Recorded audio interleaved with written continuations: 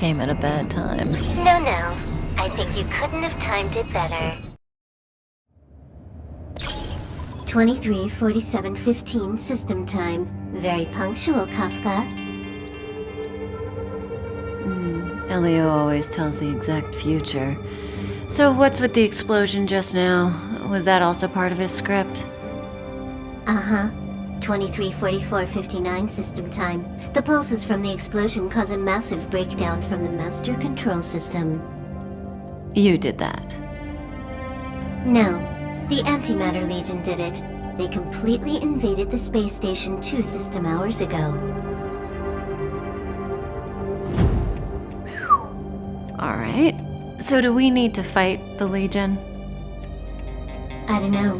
Elio didn't say anything about it, so it doesn't matter. Got it. So from now on, I'll be in charge of this operation. Copy. Can you let me have some fun this time? Our last few operations turned out to be pretty dull. Sorry, I'm afraid there is not much I can do for you. Our task this time is just to place the target properly. But if you want to go look for some fun yourself, I won't stop you. I mean, after all.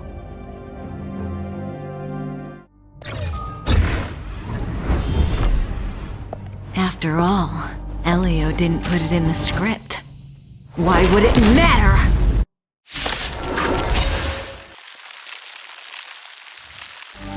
Good times. Time to say bye.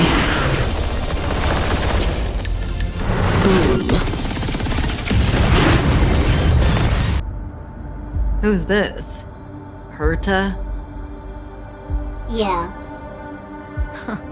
She looks so young. She was already famous in the last Amber era, no? She has to be at least 100 years old.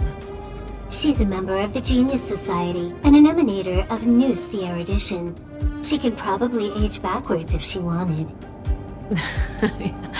Yeah, I seem to recall that over half of the Genius Society's 80-odd members had a normal death. Wasn't there someone who lived for a dozen days or so? What was their name? That's pretty normal. Aren't the immortal bosses in games always waiting for the protagonist to come kill them? Immortality is not always a good thing. Oh, what an alliance joke. When did the Antimatter Legion become so weak? I could only attract this much.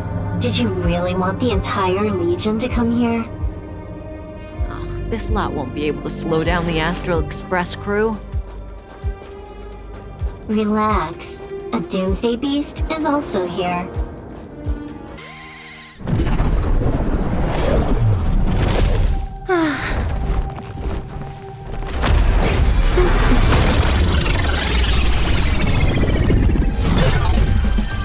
Cleaning up other people's nests isn't in my job description.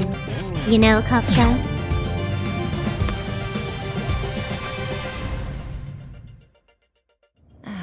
Yeah.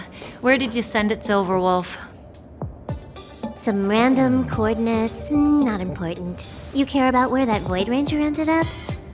Of course not. I'm just amazed at this fancy technique of yours, as usual. Just a little trick of tampering with the data of reality. I wouldn't call it fancy. What were you looking at so intently just now? Let me see. Herta's Toys. A catalog featuring the space station's collection of rare items. They've got a lot of interesting gadgets. Like what? There's this gun. It can rate any creature within its crosshair as a score from 0 to 100. Doesn't sound very interesting. Aren't you curious about how much you would score? I kinda wanna know mine. Fine, I guess we can swing by and play with it if it's not too far. What's our destination? Go down the corridor behind the door on the left. There's a room where some kind of rare item is stored. And so that's where the Stellaron is. That's where we can find out where the Stellaron is. The central area of the space station is up ahead. There will be lots of Legion Void Rangers there. Okay. This combat needs optimizing. At this speed, too slow.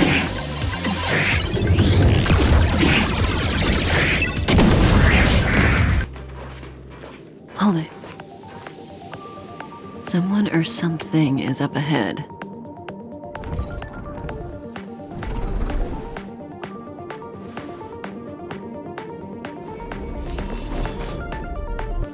Looks like we're the ones getting ambushed. But they're the ones getting besieged. Good times never last. Time to say bye. Boom. Not a single soul here. Impressive evacuation work. Did Herta organize it herself? According to the access history, she hasn't logged in here for over 6 months. The evacuation was directed by the acting lead researcher, a girl named Asta. It doesn't ring a bell. Oh, right. Elio said we wouldn't run into Herta. It seems she really isn't here.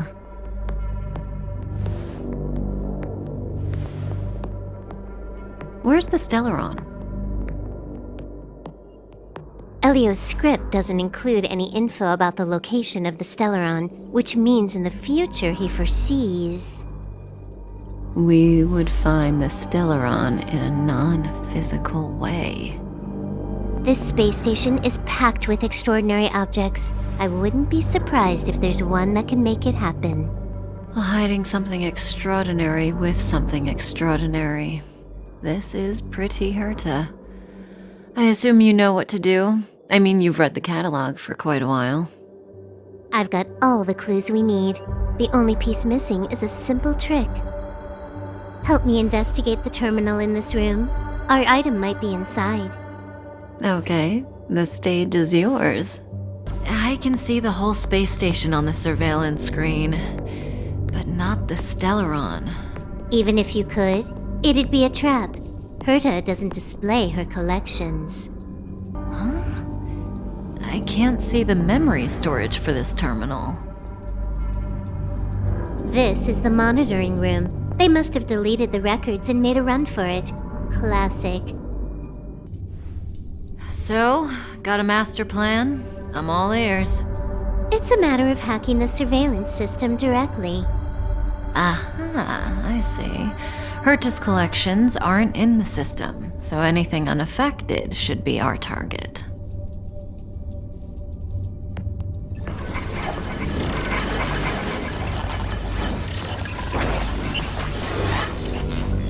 Simple, crude, but effective. Look, found it. Huh, what's this? Item number 211, Line Spot. A simple light deflecting field. It allows an object in its field to pass unnoticed, but if a different item ceases to be obvious, the object gets revealed. So, Herta hides her collection with something as simple as this? The simplest method is the hardest to spot. Isn't that our motto?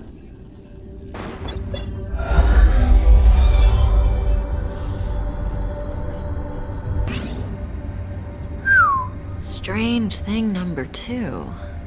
The data suggests it's just an ordinary hologram, but it has an added layer. Let's take a look. Don't worry, this place won't be our grave. Interesting. She's a member of the Genius Society, all right. The Stellaron is up ahead. Let's hurry.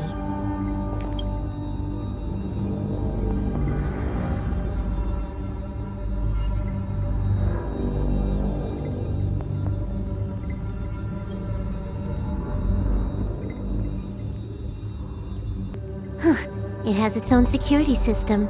I guess even for Herta, a Stellaron is no ordinary rarity. Can you get it? Of course. Even the genius Herta can't compete with me when it comes to hacking. Good. Then I'll also count on you with the preparation of the receptacle.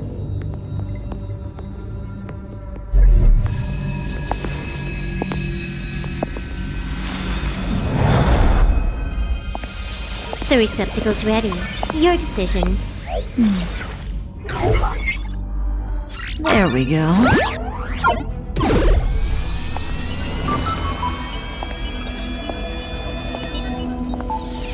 How much does she remember?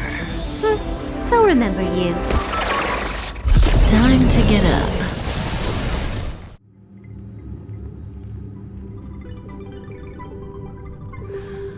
Oh.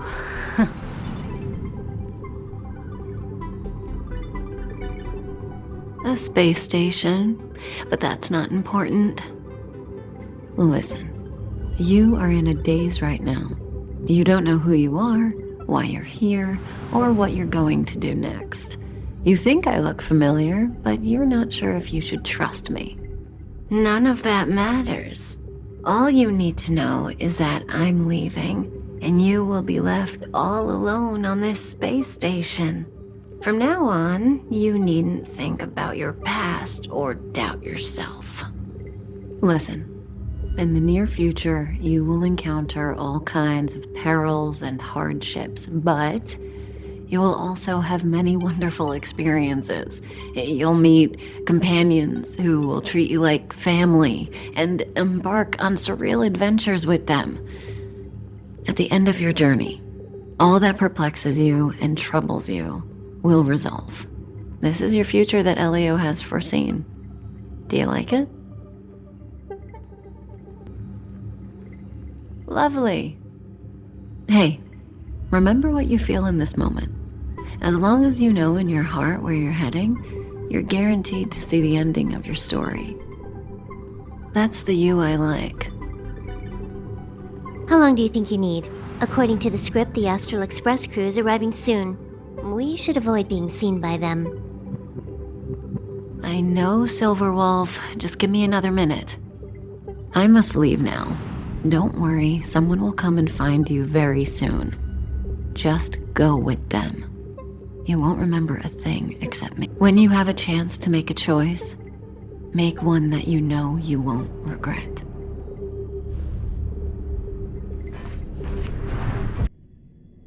Weren't their coordinates sent out from the space station?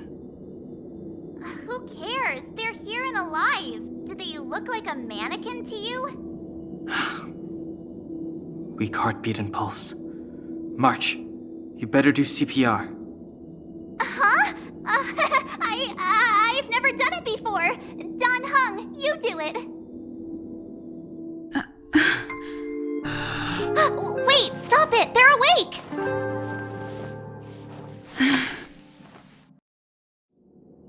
Are you all right? Can you hear me? Do you... Aw, this isn't good. Can you try harder? I'm sure you can at least remember your name. Nice to meet you. My name's Don Hung, and this is March 7th. This space station was just attacked by the Antimatter Legion. We came to help with the rescue at the request of lead researcher Asta.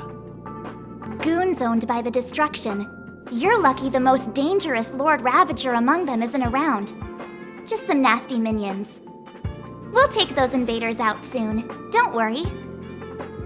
Uh-huh. A petite cutie with pink hair?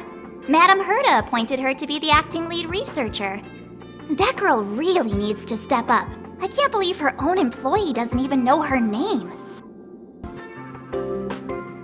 Back to the Master Control Zone. Asta and the other researchers have gathered there. Plus, that's where we parked the Astral Express. Don't you worry. We'll protect you from the monsters and clear up this mess. Don Hung and I are members of the Astral Express crew. Well, the Express has some dealings with Madame Herta, so we come to visit the space station from time to time. We just so happened to arrive during this invasion. Of course, as a crew of heroes, we're happy to lend a hand. Yeah. You've never seen it? The Express comes here every once in a while. It's a unique train that can travel between the stars with the power of the Trailblazer Eon. I'll show you once we're back to the Master Control Zone. You and March go back together. Arlan from the security department lost contact in the vicinity. I need to find him first. Oh, all right. You stay safe.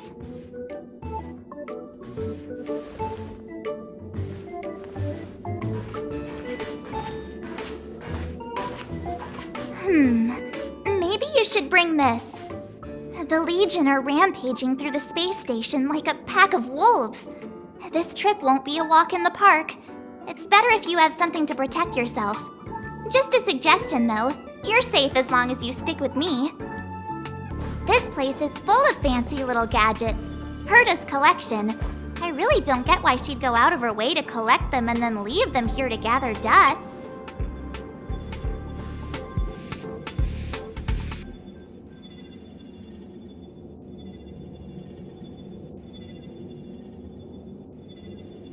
Enough dilly-dallying. We gotta go.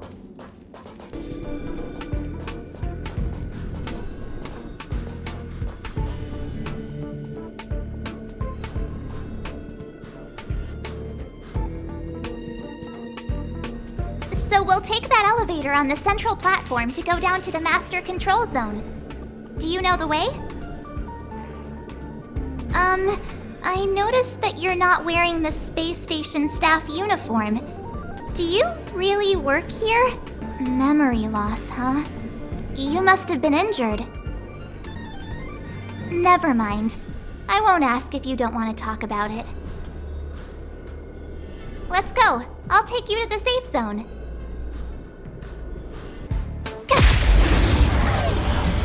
Stay right there while I give you a present! Rules are made to be broken. You don't say you're welcome! Gotta try hard sometimes. Check out this awesome move!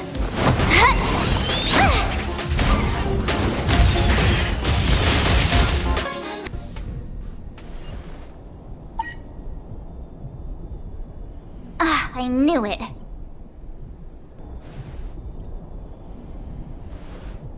Nah, I think the elevator's broken. I pressed all the buttons, but nothing happened. Too bad Don Hung's not here. He's like a walking encyclopedia. He knows a ton of complicated stuff, maybe even elevator repair. I don't know that one. Whoa! Why are you here? And how did you get here before us? I took another route to the upper level, and I saw you guys from up there. Arlan is in the control room. He's been injured, but not fatally. You found him. Will he know what to do about this elevator? I suppose as the head of the security department, he should know. Then let's go talk to him.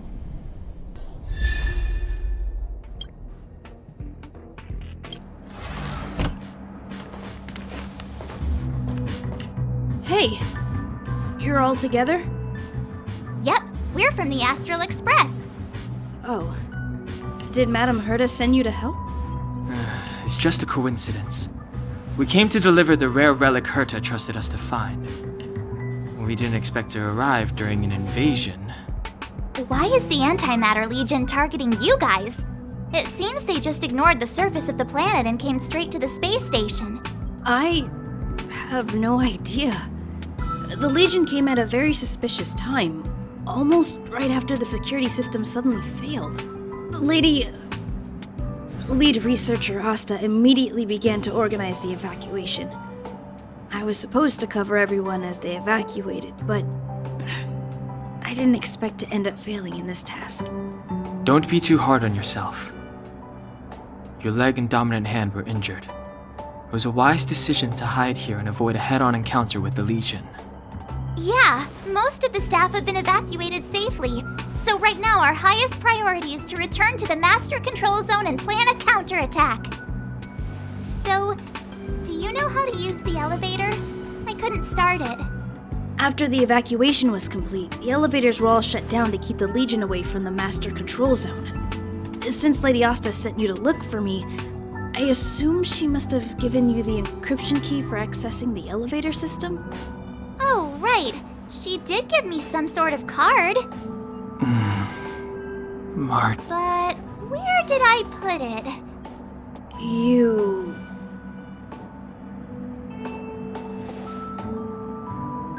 Here it is.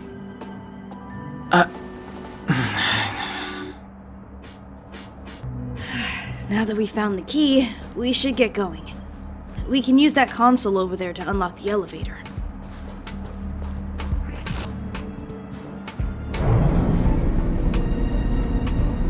Let's go. Hold on! I only activated the elevator on the highest floor. We'll have to go there to use it, because I mustn't give the Legion any chance to reach the Master Control Zone by the elevator. I must ensure the safety of the station staff, so I'll have to trouble you to take a bit of a detour. Apologies. Huh? You're not coming with us? My leg is injured. I'd only slow you down. I'll stay here and shut down the elevator once you've made it to the Master Control Zone. You won't slow us down. And you should be able to shut down the elevators from the Master Control Zone, right? Agreed. She and I made it here safely, and now we've also got Danhung. We're more than enough to protect you. Let us worry about the Antimatter Legion. You just follow us and keep yourself alive. Thank you. Do you know why the Antimatter Legion would invade the station, Arlan? They must have come for Madame Herta's collection. But as to why, I heard an instant. This sanctuary is but a vision! The repulsion bridge has been shut down? Yes, to stall the enemy, more or less.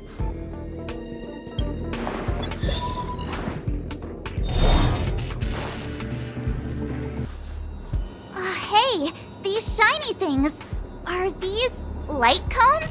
I thought only the Interastral Peace Corporation had rare stuff like this. No. Light cones are Garden of Recollection technology. They allow you to carry memories around. Very potent enhancement items. I heard the corporation paid a lot for the usage rights, but I've no idea how Herta managed to get hold of one. They were acquired legitimately. That's all I can say. Take them.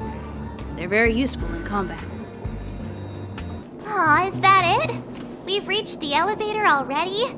That wasn't too many monsters. Ugh, probably shouldn't have said that. Might bring bad luck.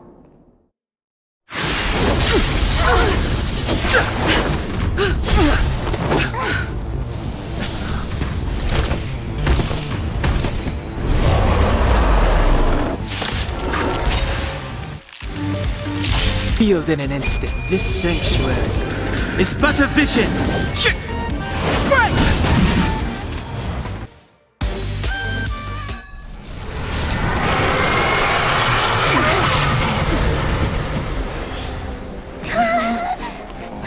Hey, sore losers! You can't just gang up on us!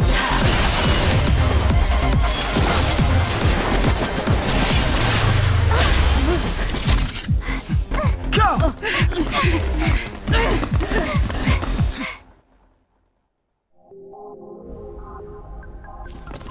Why does it always have to get this exciting?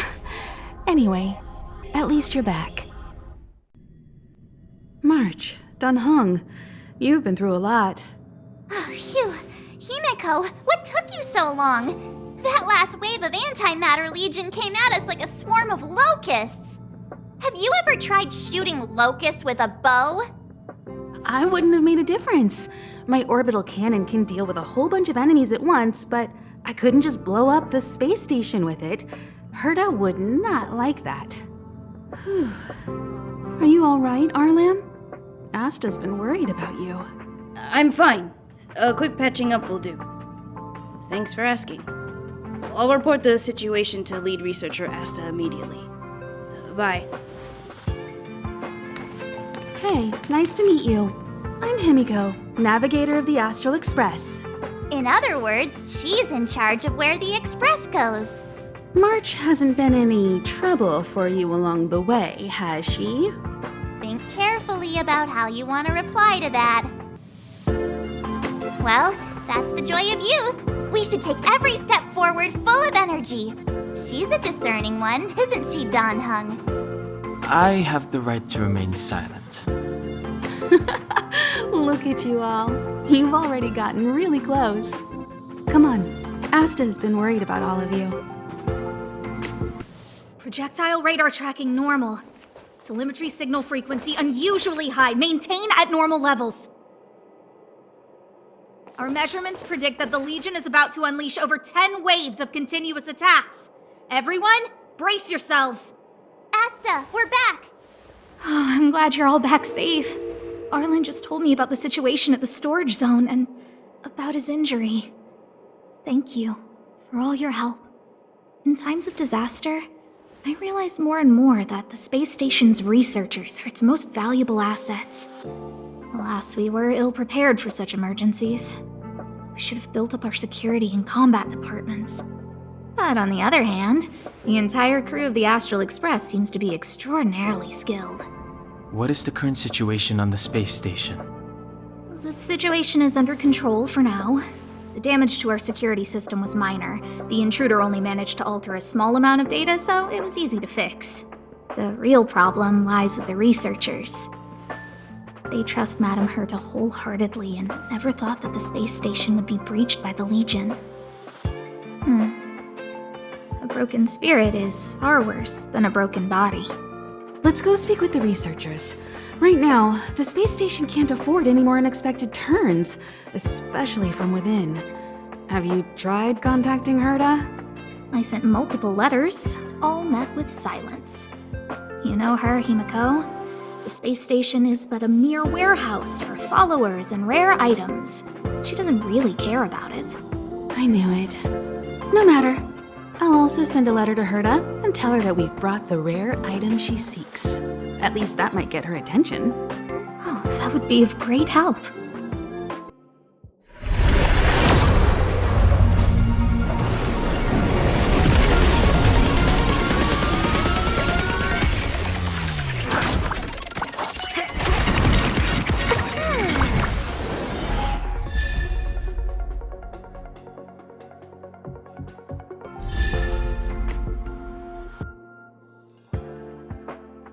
I'll leave the reassurance of the researchers in your hands. If you have any other questions, you're welcome to come to Himiko and me. If only I caught the Antimatter Legion sooner. Oh, I'm fine. This pain is nothing, really. I'm used to it. In fact, I should be proud of it. It's a reminder of being able to protect everyone. But, don't tell lead researcher Asta what I just said. There were a few researchers who didn't make it. The rest are fine, mostly minor injuries. But I'm worried about their mental states. Most of them came to the space station because they admired Madame Herta.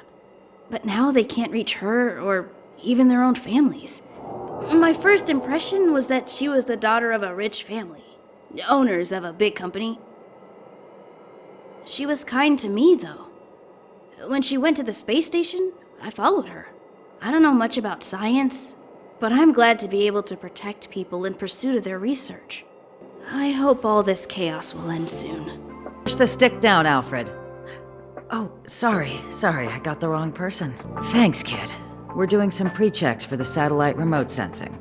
I'll hold down the button to monitor the signal, and you push the control stick according to my instructions. But first, let's talk about the controls.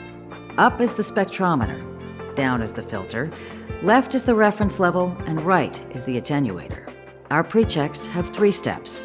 Turning on the spectrometer, then the attenuator, and finally outputting the signal to the filter. It's quite a bit to remember. You got everything? Are you ready? 3, 2, 1. Wrong order, kid. Let me demonstrate. Push the control stick up to activate the spectrometer, then right for the attenuator, and finally down for the filter. Are you ready? 3. Oh, wrong order, kid. Push the control stick up to activate the spectrometer. Are you ready? Wonderful, thank you. That was very helpful of you, kid. Alfred was the researcher in charge of this. He was in the storage zone earlier. He didn't make it back. Abraham was close to him. I don't know how to tell him about it. The top priority is to preserve the space station and concentrate on the work at hand. I need to leave. I need to run from this forsaken...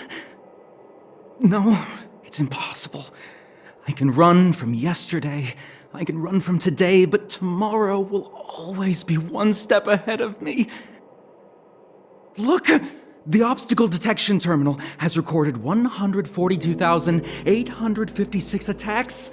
The next count will be 142,857.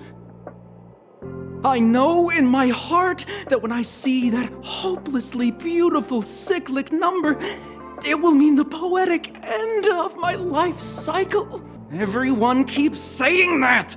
Things will get better. Things won't always be this bad. Negative, positive, a negative of a negative is a positive. Life inevitably comes to an end, but not today. How insightful. Yes, of course! The closer you approach death, the more you appreciate life. I will pull myself together. Thank you. That was kind of you.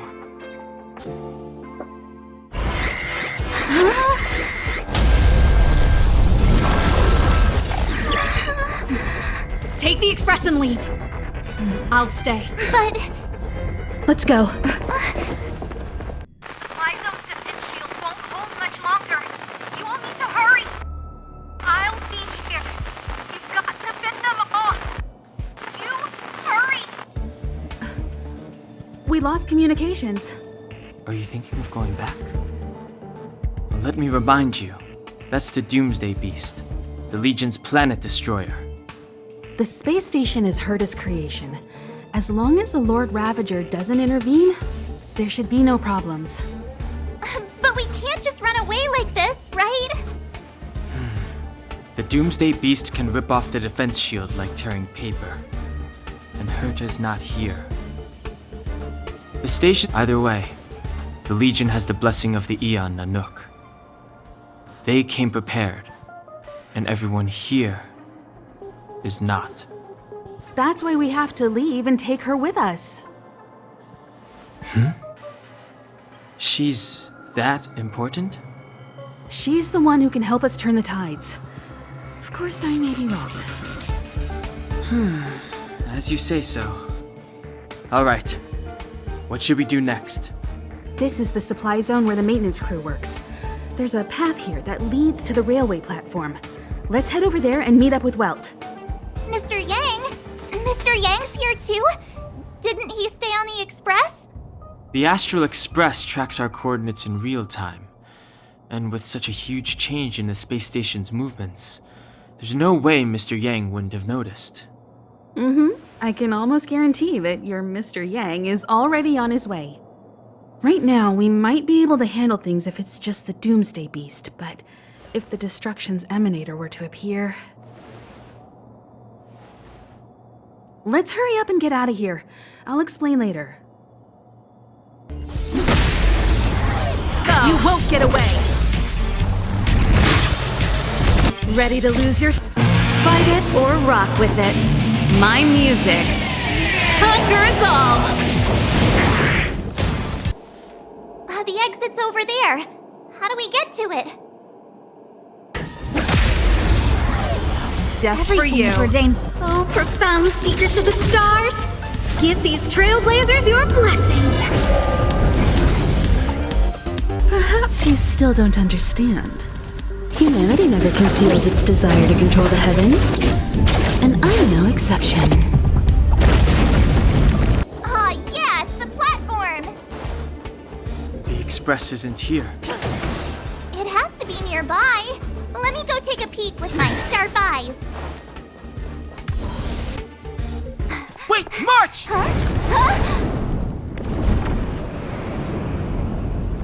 The Doomsday Beast. It's really here. Get down here! Careful, everyone!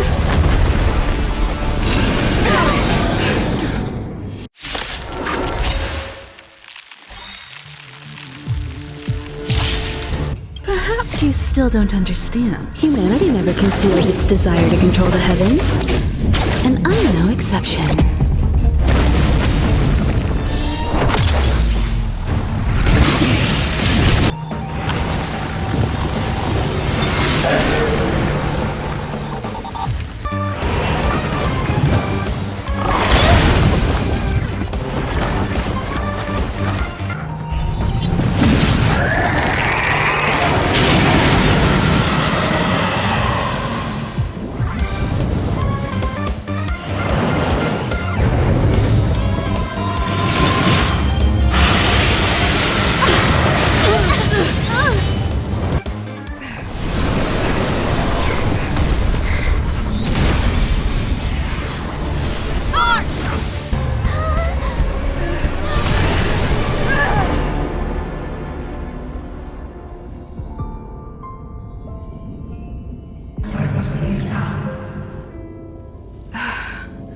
What happened? What's the end of your story? Who is that? Reach the end of the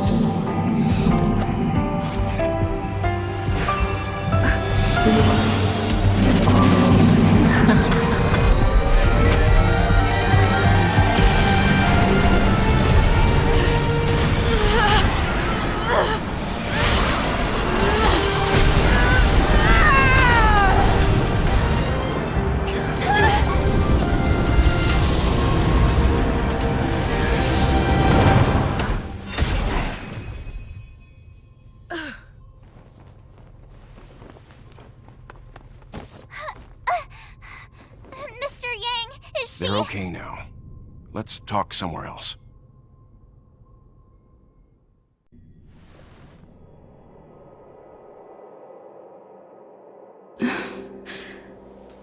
Is this the space station? Hi. It's good that you've made it through in one piece.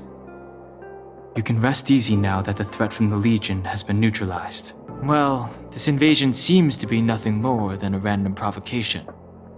As soon as the Doomsday Beast fell, the Legion retreated. I guess I'll leave you to rest up a bit for the time being. By the way, what's your beacon address? That way, if anything happens, I can contact you. Go see Himiko when you have the time. She said she had something to discuss with you. You're awake. I had March and Dan Hung stay by the Express to keep an eye on things. It's almost time. She should be arriving any moment now. I've only been gone, what, a few months? And the space station is already in this state? Welcome back, Herta. This is the true master of the space station. Genius Society number 83, Herta. At least give me a proper introduction. Genius Society number 83? Of all my outstanding achievements, that's what you want to mention? Yeah, up to speed yet? That place you all turned upside down? That's my property. So, this little twerp has the Stellaron now? I'll have to take a good look. Truly amazing! I built a whole space station just to contain this unactivated Stellaron and keep the blue from disaster. Yet someone was able to achieve that with this little twerp's body? How did they do it? Moreover, the Stellaron is still very stable in her body. You're right. This little one's body truly is strange. All right, I got it. But I'm still gonna call you Little Twerp. The space in my brain is too valuable to store people's names. Oh. Well, thanks for remembering my name then. That's different. We have business with each other. What was your name again? Forget it. Let's focus on the one who can store a Stellaron in their body. Can I bring her in for some research? That's not up to me to decide. You can ask her yourself. This little twerp really has a temper. Don't worry, I won't hurt a hair on your head. With my skills, even surgery would be painless. Aren't you worried about that bomb inside of you? Let me help you while I'm still interested. Once I'm not, I won't do any studies, even if you beg me. I'm very interested now. So there's almost nothing I won't accommodate. A Stellaron in your body? How interesting is that? Be grateful that I'm offering to help you out. This is a service even the IPC can't buy. You understand now? Herta wants you to stay in her space station. Well, I'm going to have to modify your wording here. This little twerp can only stay temporarily until the research is done. Or maybe I'll lose interest halfway through and they can just beat it. And after that? Not my problem. You also have another option. The Astral Express. If you want, you can leave with us. The Express has its fair share of experiences with Stellarons. The thing you're worried about and the answers we're looking for are one and the same. Besides, we can come back anytime to let Herta conduct her research. She's absolutely fascinated now. Well, works for me. Keeps this subject fresh, too. And that way, I won't need to keep worrying about this little twerp all the time. Perfect. Yes, give it some good thought. Just remember to come back often. Make an appointment in advance with Asta or Arlen so I can make time to study you. There's no need to rush into this, Herta. Asta's in the master control zone. Let's let her have a talk with Asta first and decide for herself. I'll be waiting for you on the platform. It's no hurry if you still have things to do or someone to see. Come find me when you've made your decision. Hey, there you are. I haven't moved. What you're seeing is one of my remote-controlled puppets. They're all over the station. I just connect to one wherever I am needed. Enough chit-chat. I am working on a big project with a few colleagues. If we succeed, it will answer the ultimate question that's been puzzling us for thousands of amber eras. The truth about eons. Eons. Think about it. What mystical existences. Some eons used to be ordinary humans like you and me, but somehow they managed to obtain power beyond our imagination. They are mysterious, powerful, silent, and terrifying. It's hard to explain all the mysteries surrounding them. How were they created? Why were they created? What were they created for? Great! Curiosity is the foundation of science. Now, we can't just think about it, we should also act. I want to give you the chance to participate in this project. Let's work together. The 4 geniuses of the society wrote a program together. You see the big machine in the office? That machine contains a universe. Just like the universe we live in, but it's more streamlined and customized. I call it the metaverse. Oh, really? That's what my partner said as well. Fine, I am a team player. Then let's call it the simulated universe. Now go and experience it for yourself. I will guide you in the simulated universe to make sure nothing happens to you. I'll even give you a substantial reward.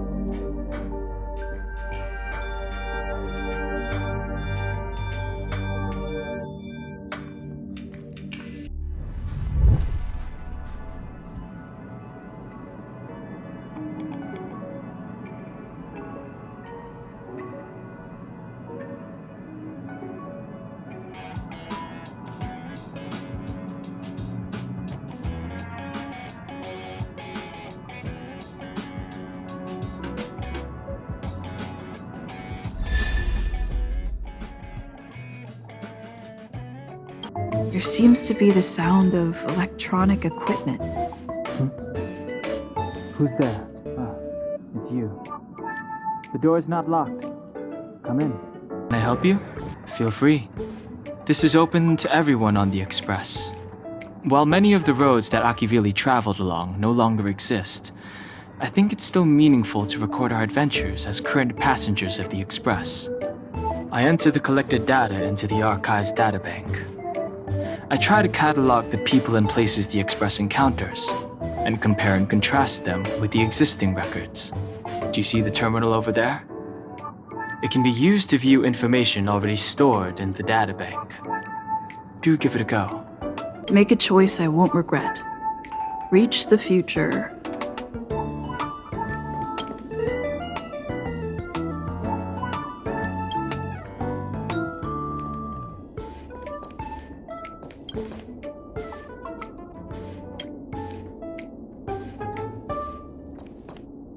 There you are! Wait, this is your first trip!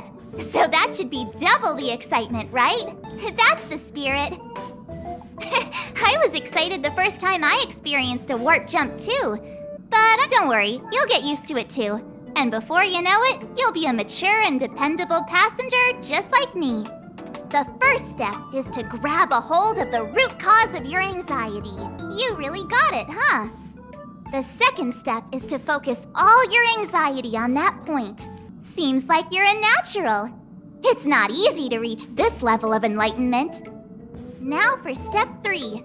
Yank out that anxiety and cast it away with all your might. Really? I've never been able to do it successfully myself. What does it feel like? Like all your worries have been swept away? You took long enough. But at least everyone's here now. He won't be here, so just leave him be. Oh yeah, take these. A tiny bonus from the conductor to the passenger. Think of it as an investment in your future growth. Okay, everyone, hurry up and find a place to sit down. Try not to be like March, always running around the Express like a headless chicken. Pom-Pom's going to start the final preparations for the jump. La la la la la la la la. Huh? You're back? It's natural for the conductor to feel relieved when their passengers return safely. The universe. The Astral Express. Eons. Did I get dragged into a science fiction movie or something? This Stellaron thing in my body? Are you trying to touch the stars? I've done stuff like that before. But it wasn't stars for me, though. It was lights. When I first woke up after being rescued from the ice, I could see clusters of stars in front of me. I reached out for them automatically, but they turned out to be the carriage ceiling lights. The whole crew was watching me. It was pretty embarrassing. Oh, I forgot to tell you. Before all this, I was stuck in a huge block of ice drifting through space. Himeko and Mr. Yang and... who was it again? Anyway, they figured out a way to melt the ice and saved me. Who knows? I don't remember anything before that. Who I am, where I'm from, my name. It's like everything was erased from my mind. March 7th was the day they found me, so it stuck. Ever since then, I've been hanging out on this train and following it to whatever destination it decides to stop at. What am I talking about this for? A way to get everyone down, huh? It's fine. I was the one who brought it up. Cheer up! It's not every day someone gets to ride on the Astral Express. Ah, here comes the conductor. The Express has reached a safe distance from the space station. We'll be jumping in about 10 minutes. Return to your seats, please. Both of you! Things could get bumpy. Thanks, Pom-Pom. But did you really have to come and remind me? I'm not a newbie, you know. Well, it wouldn't be necessary, but Miss March 7th likes to challenge herself and falls over every time. That's just called never giving up. Our next stop is a small planet called Jarilo-VI. It's been thousands of years since the last time the Express paid a visit. The databank shows it was a lush and beautiful place. But after all this time, it's possible that dramatic changes have occurred. Hello? Hello, hello? All passengers, please return to your seats. The train is about to make the jump. Hold on, everyone. I won't fall over. I won't fall over. I won't fall over. 5, 4, 3, 2, 1.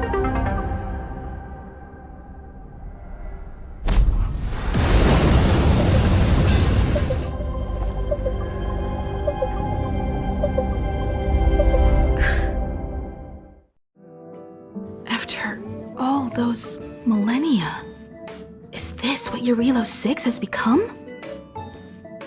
Uh-huh. So, that snowy planet is our destination this time? Yes. Looks like this trailblazing expedition won't be easy. Spatial readout anomaly. Star rail stability is down to 12%. Schedule alteration. 7-day stopover time extended indefinitely.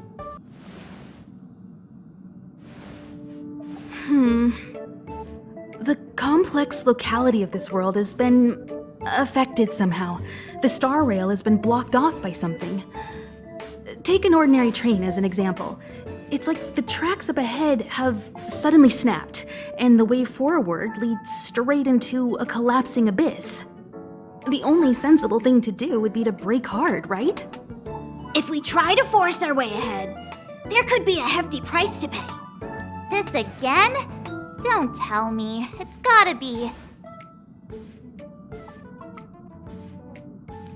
The results of the preliminary analysis are here. The anomaly stems from a Stellaron, as always. Yes, just like the one that's been placed into your body. Stellarons are clouded in mystery. Even Herta isn't able to fully understand them. But there's no need to worry. This isn't the first time our route has been obstructed by a Stellaron. Even if we don't know much about them, at least we know how to neutralize their influences. The only thing we can say for sure is that their arrival causes massive changes to civilizations and ecosystems. They also generate distortions in space, such as fragmentums. There must be an inextricable connection between the Stellaron we're dealing with here and Jarilo-VI becoming a frozen planet.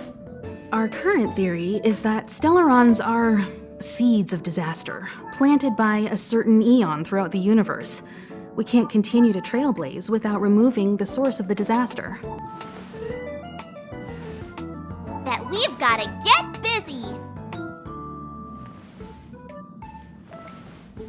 I'd like to entrust this trailblazing expedition to March, Dan Hung, and you. The objective is clear. Find the Stellaron responsible for the disaster and the spatial distortions, and bring it back to the Express.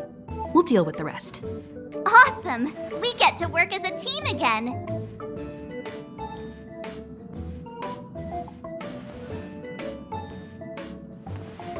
Someone has to stay on the train or Pom Pom will get lonely. Not to mention, Nanook threw us a glance just now. If we're targeted by the Antimatter Legion, then things could go south fast. So it's still not our turn. I know you really want to go, but we should give the youngsters a chance to get out there on their own. It'll be a good march if you two are ready. Why not go and find Dan Hung? He's probably already started collating the ecological data and survey results for Jarilo-VI. It's always good to know more about the destination before you start a journey. Are you doing okay after your first jump? Dizziness or retching are normal reactions. You'll feel better once you get used to it. So you have high compatibility with the Express. That's good. I went through the Express's database, and and it seems the environment on Jarilo-VI has undergone drastic changes in the past few centuries. It was not a frozen planet to begin with. He said so? Considering the spatial obstacles that the Star Rail has encountered, it's highly possible. I've conducted a preliminary survey and found that there's one area with a relatively normal temperature on the surface of the planet. By normal, I mean a temperature that just about allows for human survival. If I had to choose a site for initial investigation on this trailblazing expedition, that would be it. As I expected. Before you came, whenever March wanted to go anywhere, Himiko would make Mr. Yang and me go with her. And even after you arrived, I didn't suppose I'd be the one to be liberated of that duty. I assume the trailblazing objective this time is to find the Stellaron on Jarilo-VI and dispel the effect it's exerting on the Star Rail. Right? I see. You should find March. I'll join you two once I'm ready. You talked to Dan Heng? How'd it go? That's our Dan Heng. Always trying to look cool with his poker face. Don't mind him. Relax. Dan Heng and I are experienced trailblazers. We got your back. Well, are you ready? When I first saw this planet, I thought, a world covered in ice. Could it have something to do with my past? Now I can't stop thinking about it. Still, the ice that trapped me was six-phased ice, a very rare substance. I don't think you can find it on your average planet. To be honest, I think I'd be kind of annoyed if I found out this was my home world. It looks freezing. Pretty girls aren't frost-resistant.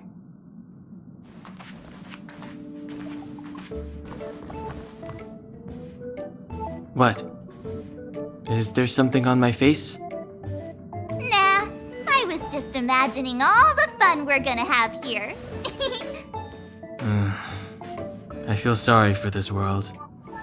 First the Stellaron, and now you. All right, here comes the Jarilo-VI Trailblaze team.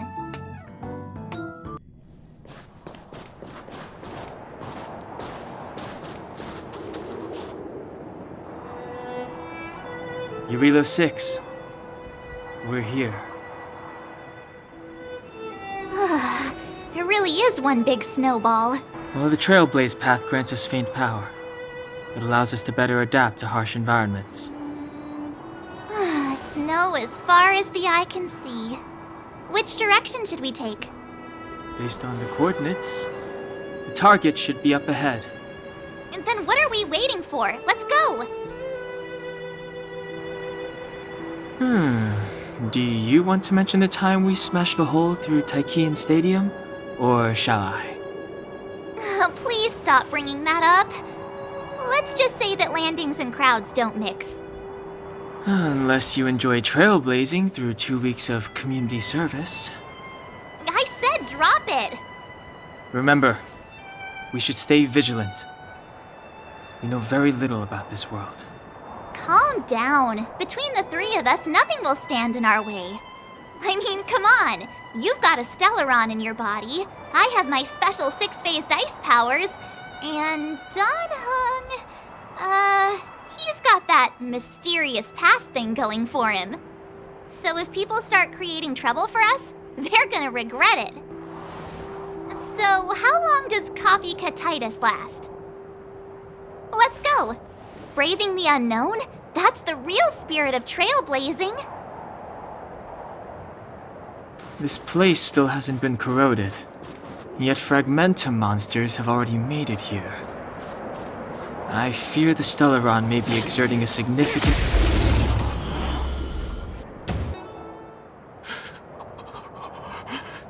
Hey, get out of there or you'll shiver to death. Holding your breath won't help. I got this, March. If someone's got their head stuck in the sand, or the snow in this case, They just need a helping hand.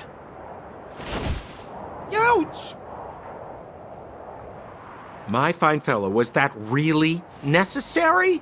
Is crawling around in the snow a crime these days? I mean, come on, surely. It doesn't warrant a spearing.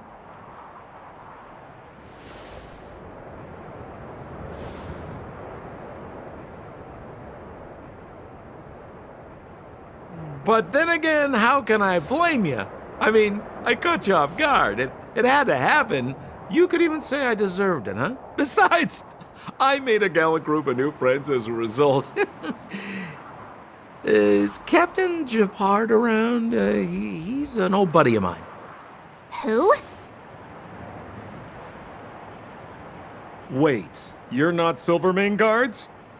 Well, why didn't you say so? Turns out we're on the same side after all. Pleasure to meet you. The name's Sampo Koski. Excellent, I'll remember the name. Never thought I'd run into friends from the same line of work out here in this frozen wasteland. Business is bad these days, but fear not, Sampo Koski isn't interested in hoarding. There's more than enough treasure to go around, so let's get rich together. Say, why don't we join forces? I have reliable intel the main strength of the Silvermane Guards is being deployed to the front line. This is a golden opportunity.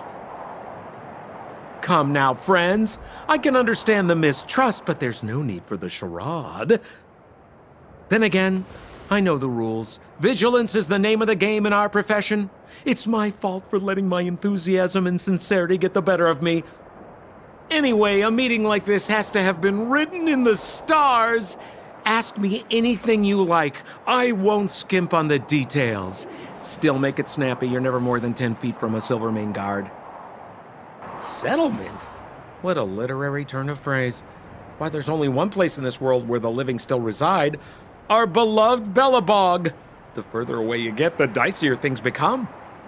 The city of preservation, the towering citadel, humanity's last bastion against the eternal freeze. It may sound a bit over the top, but those names are grounded in truth. The only place humans can eke out an existence is behind those impregnable walls. Me? You guys scared me to death. There I was, looking for relics to sell, when all of a sudden you came stomping over. I thought the Silvermane Guards were paying me a visit. Seriously, though? Try treading a little lighter next time, huh? If you run into the guards, they won't hide in a snowdrift, and you'll be in a cell before you know it. You really don't know? The Silvermane Guards are Bellabog's soldiers, enforcers, and police. Let's just say they're not the most flexible of people, and they like paying visits to folks in our line of work. Seems like you guys really are new to the business. To be young and naive again. How about this? As a senior in the field, which I'm sure you don't mind me saying, I'll give you some free guidance. There are ways of doing things in this profession, and you better get familiar with them. Moving in the shadows, finding the goods, pricing your stock, hiding from the guards. There's an art to all of it. No need. Why don't you just take us to the city? We don't really know the way. The city? Already? I haven't even started trading yet. Well, showing you the way is easy enough, Missy, but it would cost.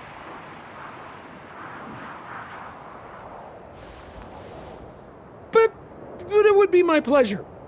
Kindness is Sampo Koski's middle name. Follow me, friends, and keep quiet. We don't want to be spotted by the guards.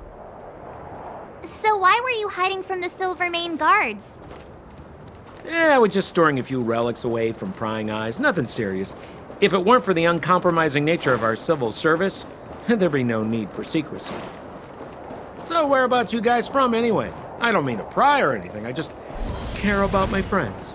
No pressure. Rule number 7, never leave a footprint. I have my own special technique called invisible snow walking. Helps me throw off pursuers in no time. Who are they? You remember the Silvermane Guards I mentioned? That's them! Help me, old friends! I don't want to be caught! It's the suspect and his accomplices. Arrest them! Do you know who I am? Ever see a diamond this big? Oh, it's all yours!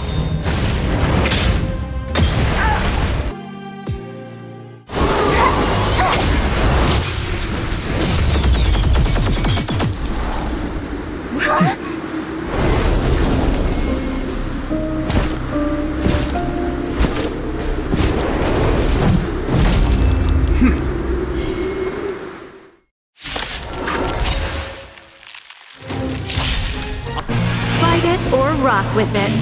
My music conquers all! And the prime suspect?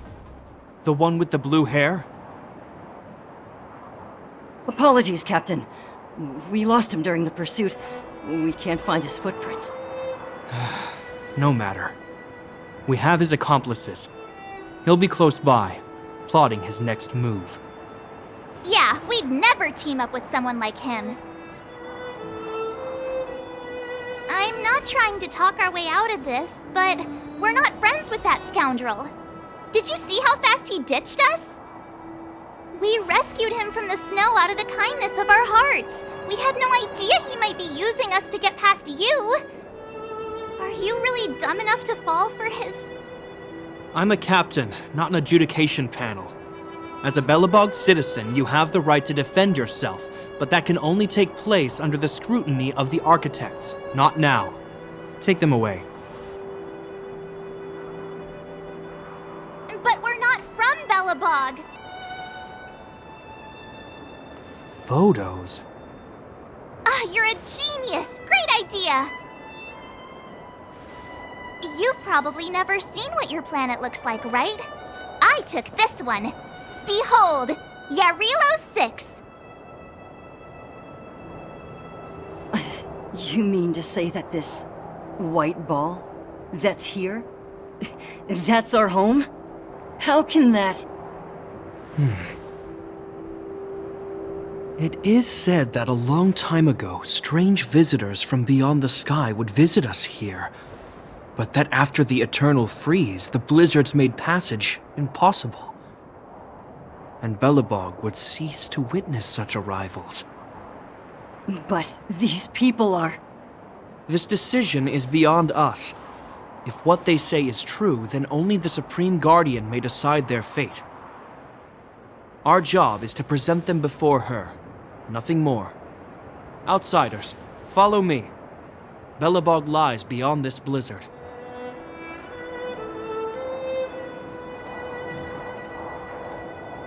Welcome to Belobog, the city of preservation.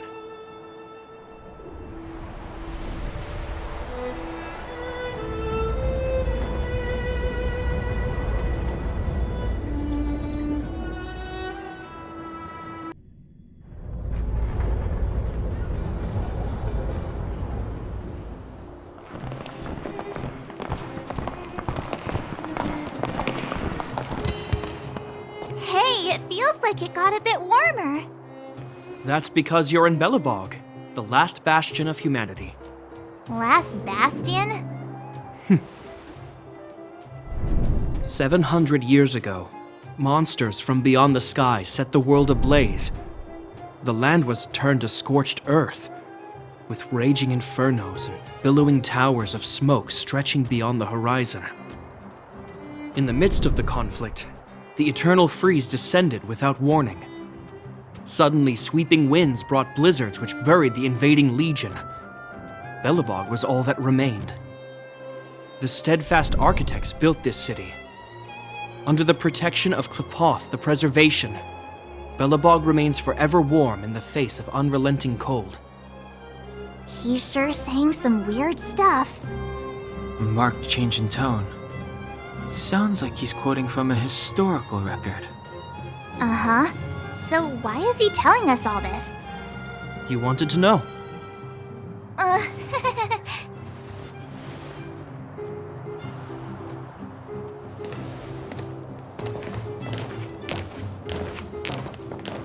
We saw strange creatures outside the city. They must have come from a tear in corroded space. A fragmentum, correct? How do you... That's right. Out there in the blizzard, there are still many threats, including the monsters you saw. The Silvermane guards are continuously engaged with the enemy, but I'm afraid the situation is bleak. After your meeting with the Supreme Guardian, I would like to consult you on this matter. We're lacking in intel. We're here. This is Qlipoth Fort, the heart of Belobog and headquarters of the Architects. Qlipoth is the symbol of preservation. Under Qlipoth's impulsion, the Architects constructed Belobog, thus protecting the spark of civilization from disaster and the eternal freeze. To show our reverence, we named this fortress after the Aeon themselves. The Architects, under the protection of Qlipoth, have continued to lead this city forward, repelling all manner of disasters. This fortress is also the residence of the Supreme Guardian. The Supreme Guardian? The leader of Belobog, elected and appointed by the Architects. The Supreme Guardians have watched over this city for generations, sheltering the people from harm. The current Guardian is Madame Cocolia Rand. Every major strategic decision is issued by her. Whoa, she sounds like a big deal. I will now bring you to see Madame Cocolia. Please have your words at the ready. Her time is precious, so she prefers concise communication. We're gonna see her right now? Can I at least find a place to freshen up first? You've got some snow in your hair, but no one will notice.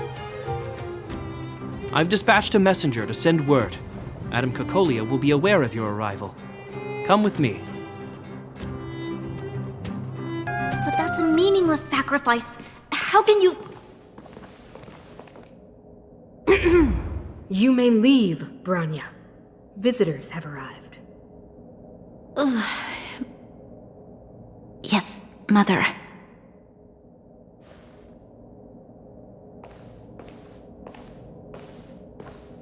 Madam Guardian, I have brought 3 outsiders to see you. The messenger informed me. Well done, Gepard. You may leave. Welcome, visitors from beyond the Eternal Freeze. Or perhaps I should say, from beyond the sky, no? I am Cocolia Rand, Belobog's Supreme Guardian. I would be grateful if you could tell me why you have come. Do you wish me to doubt it? Or perhaps you're not confident in that identity yourself? No, I do not doubt it. I can see that you are not from this world. The Architects remember the history well, else we should forget it. I know that in the distant past, before the Eternal Freeze descended or the Legion invaded, this world was once prosperous beyond measure. An Aeon connected our planet to other worlds, and we discovered the endless possibilities of the boundless universe. We also came to know of Qlipoth, the Amber Lord.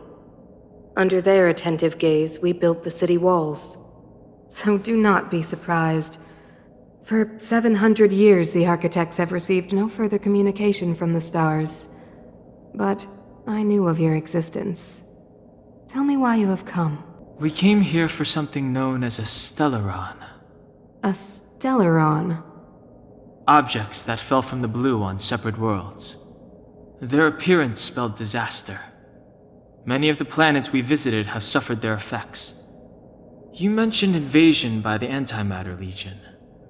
Soon after their arrival, this planet suffered the Eternal Freeze. At the same time, the phenomenon known as fragmentum space corrosion began to occur. Correct? Correct. Stellarons bring about different disasters on different worlds, but every world seeded with a Stellaron will give birth to fragmentums. You can see us as kind-hearted interstellar public servants, lending a helping hand to any world affected by a Stellaron. Your analysis of our current circumstances is clear. We have indeed suffered the disasters you speak of, some of which prove vexatious to us even today. But why should you care?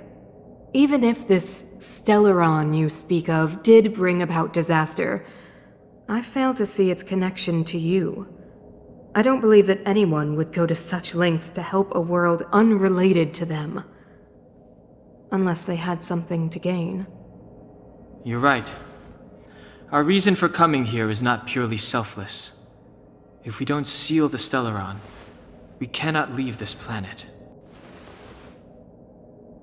Yeah, FYI, we're pretty awesome. You know how to seal the Stellaron. We have the relevant means. Very well, I believe you. If our present situation is truly the result of this so-called Stellaron, then your arrival is the hope that Belobog has waited 700 years for. I am willing to assist you in any way possible to help you locate the Stellaron. It's getting late, and you must be tired. I will arrange for you to stay in our most comfortable hotel. Rest there and get a good night's sleep. Tomorrow at noon, I will dispatch someone to escort you here, and we can discuss this urgent matter in greater detail. It should be me thanking you, visitors from beyond the sky. I too need some time. I will go over our records for anything that may be connected to Stellarons. Please excuse me for not escorting you further.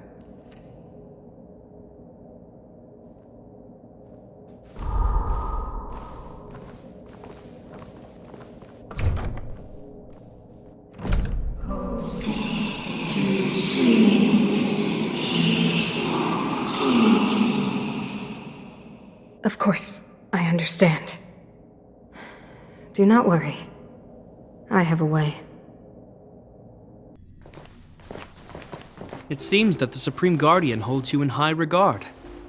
I have received orders that your movements are no longer to be restricted. You know, I didn't think things were gonna go that smoothly. I'm afraid I still have duties to attend to. I must return to my post. I hope you enjoy your stay in Belobog. Wait! Can you recommend some sites? It's not that late. We want to take a look around. Well, I'd say that Golden Theater and the History Museum are both worth a look. However, you'd need a pass to get into the museum. I recommend you visit Everwinter Monument first. It's Belobog's most symbolic landmark. And if you enjoy music, you could head to Neverwinter Workshop. You can sometimes catch an outdoor performance there. The artist is... you'll see. Oh, and if you're staying at Goethe Hotel, please avoid the alley that runs next to it. The one with Silvermane guards stationed there. It's started to be affected by corrosion recently, so it's been sealed off. So the corrosion is inside the city. That's a grave situation. Yes, we're mounting a resistance as we speak. I must leave now. I hope all goes well for you. Wow, look at the carved ice! It feels perfect for this city somehow. Whatever it's made of, it can't be ice. I guess you're right. It's actually pretty warm in the city. Hey, what's with all the children over there? Should we go and take a look? So let me introduce myself. I'm the intelligence officer for the Silvermane Guards, and a temporary guide for the A Journey Through Belobog's History program. My name is Pelageya Sergeyevna, but you can call me Pela. Yes, Miss Pela. And perhaps the grown-ups among us could refrain from acting like children? Okay, guys, take a look over here. This is Everwinter Monument. It was erected to commemorate the mighty architects.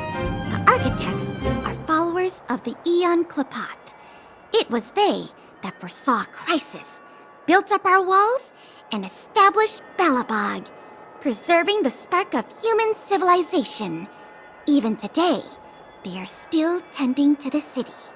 Everwinter Monument is made up of 2 parts. A gear that symbolizes knowledge and industrial strength, and huge ice crystals that symbolize the eternal freeze. These two symbols are bound together, the gear restricting the ice. It represents the unyielding spirit of the architects in the face of nature's barbarity. Any questions? Neverwinter Workshop.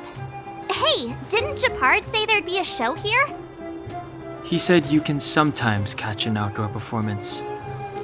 Sometimes being the operative word. Ah, darn. I wanted to see one. Oh, I'd been wondering. You see that heater over there? Why do they keep it outdoors? This city is so weird. Normally you'd want a heater inside a building, right? If so, I'm not sure mighty is the right word for these architects. Tiny heaters are no use against the Stellaron disaster. You guys sure have a lot to say about that broken heater. Oh, wow, she's cool. Hi there. The name's Serval. I'm the owner of this workshop. If you got any broken equipment lying around, you can always come find me, though I can't guarantee I'll be interested in fixing it. Oh, we're okay. I was just curious about the heater. Curious? About the heater? It's just a standard geomarrow radiator. You can find them anywhere in the administrative district. Only just got here? Ah! I figured it out! I heard a loudmouth guard say that a group of outsiders had met with Cocolia. You must be them? What an honor. Where are my manners? We can talk about heaters all day if you like. Let's have a chat. The heater you saw is just a standard geomarrow radiator. They may not look like much, but they're a real lifeline to the people. The blizzards here are brutal. If we didn't have a reliable way of keeping warm, Belobog would long since have become a dead city, both above and below the surface. It's an ore, a special energy resource. Whether it's keeping the city warm or keeping our counters ticking, everything runs on geomarrow. Geomarrow grows beneath the surface of the planet, and specialist underworld mining teams are there to extract it. Transport lines shuttle it up to the surface. In the overworld, we use the same lines to ship surface goods and aid down to the underworld. You didn't know? Belobog is structured like two big connected disks. The overworld is responsible for administration and trade, while the underworld is responsible for energy supply and resource extraction. However, due to an order that was given many years ago, nobody has moved between the overworld and the underworld in a long time. I shouldn't be talking about this. Pretend I never said anything. Isn't it just like cooking food over an open flame? If the house is a pot, then the heater is the stove it rests on. When she puts it like that, it actually starts to make sense. No sweat. This is your first time in Belobog. I just want you to feel some of the warmth the city has to offer. Hey, seeing as there's nothing on your plate just now, want to help me fix up this machine? Just a bit of manual labor. You might find it interesting. Great. Then let me give you a demonstration first. Nice. You guys are pretty handy. You picked that up in no time. Want to be my assistants? Average pay, but I'm a good boss. Do you just say yes to everything? I was only kidding. Just a joke. Well, I'd better carry on here. Why not have a better look around? My workshop will always be open to you. And your wallets, of course. That's the alley that Japard mentioned. The one contaminated by the fragmentum, right? I can't believe how close it is to the city center. They hadn't identified it. I bet all the shops and hotels in the vicinity would have had to close down by now. Move back! This is your final warning! But my proof of property is inside. I don't have any... The fragmentum has already corroded this block. You can make a property retrieval request to the architects, but only Silvermane guards are permitted to enter here. I can't believe fragmentum corrosion has spread into the city. No wonder there are so many soldiers stationed there. No. As long as the Stellaron is active, the corrosion will continue to spread. The soldiers can only periodically clear the fragmentum of monsters. But the monsters will continue to emerge and multiply. Please try to understand, sir. Backwater Pass has become very dangerous. We're just here for your safety. If I can't get my proof of property, it doesn't matter how safe I am. Out of my way! Let me pass!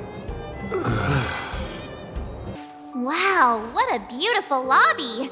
It's gonna be soft mattresses and cushiony pillows tonight.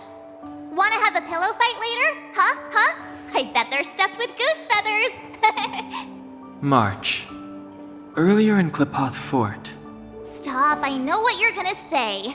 March, you said too much back there. March, you shouldn't reveal our goal to people we don't trust. Meanwhile, you guys were beating around the bush and speaking in riddles. But check it out. Seems like we landed with a pretty sweet deal, right? We get the royal treatment, rooms in a beautiful hotel, and the full support of the locals. As far as trailblazing goes, this is smooth as heck. That's not what I was going to say.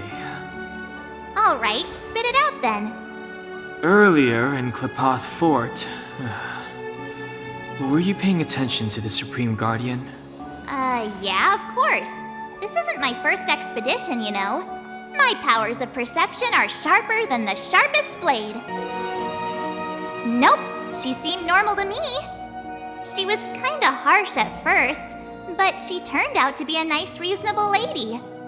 Although, it felt like she was looking through me. As in, I know she was speaking to us, but it seemed like her gaze was fixed on something far away. I had a similar feeling. Almost as if we weren't the only people in the room. Do you have to put it like that? That's scary.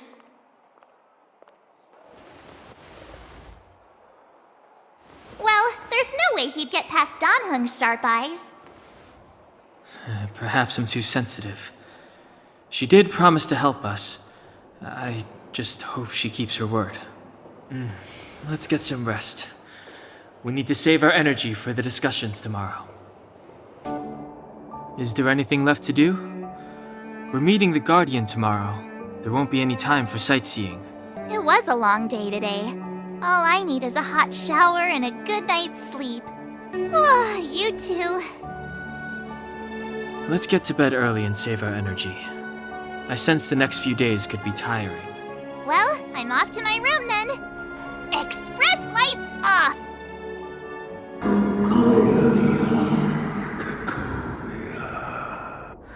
Who are you? What are you? We are allies. Allies of the Guardians in generations. What do you want? To rebuild It's time to help you. Hey, did you hear that? There's a group of Silvermane guards at the entrance, and I don't think they're here to say hi. If this is our escort, it's less friendly than I was expecting. I guess we'll have to find out. Let's go and meet them. We won't know until we're down there. Hey, Commander Branya is waiting for you all down below. Hurry up and go see her. And no tricks. Are we in a lot of trouble? Huh? It's you. You were there at the fort. I am Branya Rand, acting commander of the Silvermane Guards. In the name of the Amber Lord in the Highest, and under order of Supreme Guardian Kokolia Rand, I hereby arrest the suspected infiltrators under the charge of plotting to incite rebellion. As agent of the Supreme Guardian, I herewith temporarily strip you of your freedom of action and speech. When you are tried by the adjudication panel, you will be given the opportunity to defend yourselves against the accusations. Resistance will prove futile. You must come with me. Wait a minute. This isn't what we agreed. She said we were going to be escorted to discuss an urgent matter. This is an orchestrated betrayal, obviously. Looks like we've been downgraded to accomplices. Again. It seems like it's every third planet this happens. That's because you always act without thinking. You never have a plan. Hey, I'm improving. I'm coming up with a plan right now. And got one! Donhung, the alley. The one that's been sealed off. It's possible. March. Be ready to make an escape. Huh? Really? I just wanted to say something.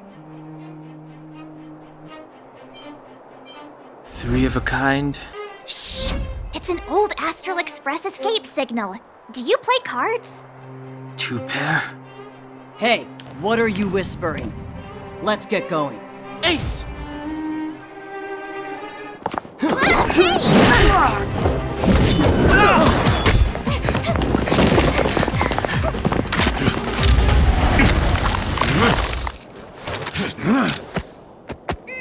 Have an ice day!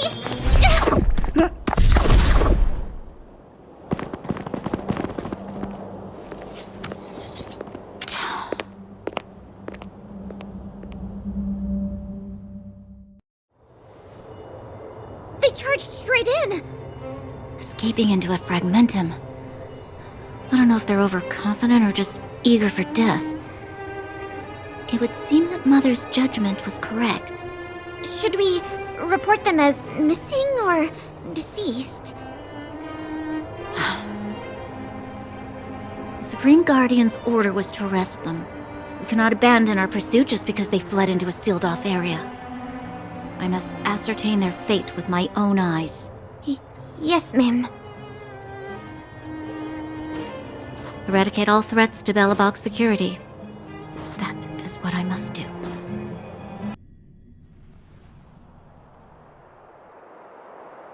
Ha! See? They weren't brave enough to follow us. Freedom! Serves them right. Better luck next time, slowpokes. It was a team effort. We caught them by surprise. Nothing more. They'll be in... Let's follow the path. We need to guarantee our own safety before making any further plans. Wait, there are Silvermane guards here. Careful not to alert them. They must have entered from another direction to cut us off. We should avoid an open conflict. Let's find another path. It doesn't seem like there's any way to open this gate. Ooh, check this mechanism out. Look familiar? Yes. We saw one in Serval's workshop. We need to solve it before we run out of time. The guards are right on our heels.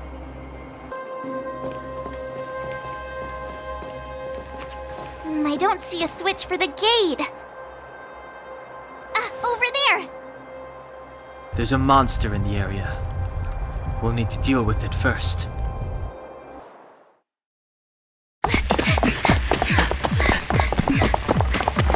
Look out!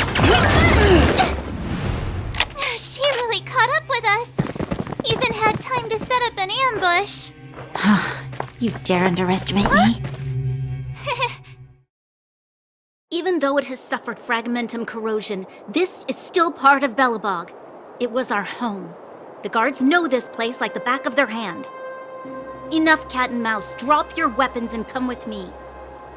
You're such a nuisance. Just what crime are we supposed to have committed again? It better be worth you following us all the way out here. My orders are to arrest you.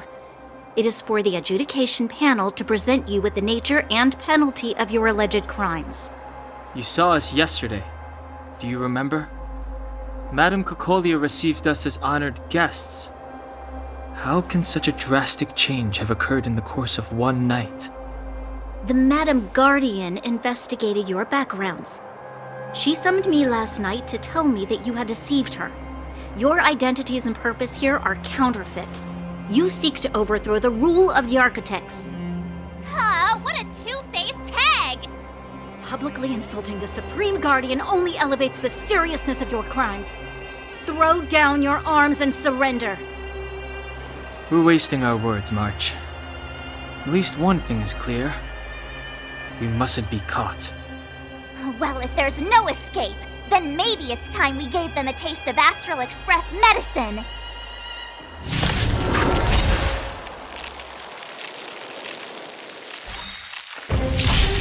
Ever see a diamond this big? It's all yours!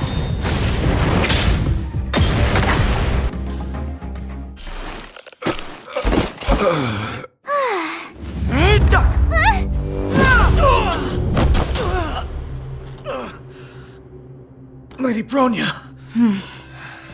I'll handle these evildoers myself.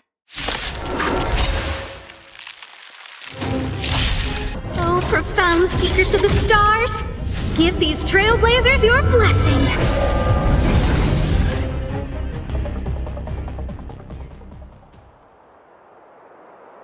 This girl's pretty strong. Hey, Don Hung! Maybe now's a good time to show off your secret strength? You first.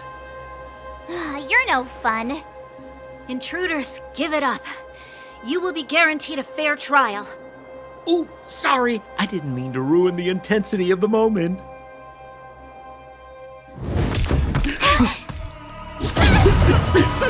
What is this? I can't breathe! I have one thing to say. Sampo never lets friends who've helped him come to harm. I say what I mean, and I mean what I say. They will suffer, sacrifice, and die because of my order. It is not death which frees them. They will be swept into the infancy of a new world. What about the Underworlders? They will lose the protection of the Architects. They will see me as a tyrant. You have witnessed the world we have promised. A temporary misunderstanding for an eternity of prosperity. We will honor your decision. I understand. Come on, those toys of yours aren't that dangerous. Then why hasn't she woken up yet? Because she's sound asleep. Didn't you hear her sleep talking? Ah, poor child. Sounded like a bad nightmare. Tell me the truth, Sampo. What are you gonna do about the overworld girl? What am I gonna do about her? Why, wait for the opportunity and send her back, together with the rest of them, of course. Hey, come on, what's with the... You're a bad liar, Sampo Koski. What? I didn't mean to bring her along. The smoke was too dense. I was in a daze. Before I knew it, I'd somehow dragged her down here, too. What are you up to, Sampo? Why do you insist on getting caught up in overworld affairs that have nothing to do with you?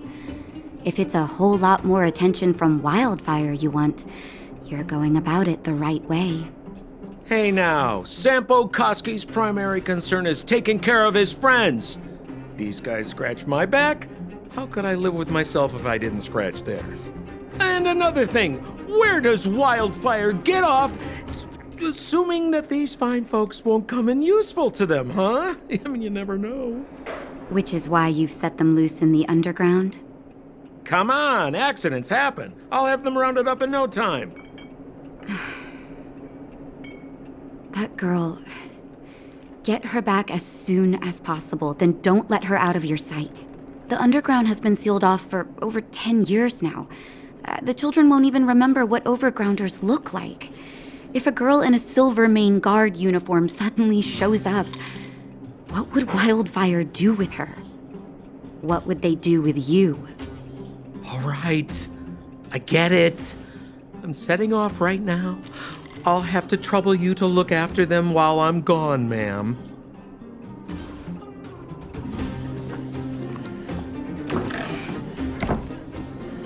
Hey, sleepyhead. Looks like you're awake.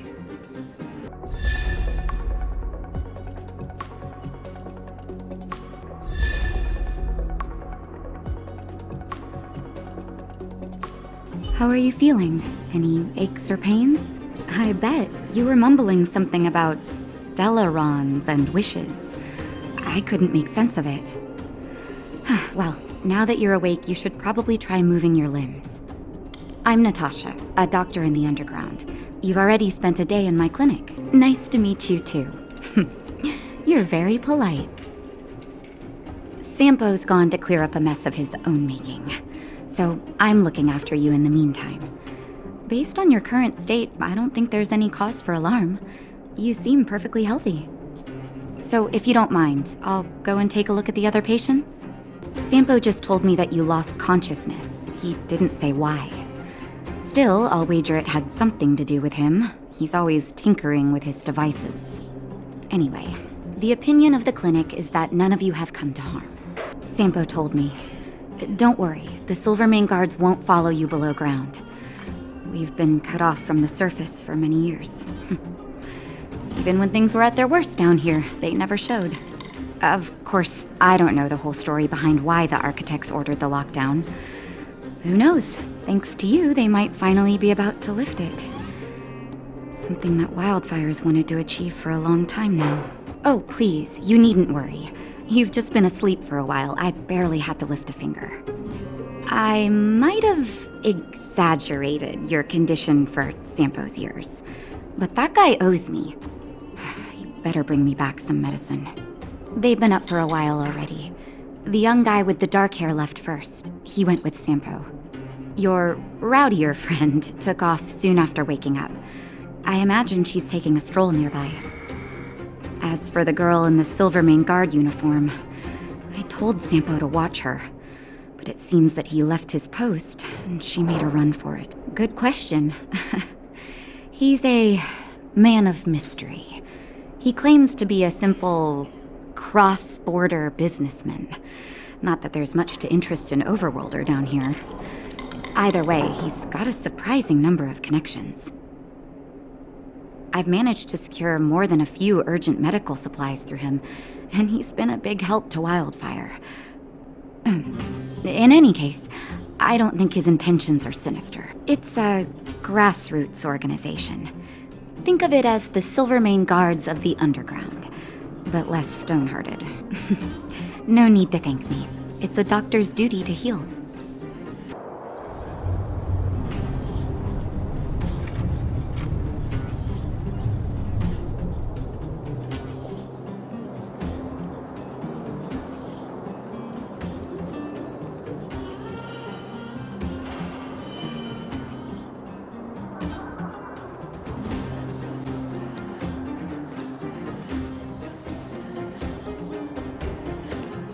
So, you promise that if I win hide and seek, you'll tell Big Sister March all the ins and outs. Yep, all the ins and outs. What does that mean? It just means you'll tell me all the details. No hiding anything and no telling fibs.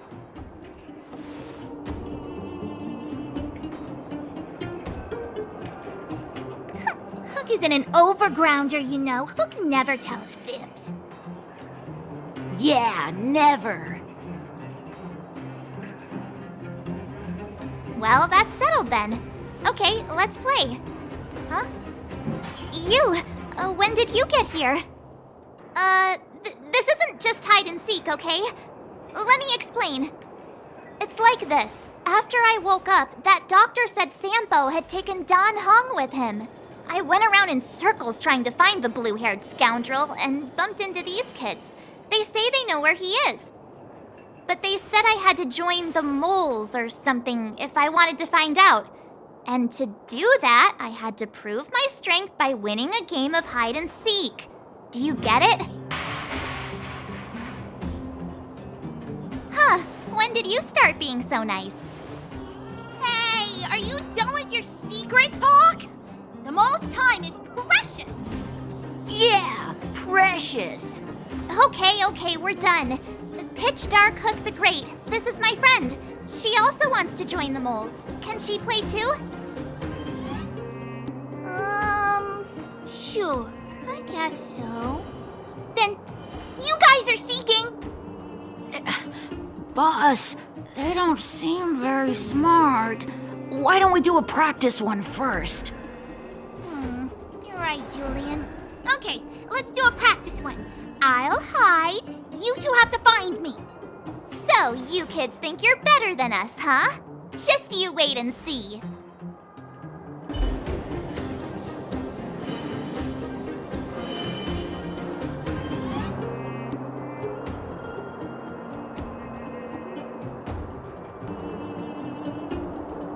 Ha! Gotcha!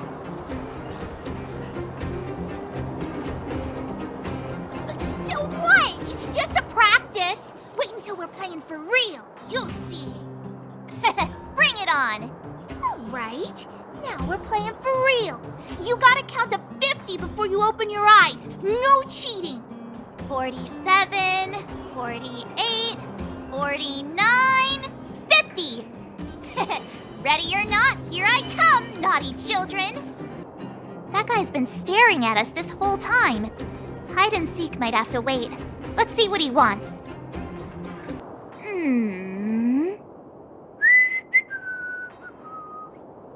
My instincts are telling me something's not right with this guy.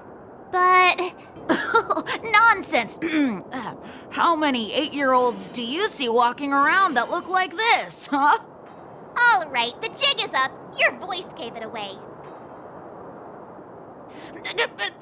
But I'm Julian of 1,000 Faces. Why did you have to talk to me? My reputation is ruined. What will the boss think? No need for the melodrama. That was still a magical performance. Don't run. I got you, Hook. Not fair. I'm the boss of the moles. How can I lose to a bunch of villains? Do your worst. I'm not afraid. What are they feeding you kids down here? That thing's been cursed.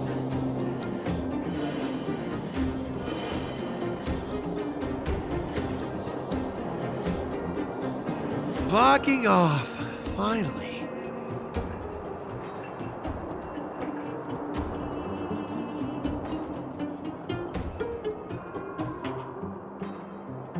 Haha, I caught you.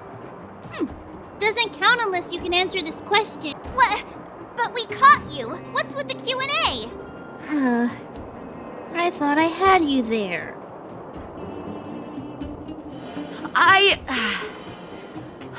I'm sorry, boss. I failed. Darn! How did you see through Julian's disguise? What villainy is this? Those with keen eyes see the dust between the stars. I came up with that, by the way. About time I got some credit for it. So, Pitch Dark Hook the Great. You can tell us now, right? Yes. The boss of the moles is true to her word. Hook saw the blue-haired guy take your dark-haired friend to the fight club. The fight club? You don't talk about it. Is this more secret talk? Pitch Dark Hook the Great. Where is the fight club? Can you show us the way? But it's an obvious building. Grown-ups are just useless. Come with Hook, I'll take you over. Thanks, oh great one. That's Pitch Dark Hook the Great to you. Who said you could shorten my title? We're here! This is it. Hook's gonna go fight. See you later. Who's in charge here? How can they just let kids attack each other? The moles are in charge, that's who. But only the kids. Wildfire's in charge of grown-up business. The moles control everything underground. Ooh, they need one more player there. I gotta go. If you ever want to fight, come find me. Brothers and sisters! Are you ready for today's most spectacular, spine-tingling, earth-shattering contest? On one side, recommended by tall, blue, and handsome, the unsmiling, pulverizing power of the new kid on the block, Cold Dragon Young! And his opponent is none other than the unfeeling, incendiary, explosive might of Team Robomatic! All praise to Boss Svarog! Given that no other fighter was willing to take on the strength of Team Robomatic, Cold Dragon Young will face off against these opponents alone! On learning his fate, the brave young fighter had one thing to say: whatever! And so, let the semifinals of the 1,758th Fighting King Challenge begin! Quick, let's help him! Oh, brothers and sisters, an unexpected turn of events! 2 members of the audience have charged into the octagon! It looks like they want to team up with Cold Dragon Young! So you're awake. Yeah, the first thing we did was go look for you. And now that we found you, we're trying to make sure you don't get your butt kicked. You're welcome. Brothers and sisters, you can feel their passion. The magnetic pull of this electric sport is undeniable. But let me reiterate, these competitions are for professionals only. Whatever you do, kids, don't try this at home. And Cold Dragon Young is signaling that the contest will go ahead. He's just itching to get into it. And so are we. It's the Iron Fists of Cold Dragon Young and friends versus the Iron Skin of Team Robomatic. I can take them on my own, you know. Oh, we need to work on your emotional intelligence.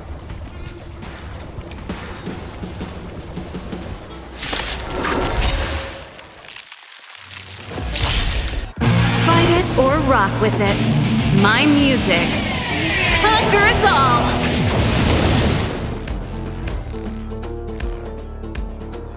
Oh, what a beautiful performance! Cold Dragon Young and his last-minute admirers emerge victorious! Admirers? How come we don't get cool nicknames? Forget it. I think our taste in nicknames is different. Hey, look! It's Sampo!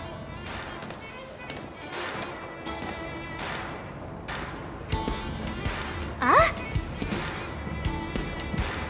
Let's get after him.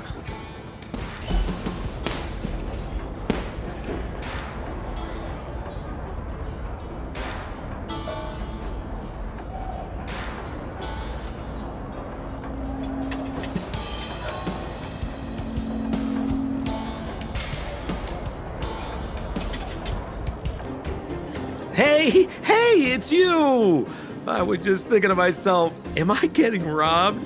Who are these people following me? So, you start to walk a little faster. And anywho, if I had just turned around, I could have thrown open my arms and said a big hi to my old friends. Save it. You saw us in there and got scared, so you pulled a runner. Me? Scared? Oh, my friends, what do I have to fear? Surely I haven't done anything to offend you. My fine fellow, please don't do that again. You scared the daylights out of me. Wait a minute, we're not done here. You dragged us to the underground. So what's the big idea? I had no choice but to take you guys down here. It was too dangerous for us on the surface. We're wanted criminals. Sure, the underworld has its drawbacks, but at least the guards would never follow us. We're safe here. Be that as it may, did you really have to poison us? Maybe you've forgotten, but we were in a tight spot, my friend. There was no time to think. I had to use whatever I could. So it wasn't to cover anything up? A secret that you didn't want anyone, including us, to find out? Don Hung, what secret? Well, I'm not certain yet. But there's more to our friend here than meets the eye. You win. I'll help you to the best of my ability, free of charge, I might add. But please, don't go spreading rumors about me. All right, to prove my sincerity, I'll introduce you to Wildfire. If you're looking for something down here, they're the ones to ask. Because you're looking for something? Why are you asking? Dan Hung told me you guys were searching for a... what's the word? Stellaron. Sounded pretty powerful. If anyone has a clue on its whereabouts, it'll be Wildfire. You said I'd uncover a clue if I became the Fight Club champion. Oh, yeah. I mean, if you fought in the final round and won, you'd have incredible street cred right now. Wildfire wouldn't think twice about talking with you. I don't see the problem. Have a little faith. It's like I said, Senpo never lets friends who've helped him come to harm. So, what does Wildfire do all day? Everything. They keep the peace, uphold justice, fight for resources, distribute good. Huh. Where's Joshua? What are those shiny rocks? This is geomarrow, an exothermic ore. The underground and the surface are sealed off from one another, right? Well, only the geomarrow transport line is still running. The underground sends ore to the surface, and the surface sends goods to the underground. At least in theory. Most undergrounders are miners, and this is what they mine for a living. You know, if we didn't have geomarrow to burn, this world would have frozen to death long ago. All right, let's keep moving. The person I was looking for isn't here. Oh, old Oleg isn't here either? Where is everyone? So you're leading us on another wild goose chase? I wouldn't dare! Trust me, we're getting close. Huh? What's that huge structure in the distance? Oh, that's the furnace core. It's the pillar that connects the underworld and the overworld. People used to travel up and down that thing, but then... Then what? It's a long story. In any case, practically nothing moves up or down anymore. Except you. Oh, come on, my dear fellow. I thought we weren't going to discuss this. I beg you, the fewer rumors there are about me, the better. Hey, look! Who is that? It looks like she's in trouble. My friends, don't just stand there. This drama doesn't need any more bystanders. Oh? You know, it might be interesting to see you get in trouble. We should avoid attracting too much attention. But we can't just leave her. Exactly! My boy, Cold Dragon Young. Young Master Dan Hung speaks with reason. Let's help her. All right, princess. Let's dispense with the pleasantries.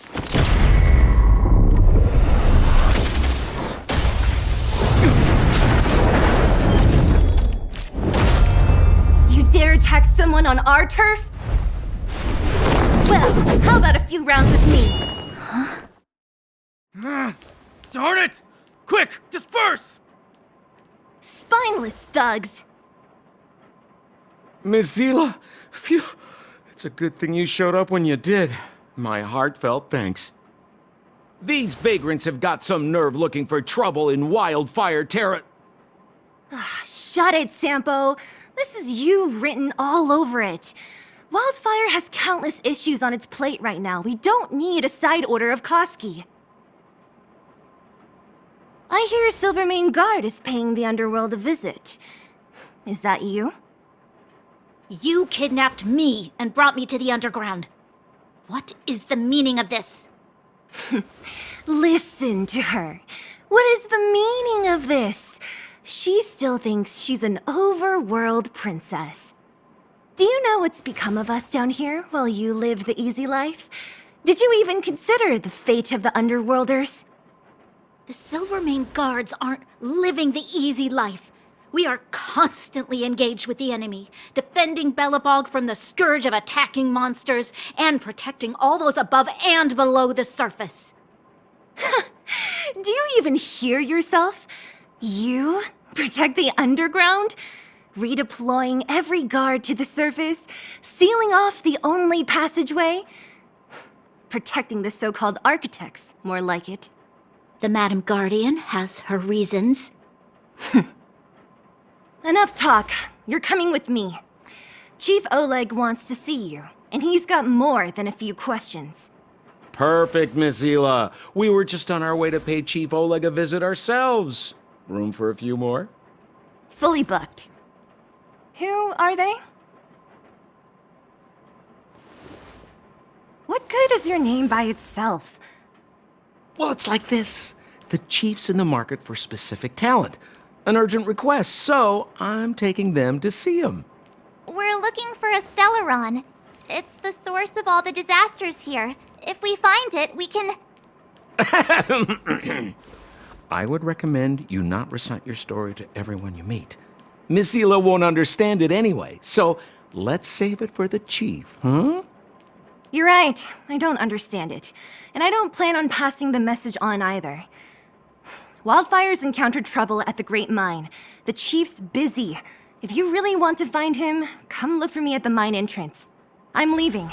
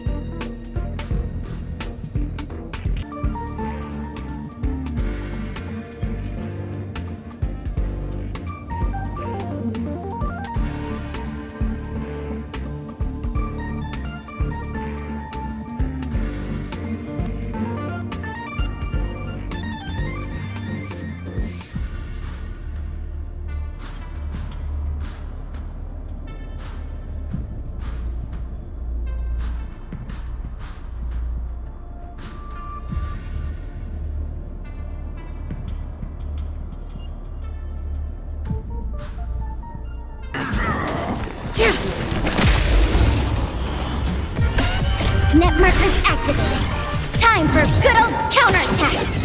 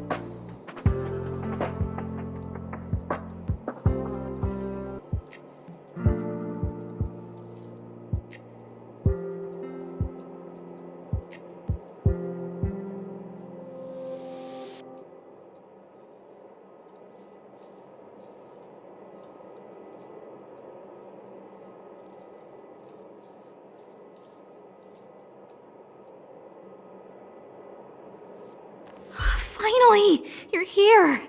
This is urgent, so I'll cut to the chase. Arlen's disappeared. Yes, I can't find him. He's not answering his messages or calls. In all the time since I took him in, this has never happened. Of course, I didn't see him. Parts of the surveillance system were destroyed when the Legion invaded. It still hasn't been fully repaired. Maybe he took advantage of a blind spot. It's been 13 hours since he last contacted me. He usually takes less than 13 seconds to reply to my messages. I looked everywhere and couldn't find him, so I checked the security department's work plan records. This is what I found. Look at his last work objectives entry. Of the heart, of the mirror, of the self. Don't worry about those. I asked people in the security department, but none of them thought it was concerning. They said stuff like, "Brother Arlen is a grown man with his own plans." I couldn't get them to listen at all, so I'm asking you for help. I have a secret weapon. Say hello to Peppy. Peppy's my dog. Arlen's looked after him since he was a puppy. They're great friends. Peppy knows Arlen's scent. Maybe he can track him down. Yes! Think about it. If people see me, the acting lead researcher searching for Arlen, wouldn't that make Arlen look incompetent as head of the security department? Oh, let's go together! Relax. Peppy doesn't bite.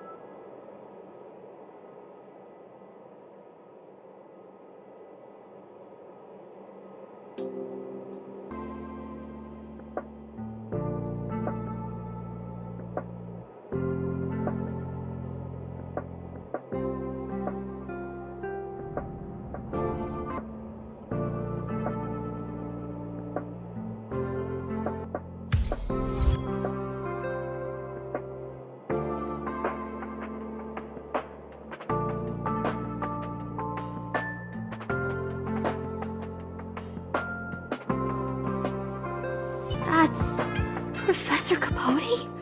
Are you sure Arlen was here, Peppy? Weird. Why would he visit this Casanova? Look at all his fans. Need I say more?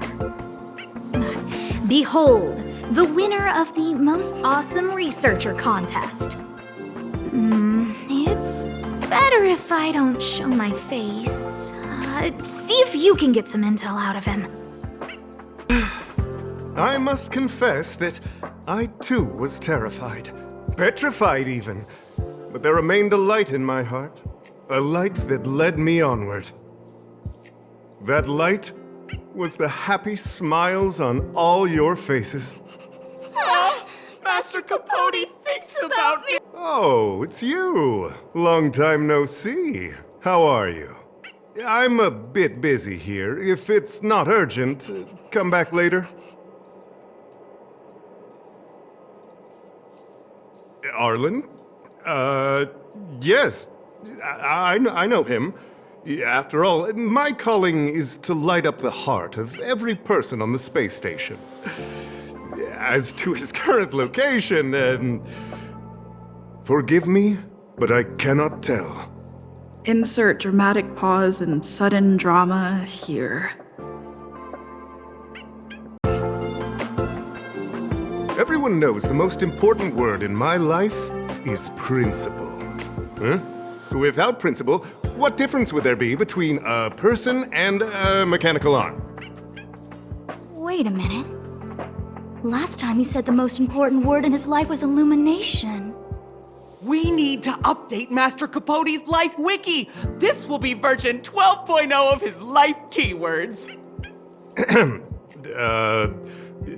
Anyway, I do not lie.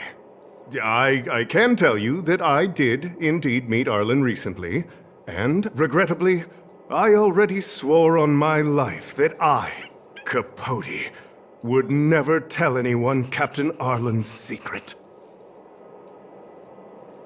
You don't understand what I'm trying to say at all. Crises, disasters, these are just mirages of the material plane. A person's character and the vows of humankind are most precious. They must be protected at all costs. All you see are the minuscule risks of the immediate situation. But did you ever consider that if I, Capote, abandoned my principles, then the hopes and dreams of hundreds of fair ladies would be dashed? I am their lighthouse, and I will never allow myself to be tainted. Oh, Master Capote is so considerate.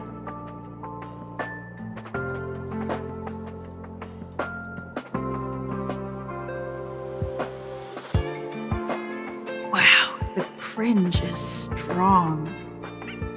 I need to remember what I came here for. Seems like you already know what kind of person I am. I'm telling you, quit while you can. Don't waste your time and effort here. You can see that I, too, am quite busy. Seems like you already know what kind of person I am. Captain Arlen had a similar expression to yours when he found me. He was anxious and desired an answer. But answers are not easy to give. Besides, he wanted to master a trial of the heart that would thoroughly change him, and that would be even more difficult. I can't even imagine the difficulty of the trial. I was tired merely from the act of imitating that way of talking with him. Thankfully, he... Aha!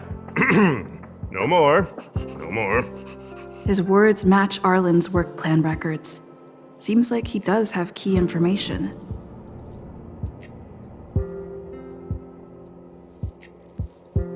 I didn't say that. Did you mishear it? What I said was, life is a trial, and you need to be true to yourself. So, I know nothing about anything you said about Captain Arlen. I need to head to a meeting now. Can we talk later? I can't let him get away like this. If he doesn't want to tell me, then... You dare to utter such a threat? Listen here. Leaving aside the fact that you don't have the right to dismiss me, I wouldn't yield even if lead researcher Asta... No! If Madame Herta herself commanded me. Why not threaten to kill me while you're at it? I've said it once, and I'll say it again. I will not yield. Master Capote is so courageous. We're so lucky to be his fans. He said the exact same thing when he promised Captain Arlen. Yes, the part about not yielding. It makes me tear up. I'm gonna print out the transcript of the conversation as soon as I get back today. The fan club needs to recite and memorize it. Transcript? They've recorded Arlen's conversation with Capote? I didn't think a clue like that would suddenly pop up. This is the one who mentioned the transcript just now. Hey, you've been talking Master Capote's ear off this whole time. Do you want to join the fan club? I bet you do. You wouldn't have known about Captain Arlen's meeting with Master Capote unless you had an interest. You even memorized the internal testing content for version 12.0 of Master Capote's Life Wiki. You must be one of those super fans that stayed under the radar. We've been careless. We're on the same side after all. Here, this is our latest welcome bundle for new members of the fan club. And I'll toss in an updated version of Master Capote's Life Wiki. He looks really cool in the new limited edition snapshots.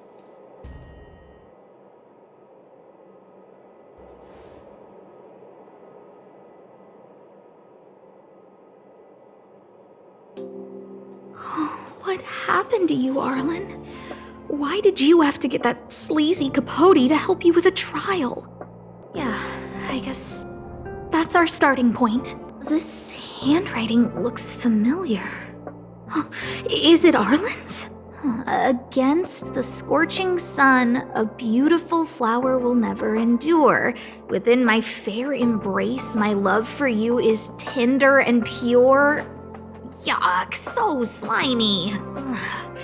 It does sound like looks like a candid shot, but surely he knew it was being taken. It's autographed. There's a figure that's not quite in the shot. Oh, is that Arlen? So Arlen did go to see Professor Capote. This is the evidence. Ugh, even the space station handbook doesn't get updated this frequently. Is this an audio transcript? So, trial of the heart means knowing how to deal with an overbearing boss. So that's how Arlen sees me.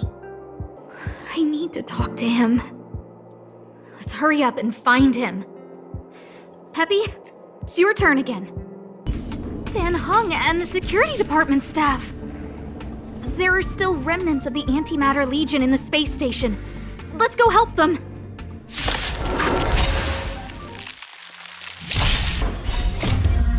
Rise, Venus!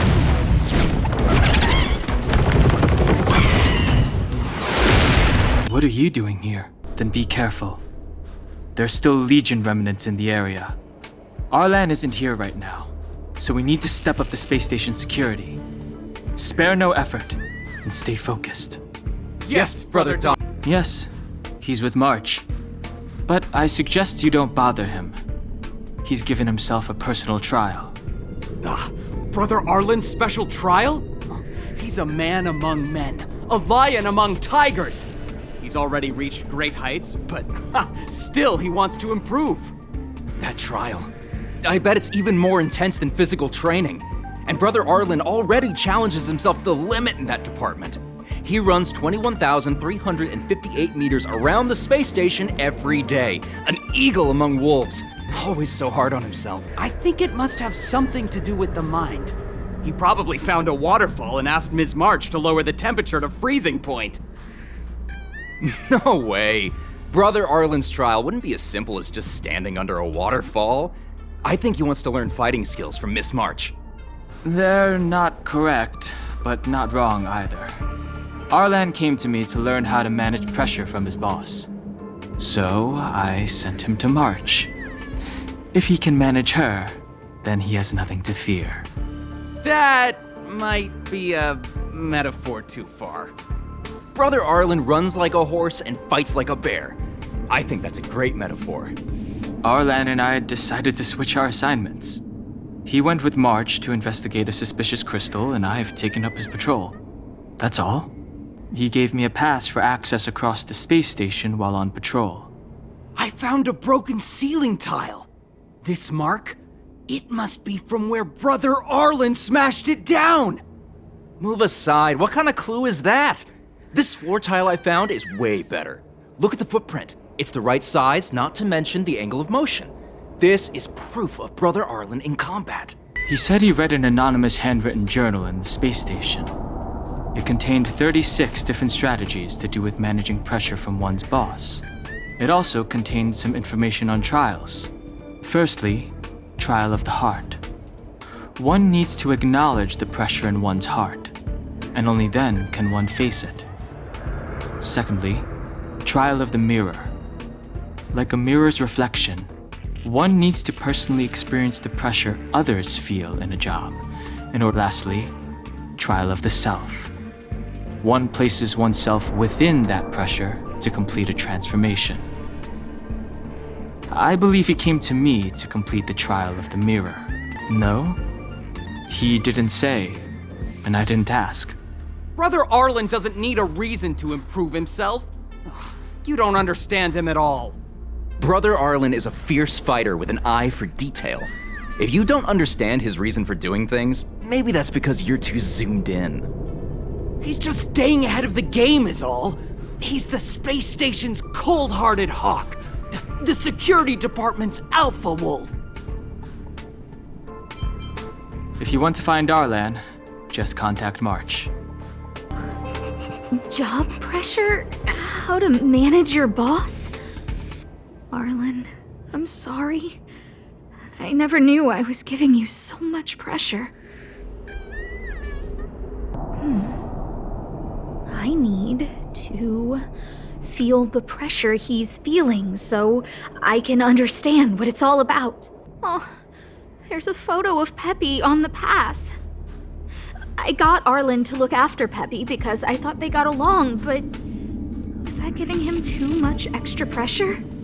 Oh, maybe he printed out Peppy's picture as a way of forcing himself to remember his responsibility. Look how smashed up the ceiling tile is. Arlen must have bottled up his frustration and had no way of releasing it, so he took it out on the monsters. It's Arlen's shoe size, all right?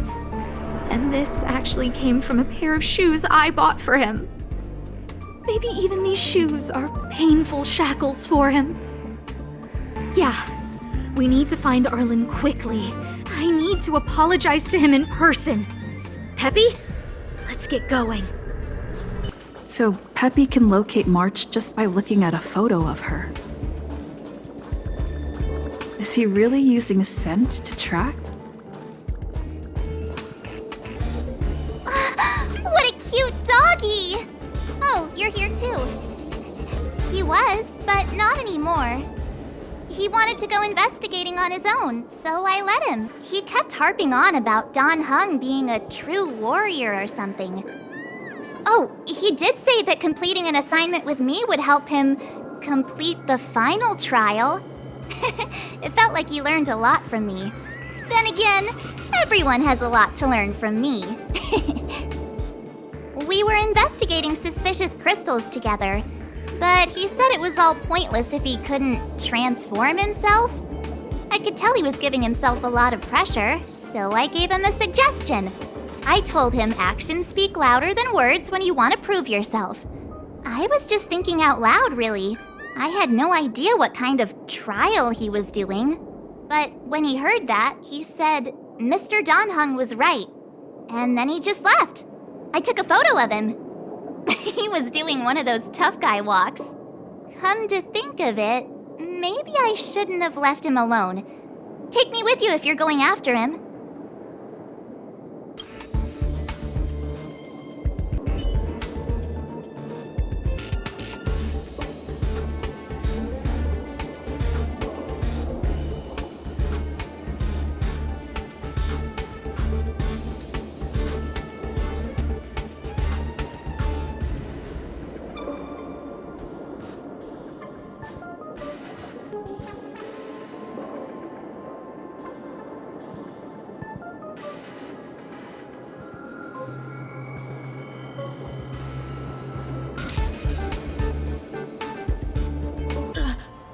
Lady Asta, why are you all here? I've never seen anything like this before. It looks like some kind of new entity. It must have mutated after being corroded.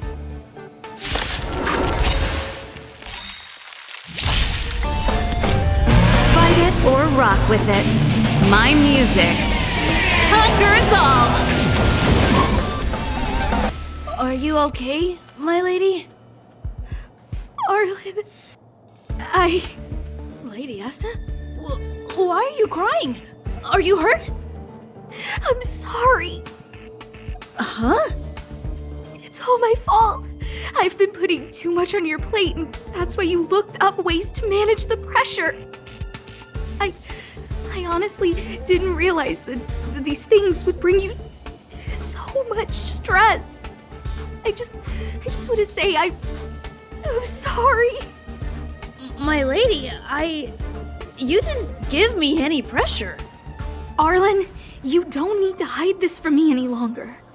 She and I know all about the trials you're putting yourself through. If you can't forgive me right now, then I'll reflect further and find a way to prove that I'm willing to change. But, my lady... Firstly, your trial of the heart. You went to Professor Capote and asked him to simulate conversations with you so you could better understand your boss. And the evidence is... Firstly, your trial of the heart. You went to Professor Capote and asked him to simulate conversations with you so you could better understand your boss. And the evidence is... Mr. Capote's Life Wiki version 12.0. This transcript records what you asked Capote to help you with. Here, we can see a bossy manager and you being asked to do things outside of your job description. Clearly, Professor Capote is unlikely to master my speech or mannerisms anytime soon. Oh, but the content is the key here. I am the source of your pressure! My lady, I did speak to Professor Capote, and I did ask him some things. But they had nothing to do with you. I've never experienced any pressure with you. Oh, Arlen, won't you accept my apology? I'll just have to show you more evidence. We know the essence of your trial of the heart, and we also know that you asked Dan Heng to help you complete the trial of the mirror. I'm so sorry, Arlen. Until I spoke with Dan Heng, I never realized how much pressure was on your shoulders. Miss, I really don't... Hold it! I have evidence. This isn't just any old station pass, is it, huh? There's a very important photo on it. A photo of Peppy! Lady Asta, I like Peppy a lot, so I, No, Arlen. You don't need to find excuses for your actions. Maybe you've actually convinced yourself. The combination of your simulated conversations with Capote and the entry in your work log about playing holodisc with Peppy, it points to one thing. Me getting you to look after Peppy is the greatest source of your stress. You even printed out a photo of Peppy to constantly remind yourself to look after him. I know exactly what message you're trying to drill into yourself by sticking this photo onto your pass. Arlen, taking Peppy out to play is an assignment from lead researcher Asta. You better throw that holodisc like it's a full-on discus. If you spare any effort, Lady Asta will find out and punish you terribly for all eternity. My lady, don't you think that's a long thought to think? Lady Asta, please! I didn't do any of these trials because of you. I always try to complete every assignment you give me, regardless of whether it's within my job description. I really like taking Peppy out to play. Asta, I don't think Arlan is upset with you. But Arlen doesn't have any other bosses. Who else would it be? March, he asked to accompany you so he could learn how to manage his stress, right? What? Arlan wanted to go on assignments just to experience stress? Phew. Good thing I let him go alone. My calming influence would have ruined his training. Guess I made the right decision after all. What did he say? That I'm good at solving people's problems? Oh, Arlen, all I want you to understand is how sincerely I'm reflecting on my actions.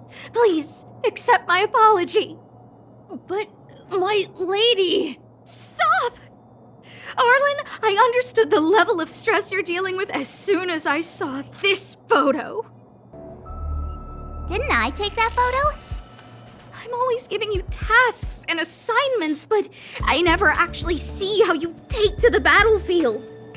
When I saw this photo, when I saw you fighting alone just now, I'm just sorry that I gave you the stress of all my private affairs on top of an already stressful job. Please, forgive me, Arlen.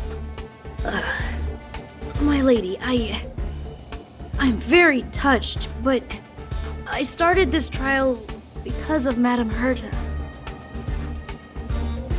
What? Whenever she's back on the space station, Madame Herta assigns me things outside the security department remit. Even if I dared to refuse, I wouldn't know how. She's just too overbearing. Whether it's helping her test some new specimen, or looking for ancient documents I've never even heard of. Assignments like those were okay before the invasion. But now, I need to focus on clearing out any last traces of the Legion. Aha! So you're trying to learn how to reject Herta and then put it into practice. Yes. I found an anonymous handwritten journal while I was cleaning up. It mentioned 36 different strategies for relieving pressure. That's where I read about the trials. Yes. There were detailed notes, so I wanted to give... I'm sorry, my lady. I didn't want to bother anyone, so I didn't mention it. So, you don't feel pressured around me? I've never felt pressured around you, my lady. All right. It's all a misunderstanding. You two should reflect on your actions. Right? Yeah. See, the two of us would never have misunderstandings like this. You keep saying that. What did Don Hung even say? Thank you for helping Lady Asta. And for coming to find me.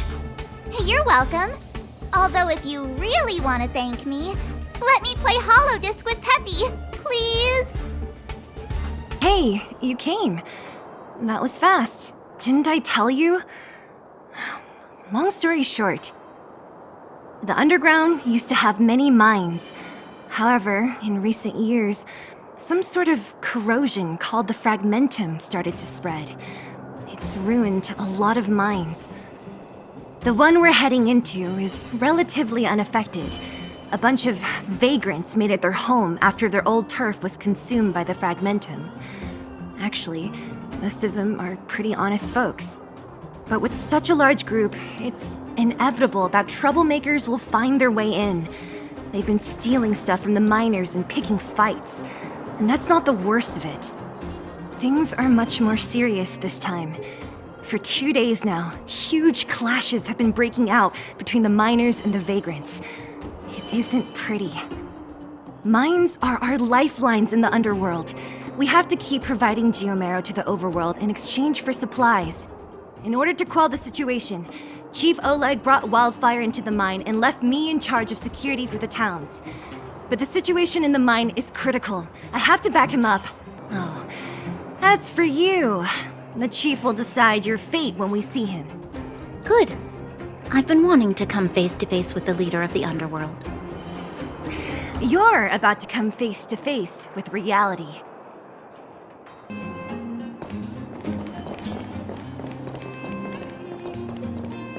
Nat, I didn't think you'd be here. Where's Oleg? Hey, Zila and Sampo's guests. So it looks like you've already met. I haven't seen Oleg. The miners said they saw him take a group further in. Miners and their family members. They want an explanation from the instigators. This area up ahead is a vagrant dwelling, but they've sealed off the entrance. I guess they're afraid that angry miners might try to take revenge. I heard that many were injured in the clashes, so I hurried over here to see if I could help. How could the situation here become such a mess? I heard that First Mining Team found a geomarrow vein with incredible deposits. The initial estimate put it at the largest discovery in the last 30 years. Are you serious? That's big news. How come I never heard about it? Well, they weren't in a hurry to make it known. Most of the mines have been contaminated by the fragmentum. Many people are out of work. They were afraid of being overwhelmed if they let the word out. But the vagrants here have keen eyes. They couldn't keep it hidden from them. Some local gangs wanted to profit from the situation, so they blackmailed the mining team for hush money. And that was the final straw. As it happens, that's exactly the law we have down here. But the vagrants have their own custom. See it, share it. And that's how the clash started.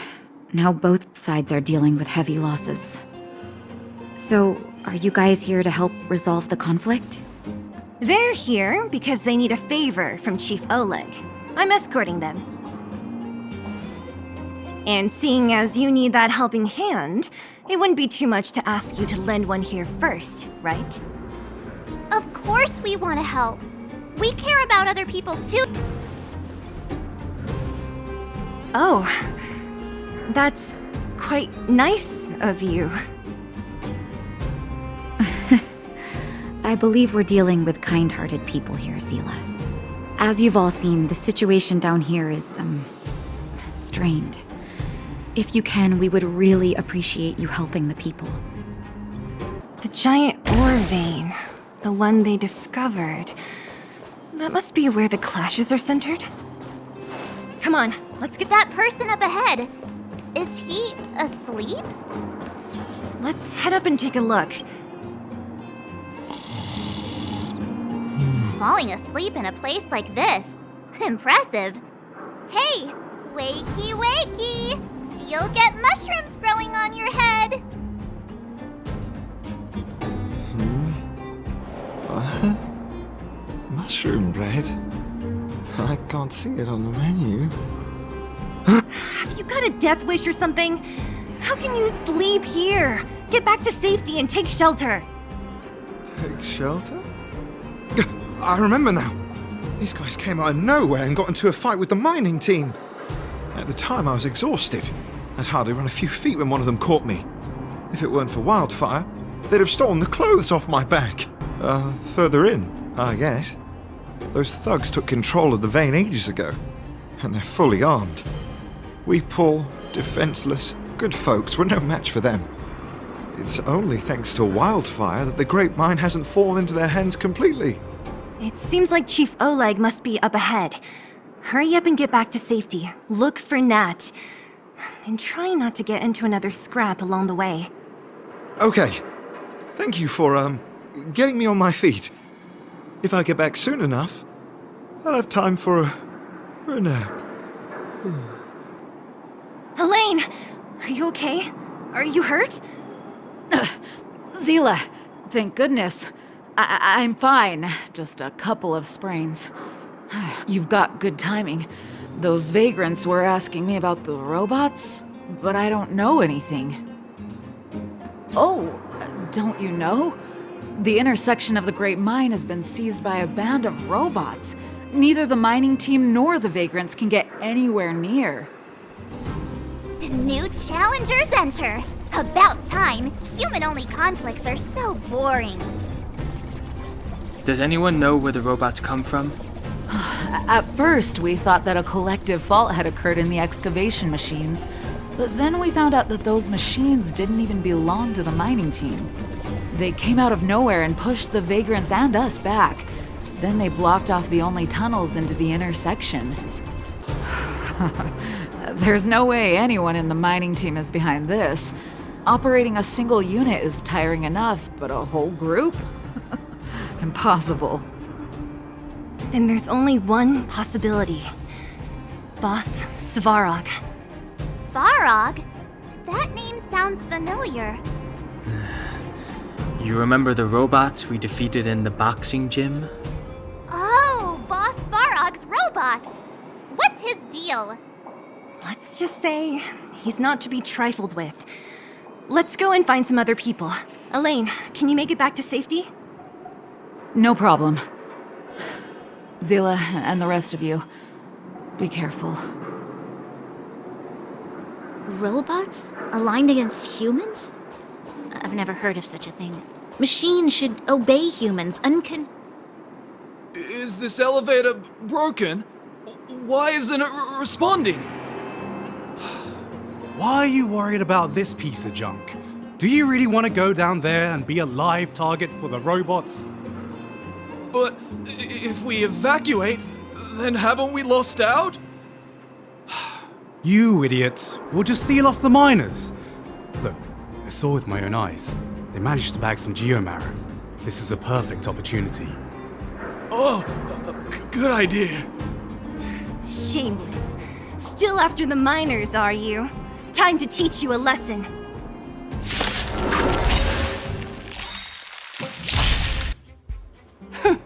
Fleeing at the first sign of danger.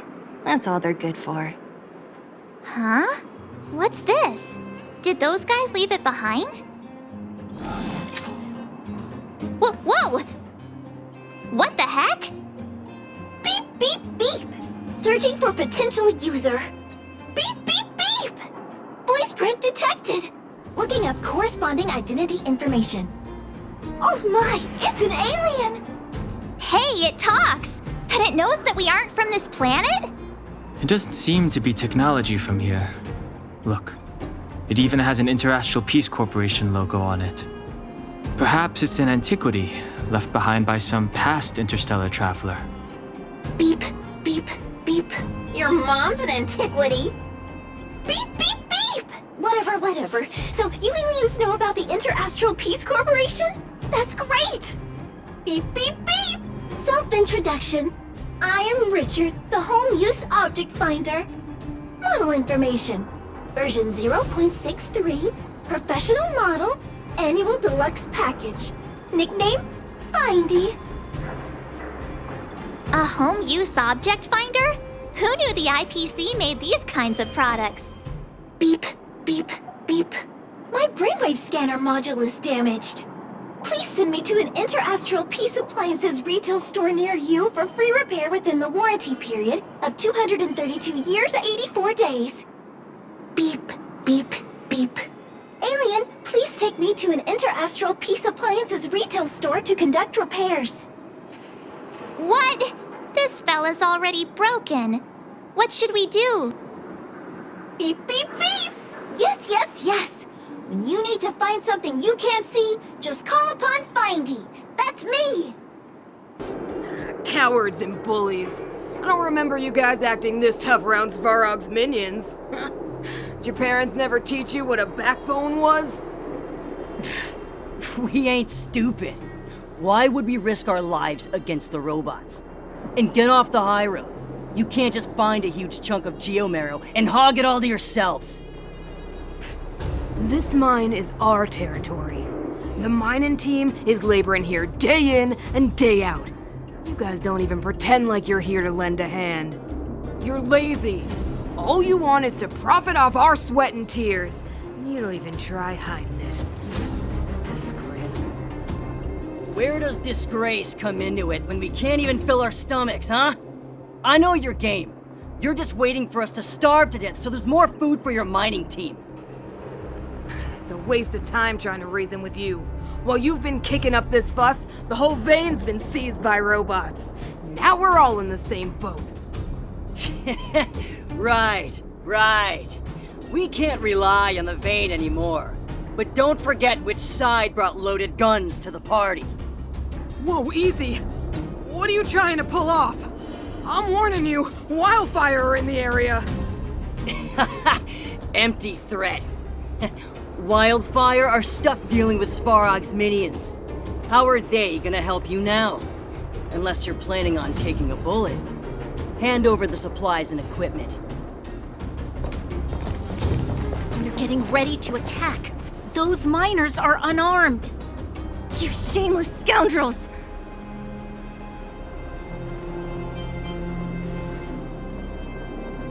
No need to play the hero. I'm going with you.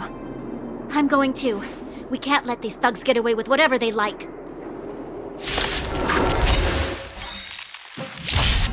Fight it or rock with it. My music conquers all! Oh, Zila, thank goodness you came.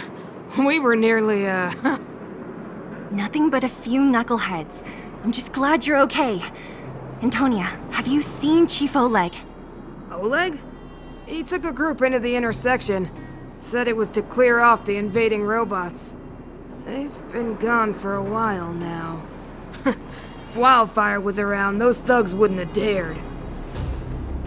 Seems like the core of this problem is Svarog's robot. Your run-of-the-mill robots don't have a will of their own. Their aim is merely Svarog's aim. The boss. He appeared suddenly after the guards were redeployed and became a major player in the underworld. Svarog claims to be a guardian of humanity, while the ownerless robots obey his commands. They've occupied the furnace core hub, and they're not letting anyone get close. Nobody knows why Svarog did any of this. He usually doesn't leave the furnace core and interfere unless some kind of disorder breaks out in the underworld. Wait, a guardian of humanity? That can command robots? No, I've never heard of anything like. Looks like your mighty architects weren't as all-knowing as you thought. Can you two say anything without quarreling? This isn't the time! It sounds like there's danger waiting for us in the intersection. Can we still get through?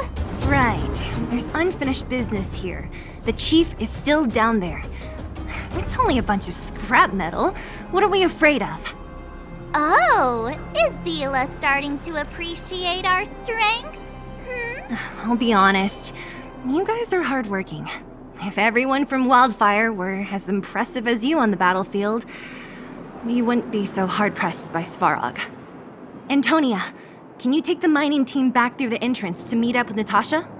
Yeah, sure thing. But be careful. There are a lot of robots up ahead. It's completely blocked by the mine cart.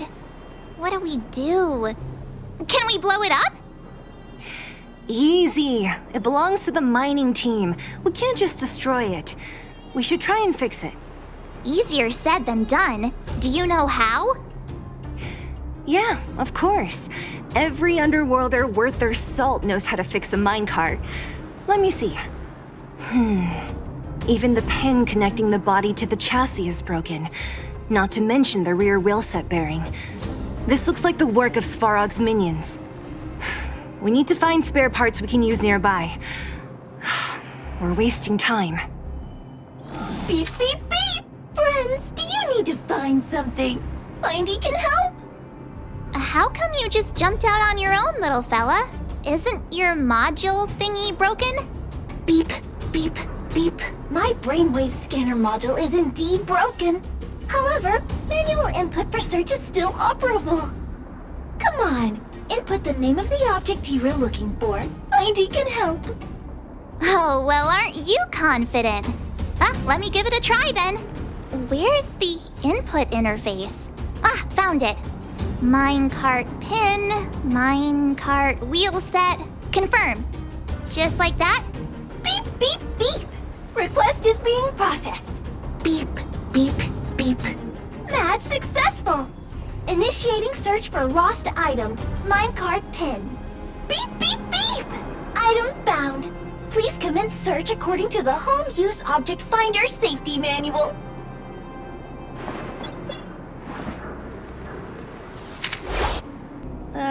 Yeah, we can make do with this part. This little machine isn't half bad. Beep, beep, beep! What's that? Is that a hint of respect for Findy? How convenient! So, next time Don Hung gets lost, we can just use Findy to find him, right? Beep, beep, beep. Biological life form search is currently not supported. If you have any questions, please call Inter-Astral Peace Appliances. Well, it was a good idea. Let's look for the next part. Beep, beep, beep! Initiating search for lost item, minecart wheel set. Beep, beep, beep! Item found! Please commence search according to the Home Use Object Finder Safety Manual. All right, mission accomplished. Quick work. You know, I didn't think you guys had worked a day in your lives, but you know how to get your hands dirty. The cart is about to depart. Whoa, stop, stop. There's a big evil hunk of metal right there.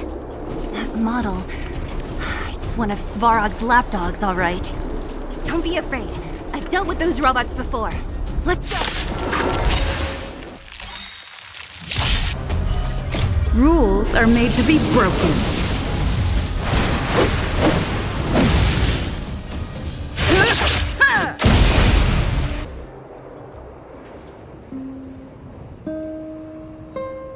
This vein. So this is what everyone is fighting over. Mr. Svarog, it's such a massive vein. I've never seen so much geomarrow before. Calculating. Based on the average rate of excavation, this vein is enough to supply Belobog with 231 days of energy, with a margin of error of 7 days. I sense that your reason for summoning me is not the ore in question. State your true intention, Clara. Right. I wanted Mr. Svarog to see that many miners and vagrants have gotten hurt because of the vein. Can you help them? I have already prevented the dispute and taken temporary control of the excavation zone. Evaluation result. In the event of no further variables, there will be no large-scale armed conflict within the next 30 days. I know why you did it, Mr. Svarog. It's just, I don't think it'll be enough. The mining team and Wildfire, they don't understand your actions. If only we could do more for them. My mission is the protection of the underworld. The trust of the minority sample is redundant to my calculations. Human behavior will always deviate from rational calculation, Clara. As evidenced by their presence here. Svarog! We haven't settled our final score. Sela, subordinate to Wildfire. Your resistance is futile. The result of my calculation is unequivocal. Remaining in the underworld is the optimal strategy for survival. This again. Calculation results, survival strategies. I haven't got time for your thesis. Withdraw your forces, or I'll lose my temper. Observe, Clara.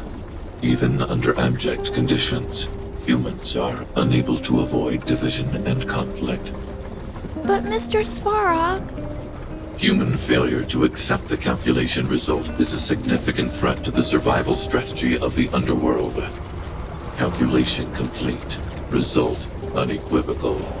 Armed suppression of Wildfire and their allies is the optimal course of action. And more fashionably dressed, too. Hey, is he about to leave? What about the girl in red?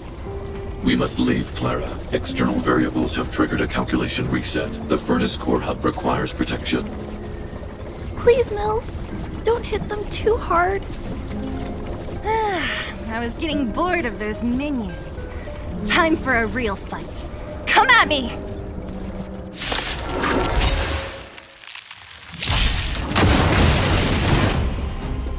Phew. Not bad. How many of these big guys is Svarog hiding? A lot, which is why Wildfire has never been able to take him down. Svarog's forces are too strong. We don't have enough firepower. Clara? Don't worry about her. That girl is best pals with Svarog. She's always following behind him. He wouldn't harm her. I guess I'm just used to seeing them together now, even if I don't understand it. Let's look for the chief. No need to look far. Nice work, Sela. We were attacked on both sides by robots. Who knows where they came from? We thought we were in it for the long haul. Chief, is everyone okay? Is anyone injured? We're fine. We're used to it at this point. We sent those pesky robots and ragtag troops packing. The mine should be quiet for a while. And, who are your friends here? Ah, them. They're outsiders that Sample brought down from who knows where. They need a favor from Wildfire, so I brought them with me. It'll be faster if they explain. It's been a while since I heard that anyone was pleased to meet anyone. I won't forget you in a hurry. What? So, you went to all this trouble to find Wildfire. What help is it you need?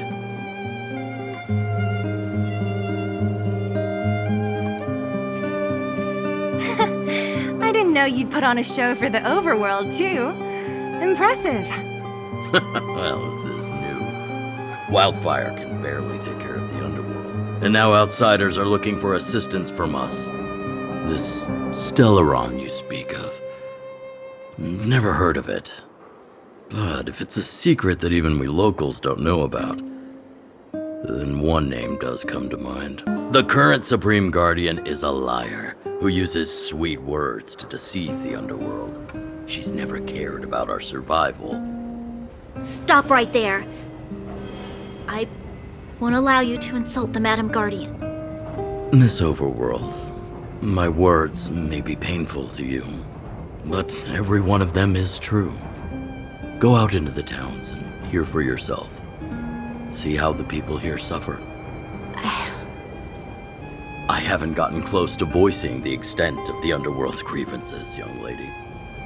But I will respect your request. I will leave it at that for now.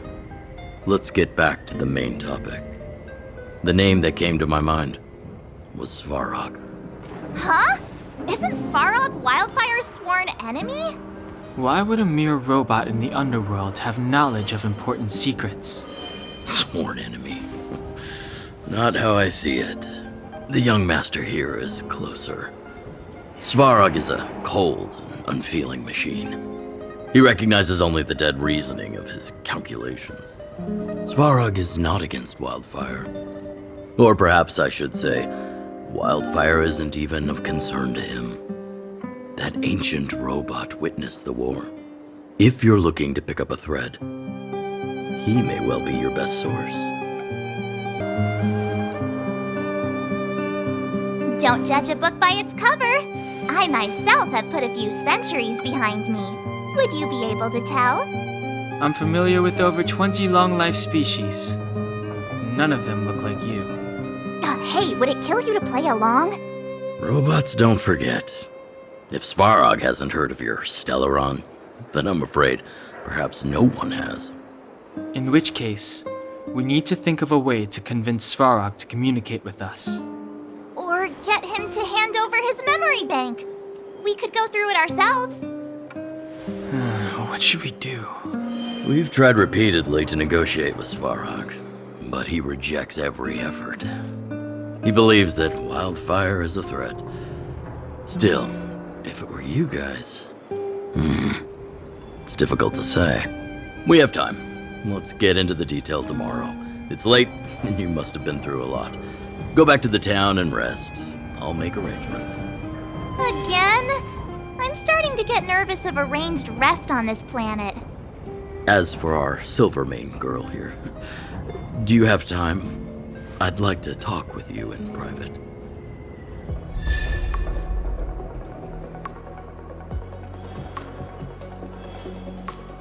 Oh, you must be Oleg's guests. Welcome to the Gerda Grand Hotel. Yup, you've probably seen that stylish Gerda Hotel above ground, right? Not the most pleasant memories of that place. That's the above-ground branch of the Grand Hotel. A few hundred years ago, one ancestor of the Gerda family was ambitious and sought to build something big from nothing. He eventually realized his dream and opened a hotel branch in the most expensive area on the surface. Oh, people with big dreams have big determination. Oleg wants me to take good care of y'all. Here's the key. You'll be staying in our most spacious guest room. What do you think? Should we go ahead and call it a day? Or walk around a bit more first? Time to rest again. I hope there aren't any surprises this time. That Oleg, he seems sincere. What do you guys think?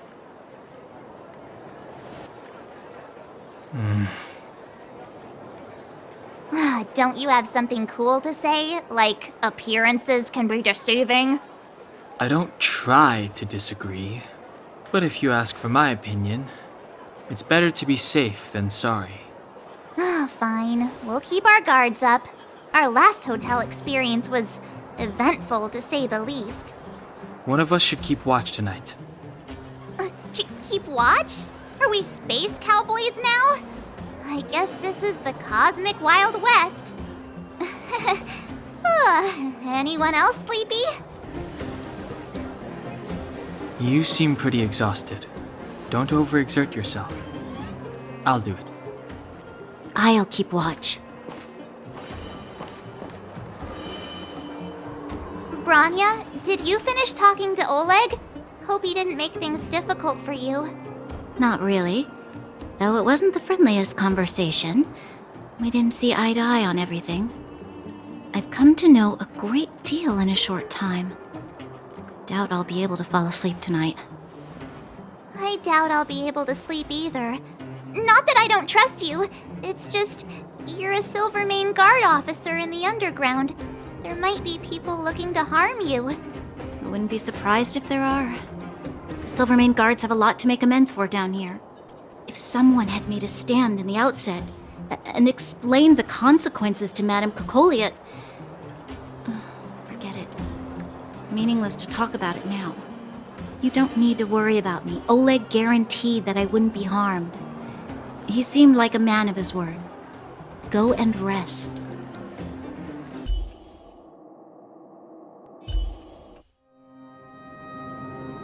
I lost her. My wish. Your so-called plan. What is the point of it all?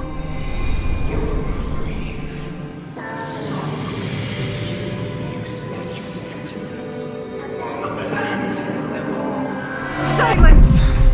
She is my daughter. My only... You soulless thing. How could you begin to fathom? You will never understand. Never! You did not lose her. She waits to be reunited. A new world. Rise, God's guardian. Fulfill your destiny. Fulfill a mother's wish. That voice again. Such a strange dream. May as well go for a walk if I can't sleep.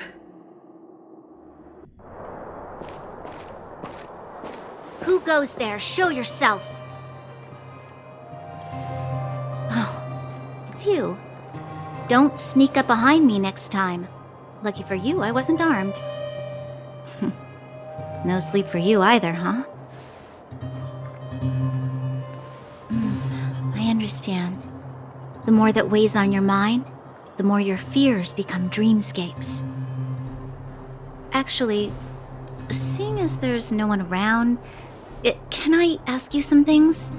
This Stellaron you speak of, if you were to find it, how sure are you that you could stop the eternal freeze? Your confidence actually makes me even more worried.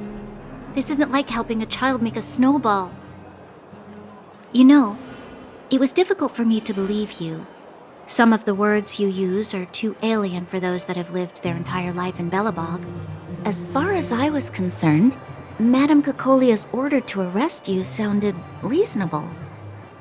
But why didn't she issue it straight away?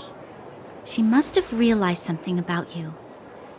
Something I haven't yet been able to perceive for myself. It bothers me. What must have transpired to cause her such a drastic change? Still, orders are orders. It's not for soldiers to question their superiors. I don't need you to absolve me.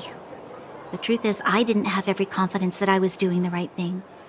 But the sense of duty to carry out an order is bound to prevail with me. In the past, overworld soldiers on the front line would lose their lives in droves. And yet, the Fragmentum's advance would remain unaffected. Nevertheless, that was her reason for deploying all the Silvermane Guards to the front line. The transport line for supplies in Geomera remained open, but the passage between the surface and the underground ceased. I approved of that decision. I never thought that the underworld would sink into such ruin without the Silvermane Guards. Perhaps Mother was wrong. But how can I change her mind? I've tried, but she won't listen. I don't know how to get through to her. Help me change the mind of the Madam Guardian? Not easy. Nobody knows that better than I do. think about it, the more disoriented I get, which in turn makes me think about it even more. I just want a better life for the people of Belobog. Maybe you're right. Or not. Right now, I just need more time to think. Walk with me. Let's forget our problems for a while.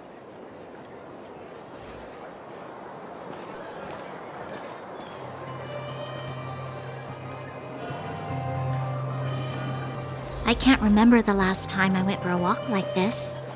I never thought I'd take one through such a strange place, with someone I'd only just gotten to know. It's so quiet here. I'm not used to it. Quieter things are around you, the louder. I'm surprised the vagrants in the Great Mine go after the mining teams. They must be desperate. Still, whatever their situation, a crime is a crime. How is the law supposed to find a balance between justice and compassion in the face of such complexity? How much longer can you last with your current supplies? Is that Zila? Let's go take a look. I know. I'll go to Rivet Town and bring them back for you. It's too dangerous to go alone. Get Oleg to send someone with you. The rest of Wildfire has barely gotten any sleep the last few days. They should rest. They'd only be holding their eyelids open and slowing me down. Besides, didn't you say some of the miners were gravely injured? Lives are on the line.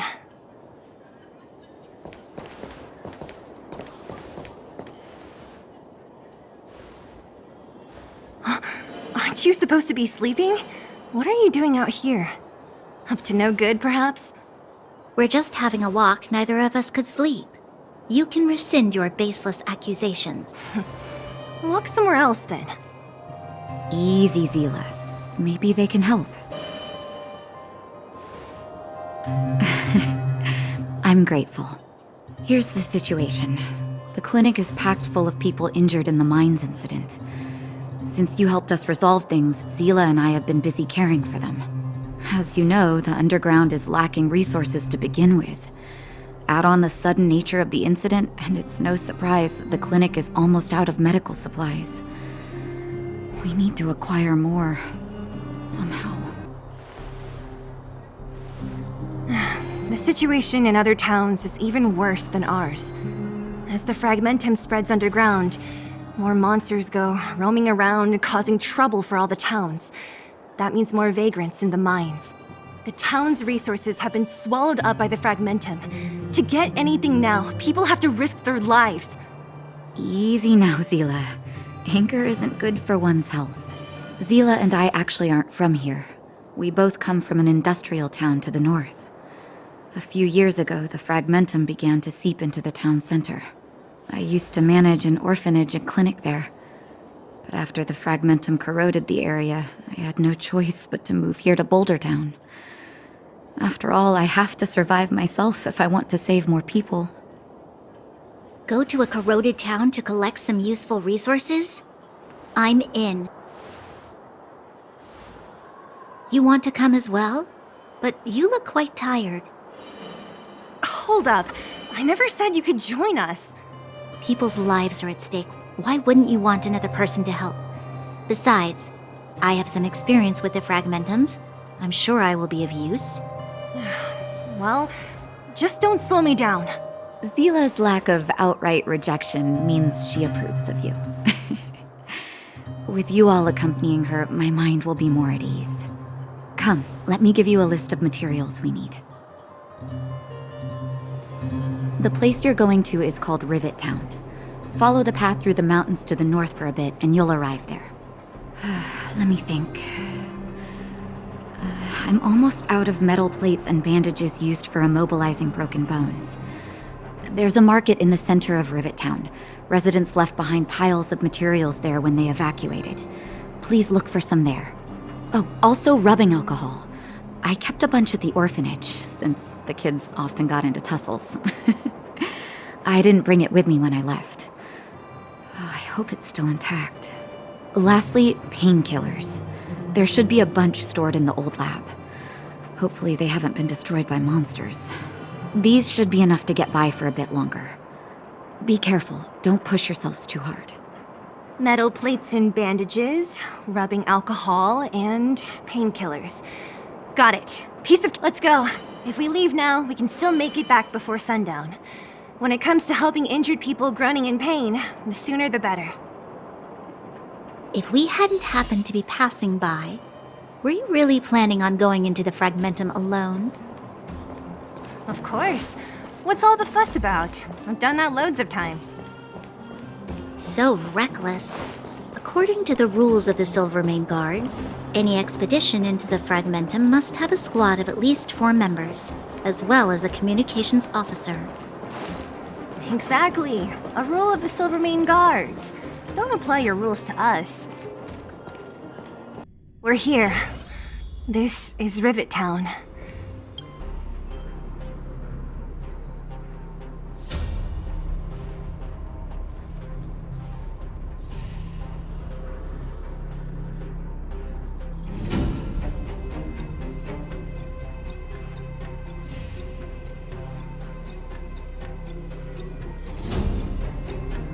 Way over there. See that house on the hill? That's Natasha's old orphanage. After Oleg found me, he sent me there. I spent over half my childhood in that place. Natasha said that the house was donated by some rich businessman. Whatever his business may have been, he must have been a good person. I miss those carefree days as a kid. Huh. What? Nothing to say? No, it's just... this place seems familiar somehow. Never mind. Weirdo. Look down there. See the mess that remains of those old stalls? That's Rivet Town's market. The supplies Natasha wants are probably there. Let's keep moving. Watch out for monsters. There's a bunch of crates piled over there. Maybe we can find what we're looking for. Watch out for monsters. They like to hide. If you need to, clear the area before you dig for the supplies.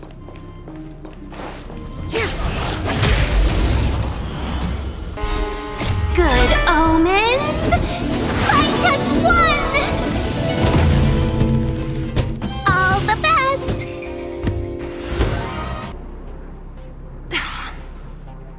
Darn. How could they all be empty? Now even the monsters are gathering supplies? The monsters of the Fragmentum don't need any materials we humans use. And if they did take anything, this place would look much messier. You mean that someone else got here and took everything before us? It's just a guess, but there are also some footprints on the ground here. The scent of dirt is still fresh. They can't have come too long before us. Let's go then. We need to find something, even if we have to search every corner of this market. Eric? Hey, Brat! How could you come here by yourself? Oh, don't you know how dangerous this place is? Sela! You aren't the boss of me. I can go wherever I want. It's none of your beeswax. You took the materials and hid them all here. Not bad, kid. But if we didn't take care of those monsters, what were you planning to do? Just stay here, shaking in your boots? Who asked you to do anything? I was just about to escape. I didn't need your help at all. Still stubborn, huh? Then tell me, how exactly were you gonna get those big metal plates out of here past those monsters?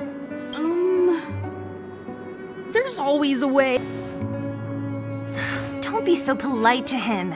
Everyone in the underworld knows this brat is a no-good thief. If I remember correctly, even the clothes you're wearing came off another kid's back. About that. Tell us, what do you even want metal plates and gauze bandages for? We need them to save people. 200. What? 200 shield? Are you kidding me? You want to negotiate?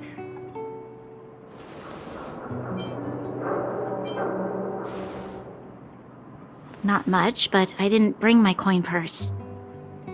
You're actually planning to give this little crook money? I'm telling you, this is his same old trick. No! Not this time. I really need money. My daddy. Pretending to use your dad again as an excuse. If he knew about this, you'd be in big trouble. No! Zila, that's enough. It's Eric, right? Here, you can have this. What's this? This is a medal given to me by the architects. See that blue stone in the middle? That's a geomarrow crystal of the highest purity. You need money for your family, right? Take this and show it to a knowledgeable buyer, and they'll instantly know how valuable it is. Thank you. But you'll have to promise me one thing. You'll never steal other people's things again. Promise? I promise. I'll never steal things again. Then it's a deal. If you go back on your promise, I'm going to bring my Silvermane guards with me and catch you myself. Here, take the medal and go back to the town. We already took care of any threat on the way. You'll be safe. Thank you. Whoever you are, you guys can take all of these things. You guys need to be careful too. There seems to be something real scary in that house up on the hill. Oh, right! The road across from the market is blocked. If you want to go further, you'll have to go to the shopping street. Got it. Thanks for the tip. That object was pretty important to you, right? Are you sure you're okay just giving it to Eric like that? If it will make him change his ways, it's more than worth it. What if he doesn't? From a young age, my mother taught me to be forgiving and to preserve the goodwill in people's hearts. Even if I am but a small glimmer of light in this world, I must try my best to shine brightly for others. I must give him a chance, Zila, because other people can't. I don't really get what you just said. Anyway, we should get moving. Eric said that we need to take the shopping street to go any further. I think I still remember where it is. This way. The entrance to the orphanage is up this way. I wonder what the old place is like now. Maybe some things will still look familiar. These stairs, they seem to have become more narrow. Almost there. I didn't expect this place to be so well preserved. You know, if we could have worked together to push back the Fragmentum, maybe we made it! It's been so long. But hey, where are you going? Let's look around the orphanage first. These crates have been sitting here for many years, right? Even if they have materials in them, are you sure they are still usable? Do you think undergrounders care about expiration dates? Even having any supplies is a miracle in itself. No. Empty. How are they all empty? Who could have... Careful! Enemy behind you! I've only seen this kind of monster before in the restricted zone. I don't care how big you are. You dare sneak up on us from behind. This is it for you, pal!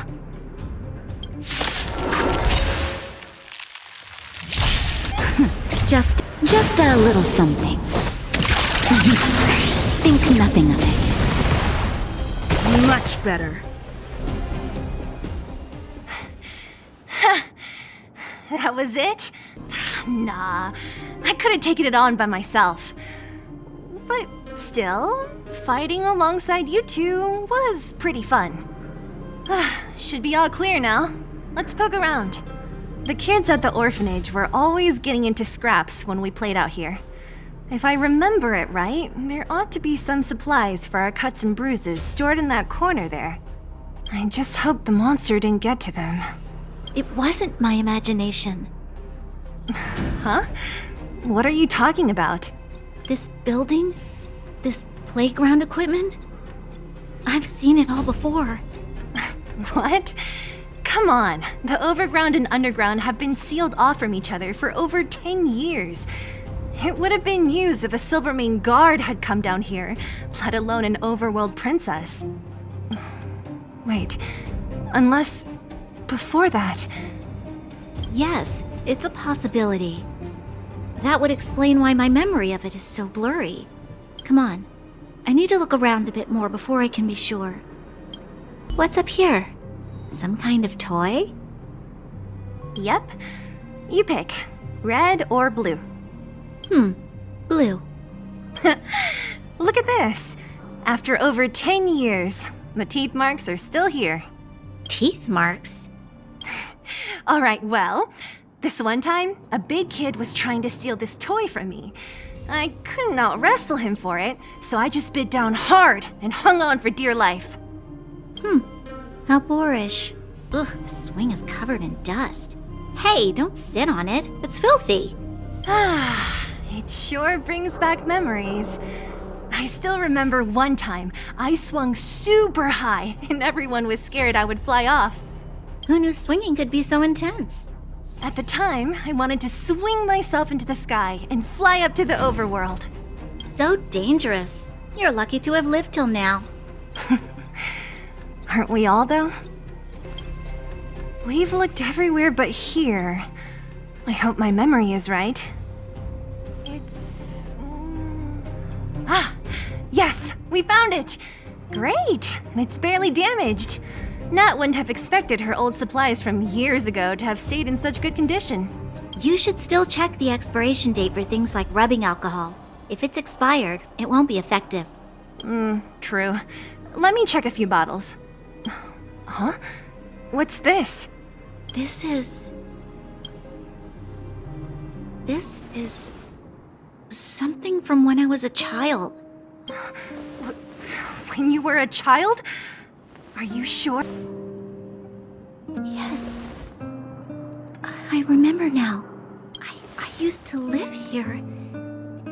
Before the architects took me away, before Madame Cocolia adopted me, I used to live here. I'm an undergrounder. You're... an undergrounder? Wait a minute. You're saying that Cocolia, the Supreme Guardian, adopted you? Then... Yes. I'm the successor chosen by the architects. In the future, I will become the guardian who leads Belobog. Why? Why didn't I remember this until now? My childhood memories are so blurry. The architects said that the guardian's successor is selected from among all people in Belobog. The selection process can take anywhere from a few years to a few decades. During that time, all children of the appropriate age in both the overworld and the underworld will be tested. In the end, I must have been chosen from among the children here and then taken to the surface.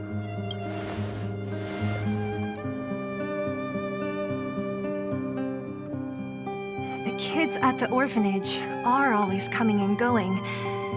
I never thought that there would have been a future Supreme Guardian among us. Does Nat know about this? Could she have been keeping it a secret? I don't think she knows. The selection of the successor is done with utmost secrecy. And the child chosen must completely say goodbye to their past. And thus, I became the daughter of Madame Cocolia. My only identity is that of guardian successor. But I'm not good enough. Every day I see Silvermane guards sacrifice their lives in the Fragmentum, but I've never had the resolve to try to change Mother's mind. The underworld has been struggling, but I never tried to help. I didn't even know that it was my own home that had fallen into such a dire state. In the end, I haven't been able to guard anything. How could they have thought that I was worthy to be the successor? Hey, are you done? Huh? Wow. Ugh, so annoying. What? What? You thought I should feel sorry for you after your little speech? You can hide in your palace while you fuss over your overworld problems. And on the front line, it's not even you who's putting their life in danger. But in the underworld, what do we worry about? If we'll have food for our next meal, or survive to the next week. Even if I am but a small glimmer of light in this world, I must try my best to shine brightly for others. Didn't you say that? Well, if you really want to protect everyone, what are you standing here crying for? Get to it! You're right. You're right. Self-pity doesn't help solve anything. Thank you, Sela. Usually when I feel sorry for myself, I am met with gentle consolation. Never has anyone dared to be tough and make me snap out of it. I'm no good at consoling, but I can hit you on the head a few times, no problem. I can tell that you have a big burden to carry. Why do you force yourself to? As the successor to the Guardian of Belobog, I must always be vigilant of my behavior and thoughts. Yeah, Lady Bronya. Miss Future Supreme Guardian comes from the same orphanage as me. Who thought it would be a good idea to put us together, huh? How about I show you around the orphanage a bit more? Unlike you, my memories from when I was little are crystal clear. Okay. I'll indulge in old memories with you for a while.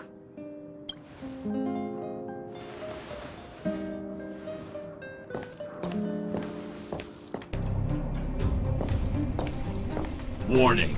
Warning. Danger detected. Protect Clara. Initiating active defense mode. Perkins, don't! Stop! I've seen this person before.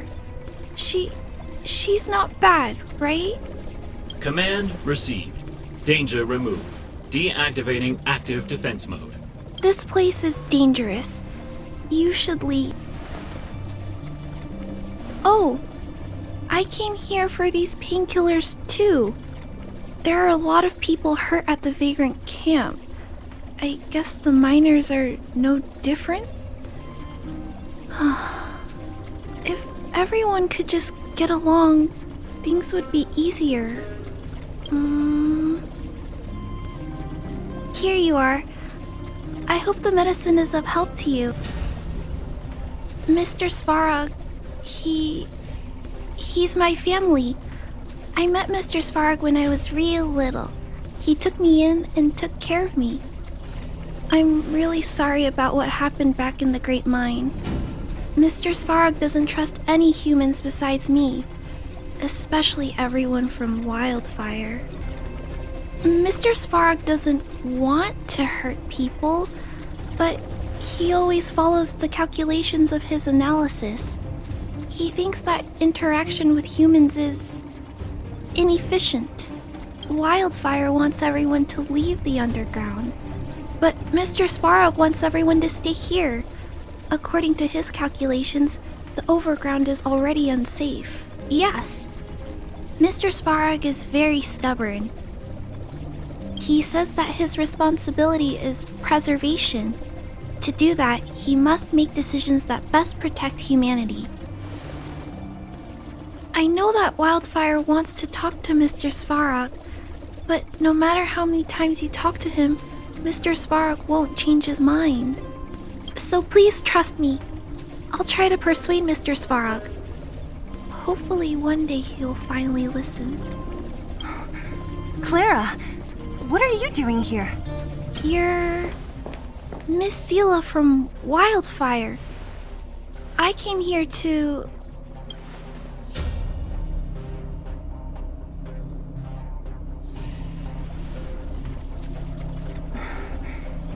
Why are you helping the vagrants look for medicine?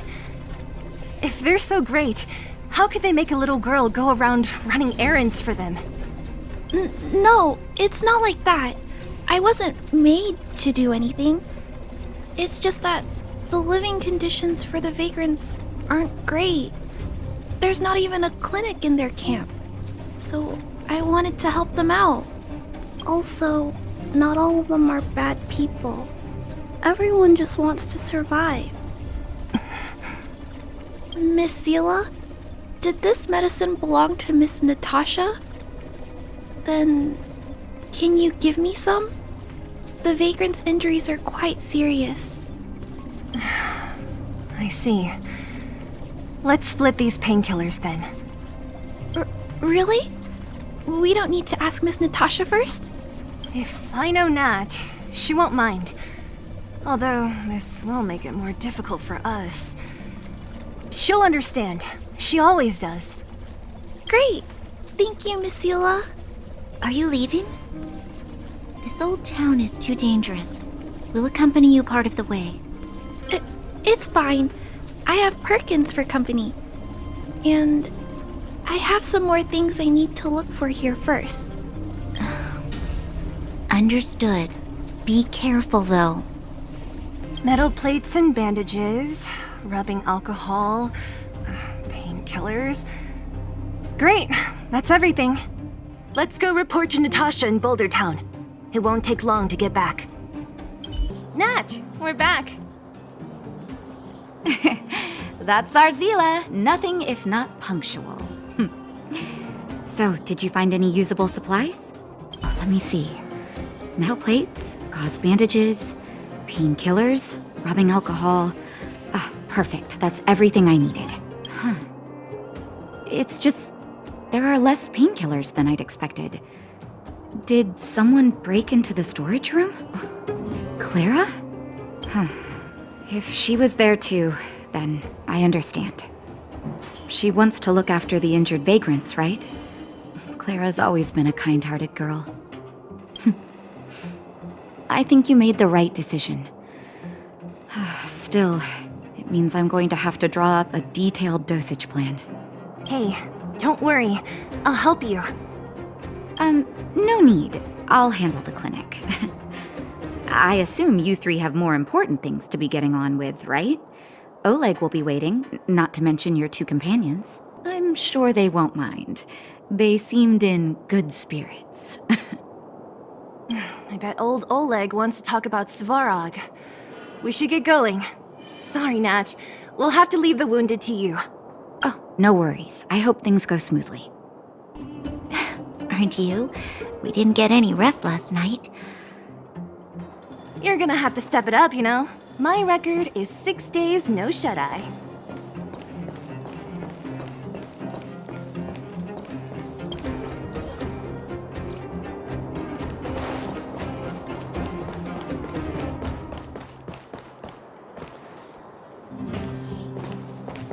Hey, they're finally back!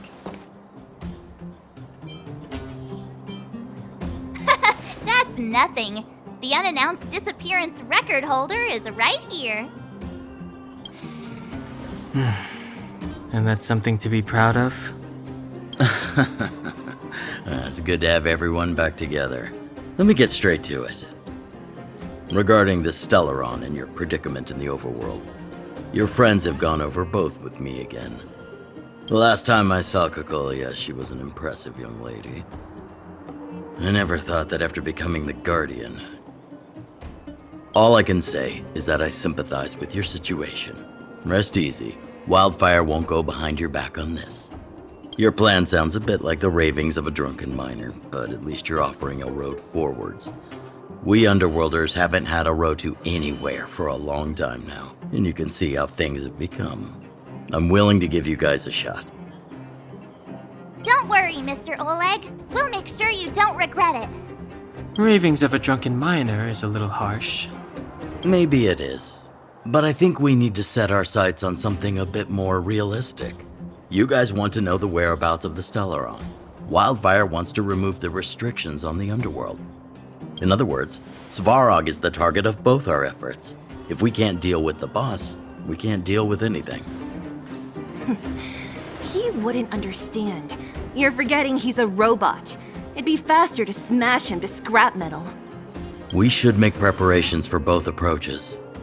Of course, it's better to settle matters through peaceful means, but if the situation changes, we must be prepared for armed conflict at a moment's notice. Wildfire has tried many times to make contact with Svarog, without success. He has no intention of engaging with us. At our current strength, it would be incredibly dangerous to use force. Svarog's robots don't fear sacrifice, and I don't want to risk Underworld lives. But things have changed. Your arrival constitutes an external variable for Svarog. I may not have the full picture, but perhaps you guys have an opportunity to sway him. That would be best. Our scheme is coming along nicely. But I fear that Svarog just isn't the swaying type. You'll understand when you get to his territory. Things never run smoothly down here. What about you, Miss Silvermane?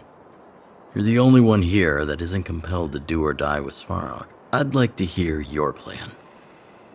Well, the Underworld is still a part of Belobog. If Svarog's existence constitutes a threat to the people here, I will of course stand with you. Excellent. An enlightened answer, young lady, and spoken like a true successor to the guardianship. Seeing as we're all on the same side, there's no reason to delay. Let's go. I've arranged for a guide to take you to Svarog. Wildfire's relationship with Svarog has been hostile for a long time now. Accompanying you would only lead to misunderstandings. We'll be nearby, awaiting orders. If things go south, we'll be there in no time. Zila, perhaps you can take our outsider friends the rest of the way. I'm on it, boss.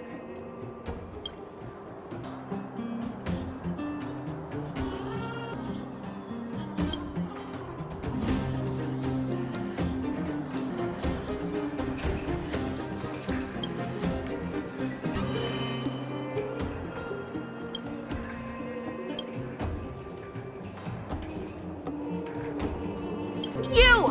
Hey, you! Stop! You are now a conscript of the moles. I, Julian of 1,000 faces. Wait, it's not the time for this. We got trouble.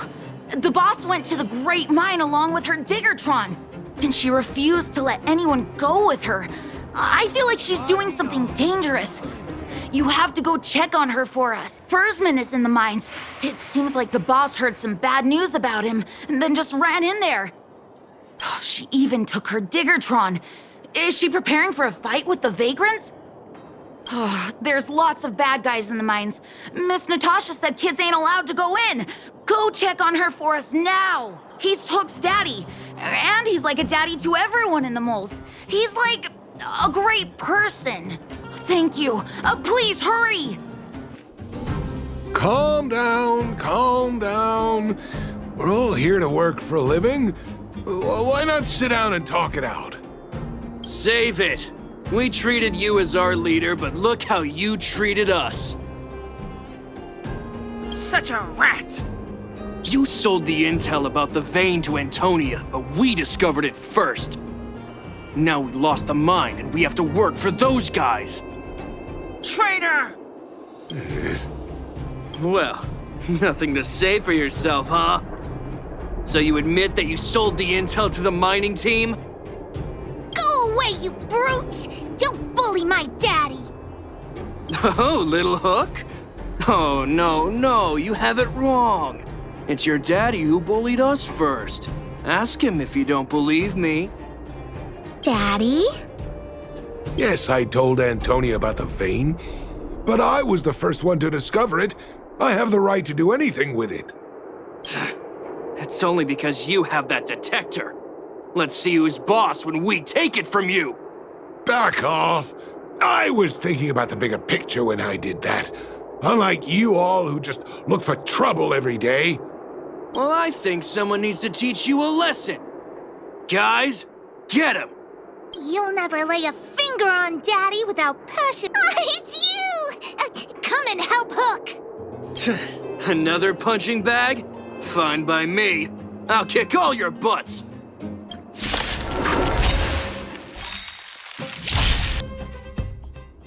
Daddy, are you hurt? Just a few scratches. How about you, Hook? Don't worry about me. I have Diggertron. No one can hurt me. Good. That's good. And you, young lady, are you hurt? Thank you for your help. Quit acting tough, young lady. Your injuries must be treated right away. I remember. You are the outsiders Natasha mentioned before, right? I heard that you helped resolve some conflicts around the mines when you arrived. And again today, when you saved my life. What a noble young spirit you have. Thank you very much. Daddy, let's go to the old witch's clinic. You're seriously hurt. But the vein detector that rapscallion was after, somebody already stole it from me. I need to keep searching, otherwise I might never see it again. It's just a tool. I guess I should let it go. Let's head to the clinic. I've taken care of your wounds. I'm running short on medical supplies these days, though, so behave yourselves and stay away from trouble. You hear me?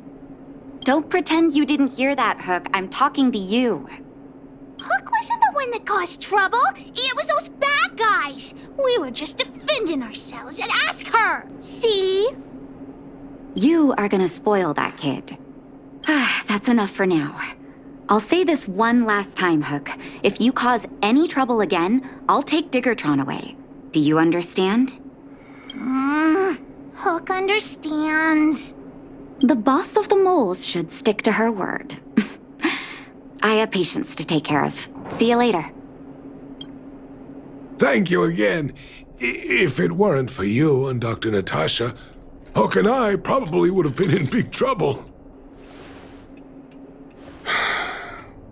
Well, a few days ago, I found a geomarrow vein using a vein detector, and I sold this info to Antonia, a supervisor of the mining team. Then, those vagrants heard about it and accused me of being a traitor. They believe that since I'm also a vagrant who came from another mine and ended up in here for a living, I should naturally be on their side. The mining team could not agree with that, of course. I'm just too old for this. Daddy? Are we short on money? Why did you do that? My poor child. Daddy is old now. Who knows how long I can stay by your side? I have to start preparing for your future. People say I'm selfish, think I'm a traitor, but it doesn't matter to me. All you need to know is when I'm gone, you will have the money to take care of yourself and survive on your own. Daddy. Forget about it. Since I've got the money from the mining team, I have nothing to complain about now. It's just a shame that I lost my vein detector. It was indeed a treasure. It's an ancient relic that I found in a mine. People say it's a device that mining teams used for detecting geomarrow veins long ago. I often carried it around looking for a fresh claim. Perhaps some villains up to no good took notice. It's a rare device, you know. No wonder somebody stole it. Anyway, I guess I don't need the detector anymore. The less trouble, the better. I shouldn't care who stole my device. Whoever it was, I hope they get good use out of it. Hook seems to be giving me a look that says, Hook wants to talk to you outside the clinic, now. So that's why people call eyes the windows to the soul. Wait! Hook needs you to help with something. Yes! We can't just stand by and do nothing. That detector is Daddy's treasure, so I gotta get it back. You'll help me, won't you? Alright then. I'll be waiting for you at the shelter in the mine, big sister. See ya! Too slow, honorary member of the moles. You should have gotten here before Hook. Let me introduce you to Sweta. She is Daddy's most trusted miner. Not at all. Mr. Fursman trusts every vagrant, and every one of us trusts Mr. Fursman. But after what happened over at that Geomarrow vein, the atmosphere at the shelter became a bit tense. I'm here to find Daddy's treasure, his vein detector. I heard that someone stole it. Is that true? Well, I would guess that's probably true. After the conflict in the mine, Wildfire gathered everyone out of the shelter and took a head count to check on the wounded. 4 people were not there. When we returned to the shelter, Mr. Fursman's detector was gone. We searched all around the shelter but found nothing. I guess one of those 4 people was the thief. Yes. The shelter was usually crowded, so thieves would have had a hard time stealing things when everyone was around. We vagrants have our dignity too. I'm sure we will catch the thief, but... But... what? Actually, we've already asked those 4 suspects about it. But they all claim to not have stolen anything. Of course, we could never expect thieves to confess and turn themselves in, right? In my opinion, one of those 4 was lying.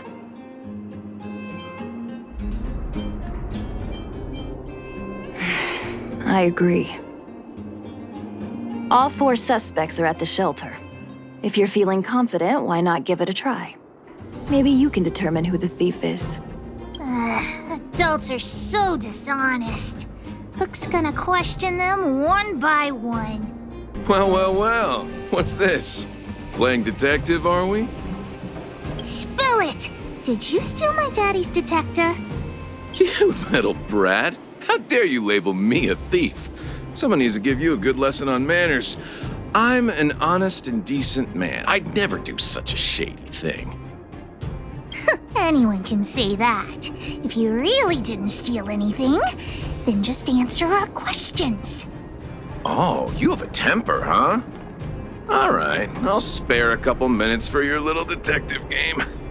I'm a cook. What else would I be doing? Don't you notice the smoky cooking smell all over me? It's just that I happened to be out shopping for ingredients at that time. Otherwise, who'd want anything to do with this kind of thing? That old Fursman was kind to me. When we were at Rivet Town, he put me in charge of the whole mining team's food supply. And it's because I trusted him that I came to this mine with him. I mean, I didn't expect he would take that money for himself. Anyway, he found that Geomarrow vein by himself, so I won't blame him for not sharing. But you know, what he did was not like the old Fursman I knew. Well, I don't want to be a snitch, but out of my respect for Fursman, I'll tell you a secret. The helper over there, I saw him sneak into Fursman's tent and come out holding a box. See? Isn't he the most suspicious one? I don't care if you believe me or not. I've told you all I know. Now leave me alone if you don't have any more questions. I'm busy.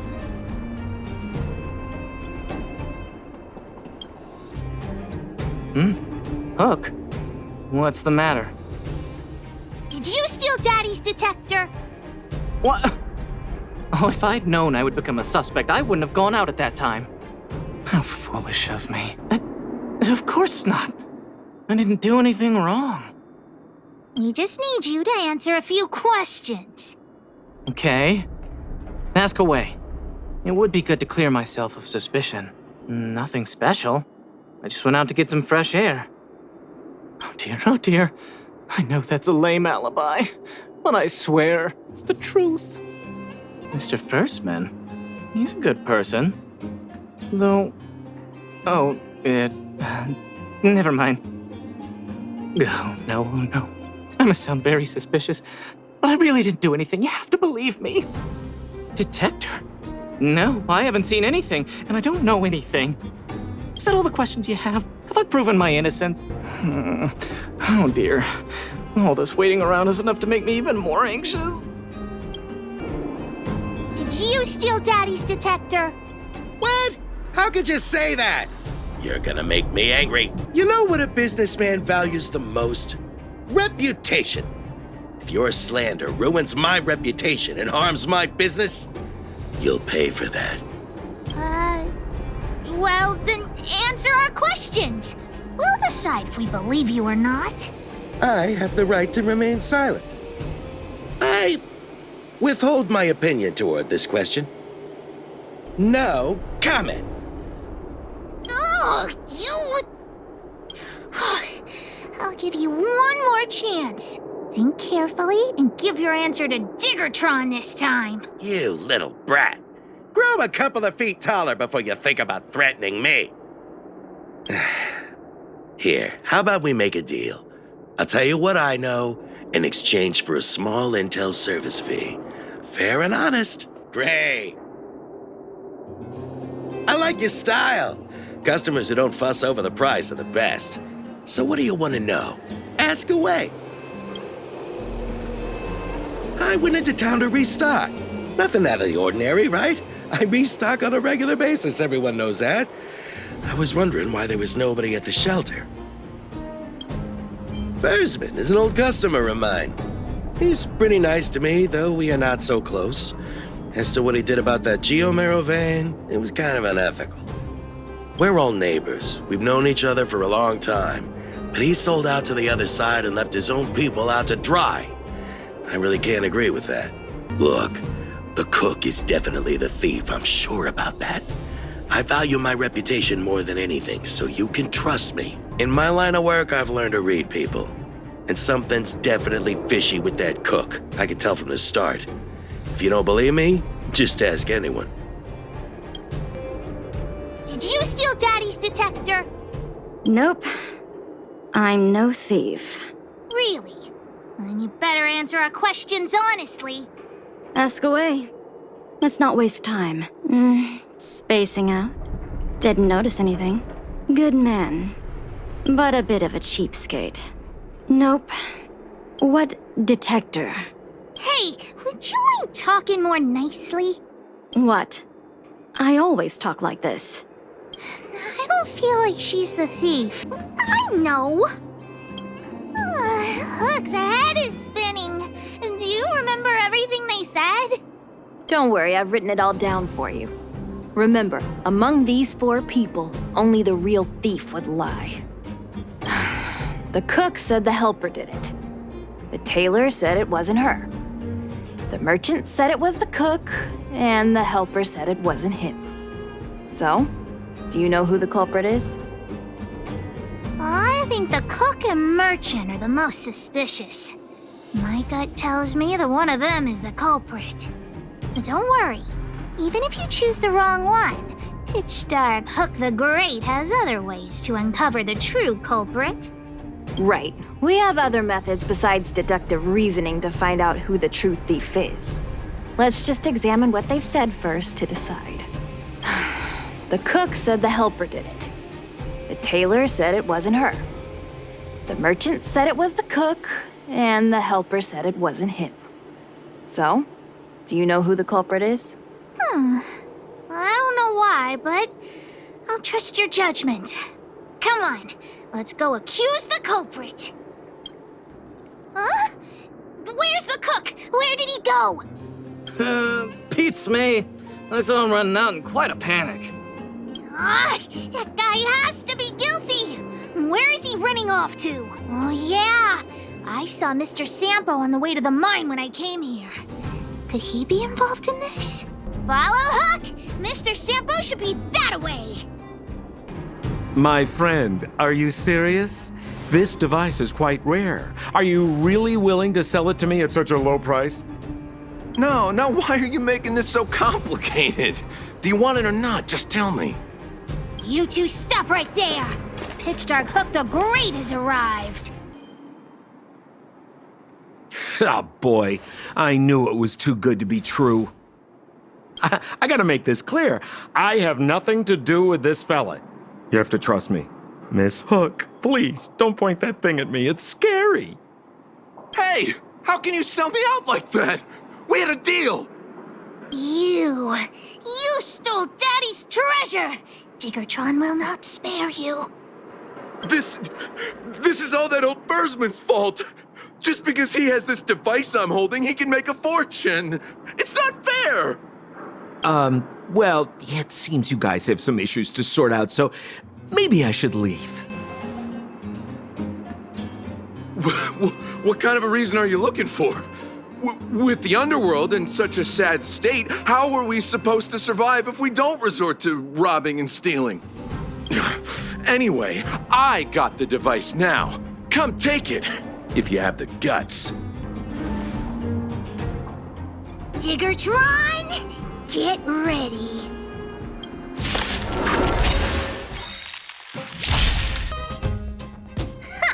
You sure talk tough for someone who can't fight. Come on, hand the detector over to Hook. No, Daddy's treasure! It's broken! Hey! Now this is Sampo's time to shine. Of course! I wouldn't want to miss out on seeing you and Miss Hook's acts of heroism, would I? Listen here. There's a fellow in Boulder Town they call Balloway the Miner's Lamp. He's an appraiser.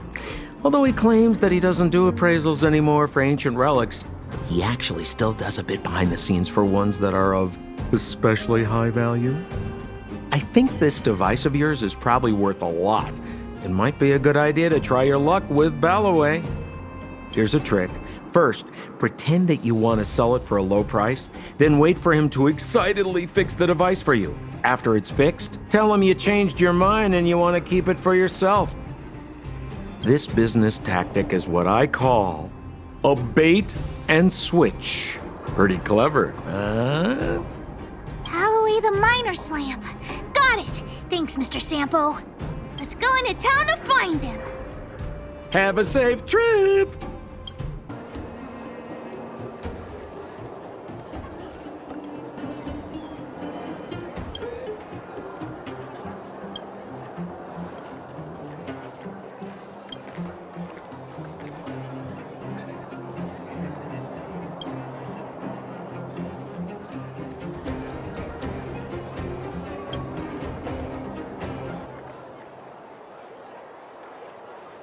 I'm already retired from appraising ancient relics, so unless this detector is some kind of precious treasure... Look at this! The detector's probe broke off. Can you fix it? Oh ho ho, this certainly is a rare relic. Let me take a closer look. Oh, yes! Look extra close. You have to help Hook fix it. This device... I've been in the business for a long time, but never have I seen an ancient relic like this one before. I think this is probably beyond repair. But still, it is a rare treasure. Even broken, I'd be willing to pay a high price for it. What do you say? The detector's probe is gone. It's like searching for something without eyes or ears. Who's going to want a pile of junk? I don't believe any other stores will buy it off you. Come on, I'll give you a nice deal. All right then, let's go find Daddy. Where have you been, Hook? I was just about to go looking for you. Come on, let's go home. I'll cook some salt-baked rock crabs for you. What's wrong with this kid? Vein detector? The one I lost? Big Sister and Hook helped Daddy catch the thief that stole it. But Daddy's detector is broken. It's all my fault. If only I could have found it sooner. So it was stolen. You're not hurt, are you, Hook? I'm fine. Daddy, can you see if your detector still works? The Geomarrow probe is damaged. I'm afraid this thing won't work anymore. I'm sorry, Daddy. I didn't help one bit. What are you apologizing for? Thank you so much for looking out for me, Hook. But Daddy's treasure... Don't cry, Hook. Daddy's true treasure has been here all along.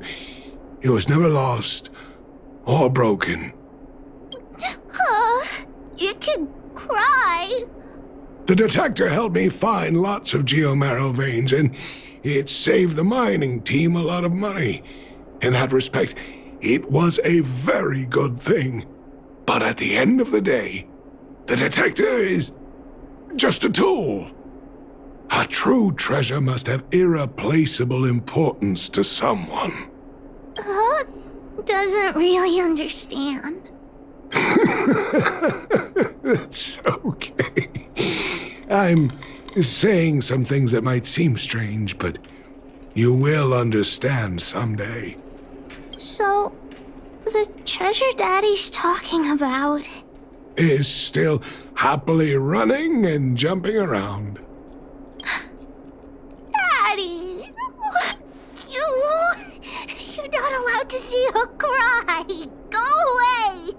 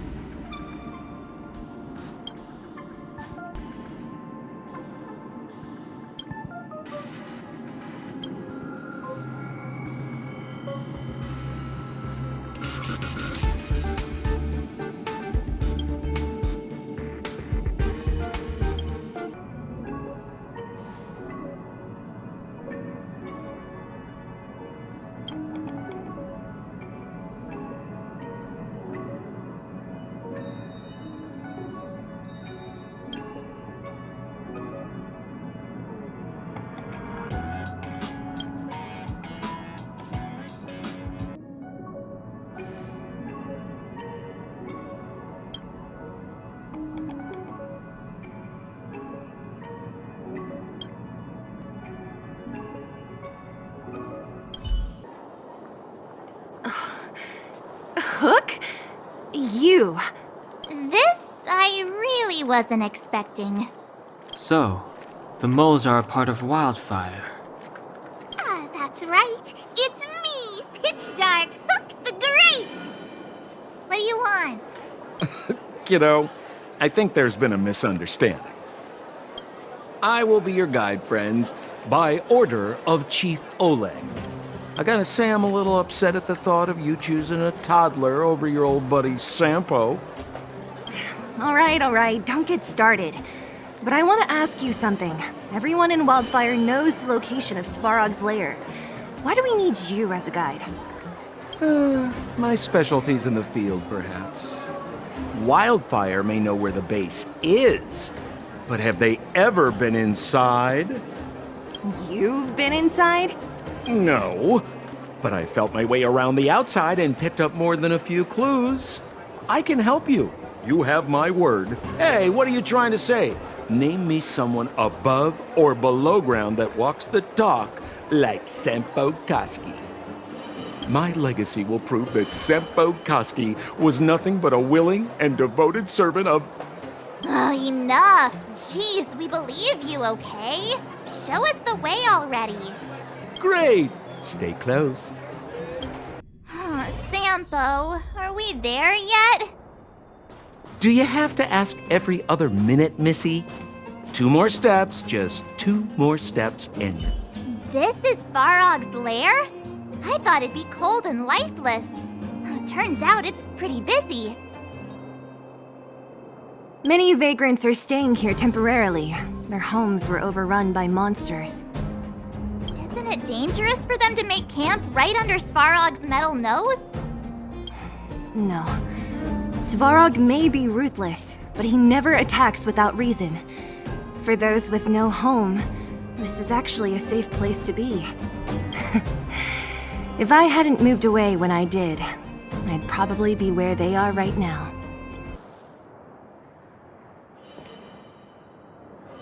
What a heavy gate. Okay, watch this! Open sesame!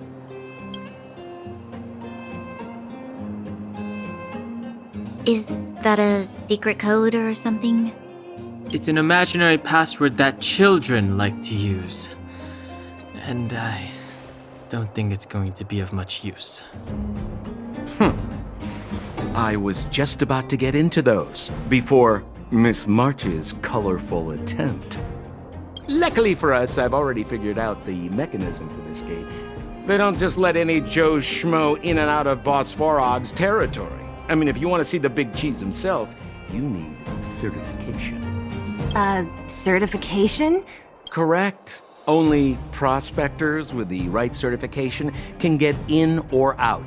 These prospectors collect mechanical remnants from all over the underground and then bring them to Svarog for him to repair. Honestly, it's a very profitable little venture. If only I'd beaten them to it. They'd be calling me Sempo Bosky by now. Time out. Where do we get this certification? Oh, that's simple. You see the robots over by the vagrants? They're all Svarog scouts. Every one of them is commanded to maintain order here. Apart from them keeping a watchful eye on these hooligans, another one of their duties is processing. Anyone who wants to become a prospector has to pass a test from these walking stoplights first. Not a clue. I never had the urge to go on a Svarog suicide mission before. You guys are the ones that want in. Why not go and ask the robots? This has to be one of them, right? It looks so... lame. Is it even awake in there? Maybe it's broken down. That scared me. Protocol. Initiating. Scanning. Verif certification failure. Subject has yet to obtain access permissions. Launching processing. Huh? Are we starting now? Launching stage 1 processing. Please listen to the following question. Who is the reigning champion of the Internal Combustion Engine Rap Tournament? Infernal construction what now? How would we know anything about that? Sampo, do you know the answer? Sampo Gaski always knows that. Wait, what did it say again? Aren't you supposed to be dependable? Well, I don't know everything. Sometimes you gotta ask around if you want to know the answer. Don't panic. Let's listen in to what the vagrants are talking about. We might just hit the jackpot. Please answer the following question. Who is the reigning champion of the Internal Combustion Engine Rap Tournament? Yo, listen up. This one's for all you pretend rappers. Internal Combustion Engine Champion 88 Degrees Bedrock, repping the dawn of the underworld rap. Here's something to wake up your soul. Check it. Light of the moon of a city of snow. Launching stage 1 processing. Who is the reigning champion of the Internal Combustion Engine? Correct answer. Certification result. Success. Requisite certifications remaining. 2. Please extend your right hand. My right hand? Here you go. Why is this part of the... hey, ow, ow, ow! So this is the certification mark? Great. Only 2 more steps to go. Let's move. Protocol. Initiating. Scanning. I'm so sick of repeating this. Huh? What did this bucket of bolts just say? Seems like this one's got a temper. Let's get this over with. Did you get your first certification? If not, then you're wasting your time. You mean this? Here, look. Yeah, whatever. Here comes your question. Listen up. Riddle me this. A microcrystalline unit should be connected to which component? You don't know the answer? That's lame. It's back to school for you. No! You can't insert the microcrystalline unit into the heat-sink substrate like that. How do you know? Balloway from Miner's Lamp said that you need to pay attention to the interfaces when assembling relics. To make this thing move again, we need to connect the microcrystalline unit to the operating brake module. Otherwise, it's just a pile of scrap metal. If you believe a word that senile idiot Balloway says, you're done for. The last time he acted on his own advice, he electrocuted himself. You should be asking people with real smarts. No one is better at fixing machines than Marev. I saw him connecting a microcrystalline conductor unit to a logic control hub to get a vibrating drill to work. Marev? Him and his brother wouldn't know a real relic if it hit him in the face. Last I heard, he got scammed by someone selling counterfeit junk. You're just salty, my friend. Yeah, whatever. Here comes your question. Riddle me this.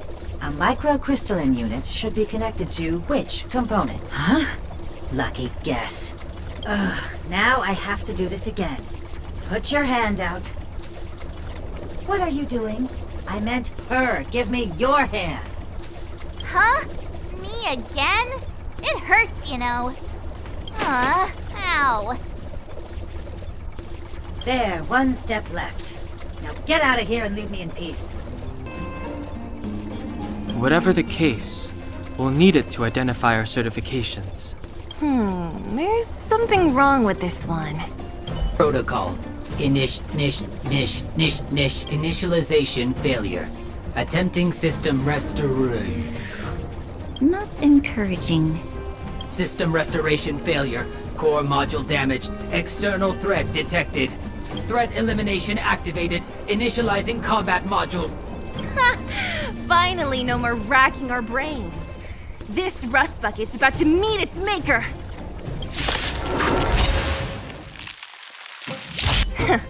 Learn how to behave now.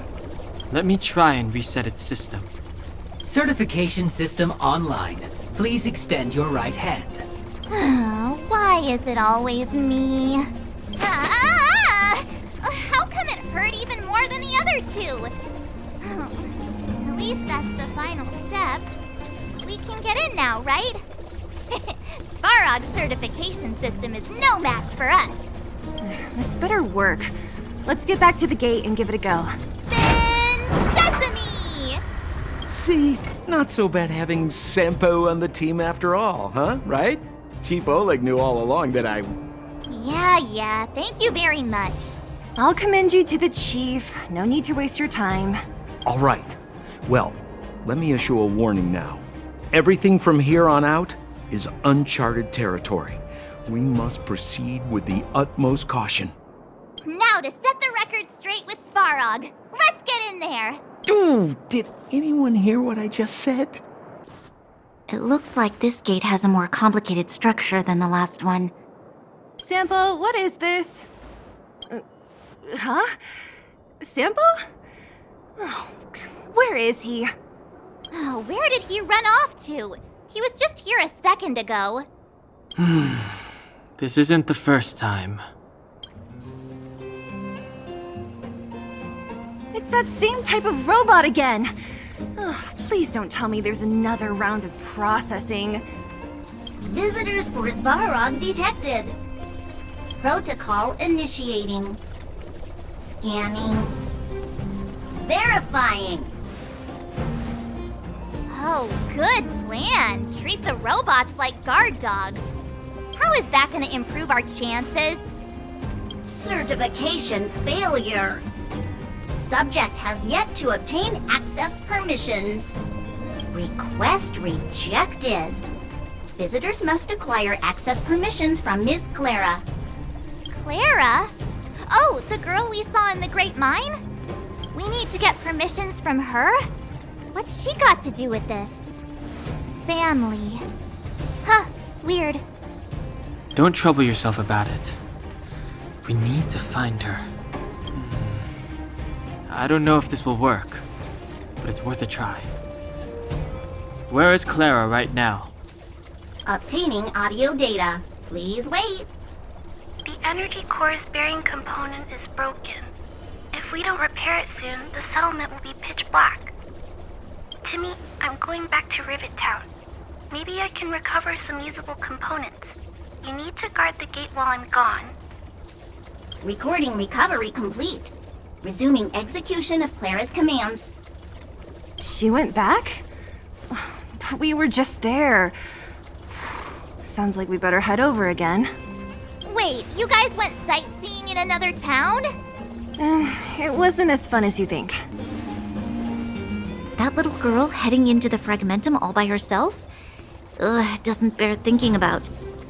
Her strength belies her appearance, but even so...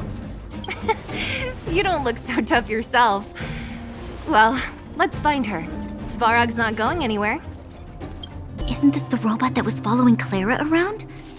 These can openers all look the same. How can you tell them apart?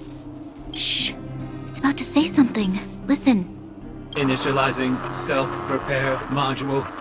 Initialization failure. Clara in danger. Must protect. In danger? What do you mean? Workshop. Target must be eliminated. Wait, does it mean that a monster appeared over at the workshop? Clara! Shh. Not good. She's in danger. Quick, let's head over to the workshop and check it out. I know the way. Just as we feared, there's something big over there. And there's Clara! We have to save her. Let's go. No need to fear. We have the numerical advantage.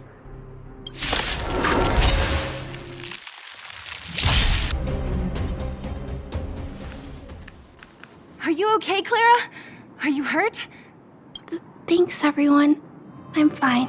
Just a few scratches. You shouldn't be running around by yourself. It's too dangerous. What are you looking for here? There is a fault with one of the energy supply units at the base. If I don't repair it soon, everyone at the settlement will be affected. I knew there was a workshop in this town, so I wanted to try my luck here. I found all the components I need, but then I ran into a monster. You guys saved me. I'll tell Mr. Svarog about it. We were planning on paying him a visit. Huh? What do you need to see him for? I can pass him a message. No. This time, we need to set things straight with him face to face. Can you take us to meet him? But Mr. Svarog doesn't like talking to others, especially Wildfire. Don't I know it? But he's evaded communication with us for too long. This time, we have to see him.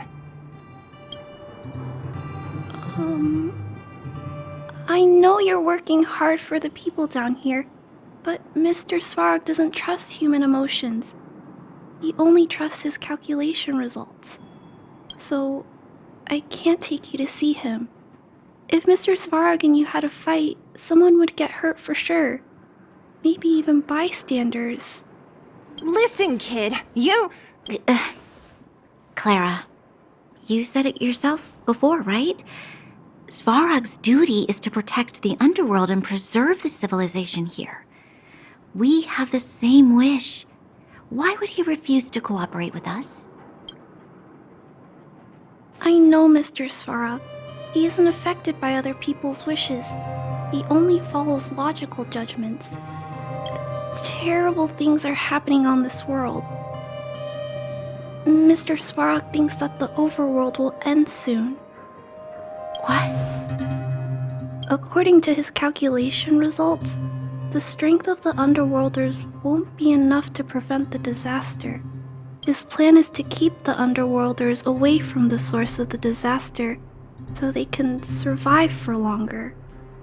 Isn't that just putting us in a cage? It's ridiculous.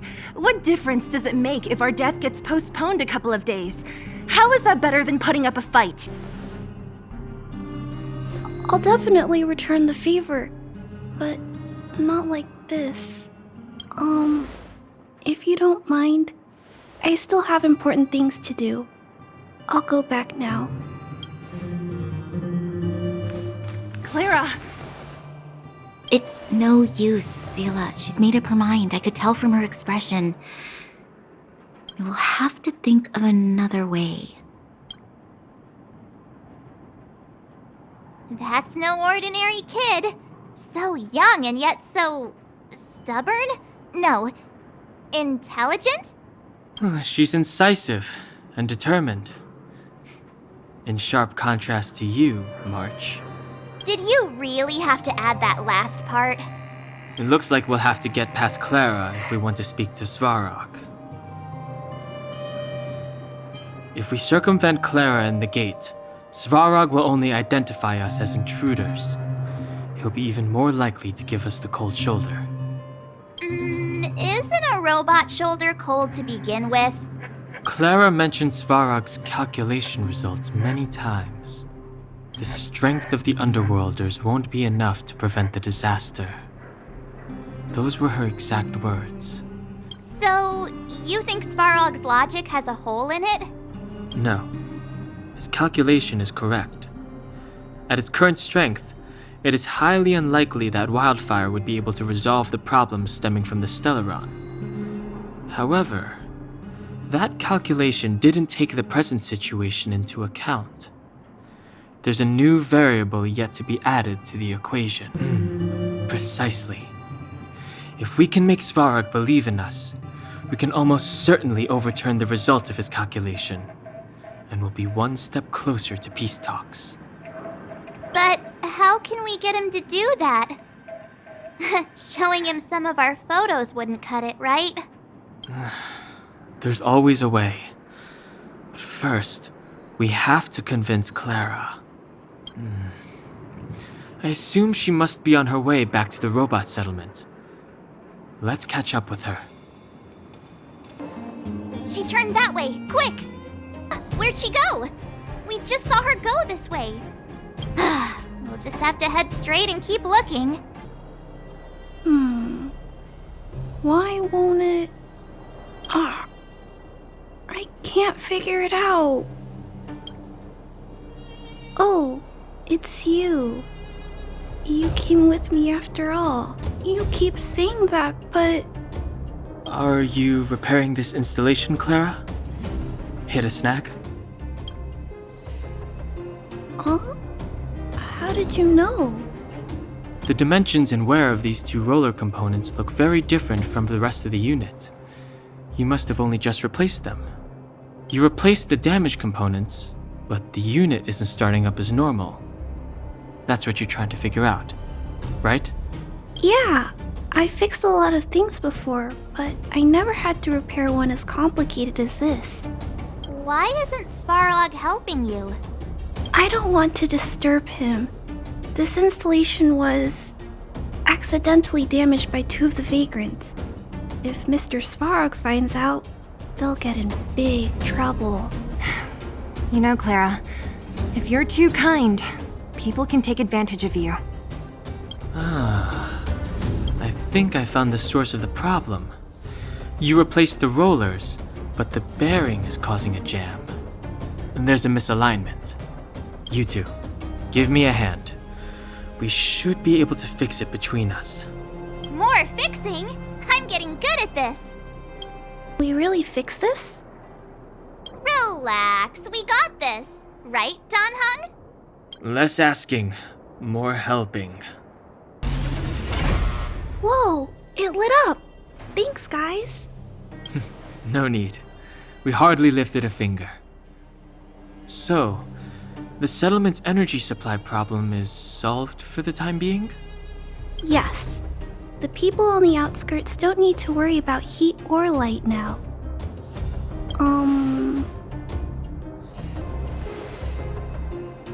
I understand. You helped a lot of injured people in the mine, and you risked going into the town for supplies. You're good people. If there's any other way I can help you, I'll do my best. But this... How are we gonna convince her? The variable is... our arrival! No outsiders set foot in the underground for over a decade. Clara, you're observant, right?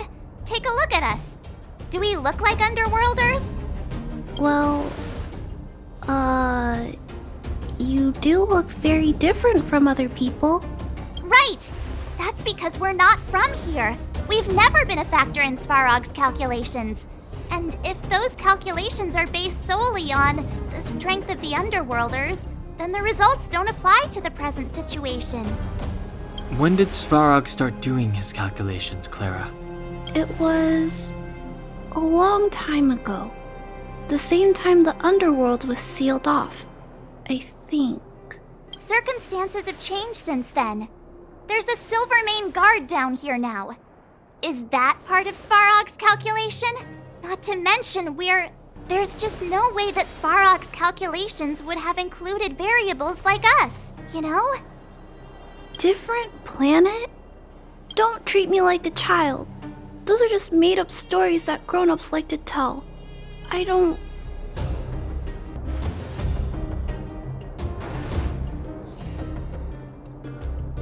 Hey, she and March aren't lying, Clara. I believe them. Branya, do you really? I know how you feel, Clara. You want new hope for the underground, but you don't want anyone to get hurt in the process, right? I also have doubts, but my gut tells me that March, Dan Hung, and she, they are the new hope this world has been waiting for. Let them meet Svarog, and let's see if his calculation result is any different. For you, for him, there's no harm in trying, right?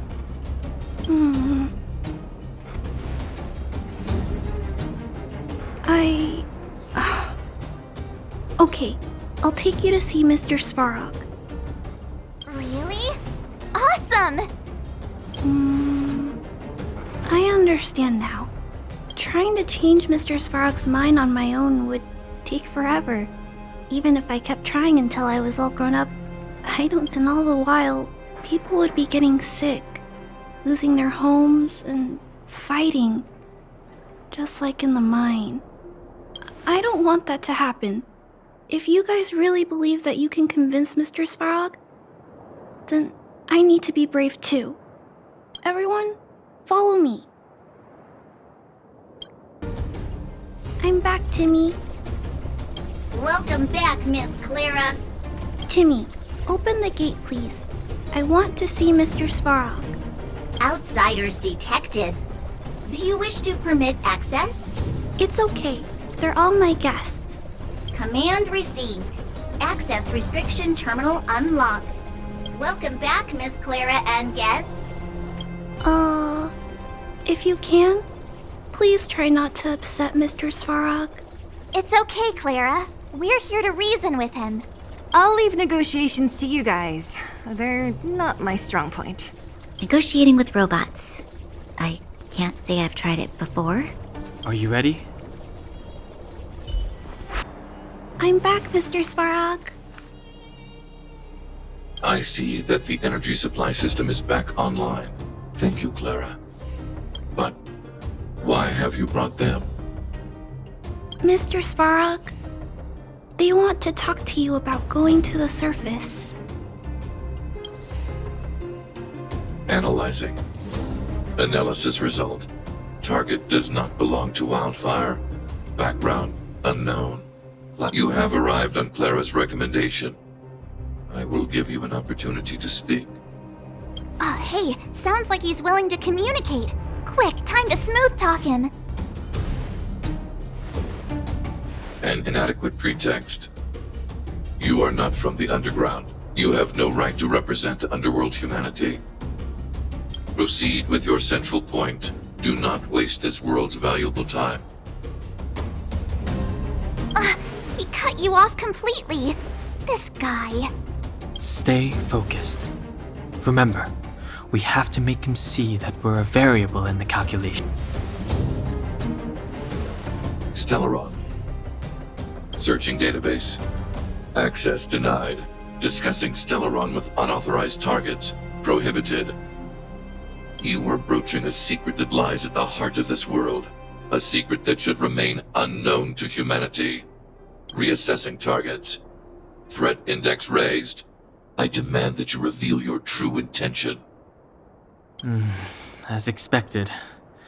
He knows of the Stellaron, but it's a restricted topic.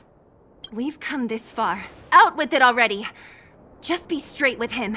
Everything depends on it. Historical records state that humanity has already made multiple efforts to engage with the Stellaron. Without exception, these efforts have been motivated by human greed, attempts to secure the article for a selfish end.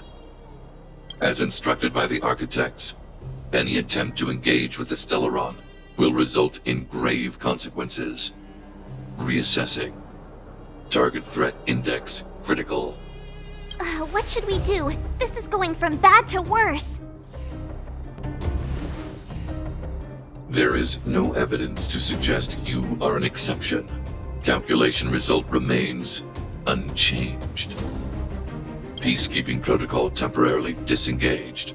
Requesting extermination protocol launch. Extermination? In the literal sense? Peace talks are over. March. Prepare for combat. Mr. Svarog, please don't! Leave, Clara. Clara, it's dangerous here. Find somewhere to hide.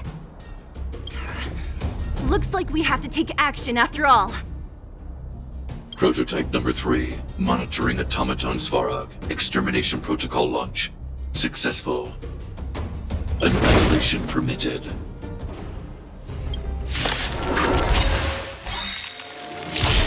Calculating result. Value exceeds threshold.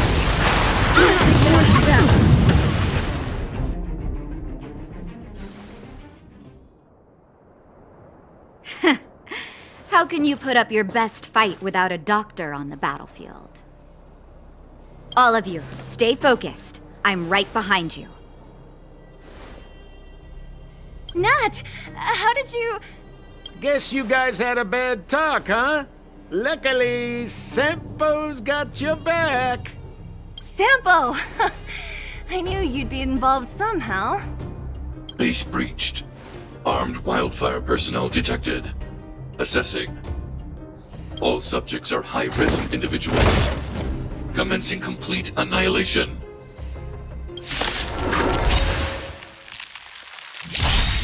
Push forward. Analysis complete.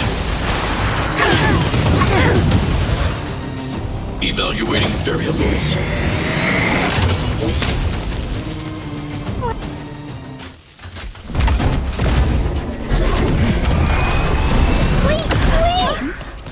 Please don't hurt Mr. Svarog!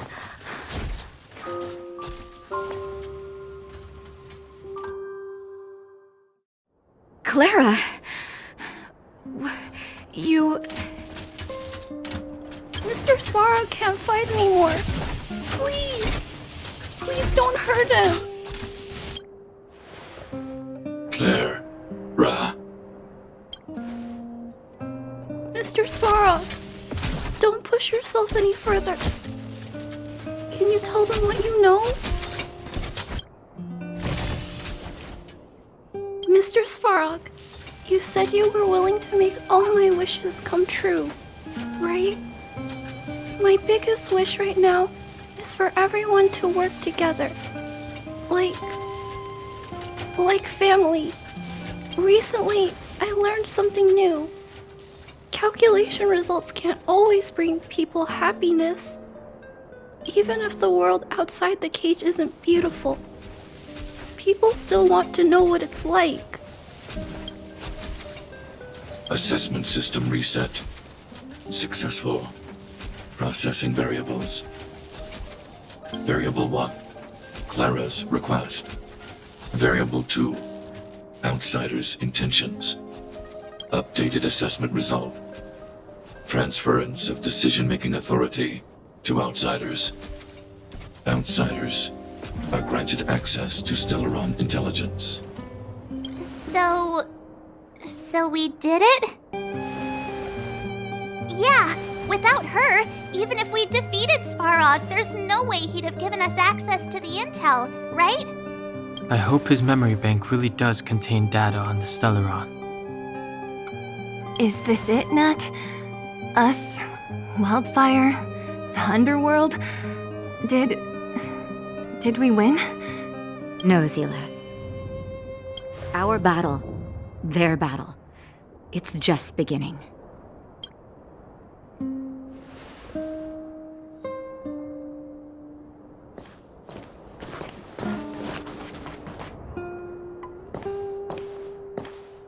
Finally. We finally made it to this point. What's up? Nervous? No. But I do have an aching feeling in my chest.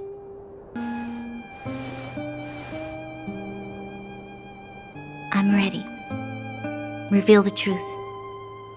I'm listening. I have finished collating the Stellaron data and records. Do you wish to proceed? Outsiders. Requesting database materials cache, serial number 13175. Encryption level, highest. Request approved. Transmission.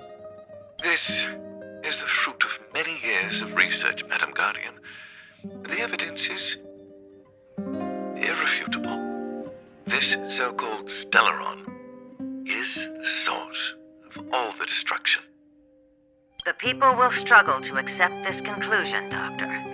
If we were to tell them that the almighty Elisa Rand activated this thing and triggered the eternal freeze. It's the truth, madam. The truth won't change with the opinions of the people. The reports before you are the precious result of painstaking effort on the part of Belobog's greatest scholars. You must trust the weight of its conclusion. I have never doubted you, Doctor. On the contrary, I am resolute in the face of this conclusion. From the moment I took up this mantle, that voice, their voice, has made its home in my mind. I cannot shake them. I shouldn't be telling you this. Let's return to your research, Doctor. I'm afraid I cannot make these reports known to the public, unless... Unless? Unless what? Please, proceed, madam. Unless you have found a way to completely destroy the Stellaron. I understand. In the name of preservation, I will fulfill this mission. Cache number 13175. Transmission complete. Next transmission. Cache number 24830. I don't understand, Doctor. Why do we have to hide such valuable research results away? They're the work of a lifetime. You're still young, child. There will come a day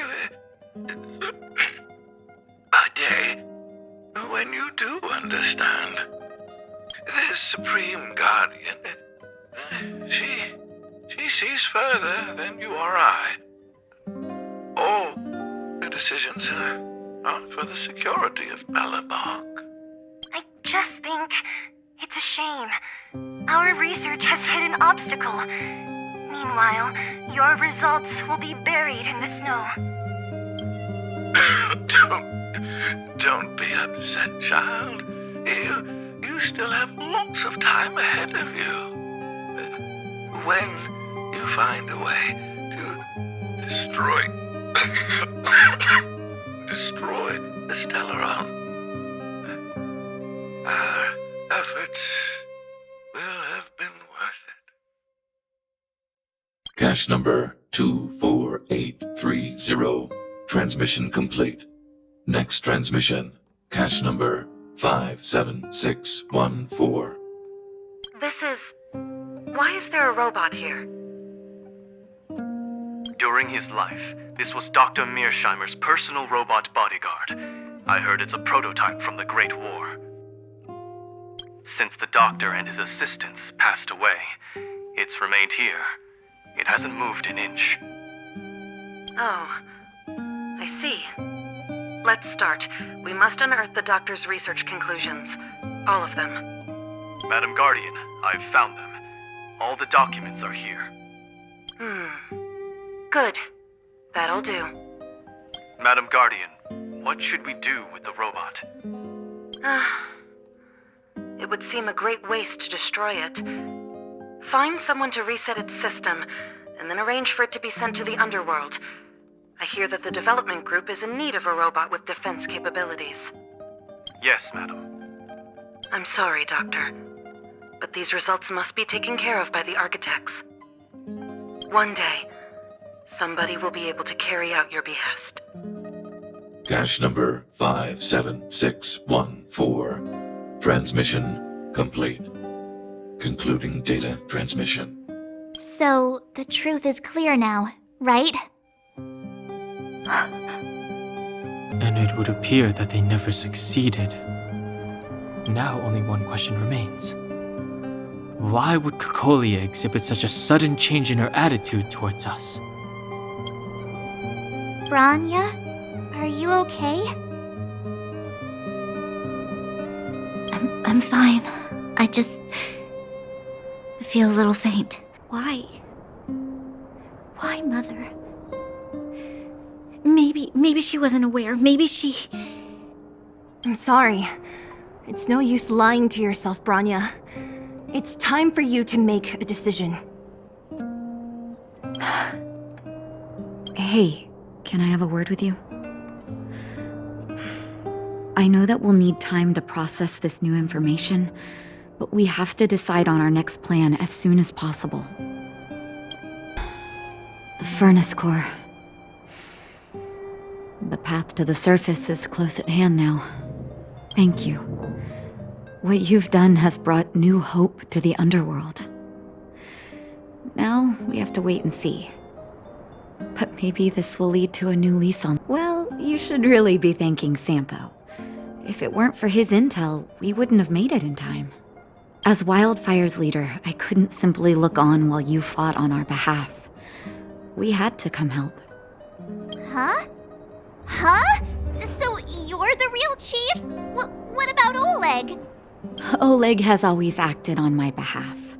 He helps me deal with all manner of problems in the underworld. Thanks to him, I'm able to make time for the people. I do my best to make sure that they have everything they need. At the same time, I was formulating a plan to deal with Svarog. Your arrival unraveled that carefully crafted yet rudimentary plan. And for that, you have my utmost thanks. When the underworld recovers its freedom, the people will indeed extol you as heroes. However, even though Svarog is no longer sealing off the furnace core, there's no way that we undergrounders could go pouring onto the surface. That cold-blooded Supreme Guardian has used lies and tricks to keep the surface separated from the underground. If she detects any change in the underworld, I don't know what she might resort to.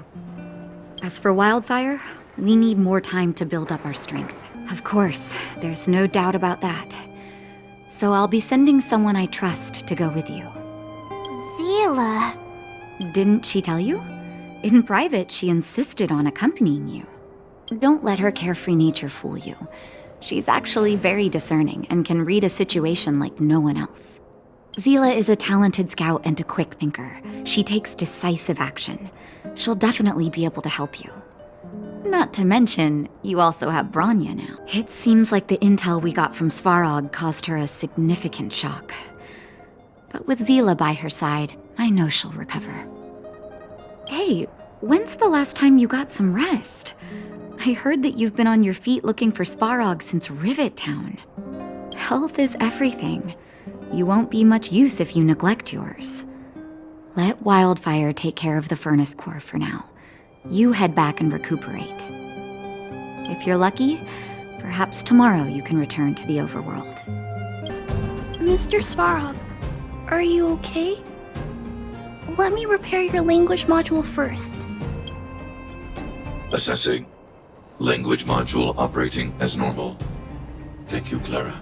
Did your memory module get damaged? Maybe I can fix that too. Retrieving memory module. Architect machine era records, intact. War of Defense combat data, intact. Geomero Development Group era records, intact. Record of Clara's crafting of miniature magnetic drill rigs, intact. Record of Clara's explanation of human sleeping-in behavior, intact. So your memory module is okay? I have made a backup of all records pertaining to you, Clara. Do not worry. Even the one about sleeping in? There are multiple backups. I can recover them at any time. Mr. Svarog, can I delete some of them? I cannot grant this request. Records pertaining to you constitute important data, Clara. They must remain intact. They are memories of family. I understand. Mr. Svarog, I still want to help you check a few other modules.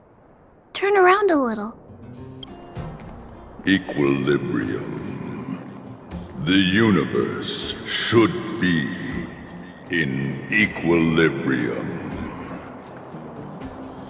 The arbiters of the equilibrium are giving you a trial.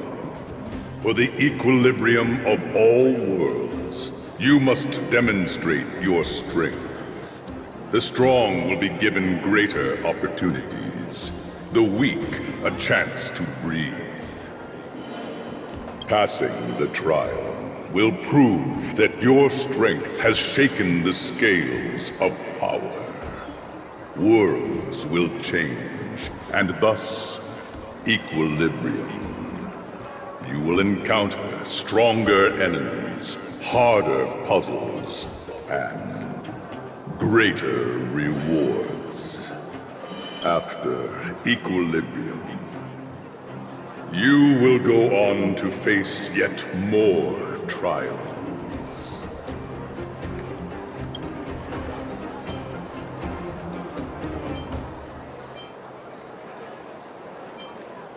Equilibrium. It is for this that all worlds change.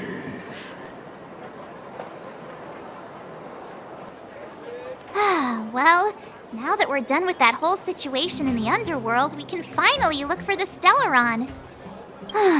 But thinking about it, I feel a bit bad about Clara. We promised her that our talks with Svarog would go peacefully. You tried your best. Don't blame yourself.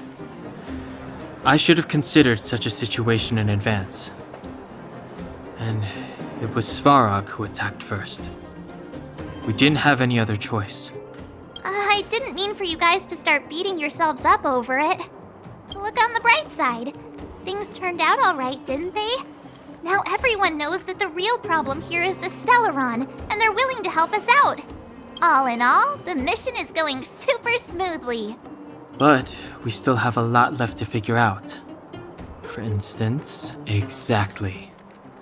We don't even have the Stellaron's coordinates and location. Cocolia's sudden change in attitude is also very curious. We still haven't put all of the pieces together. Dreams?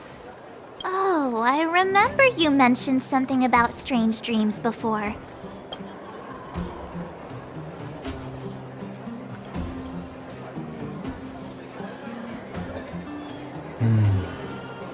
All three dreams were the same, with Cocolia and that other voice. It would be weird to call it a coincidence. I'm wondering if these dreams aren't just random, if there is some meaning behind them. Maybe you're having them because... Because of the Stellaron inside her? That's my hunch, but I have no proof. Well, then that's as good as nothing for now. So, what should we do when we get back above ground? After all this talk, we're still back at square one. We solve a puzzle one piece at a time. Let's get some rest. We'll talk to Wildfire tomorrow and get to the bottom of this. Also, there's still one more key character we haven't talked to yet. Her connection to Cocolia may be the key to cracking this mystery. Over there. See that? That used to be the worst street in Rivet Town, and it's also where I grew up. My friends and I used to wander those streets, thinking about where to find our next meal. That is, until Chief Oleg got me out and took me to the orphanage. There, I learned to read and write from Natasha. At the age of 10, I started to patrol the mines with Oleg, occasionally getting into fights with the local thugs. That sounds nice. Nice? You being sarcastic with me? Oh, no, sorry. Life in the underworld is difficult. I shouldn't be speaking about it so lightly. You're always so serious. It really gets on people's nerves sometimes, you know? Right. What I meant was... I kind of envy you, Zila. For as long as I can remember, my days have been an endless cycle of studying, etiquette lessons, and training. Every day, all I hear is, "Remember who you are, Bronya. This is against the Architect's admonishments, Bronya. Ladies shouldn't use such foul language, Bronya." Some may envy this kind of life, but I have felt trapped. When every choice and every goal has already been made for you. You probably can't imagine how that feels. No, I can't. But more importantly, what kind of foul language were you using? In the name of the Architects, I shall stick this spear into your nostril. That's it? Oh, that's nothing. Looks like I'll have to teach you some underworld slang before you go back. No, that... It'll be better than poking people's nostrils, at least.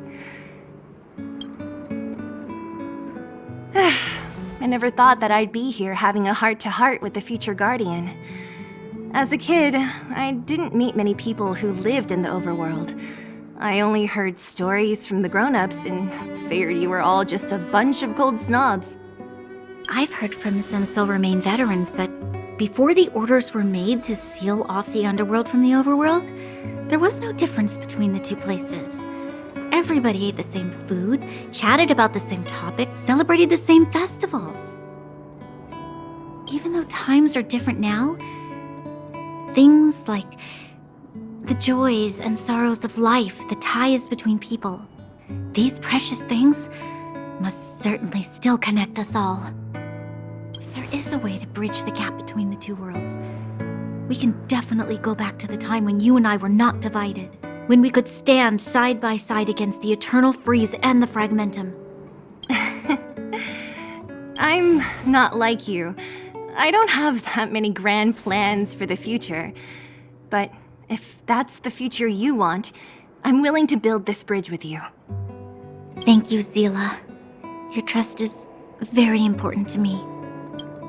Speaking of which, what are you going to do next? What Svarog revealed must have made quite an impact, huh? Yes. I thought I was prepared for anything, but... as long as I am the Guardian's successor, those truths will come out sooner or later. But why does my mother hide it from me, and why does she want me to hunt down the outsiders who know about the nature of the Stellaron? It doesn't make sense. I thought it over. There's only one thing I can do. Go ask her directly. Hold on. You're not really going, are you? Alone? You can't. This plan is... I've already thought it through, Seele. I am Madame Cocolia's daughter. That will never change. Be it my duties as her heir or as a Silvermane guard, I must face my problems head-on. Even if... Bronya. This is for you, Seele. Please help me pass it on to the outsiders. If I am unable to see you again, they'll know what to do.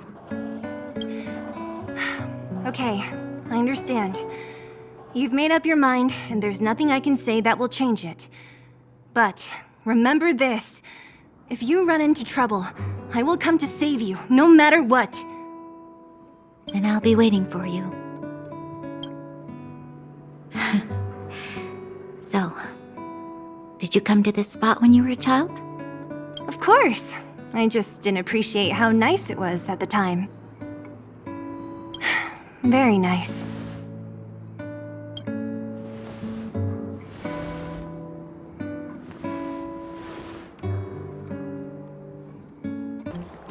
Took you long enough, sleepyhead. We've been waiting all day. I've noticed that our sleep routines don't match up. You either keep getting up in the middle of the night or snoozing away until the day's almost out. Unacceptable. You gotta work on your teamwork. Did you have a dream again last night? So that's why you slept for so long. Well then, let's go find Wildfire to discuss our next move and see if they have any new discoveries. Let's go! I can't wait to finally get back above ground. Oh, look who's here. It's the Bane of Svarog, the big hero of the underworld. And the other big heroes, Dan Hung and March 7th. Were those lines rehearsed? Where's Natasha?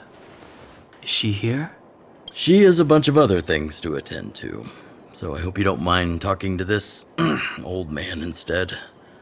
By the way, sorry for keeping that whole thing about her being the actual leader of Wildfire a secret.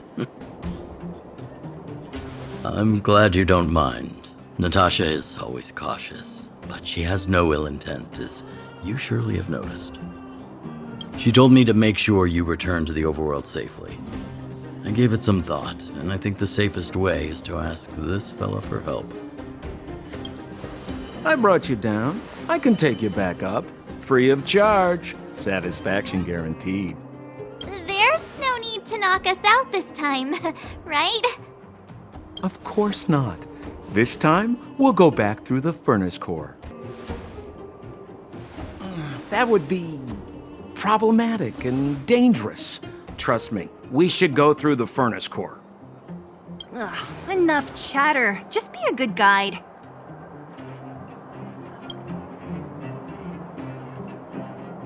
Hold on. What about Bronya? Why isn't she here? She already went back. As you know, she has some things to settle with the Supreme Guardian. What? She just ditched us and went back? How could you let her? Exactly. She has a lot of responsibilities. I don't completely understand, but I trust that she's trying to solve the problem. Oh, right.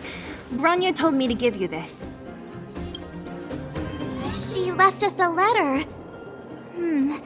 Could this be one of those open in case of emergency letters?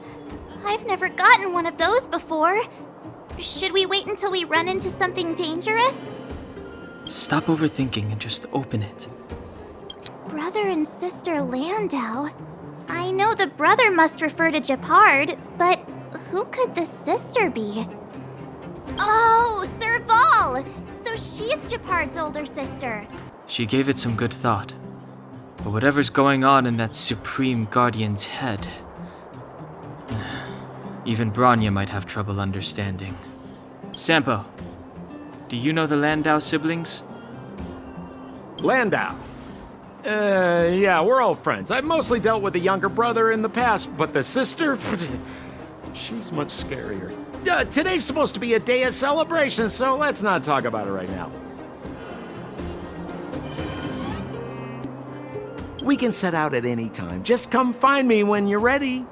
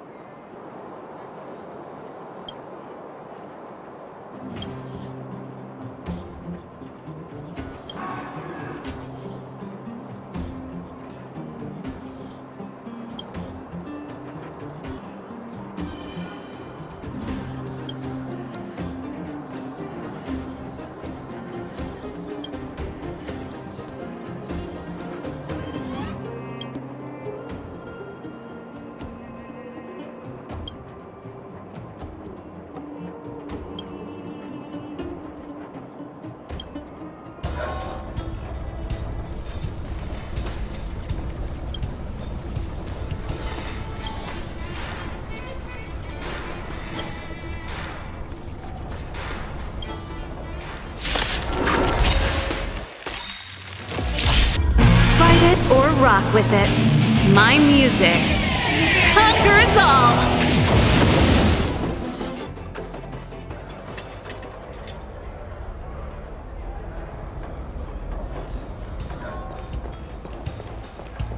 Ticket?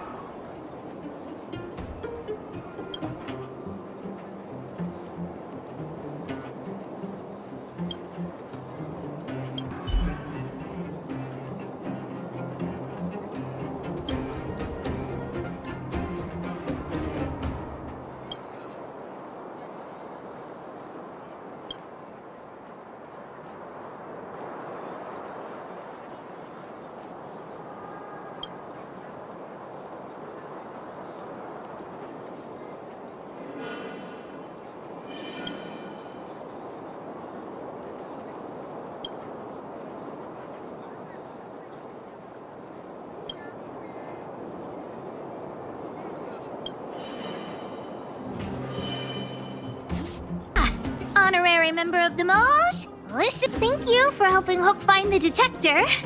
But now, Hook needs to ask you another favor. Hook and Daddy's birthday is approaching. Every year at this time, we exchange gifts and celebrate our birthday together. Yeah? What's the problem?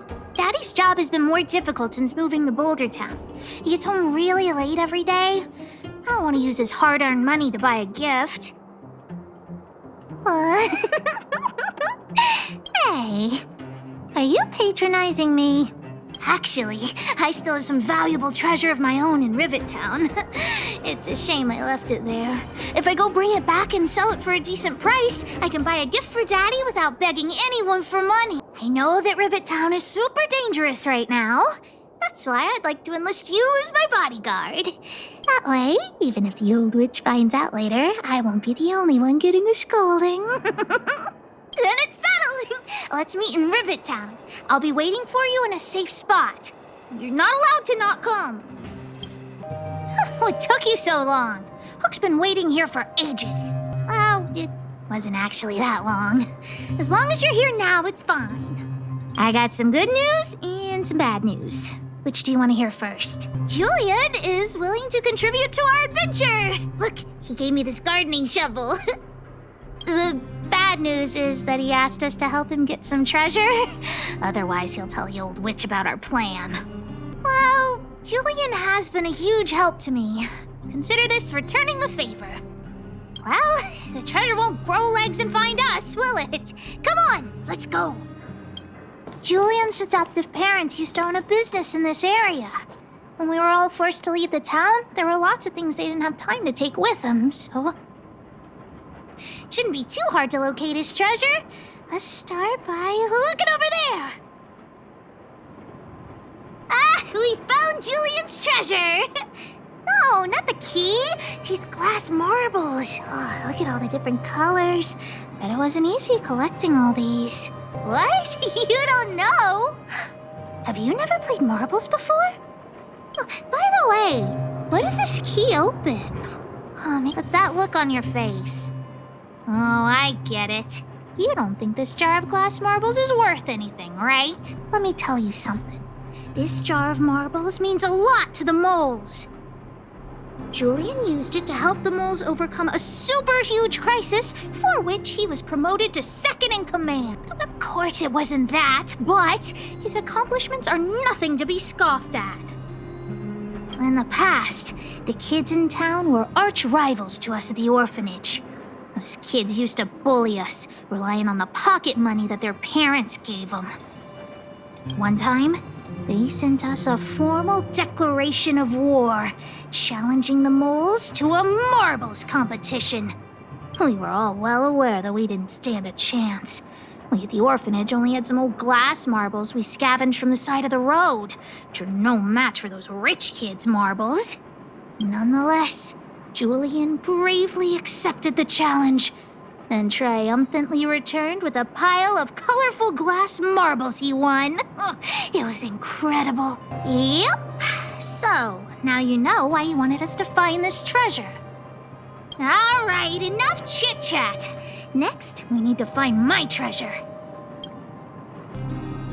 Oh, this place is nothing like it was before I left. Boxes and minecarts are all over the street. What a mess. Oh, did someone move my treasure too? I used to keep it in the mining team's junk pile. Behind the corner, there were heaps of geomarrow and boxes. Hopefully it hasn't been taken. I'll look with you. We'll definitely find it if we work together. Look, it's in this box. This miniature drill rig was given to me by a guy from Daddy's mining team as a birthday present. I'm going to turn it on. Whoosh! Look, just don't talk to me right now. I need to calm down. Honorary member, I wonder, how much do you think Julian's glass marbles would sell for? I wasn't actually planning on selling these marbles, but Julian gets his treasure and I get nothing. What a lousy bargain. That might work. But it'll be pretty expensive to fix, right? Not possible. Daddy said that guy went missing one day and he never saw him again. Maybe he went someplace far away. I have no idea when he'll come back, so that definitely won't work. Oh, wait a second! I hid another treasure at the orphanage! I don't want to sell it, but if I want to buy Daddy a gift, I don't have any other choice. Honorary member, please help me look for it. Just one more time. Yay, let's go! Why are there so many monsters here? I need to deal with them first. Wait, let me take a look at my notes. I marked the location where I stashed the treasure. It's a reward from the old witch. You'll know what it is after I dig it up. Go down the stairs on the left, then walk 10 paces forward. Turn right, walk another 15 paces, spin around 10 times, then keep walking forward. Oh no! I'm doomed! The second half of my notes are completely ruined! Oh, what kind of lame treasure map would it be if it only had 1 or 2 steps? Without the second half of my notes, how will I ever find the treasure? Really? Quick, let me see! Let's use the home use object finder to help Hook search.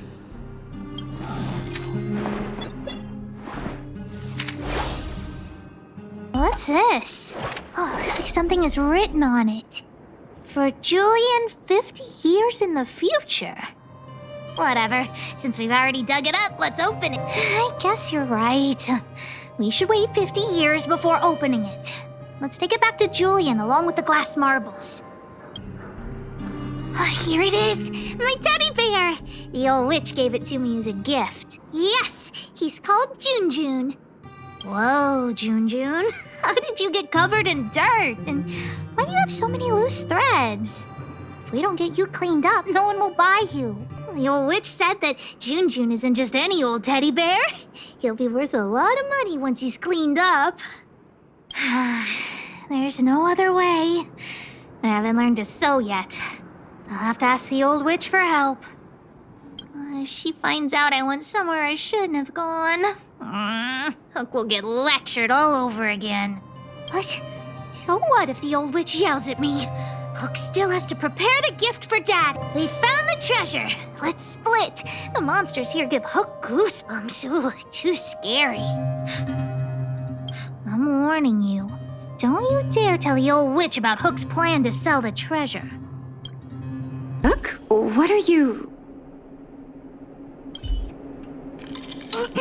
Natasha, Junjun's in bad shape. Can you help me fix him? I remember giving you Junjun. I haven't seen this fella in years. Where did you find him? The wind brought him back to me. Be honest with me, Hook.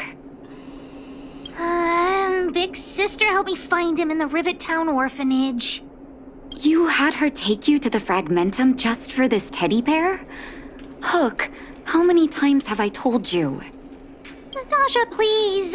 Please help me fix Junjun. I'll clean the clinic for you for a whole month. You say that every time, and then...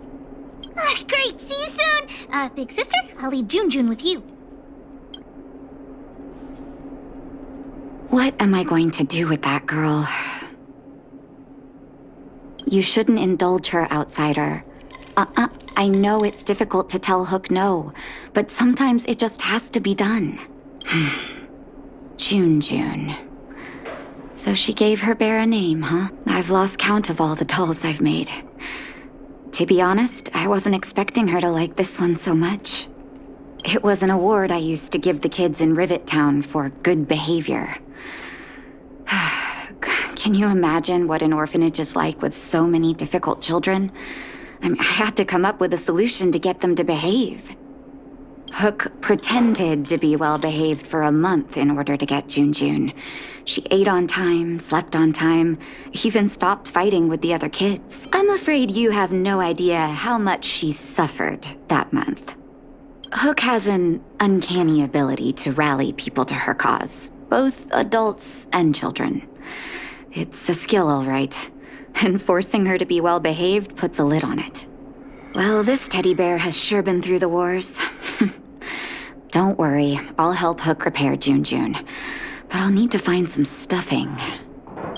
Wait, look at the eyes. Ugh, please don't say that. They must be... Erebus? Huh. Strange, I didn't notice when I sewed them on. I'm no appraiser, but these 2 gems look to be high quality. Well, our war-torn bear here just became a priceless doll. Not bad, Junjun. The old witch yell at you? What? Why'd she only yell at Hook? Never mind that. You didn't tell her what I was really up to, did you? I'm aware of that. I just didn't want to upset her. Anyway, why are you still standing here, silly? Do you have something to report to the boss of the moles? Gems?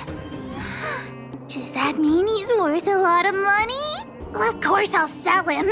If the gems are expensive, Hook can buy a better birthday gift for Daddy. Anyhow, this is super useful intel. If you'd been with the moles a bit longer, I'd be promoting you to third in command right now. I'll need your help again after Natasha fixes Jun. Always be prepared to answer the call of Pitch Dark Hook the Great. You came at a good time. There is something you can help me with. According to my patient records, there are a few that haven't come for their follow-up visits. It happens from time to time, but never as regularly as this. Have you heard of the Complex Illness Mutual Aid Society? Generally speaking, mutual aid societies like these allow patients to share their experiences and support each other. It's a way of countering all the negative emotional effects of being ill. But there might be more to this society than that. I've got a few patients who have started refusing treatment since joining the society. It certainly makes you wonder. And the most suspicious part is that no matter how much I ask, no one's ever willing to tell me anything about it. And that's where you might be able to help.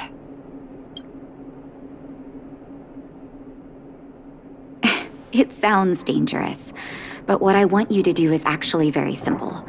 Investigate this so-called mutual aid society and find out what exactly they're up to. If I find out they're preventing me from doing my job, or if they're bringing harm to my patients, I won't just sit on the sidelines. Can I entrust you with this task? This little clinic has huge numbers of patients to deal with every day. If I didn't have you here to help me out, I wouldn't be able to focus on giving them quality care. Good luck. I'll be sure to thank you properly when you're back. I've seen you in the clinic. You run errands for Natasha, right? Your cover? What are you talking about? Let me guess. Natasha wants you to persuade me to go back for a follow-up visit, right? What's the use? I'm terminal. Life will be over before I know it. Of course not. I read it in a book. Every book I read has descriptions that match my symptoms exactly. I can diagnose myself with a dozen incurable diseases before I get halfway through. For people in my situation, a follow-up visit is just a waste of time and money. Not to mention medicine.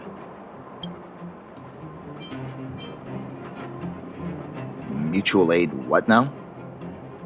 What are you talking about? What else is there to say? Natasha was seeing me free of charge. She said I could keep a tab running for as long as I liked, then pay it back when I had the opportunity. I guess I'm too proud.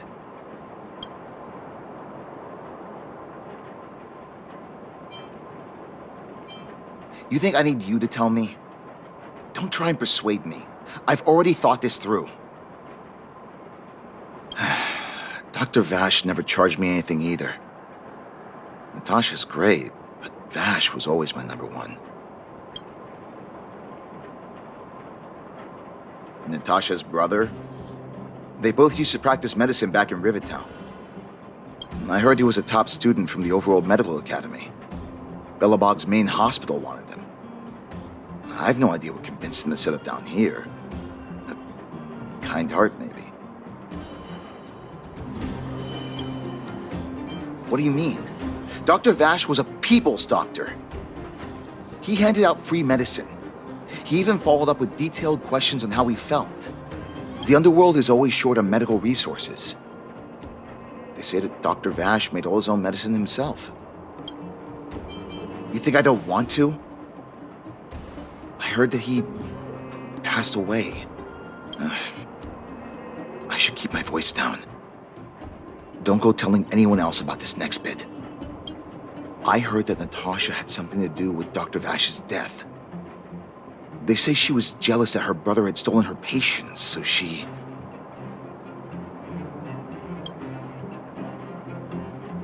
Hey, it's just a rumor. Don't take my word for it. Forget I said anything. Since Dr. Natasha sent you over specially, I'll do her a favor. I'll go to the clinic for my follow-up a little later. Bye for now. What was that? Oh, you'll have to be louder. My ears aren't what they used to be. Everything's muffled. Ah! A follow-up visit. Is that what you're asking about? Natasha's a wonderful girl. She always gives me a thorough checkup. But at this age, it's rather a lot to bear. Well, even if they could cure me, I'm sure I wouldn't be around for long. I don't want to waste anyone's time. That girl's always trying to get me to take my medicine on time. I know her heart's in the right place. My husband had the same illness as me, but he never touched the medicine.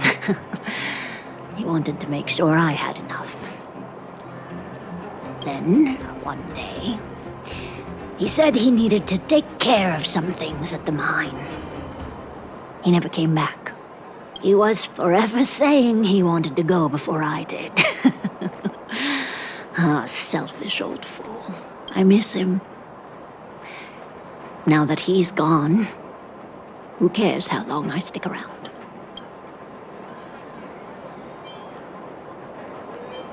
Do you think so? Wouldn't he want me to hurry up and join him?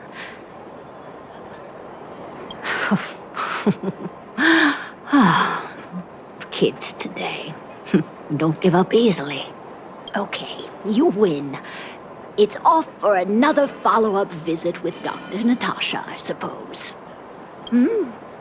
Did you want to say something else? My ears are terrible. Virtual who? All right, I heard you. Do you have to shout? No, I've never heard of any mutual aid society. Why haven't I gone for my follow-up visit? Are you a patient too, or did Dr. Natasha send you over? Who else would care about people like me? I don't need Dr. Natasha's help now. Tell her to save her worries and medicine for other people. A dispute? No. She's the only kind-hearted doctor in the underworld. I just don't really approve of her methods, that's all. Too idealistic and no real efficacy. She tries to save everyone, which means she can't save anyone. In the end, it's the patients who suffer, and she just tires herself out. Miners like me don't have time for lengthy treatments. If I can't take something and get right back to work, I may as well lie down and wait for death to come knocking. Did you, know Dr. Vash? His wonder medicine is cheap, and the results are immediate. You just need to, be willing to, take a little risk. Dr. Vash's medicine is different. Lots of people make a full recovery after taking it, but some get worse, and the unlucky ones check out early. Even knowing the risk, most people fight tooth and nail to get hold of the medicine. You know why? You're smarter than you look. When life forces you to the edge, you'll throw yourself at any opportunity, even if it means risking it all. For people like us, a slow and torturous treatment is the same as a death sentence. If it's between that and a quick result, we'll take the latter. Forget it. Why am I telling you all this? Dr. Vash is dead anyway.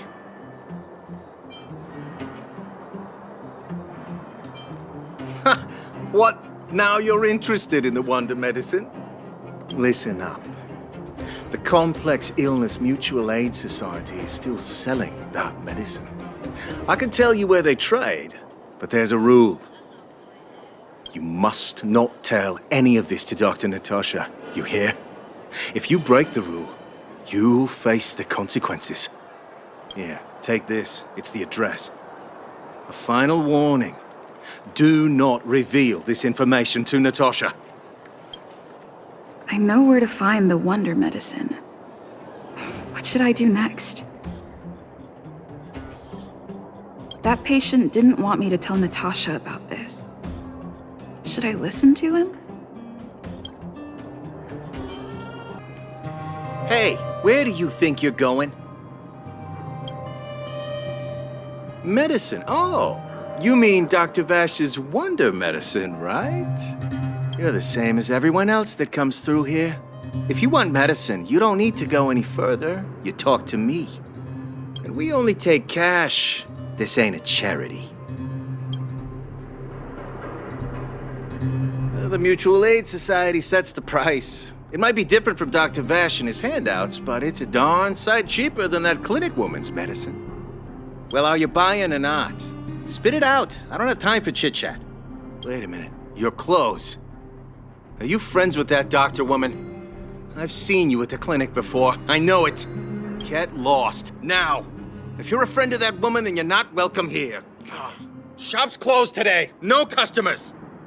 Wait. What about our medicine? We've been waiting for ages. Get lost, all of you. Save your breath and come back some other time. So the Mutual Aid Society found Vash's research results, and now they're selling this so-called wonder medicine to patients? Any organization doing something like this is interested in more than just mutual aid. I'm not surprised. They'll know that I'm completely against them using this wonder medicine. What Vash left behind is nothing more than reagents and experimental byproducts. The word medicine doesn't apply here. I warned the patients countless times, but seems like they had their heads in the sand all along. No wonder they kept the Mutual Aid Society a secret from me. I'm guessing the patients you met weren't exactly singing my praises, which is why you tracked the dealer down and made inquiries first. I don't blame you. After everything you heard, I'm grateful you came back to find me. Your trust is important to me. If you're curious about Vash's wonder medicine, you should ask some of the patients in the clinic. See what they have to say about the effects. People say that Dr. Vash was a saint who came from the overworld to help those in need. People's doctor, that's just what people who've bought into the myth like to say. Vash used to distribute free medicine all the time, but he couldn't have cared less about the people taking the medicine. The hard truth is that we were just his test subjects. It didn't matter if the medicine worked or not. What mattered was having a constant stream of willing lab rats. Of course, I can't control what anyone else thinks. That's just how I see it. Medicine Vash left behind? That stuff... Can you even call it medicine? I know Dr. Natasha's here, but I have to tell it like it is. Vash had zero medical ethics. He didn't deserve the title doctor. He may have had the capability, but he didn't use it to help anyone. Whenever I went to see him, he never even asked about my illness. He just prescribed me his so-called wonder medicine. If it were you, would you have taken that medicine? I still haven't worked out how to convey it to you. The issues surrounding Vash. My relationship with him. The things he's done in the underworld. I'm guessing you've heard a lot of different opinions on Vash. What do you make of him? I want you to go and visit another patient, a victim of the wonder medicine. I want you to see the real consequences of abusing that medicine. Once you've understood her situation, come back and tell me what you think. After that, I want to ask for your help again. Who are you? Who? And who am I? Where's my husband? And where's my child? Where are they? You know where they are, right? You don't know. They don't know. Nobody knows. Where? Where did they go? Come over here, child. It's best to leave that poor lady in peace. Let me explain. That poor lady. Both her husband and child became ill and passed away. Oh, not terribly serious, but they needed to get treatment every now and then, which did impact their livelihood.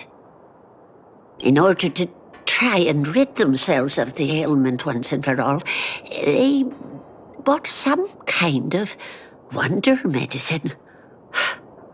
Who would have thought their condition would deteriorate so rapidly after they began using it?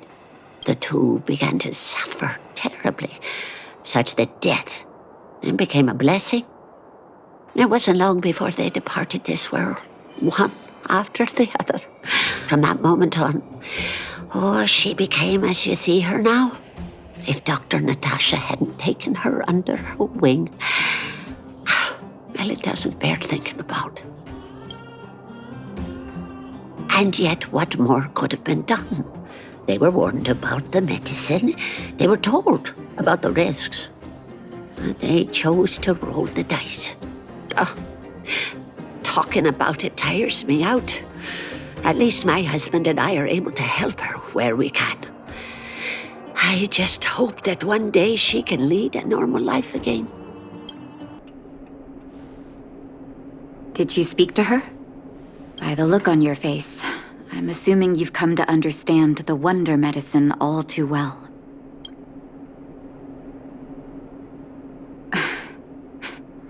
Be it Vash or the Mutual Aid Society, forces like that can take full advantage of the typical underworld state of mind. Let me tell you a story. There was once a brilliant overworld doctor with unmatched pharmaceutical skill. The doctor was set on developing a medicine that would steel the human body against the cold. He named his research project Blizzard Immunity. But his research met with obstruction time and time again, the biggest factor being a lack of test subjects. Tampering with the human immune system carries huge risk, and nobody in the overworld was willing to submit themselves to such experiments. As such, the doctor got in touch with his sister in the underworld, claiming that he wanted to support the medical effort below ground. Naturally, his sister was overjoyed. After all, as far as medicine was concerned, her brother had always been the standard she'd strive to attain. She brought her brother underground and entrusted him with her clinic and laboratory. I think you know what comes next.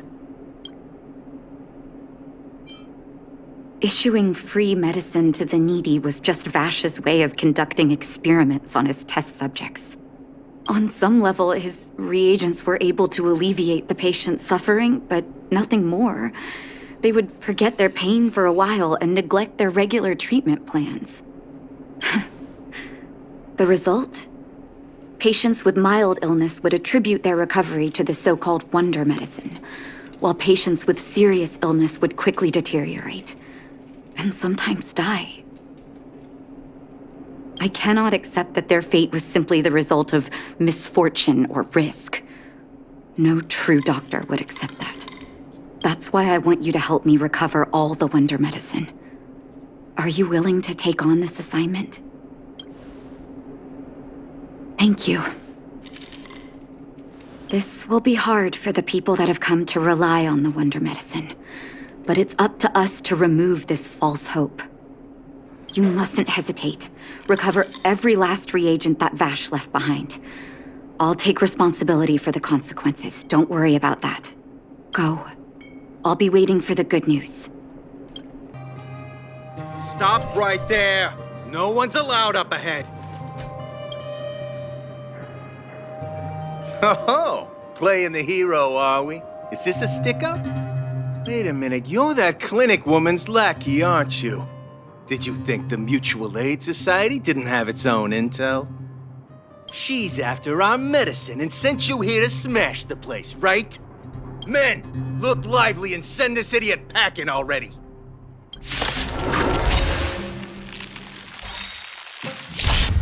Fight it or rock with it. My music conquers all.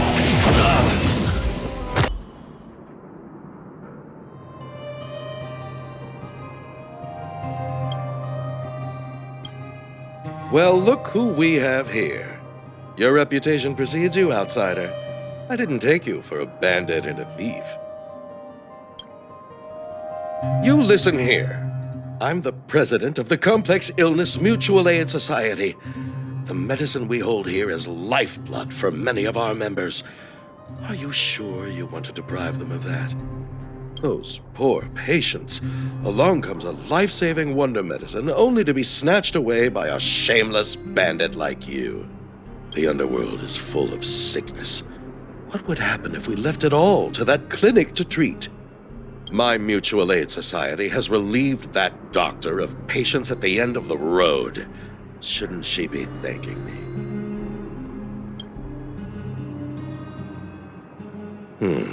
Seems like you are quite bent on dismantling our operations, aren't you? Fine, seeing as you came all this way, it'd be rude not to give you the opportunity. Men, seize the medicine thief!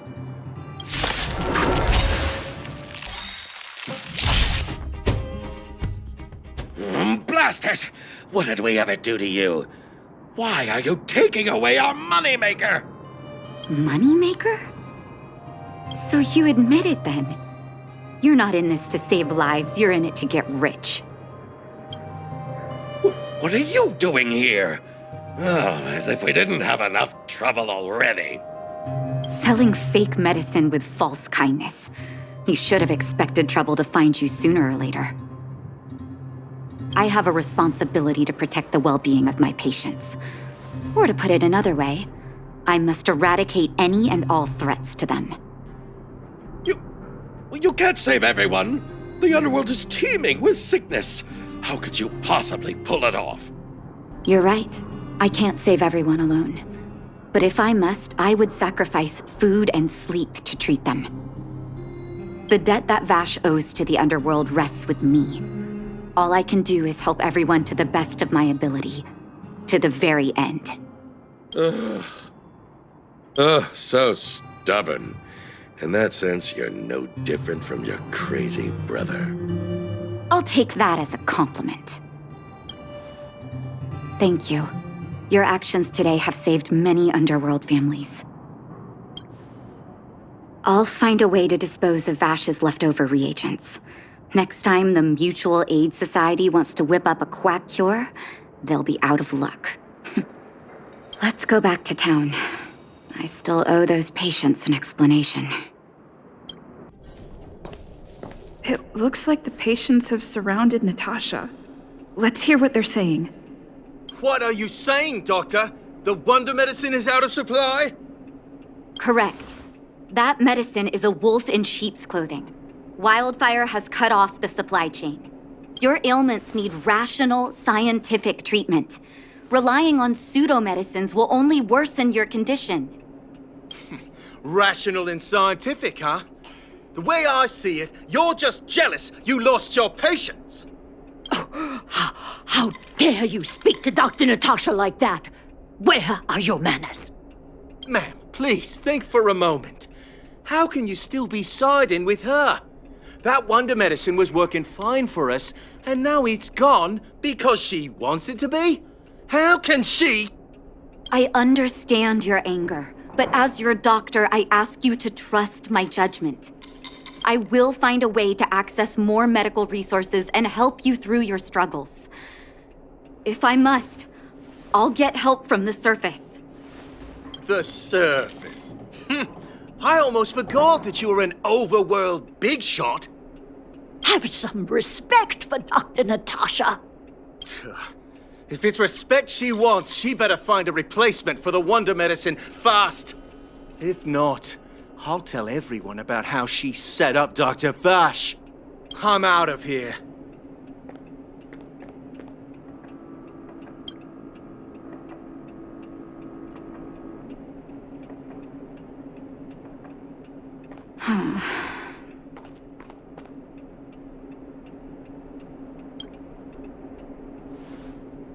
Oh, you're here. I apologize. That must have made for uncomfortable viewing. I'm okay. If I were in his shoes, I may well have had the same reaction. Now I need to focus on treating the patients and dispelling their doubts.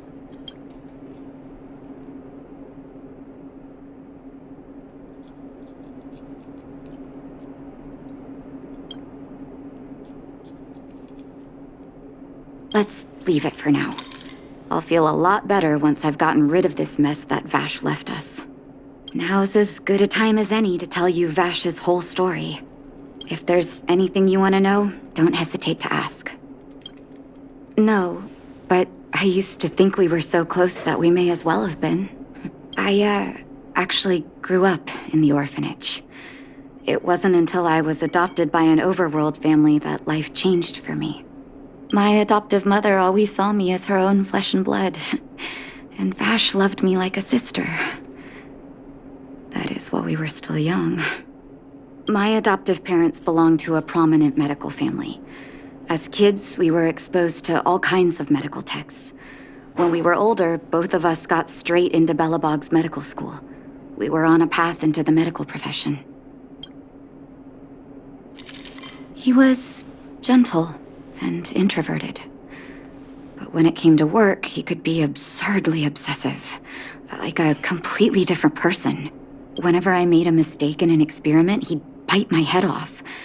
And then a while later, he'd apologize and comfort me. He was conflicted in that way. I didn't know he had leftover reagents in Rivet Town. I was shocked when you told me. If you fail to make a clean break with the past creeps up on you. That's a long story. Ever since he was little, Vash had always wanted to develop a medicine called blizzard immunity. He saw the human body's vulnerability to cold as a disease, and wanted to cure it so that humanity could survive the eternal freeze. If he succeeded, people would be able to leave Belobog and rebuild their homes in the snow plains. To be honest, I never understood how he'd achieve that blizzard immunity. But I do admire that vision and perseverance. I always chose to believe him, ever since I was a kid. I knew his research in the overworld wasn't going well. I used to write to him and ask him to come down and stay with the kids in the orphanage for a while. I thought it might help take his mind off his research. But I was too young to know what long-term frustration could do to a person. It changed him in a terrible way. During his stay in the underworld, he met patients affected by fragmentum corrosion with mild symptoms. Compared with non-patients, their bodies reacted differently to hot and cold. And that fascinated Vash. He began to simulate mild fragmentum corrosion, thinking that it could lead to breakthroughs in developing blizzard immunity. Those reagents of his aren't cure-alls for critical illness. That doesn't exist. Vash made the reagents to mitigate the suffering of his patients in the short term. A convenient way for him to observe changes in his test subjects. But behind my back, he had been doling out the reagents to residents who were kept in the dark. When it finally struck me that something was wrong, his terrible research had already turned him into... Indeed. And it all happened under my nose. How ridiculous. My judgment was clouded by trust in a loved one.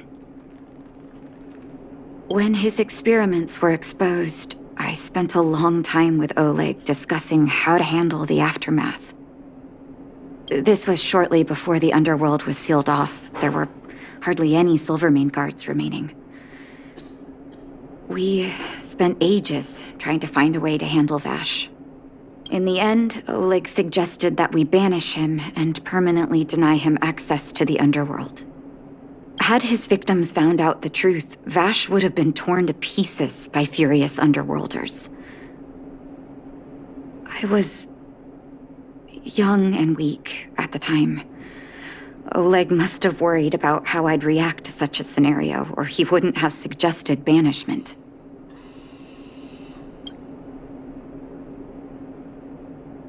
I hope so.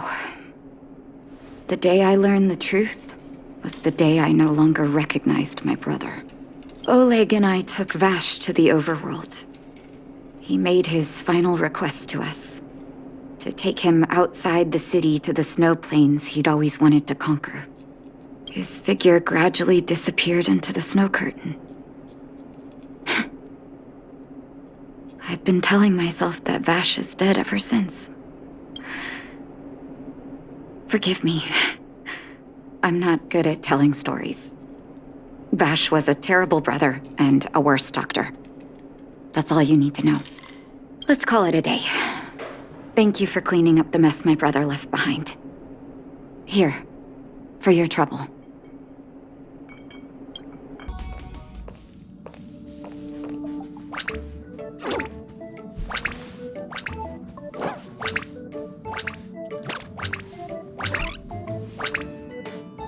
Ask the conductor about what happened. Good, you're here. Pom-Pom doesn't know, but it's in the Express! No one knows Akivili's Express better than Pom-Pom. There is something strange in here. Pom-Pom can feel it. Help Pom-Pom look for it. We have to find it.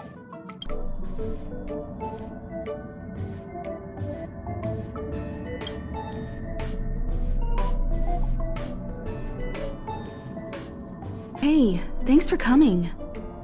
What are you talking about? What mirror? I don't see a mirror. Place could do with some iris scanners. Wouldn't want unregistered visitors sneaking aboard. I remember Lady Asta commissioned some security equipment a while back. Maybe she still has some spares.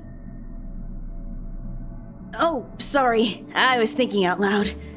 Don't worry, the Express is perfectly safe. There are no... Well, come to think of it, I'm an unregistered visitor. I'm sure you guys in the Express itself are more than capable of maintaining security.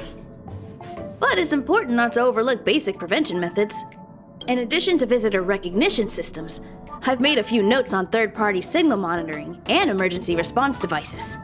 Of course, it'd be great if you never had to use any of it, but I hope my analysis is of help to the conductor. Those guys aren't serious when they refer to me like that, you know? Anyway, please don't start using it yourself too.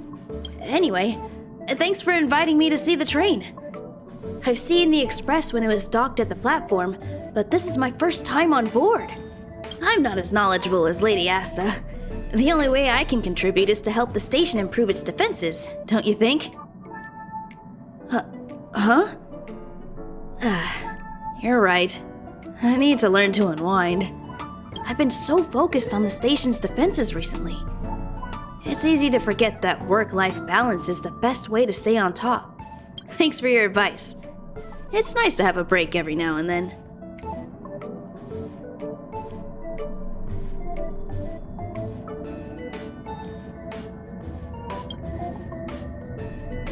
Wow, so this is the Astral Express. Oh, I haven't introduced myself yet. I'm a messenger from the Garden of Recollection.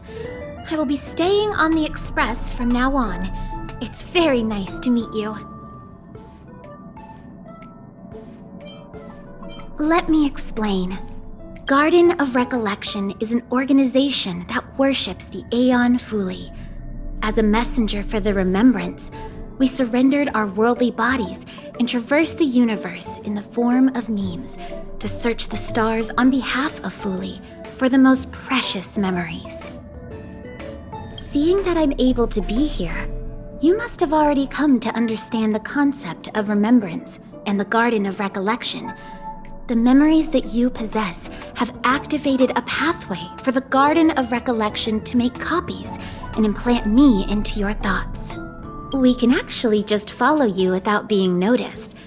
However, the Garden of Recollection believes that you're special.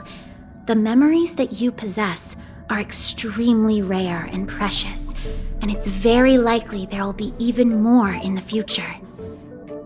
That's why I thought it'd be best if I introduced myself to you. I noticed that you've also received the concept of memo snatchers. The Garden of Recollection wouldn't want you to mistake us for thieves or crooks. Everything we do is for a higher purpose. I believe we've become acquainted now.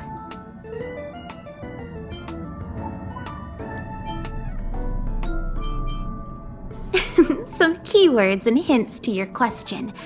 Herta and Light Cone.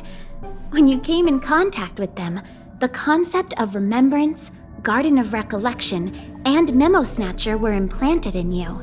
Madame Herta has a slight prejudice against us, so the Garden of Recollection believes that it'll be best if I provide you with a proper understanding of these concepts. There is actually something that I need, so I'll get right to it. The Garden of Recollection wants to preserve your memories. But don't worry, we won't take it from you. We just want to make a copy of the precious moments. You can see it as a trade between us. This is the Forgotten Hall, created specially to store your memories. We hope that you can visit this place regularly to rekindle your lost memories. The Garden of Recollection will extract the memories they want and give you something in return, in the form of matter and light cones. Come, I swear on the memories of my past self that you won't be at a loss for anything.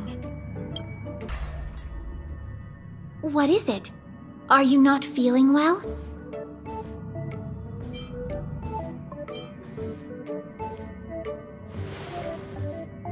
That's how it is the first time. From now on, all you have to do is enter the Forgotten Hall periodically, and we'll give you an abundant amount of rewards. About me being on the Astral Express. It'd be best if you kept it between the two of us. I won't reveal myself to your companions, so make sure you don't tell them about me, okay? If that's the case, the Garden of Recollection will have to block out their memories. I really don't have a choice. Please don't make me do that. Alrighty then. Just step close to the mirror if you ever want to find me. Did you find anything? An Inquisition spirit? On the Express? Yeah, these creatures do suddenly pop up sometimes and start questioning the first person they see. What did it ask you?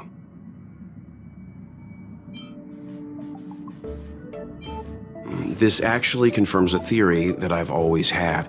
It seems like Inquisition spirits are a creation of the Elation. Pom-Pom doesn't care whose creation it is. It has to go! Indeed. Welt, do you know what to do? Don't worry, it should be gone by now. Inquisition spirits only ask one question at a time. It will go elsewhere once it gets an answer. That's good. That should do it. Correct. All the cabins they might pass by have been checked. Remember to report to lead researcher Asta.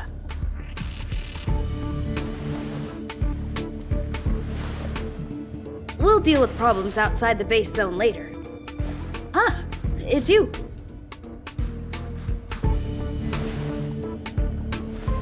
Sorry, this is embarrassing. We suddenly had some stuff come up. I wanted to take care of it before you arrived, but I can't seem to even get a break around here. Never mind about that. Here, this is for you. I made it this morning, and I've been keeping it warm.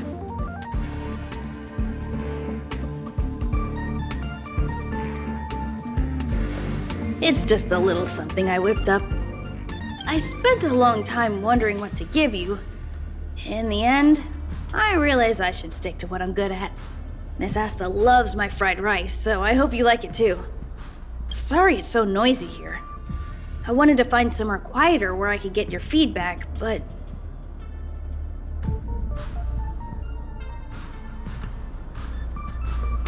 I'm pretty confident in this dish. Unfortunately, I was a bit rushed at the end. Some big shot suddenly decided to visit the space station today. Everyone has been in a hurry since the announcement. They're all worried that a bad impression could damage Madame Herta's reputation. Miss Asta said that the guest appears to be Madame Herta's research partner. If he's doing research with her, he must be famous throughout the galaxy. Look at the time. The guest is almost here. If you're curious, just follow the crowd. Miss Asta and I will be there soon. Wow, it's the first time I've seen such a spectacle. Even the top brass. So this visitor is... Get ready.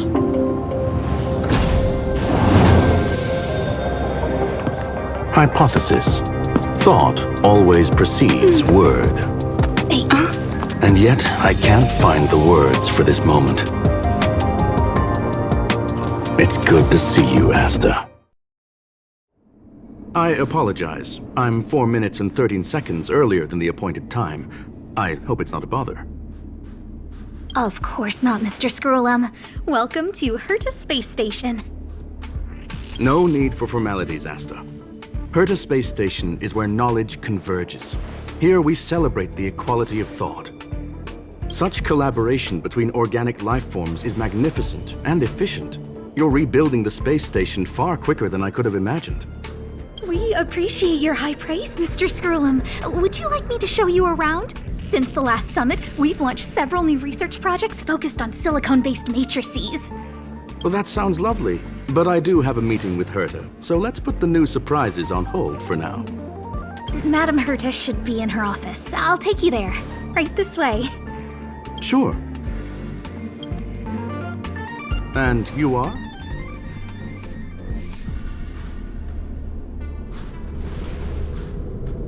Ah, hello, young madam. I've heard so much about you. Herta talks about you often. She's quite curious about you, as am I. What is it like to live in symbiosis with a Stellaron? I hope we'll have sufficient time in the future to get to know each other and answer this question.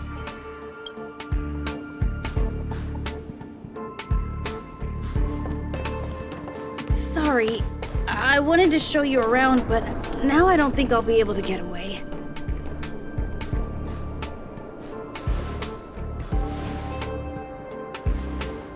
All right, see you later.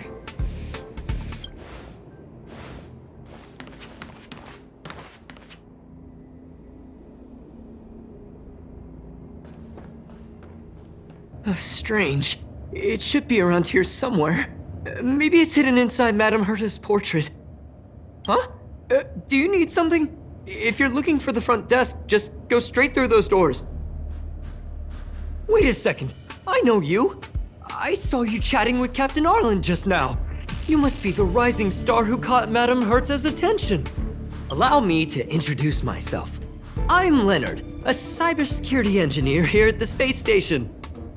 You probably know that this place was recently attacked by the Antimatter Legion. In the chaos, the master control system for each zone was paralyzed. Now that the station is being rebuilt, my job is to repair equipment and restore the space station's cybersecurity. But during the repair process, I discovered some anomalies. The access records show that a third party other than the Legion invaded while the master control system was paralyzed. I don't know who or what it was. Actually, I'm investigating that right now. We suspect that it may have been the Stellaron hunters. It's an elusive group and very dangerous. Every member is on the IPC's wanted list. They include a super hacker from Punk Lord. I'm ashamed to admit that I've lost to her once before. A while ago, I discovered her whereabouts during a screening process. I was planning to follow the clues to find more details about her, but I fell into her trap. Can you guess what happened next? She reverse hacked my device, sent out a bunch of spam, made a video game open to the space station, and told everyone that an idiot named Leonard made a big silly mistake. Ugh, I don't want to think about it. Now that everything is calmed down, I thought they'd be on my case already. The silver lining? Madame Herta was generous enough to allow me to continue investigating this matter.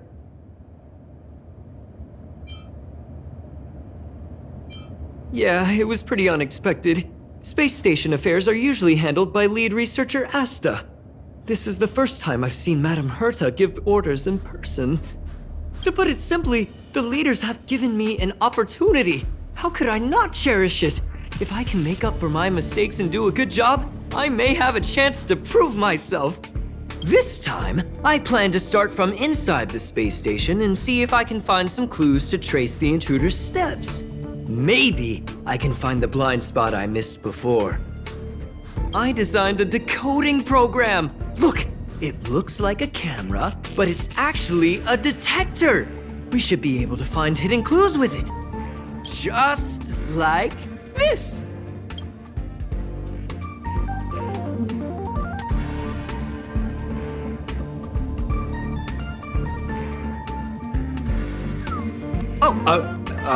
That's,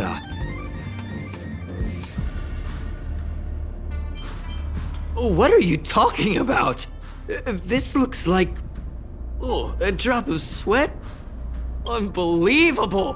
Why would something like this be in the space station? The staff wouldn't even dare scribble on the wall, let alone leave a drop of sweat! So this is what we're looking for? This suspicious evidence? It wasn't what I was expecting, but... Wait a second. Let me take a look. Oh, I see.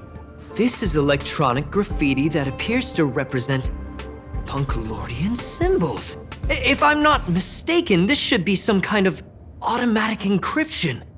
We need to decipher it if we want to find any culpatory evidence. Ugh, you got me there. I got caught up in our conversation. I wasn't paying attention. Let me think. Maybe I've been under too much stress recently and I subconsciously want a friend. Anyway, if I were to find clues related to the Stellaron hunters, wouldn't that be helpful to you too? Just do me a favor. It won't take up too much of your time. Here, just point it at the graffiti on the wall.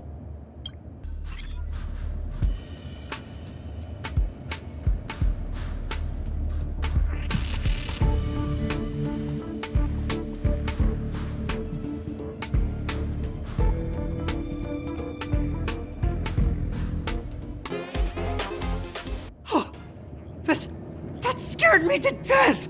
Did you see that? It seemed like something popped up here, then Void Rangers jumped out.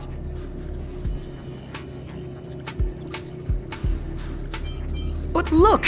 Just like I guessed, this graffiti is encrypted. If we decipher it, we can see some hidden information. The surveillance camera captured her face. Silver Wolf. It's exactly the same as the photo on the IPC's wanted list. Let me see what she was up to. Is this a transmitter beacon? Oh, I see. She probably ran into the Antimatter Legion during the invasion, then used this beacon to teleport the enemies somewhere else. We accidentally activated the beacon again just now, and they were brought back. Jeez, Stellaron hunters have the ability to stow enemies away like that? Beacon transmission that doesn't require a power source and can be implemented solely through computation? No wonder they were able to break into the space station. With this, I'm afraid not even Madame Herta's office is safe. It's not only impressive, how should I put it? She can edit reality as freely as she could edit a program. Sounds unbelievable, doesn't it? I always thought it was fringe science and that nobody other than the masked fools believed it really existed. The graffiti's location is quite interesting. It feels like she's playing a game with us. One dot leads to another. I heard from a friend that the hackers on Punk Lord have a tradition. When they hack, they purposely leave something behind for people to discover, kind of like throwing down the gauntlet. They call this the Punk Lord mentality. There can only be competition when there's rivalry, and there can only be excitement when there is competition. Life's a game, and having fun is what's most important. I don't understand that way of thinking, but it seems like this graffiti might have been left behind for us on purpose as a clue. The same thing happened last time as well. I was so close to the target, but got obliterated in the final battle of information. Thank you. All right, we got this. Gotta do our best with the things in front of us. Ah, she seems to be leaving. Let's keep up.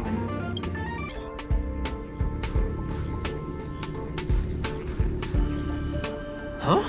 Is this section of the record damaged? She went through the wall and disappeared. I don't think so. That's not the same as passing straight through a wall. Look. Hold on, I got it! It might be an effect from a curio. There was a pre-established folded space here, and the intruders found it and took advantage of it. No wonder she kept going through the curio collection index. This space is connected to the Stellaron room. Do you still remember it? That's where they put the Stellaron inside you. Why would they leave you here if their objective was the Stellaron? With her capabilities, all she would have needed to do was make another beacon. She would have been able to escape with the Stellaron, no problem. Huh? There's no graffiti here. Oh, we're doomed! The trail has gone cold. Ugh, so strange. Did she really leave just like that? She came all this way and didn't take anything with her, nor leave anything behind. Oh, they did leave you behind.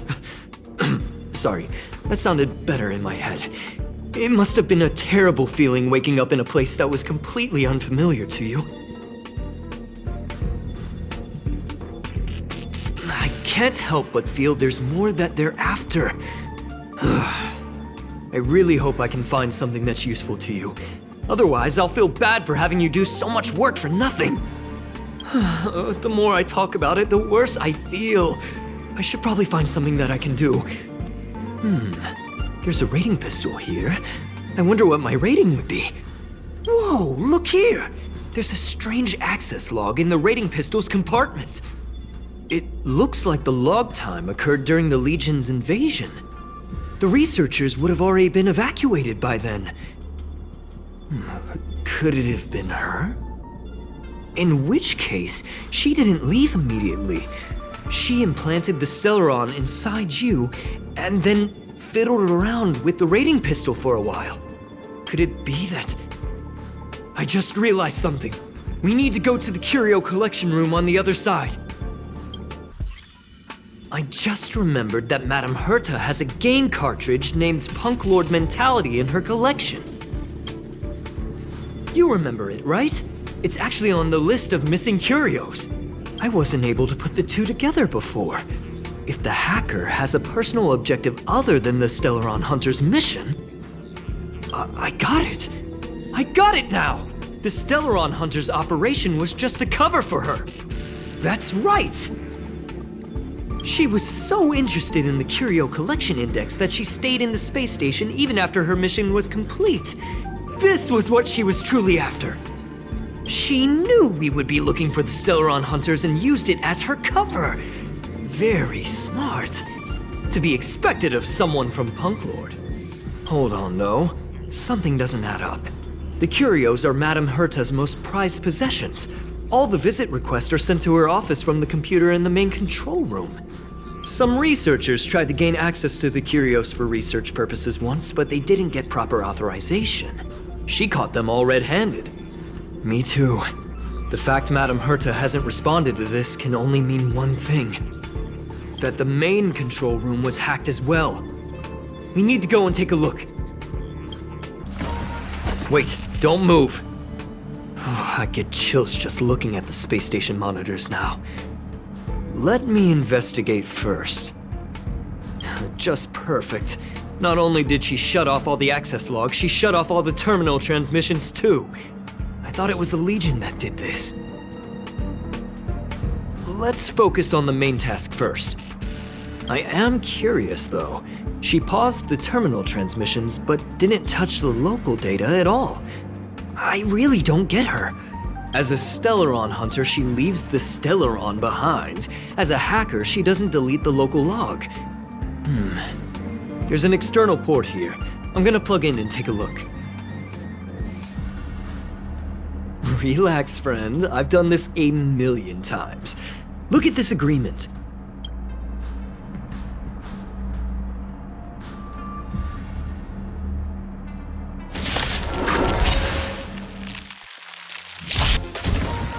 See? I was right. There was something fishy about the local data she left behind. Now we can browse through the curio access logs.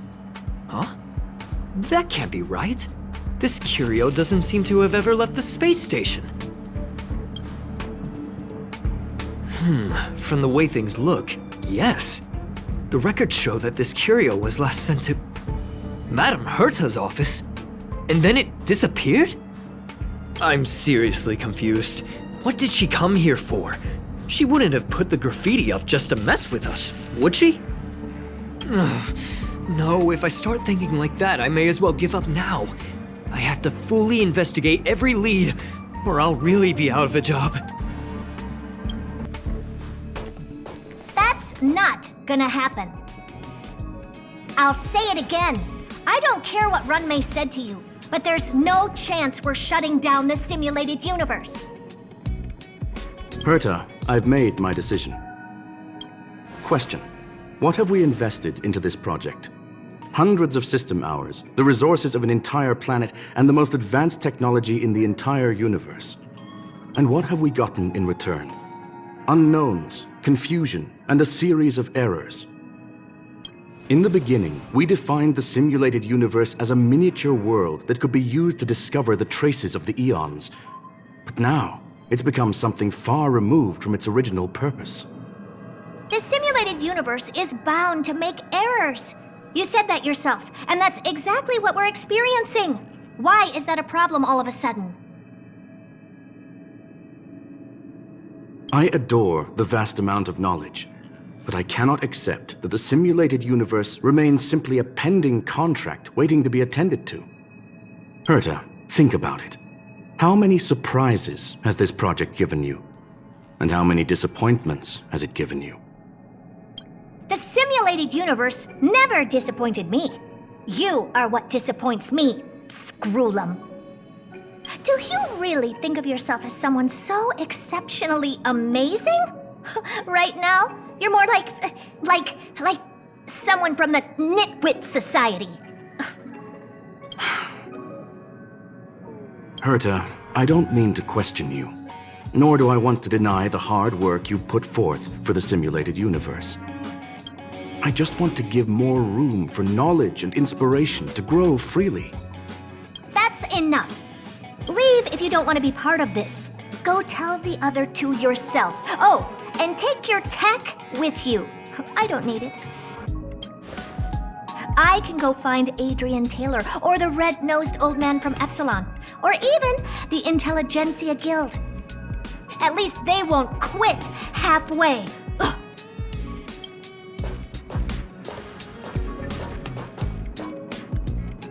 Screwlum, we've known each other for a long time. This is the first time I feel that you're nothing but a piece of ice-cold metal.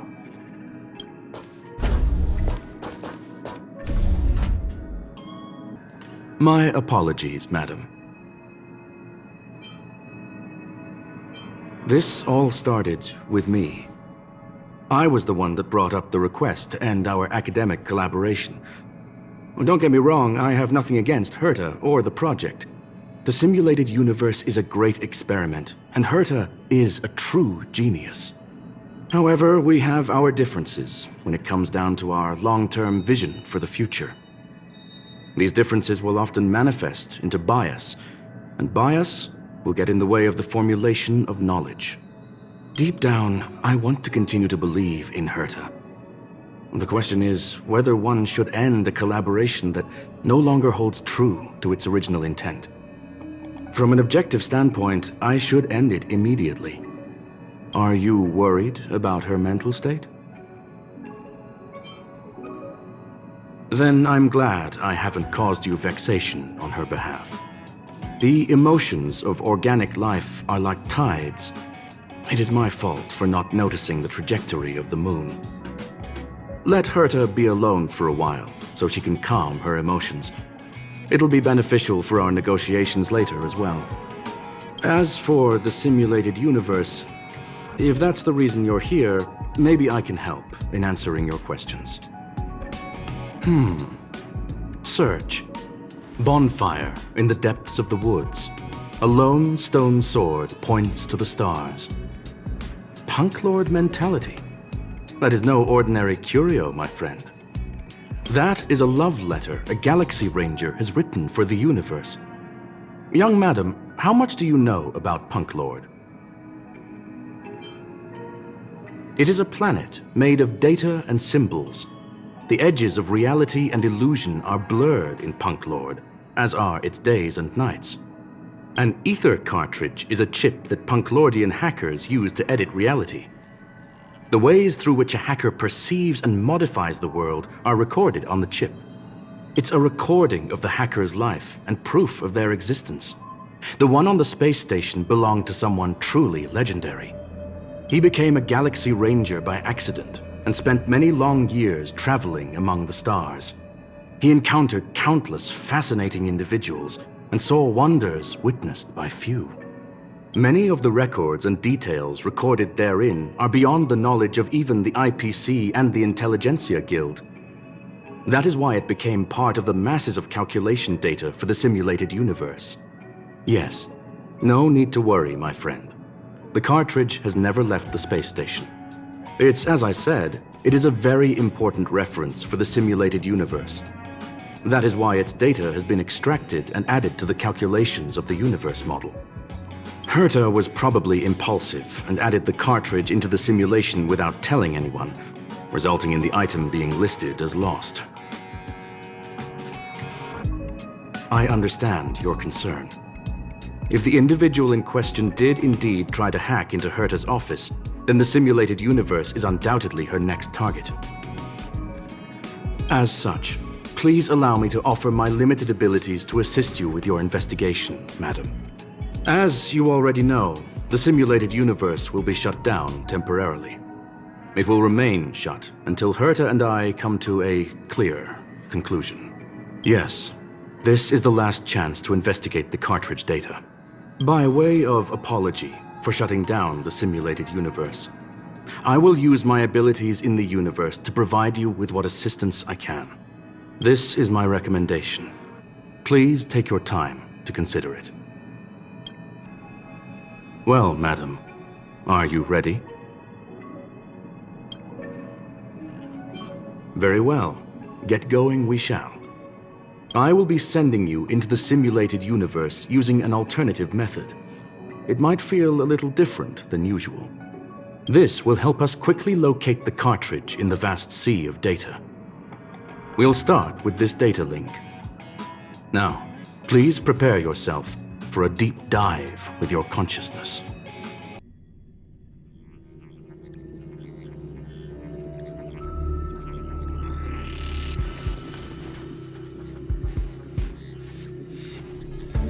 Young madam, are you all right? You are now inside the data link of the ether cartridge. Look around and tell me what you discover. Hacker? Oh. Conclusion.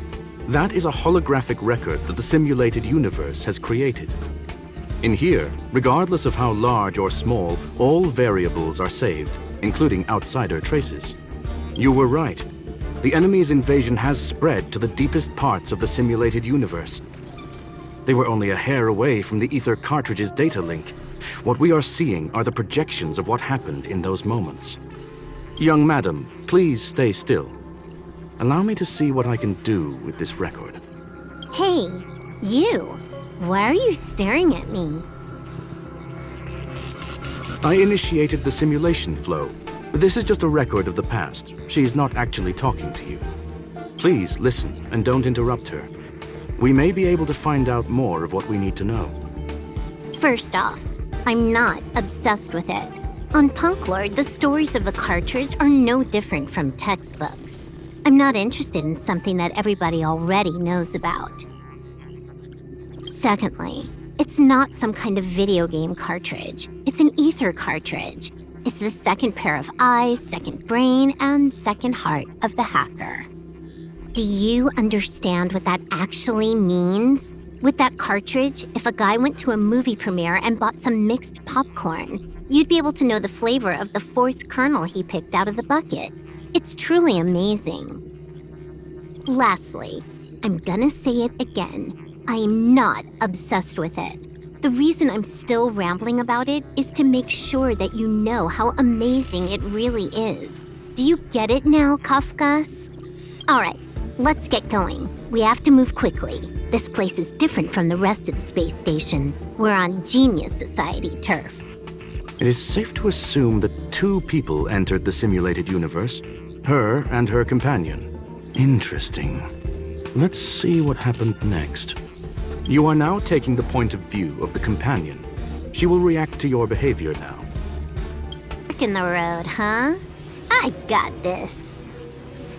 Wanna pick one first? Give your beloved instincts a try. Technically, she is asking her companion to choose. The record will continue forward, even if you don't take any action. Wrong choice. The correct answer is the path on the right. Not what we're looking for. It's a bait signal. Ugh, why would Herta put something like this inside the simulated universe? Doesn't she find it annoying when she has to find something herself? Never mind, I miscalculated. Let's try another sector. She's actually on the correct path. She just needs to continue a little further. I trust that she too will realize this soon.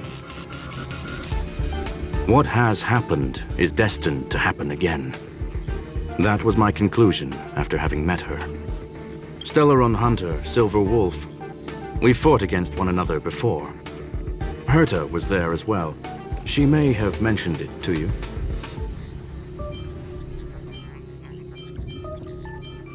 It was more like a test than a duel. She would attack, and I would defend. Neither of us gave it our all. She wasn't able to break through my defenses, and I wasn't able to stop her from leaving. I never thought our next meeting would take place under these circumstances. I believe the continuation of our last encounter will soon arrive. What the? This was the right way all along. Ugh, Herta's got some psychological tactics going on. Seems like we can now continue forward. Oh, back to the space station again. A riddle? Where's the skip button?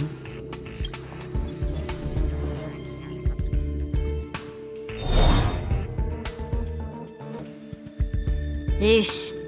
A little narcissistic, isn't she? The whole space station is filled with her face. Portraits, statues, even projections of herself. I was planning on adding a mustache for her, but the spray didn't work. The entire space station feels like it's made of paper, but her portrait is near indestructible. She's talking about that portrait in the elevator room, no? Herta commissioned me to design an encryption tool for her. Seems she ended up using it on her portrait. That's correct. The ether cartridge data is in the next room. Our pursuit is coming to an end. Yes, that incongruous feeling has persisted throughout this long pursuit.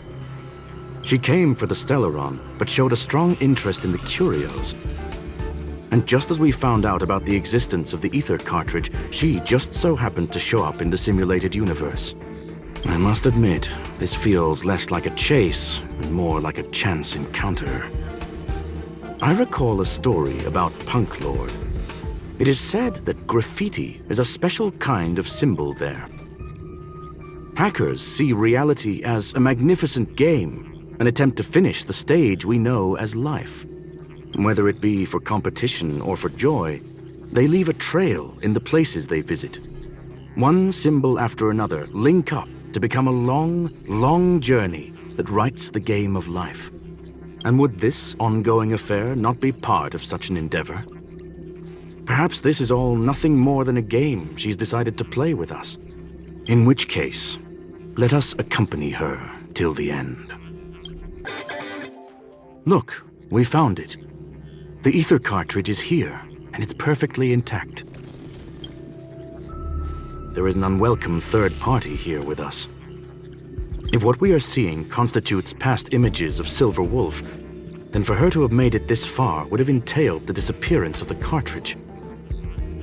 We can only assume that the facts don't align with the theory. I believe that she was indeed able to hack into Herta's office, but she didn't stay there for very long. After all, even the best hacker wouldn't be able to find a specified target in the vast ocean of the simulated universe's data. Unless she had someone to guide her there. You want to explain it to her first? I can see the confusion in her eyes. the final results are on the display table, young madam. Take a closer look if you wish. We have plenty of time left. I will answer any questions that you may have.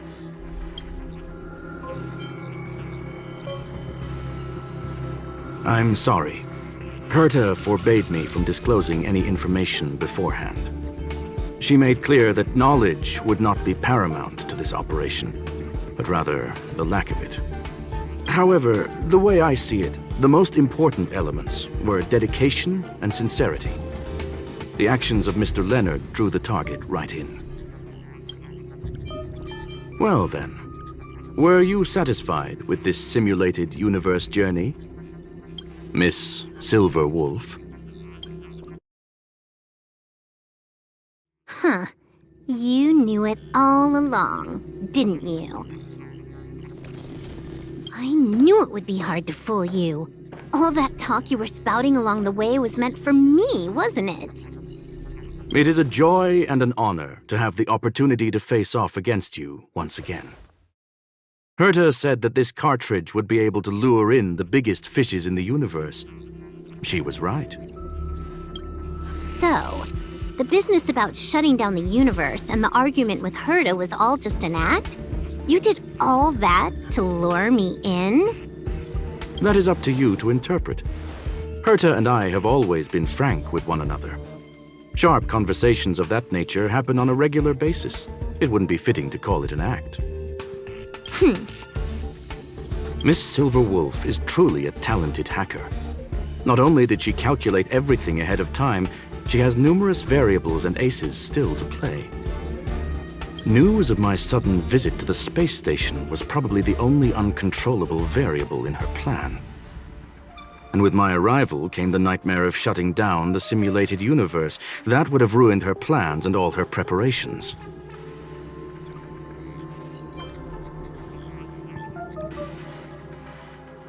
You now know everything about this encounter. Everything? No. You're wrong about the most important part. You think I came here out of desperation, but I've been bursting with excitement this whole time. Do you know how happy I was when you showed up, Screwlum? I haven't had the thrill of a formidable opponent in such a long time. The Legion is nothing but a bunch of cavemen, and the IPC were a disappointment. Only the society has the talent to provide me with a fun challenge. Reality is nothing but a game. But what's the point of a game if it can't make you happy? An invitation letter and a challenge letter were sent to me from 2 geniuses. How could I not accept them? Would you have turned them down? You're confident you'll be able to get out of this in one piece. That's right. And I'm bringing this with me.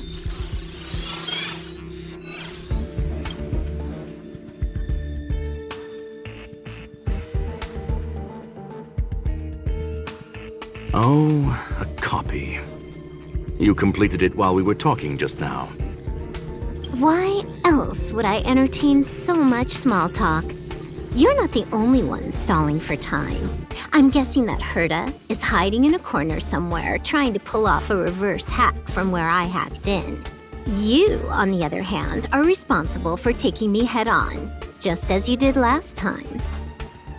And I'm looking forward to it. How do you plan on stopping me this time? Are you going to turn the simulated universe into a black box? Or are you going to work with the IPC and put together a cross-galactic encirclement? Screwlum, will I be able to see your true strength this time? The long-awaited result will finally be determined. There will only be one victor today. Please, let me have some fun this time, okay?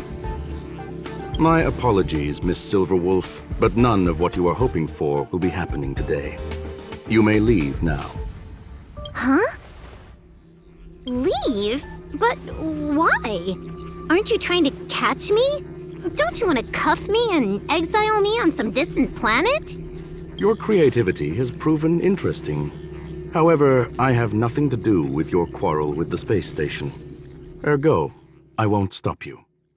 I'm gonna leave with this cartridge, then. That's just a duplicate. Correction, not only is the one in your possession a duplicate, but so is the one here. The real curio was transferred elsewhere at the very beginning. Conclusion, you may share that data freely. What if I attack the space station again? It would have nothing to do with me. But I must warn you, it is likely that someone would step forward to stop you. Then what if I were to destroy the simulated universe right now?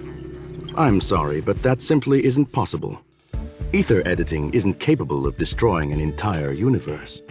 What is the point of this, then? You guys went out of your way to put together this trap, but don't plan on doing anything at all? That's right. This way, the game that you so carefully orchestrated is now pointless, is it not? There's no point in a game if it's no longer fun. Silver Wolf, I know what you're after. The IPC's shackles won't be able to hold you, and jail is but another game to you. Herta and I came to an understanding. We will no longer enable you and give you what you need. How boring. However, Herta felt that this would be too easy on you, and wanted to add something of her own.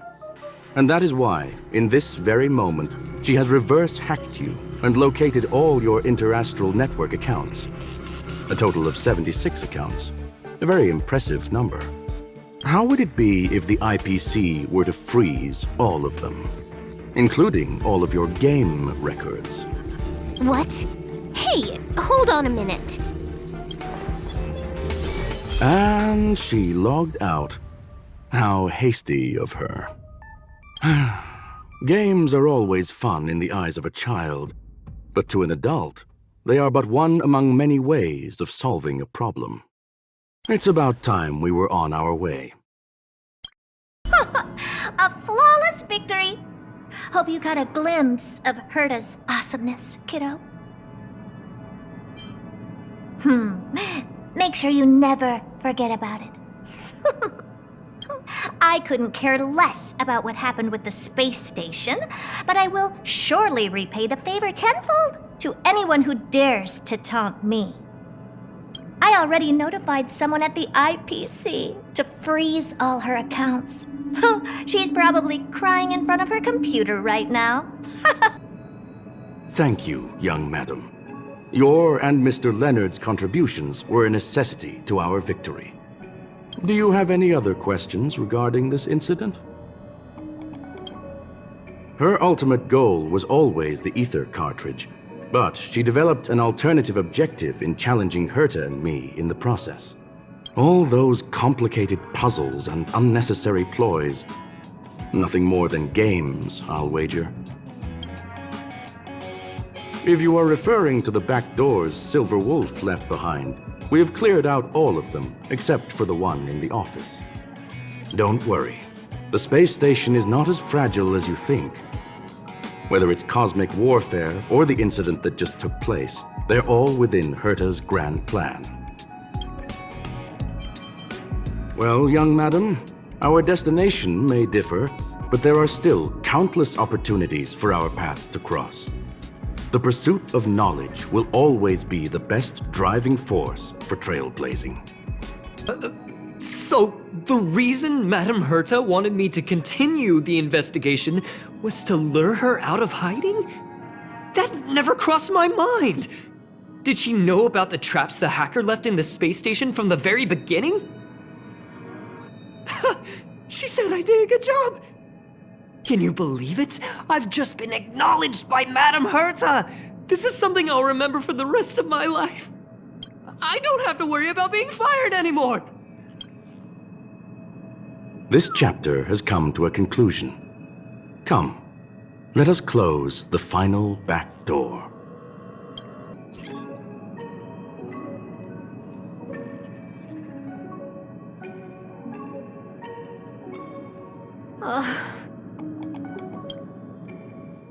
It's gone. It's all gone. They seriously left nothing behind. They went too far this time. Too far. All right. Stop with the tantrum.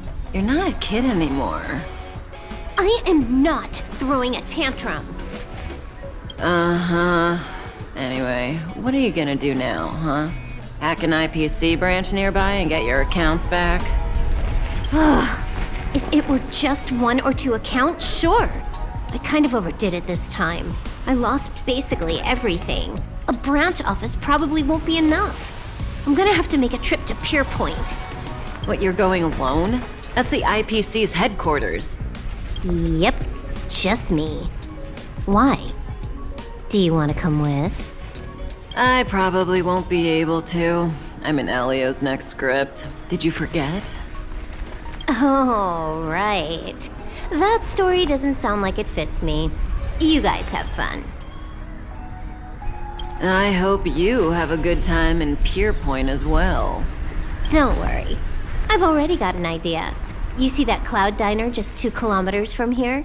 A few temps from the building material logistics department just stepped in. I'm gonna go and become their friend. Getting a move on already? I would have thought you'd at least want to spend some time with that cartridge you were obsessing about. I told you. I'm not obsessed with it. Besides, there's fun to be had along the way.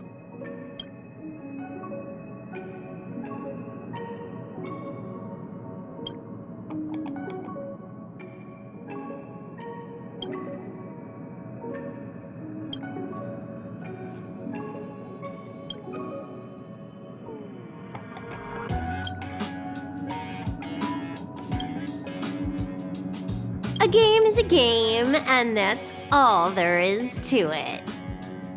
Miko seems to be on good terms with the folks on the space station. Maybe I should tell her first. It must be difficult for Asta. Being the lead researcher isn't easy. As soon as the Legion exits stage right, in comes the gossip. How does that saying go again? Greet enemies outside with a smile, greet enemies inside with a sword. Such is the Herta company culture. What do you mean? This is such an inconvenient situation. Are you thinking of getting involved? Well, while these rumors have nothing to do with us, they do concern the reputation of young Asta, and turning a blind eye is not the way of the Nameless. Solving a matter like this won't be difficult. Predictably, the crowd cares more about the drama than the facts. Stopping the rumors from brewing is more important right now than laying out the truth. And it's better to unearth the source of the rumors directly than to painstakingly try to refute them one by one. You're a smooth talker. I have a friend. They say there isn't a single piece of station gossip she doesn't know about. First of all, it's not me. Secondly, I don't make friends just for the sake of gossip. It's just that my friend is pretty amazing, and I think you might be able to extract some information from her. Let's see. Right now, she's probably slacking off somewhere outside the department. I don't know her real name, but she calls herself Gossip Monger.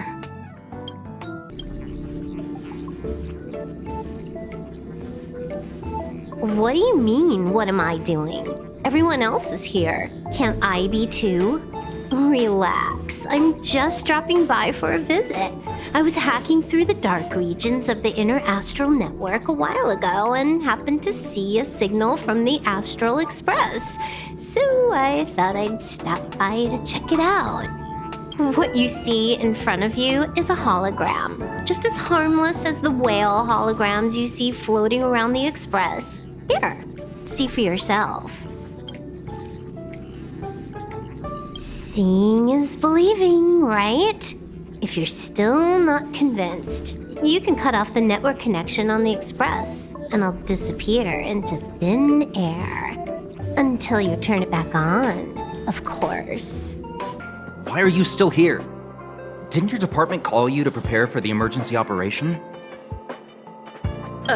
No. I just sneaked out for a little while. What are the odds? I got a group message 2 minutes ago saying that something's happened in the Special Purpose Lab. Somebody's trapped. The security department's blocked off the area around the entrance.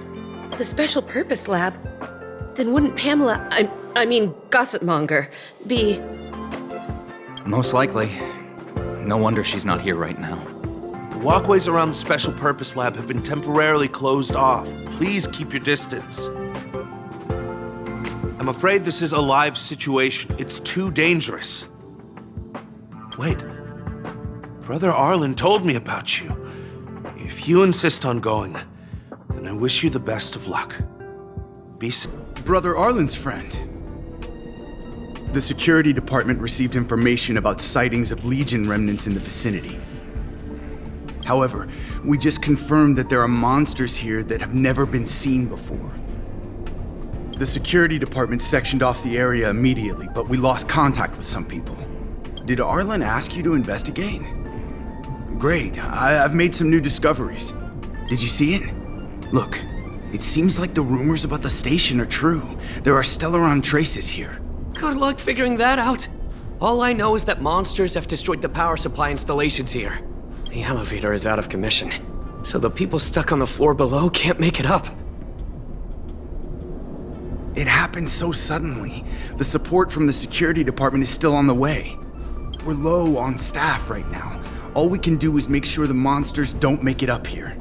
There are plenty of backup power sources in the storage zone. Right opposite, if I remember right. As soon as we can restart the power supply, we can get this elevator working and rescue everyone. Thank goodness you're here.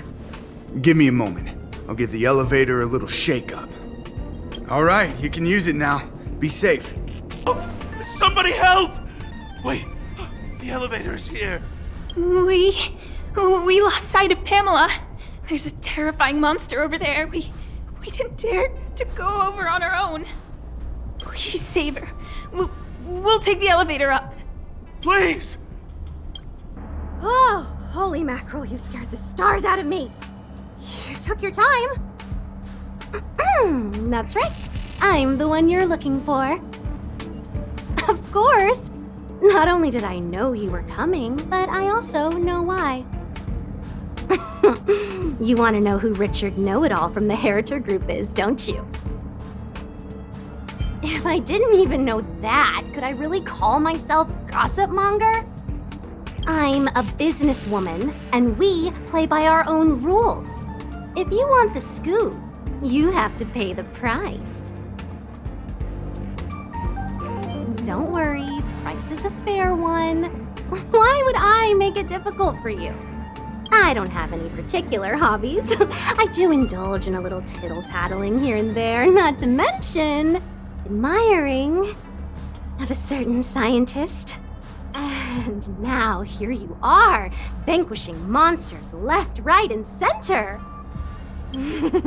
How fortunate. As it happens, I'm a huge fan of Himiko. An amalgamation of beauty and brains, the epitome of a graceful and gentle scientist. Can you help me take a high-def portrait photo of Himiko smiling? Please? Make sure you capture her electrifying smile. The one that stuns people into a trance. That 1,000,000-volt smile.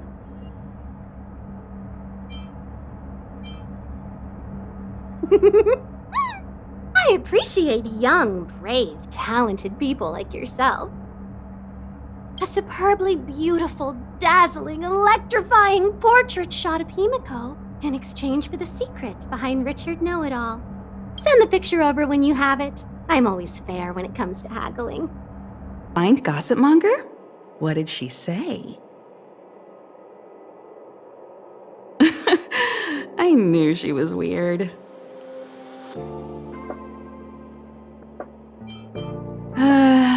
There are many types of friend. She's the type you can only stay friends with if you never meet her. It's okay. It's just a picture. I don't mind. Go ahead. Let me see. Hey, you're pretty good. Huh? What are you taking pictures of?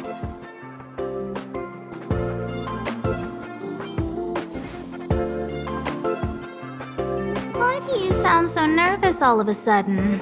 Suspicious. I didn't expect to see you here. Didn't you say you were really busy? I am. The Legion has only just retreated. The station is in absolute shambles. Now any progress in rebuilding things has been ruined by the reappearance of the Fragmentum. Oh. An active Stellaron is rarely a cause for celebration. What did Herta say about the Fragmentum's appearance? You know what she's like. It's like nothing's happened. She's just sitting back and giving orders. If there's time later, I want to talk to you both in more detail about this. You're the Fragmentum experts, after all. Anytime. I need to go. Someone's taken my family encryption key. You know, the one I used to withdraw my allowance? I need to get to the bottom of it.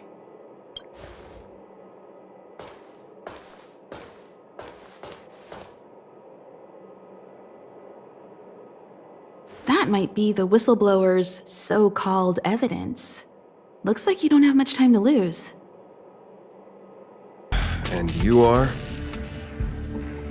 Oh, well done. You found me. So, you're here about the lead researcher's corruption. Anything for a good story, huh? I don't get it. You people live your lives for gossip. Wouldn't it be better to apply that drive to your research? Madame Herta would be delighted to see everyone working so hard. What encryption key? Have you been reading too many novels? You think there's some hidden heir on this space station with keys to the family coffers? Less fantasizing, more researching. Got it? You want the scoop? Fine. I've backed it all up anyway. Here, take it. And let it be known that I, Richard Know-It-All, do not spread rumors. This is the receipt. See the title on this purchase order? That's what I call substantive evidence. Of course it is. If I had any doubt, I'd have kept it quiet. I picked it up a few days ago when I was collecting a package. I saw a few receipts requiring the lead researcher's signature. The security department's head honcho, Arlen, He left pretty quickly when he saw him. We all know he's on her side anyway. So I had a peek, and whoa, she's buying equipment for the space station under her own name. I've got her now. Jeez, do I really have to break it down for you? The space station has its own financial procedures. As long as the purchase is for the space station, no matter how big or small, it has to go through the organizational account using the station's allocated funds. The payer here is her private account. She's totally embezzling station funds for herself. I'm so disappointed, so hurt. She looks like a sweet enough girl, but not only did she fail to repay Madame Herta for promoting her, she even stooped to this. I was so angry I was shaking. I broke out in a cold sweat. That amount of money? Herself? Who do you think she is? Fleming's daughter? Anyway, now you know everything, so leave me alone. I still need to write a report about this for Madame Herta.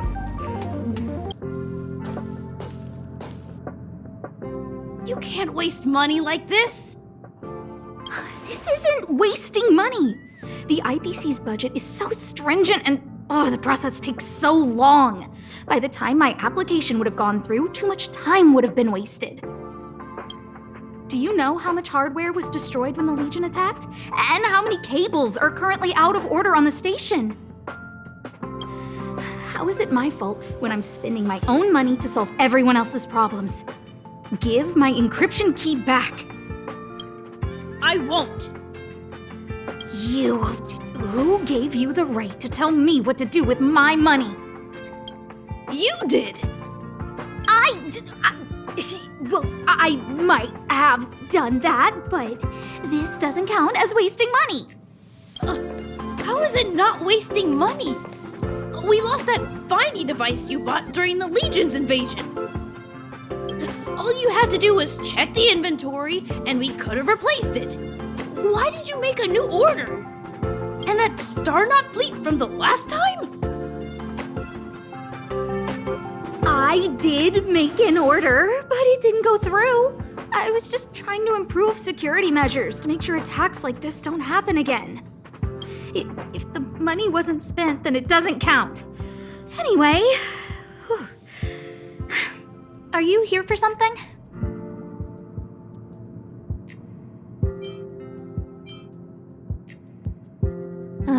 Please, tell me why you're here.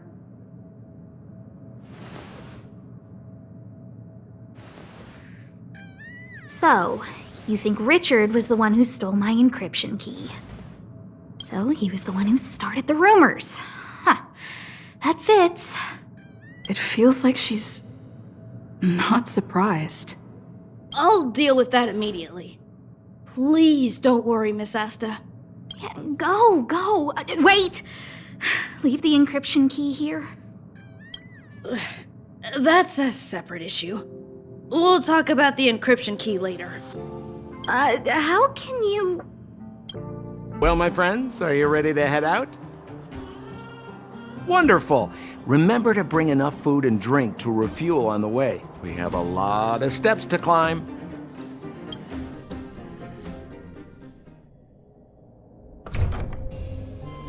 Mother, I have returned. Bronya, I thought I'd lost you. Where were you? Are you hurt? I'll fetch the butler right away. No, there's no need. I don't want to see Sebas right now. Sorry, Mother. I'm fine, really. I just got into a few skirmishes down in the underworld, but nothing I couldn't handle. The underworld. Oh, I see. In that case, report everything you saw. Commander Bronya. After the failed pursuit at Backwater Pass, the wanted outsiders and I were somehow taken to the underworld. Because of the difficult situation we were in, we formed a temporary alliance to help the residents of the underworld resolve a few issues of survival. We also defeated an ancient robot known as Svarog and learned some truths about the Stellaron.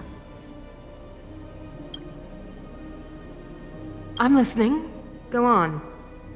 Madame Cocolia, it is my firm belief that the visitors from beyond the sky are not the villains we had imagined before. I witnessed them take up arms in the name of justice and risk their lives for the sake of others. I can also ascertain that they did come for the Stellaron, but only to relieve the disaster it has brought upon Belobog. Mother, you've always known the truth about the Stellaron, haven't you? Well, the responsibility of bearing that truth will fall upon me one day. Such is the burden of being guardian, to carry these secrets for eternity. So, I ask you to forgive my defiance, but I believe that the order to dispatch the outsiders was a mistake. To solve the problems brought on by the Stellaron, the architects waited hundreds of years, and those outsiders may be the... Enough! What? Arrogant. Ignorant. Oh, you disappoint me, Bronya. You merely glimpsed the tip of the iceberg, and now you think you know everything.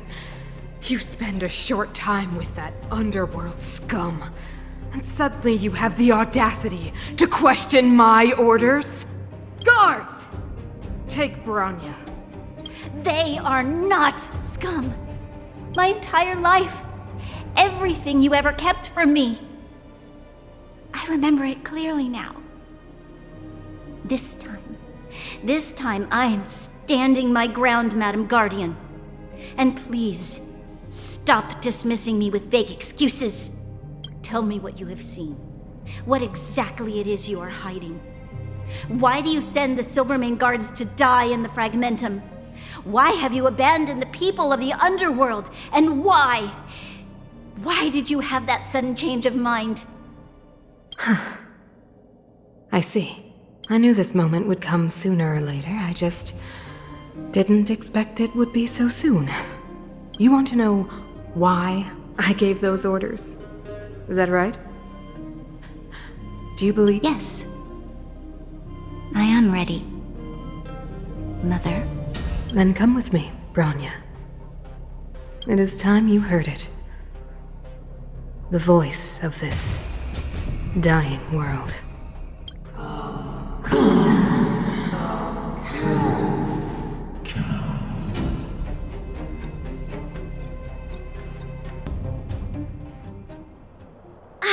We're finally back. I forgot what fresh air tasted like.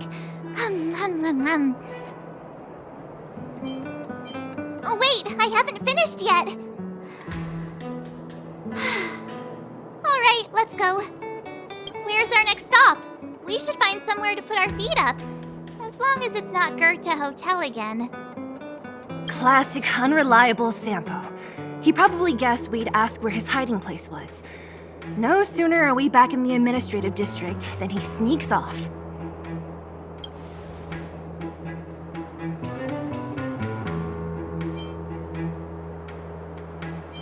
Where's your sense of loyalty? That would be nice, though. Don Hung, what do you think? I think it'd be best to pay a visit to Serval Landau. So, you think we should avoid Japard for the time being, right? He's an elite officer of the Silvermane Guards. It wouldn't be easy to get to him.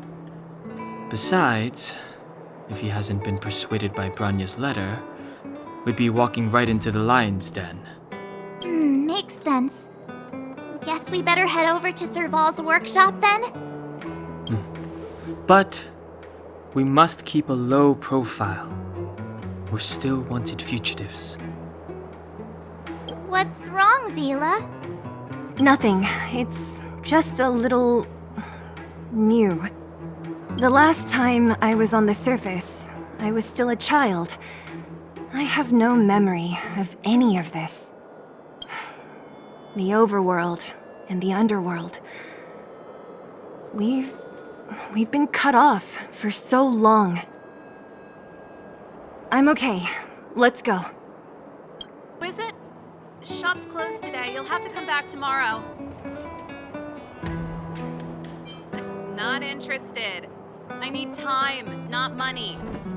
Serval, we came past here before and helped you fix a few things. Remember? What? Ah, I remember. The 3 outsiders. Wait, why are you still strolling around the city? Do you know the Silvermane guards are looking all over for you? Quick, act natural and get inside. Don't get spotted.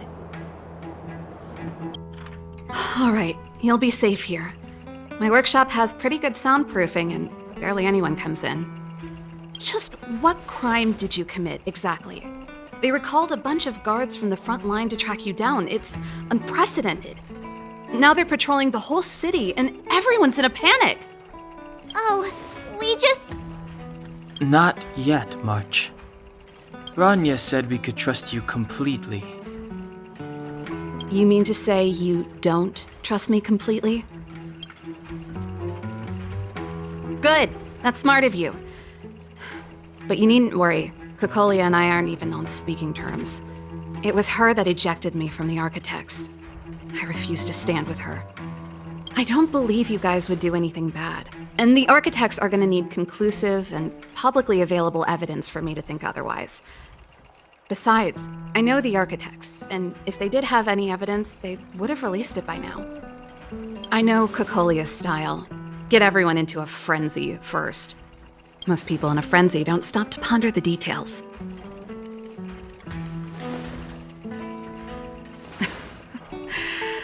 You could say that. We were like sisters once, inseparable. Of course, that was all before she became the Supreme Guardian.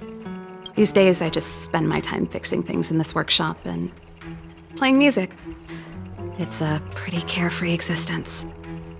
If I'm not careful, I'll start boring you all with sob stories from the past. Let's get back to you guys. If long-lost Bronya told you to come here, you must have something important to tell me. You can trust me. I know our paths have only crossed once before, but my intuition tells me you guys are good people. And I've got good intuition, by the way.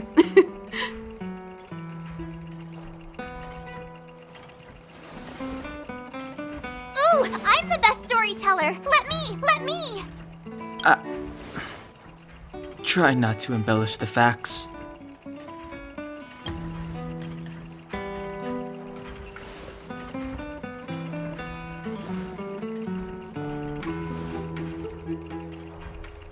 So that's what's been happening. No wonder we hadn't heard from Bronya recently. After all these years in isolation and without a single word from below, this is what's become of the underworld? I believe you. There's no way you could have invented all those twists and turns. What's more, we have Miss Zila here as living proof. As for the Stellaron, I know why Bronya got you to find me. When I was still one of the Architects working in the Scientific Research Division, I was researching the Stellaron. I never thought I'd hear that word again after being expelled by the Architects. Come on, I'll tell you everything. Only a very few people in Belobog know of the existence of the Stellaron. Those that do would never associate it with the Fragmentum or Eternal Freeze. But according to the data recorded in that robot, Svarog, the Architects dug out the truth long ago. The research results were purposely hidden away to ensure that the outside world would never know of them. Just my luck. Out of all the research topics I could have chosen, I insisted on the Stellaron. It's clear now that anyone who wanted to get closer to the truth would have been expelled or abandoned. Maybe I should be thanking Kokolia. All she did was push me out. She could have decided to take a more permanent measure. I figured out that the Stellaron and the Fragmentum were linked, so I was already close to the truth. It's a shame that the Architects ejected me before I could discover that the source of the Fragmentum was the Stellaron itself. Before I lost my position, I was applying for permission to survey the Stellaron directly. It was my research topic, but I'd never even set eyes on it. My research was all based on historical data and lab simulations. Not long after I submitted my preliminary report and application, I received my punishment. It was obvious that somebody didn't want my research to continue. Cocolia... It's been so many years since we last spoke. We were great friends once. There was nothing we wouldn't share. She became a completely different person when she took on the Supreme Guardianship. The convictions she once held, her enthusiasm, it was like they were drawn out of her by some mysterious force. She gave the order to expel me herself and refused to see me. I never understood that behavior, and I gave up trying to use logic to work it out a long time ago. Sometimes I even wonder whether she really did become a different person. Is that possible? Perhaps there's a single guardian consciousness that gets handed down from generation to generation, and the real Cocolia has already vanished. Is she being compelled by previous generations of guardians to make such baffling decisions? Who knows? But this might make for good songwriting material.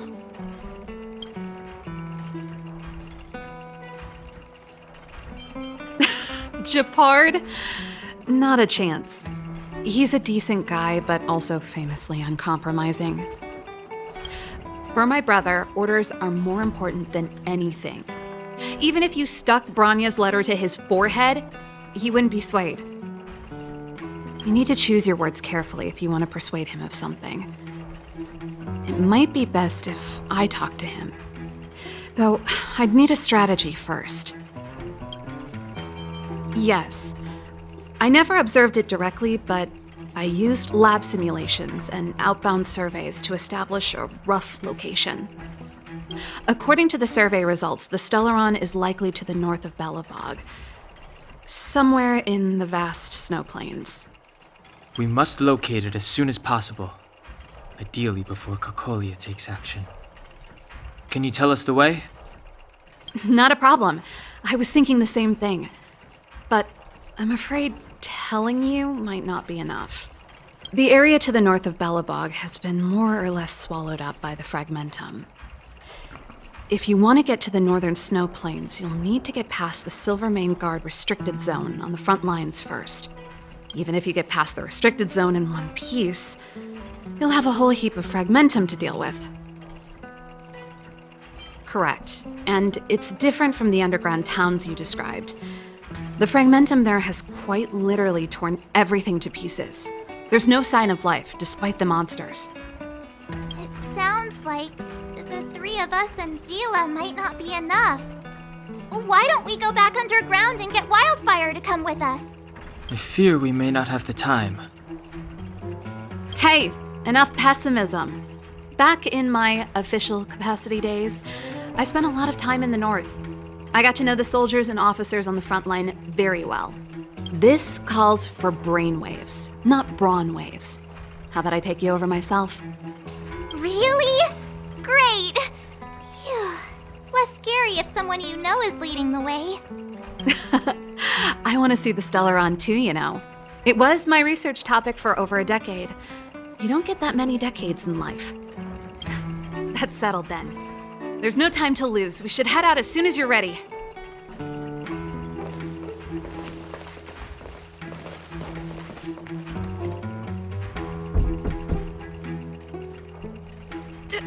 Darn it! I forgot my brother said he'd be around today. Find somewhere to hide, quick! I'll handle him.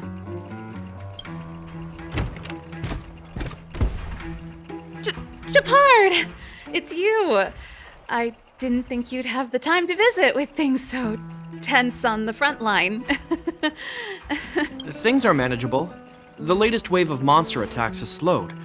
I'm back in the city to take care of a few matters, but I'll be back on the front line later.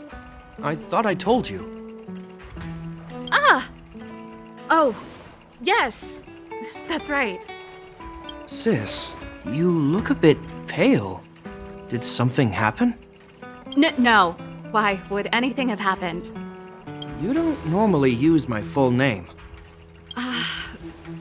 You said you hate it when I call you bro in public. Well, I agree. It'd sound better if I started using your full name. Right, Brosif? You can call me whatever you like. Look, Serval, I'm here on official business today. There's something wrong with the barrier generator device, and the engineers in our unit don't know how to fix it. I need you to take a look. Those guys can't think outside the box. Of course they can't wrap their heads around my design. I thought it was something big. Leave it here. I'll take a look. Sorry to trouble you. Why are you being so polite? Oh, and why is the city under curfew all of a sudden?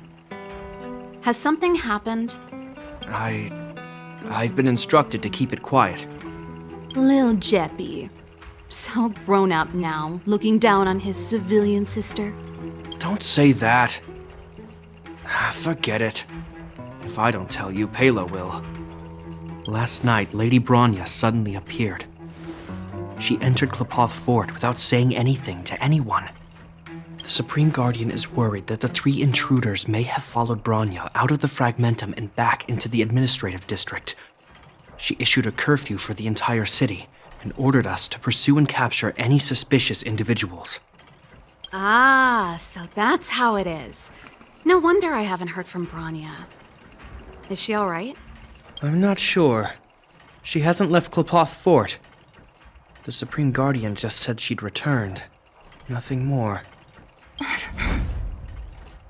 Well, I was sure worried about her. After she disappeared, Pela's workload doubled. She said she barely had time to go out.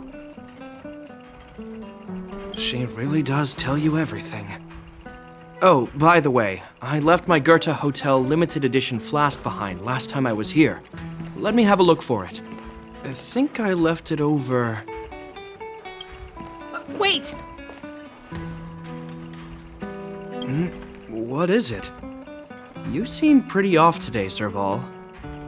It's, right. You remember how you neglected all those flowers to death? I piled them all over there during a bit of spring cleaning, and now they smell terrible. So, don't go over there. Seems like a strange reason not to take a look. Plus, am I supposed to believe you were spring cleaning? You must be up to more forbidden research. Am not? How dare you? What do you take your sister for? Never mind. This is your space, and I shouldn't intrude. I've got business to take care of. Bye for now. Hey, wait a sec.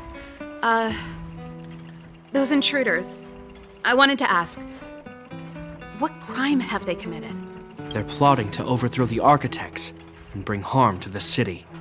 Huh. Reminds me of the accusations against me. Kokolia's methods haven't changed. Don't say that, Serval. I know that you're still nursing a grievance against the Supreme Guardian, but this isn't a joking matter. You're telling me off again? Fine. Whatever, bro. You better be going. Come listen to Pela in my next rehearsal. I will, if I have the time.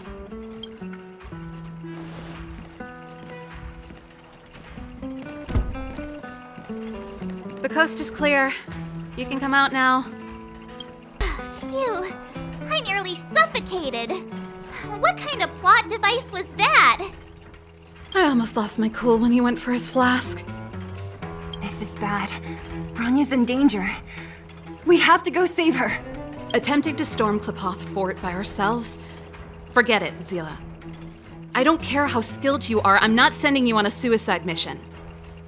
Rest assured, Kokolia may have changed over the years, but she never hurt Bronya. I'm certain of that. You sound like Bronya herself. I don't get it. You guys are against Kokolia, and yet in some ways, you seem to trust her completely. Didn't you hear him? He said he needs to take care of a few matters in the city first. If we're fast enough, we can stay out of his way. Come on, let's go to the restricted zone. If we can get ahead of the curve and find the Stellaron, Kokolia will be out of options. Oh, they've jacked up security, all right. How the heck are we gonna sneak in? Serval, we need one of those brainwaves. Leave it to me. Stick close, guys, and don't get spotted. This is a military base. Trespassers aren't allowed in. Wait, isn't that... Serval! Long time no see. Well, if it isn't Franz. Long time no see. You still watching the entrance? Well, you see, you haven't changed, Serval. Still nailing us to the wall. So, what brings you over here at this hour? And who are the guys behind you? My brother said the restricted zone energy lines were malfunctioning. Told me it was urgent. He doesn't trust those contracted maintenance workers, so he got me in for free. These guys are my assistants. We need to overhaul all the installations here. I didn't hear anything about the energy lines malfunctioning. Oh, please. This is a technology division issue. Why would they tell you guys? Come on, let us in already. If the heating system goes down in the middle of the night, are you gonna be responsible for all the frozen corpses? No, that's, not something I could handle. Seeing as you're Captain Japard's sister, it should be fine. Okay, here are some temporary passes. Oh, and remember to give them back to me when you leave. Thanks, Franz. I'll put in a good word for you with my brother and get him to promote you. No, Captain Japard hates all that under-the-table stuff. I'd have a better chance if you don't mention me at all. I'm aware that there are those among you who see the reserve units as a vacation. But let me set one thing straight. You are gravely mistaken. This is the restricted zone. The fragmentum before you conceals monsters that watch your every move. Behind us, we have a band of conspirators that have infiltrated the city. The situation is critical. The lazy and undisciplined among you will lose your lives to the forces surrounding us. As such, starting from today, we will be adding 200 bench presses and 30 extra minutes of one-arm planks to our daily drill. Is that yes, sir? Do you see that mechanical gear bridge? When you cross over to the other side, you arrive at hell on Earth. An endless fragmentum, a few exhausted Silvermane guards, and the stench of death in the air. If we want to progress further north, we will need to cross that hell. Are you ready?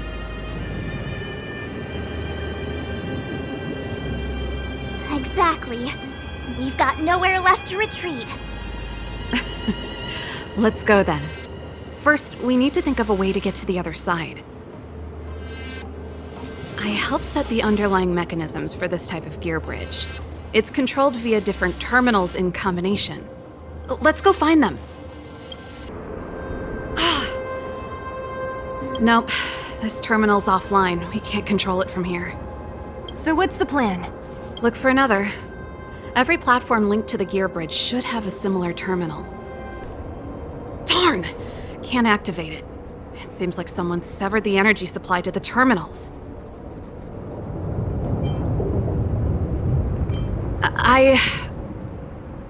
Huh. You know, the more I think about it, the more it seems deliberate. With the front line on high alert, they must have rotated the bridge to make it impassable. Then they cut off the energy supply to the terminals to avoid accidental repositioning. Or to prevent deserters from escaping. That way, even if the front line were to collapse, the fragmentum monsters wouldn't be able to make it to the other side.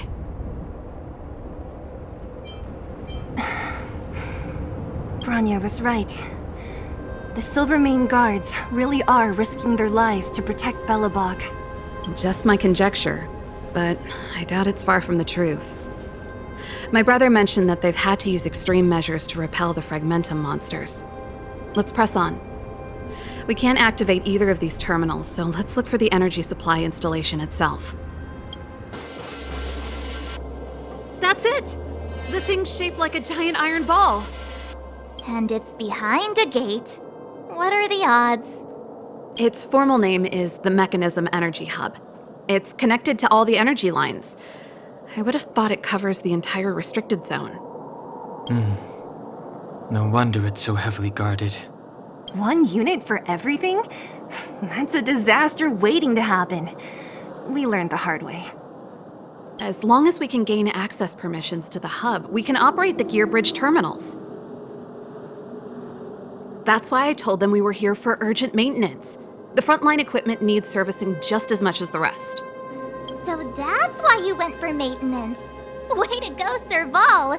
I thought you just came up with it on the spot. Come on, let's see if that guard over there will let us pass. Yo, evening soldier. Are you the emergency engineers?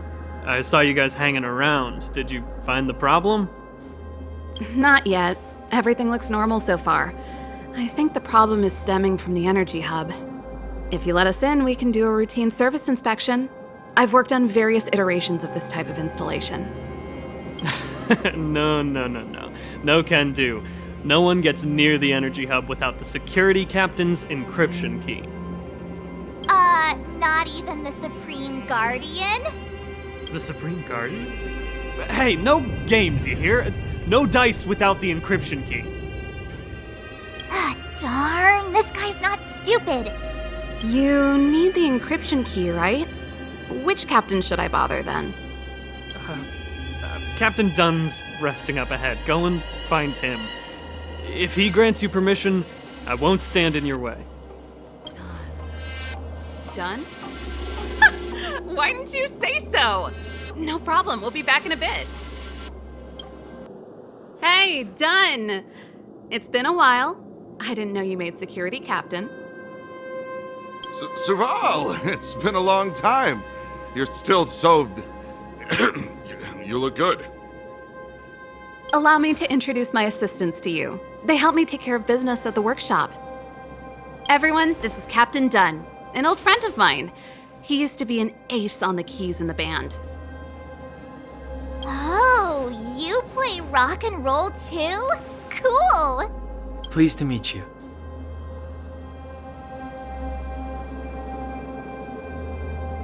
Oh, hello. Oh, what's that weird smell? Zachary! How many days has it been since you showered? I showered right before my shift. What did you say? I haven't showered in 2 days, sir. Unacceptable, especially in front of visitors. Apologies for the embarrassment, all. It's not a big deal, Dunn. You know, if you get a chance, would you want to get on stage with us again? My keyboard guy is pretty good, but I still miss our military days playing in the band. That was a long time ago, Serval. I haven't touched a keyboard in ages. Besides, I'm stationed here all year round. I'm afraid I don't get many chances to return to the city. Though I don't stand on ceremony. How may I assist you? If everything's in order, you'd better head back to the city. It's not safe here. I've checked the lines. There don't seem to be any major problems. All that's left is the energy hub. The guard over there said that I needed an encryption key to open the gate. Can you help me out?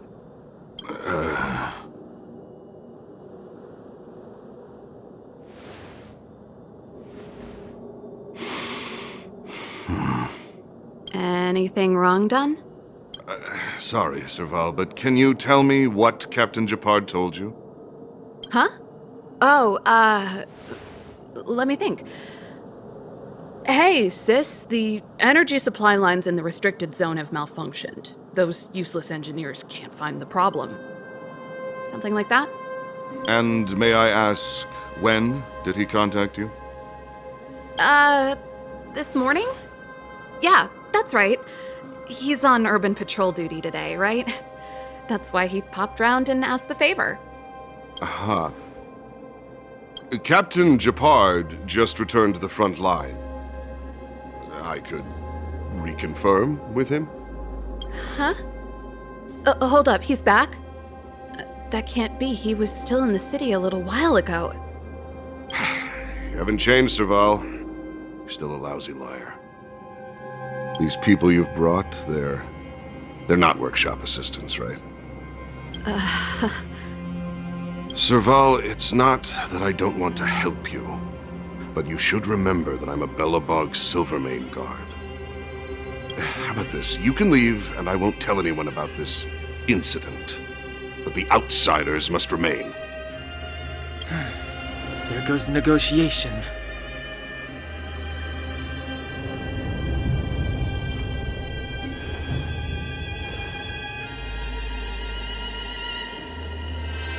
I brought you guys here, and I'm standing with you till the end. Done. This concerns the fate of Belobog. No, the fate of our whole world. Please, don't stand in our way. Serval! We used to rehearse together every day, you must understand. My rock and roll soul is to uphold the dignity of a soldier.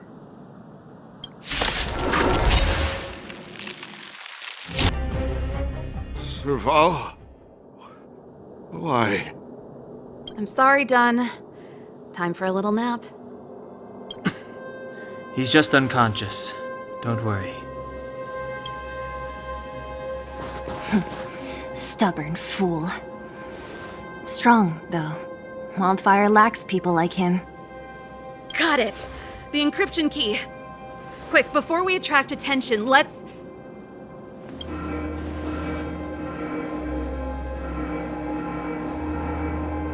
I think we attracted attention.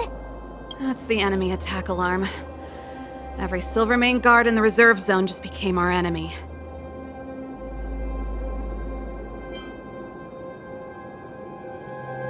We've made it up till now. I could lose an arm and a leg for all I care. I have to lay eyes on the Stellaron. Quick, back to the energy supply hub. Anyone that tries to stop us is gonna find out a thing or two. Oh, it's open! Oh, thank you, Dunn! Give me some time. Who designed this operating system? It's so unintuitive. Emergency fire evacuation system? Not bad. Rock and roll dance floor atmosphere mode? Who the heck added that? And they used one of my songs! Gear bridge control terminal. Still found it. That's it. I've reset the energy system. Let's go and operate the gear bridge terminal. Careful. There's a big guy up ahead. There's no other way. We'll have to fight. If we can beat Svarog, we can beat this one. Let's go! For you. Keep up. My tempo!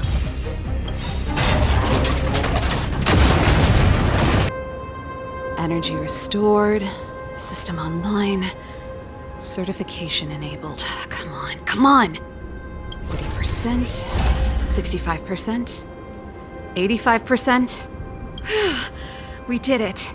We've gained access to the gear bridge. Let's move.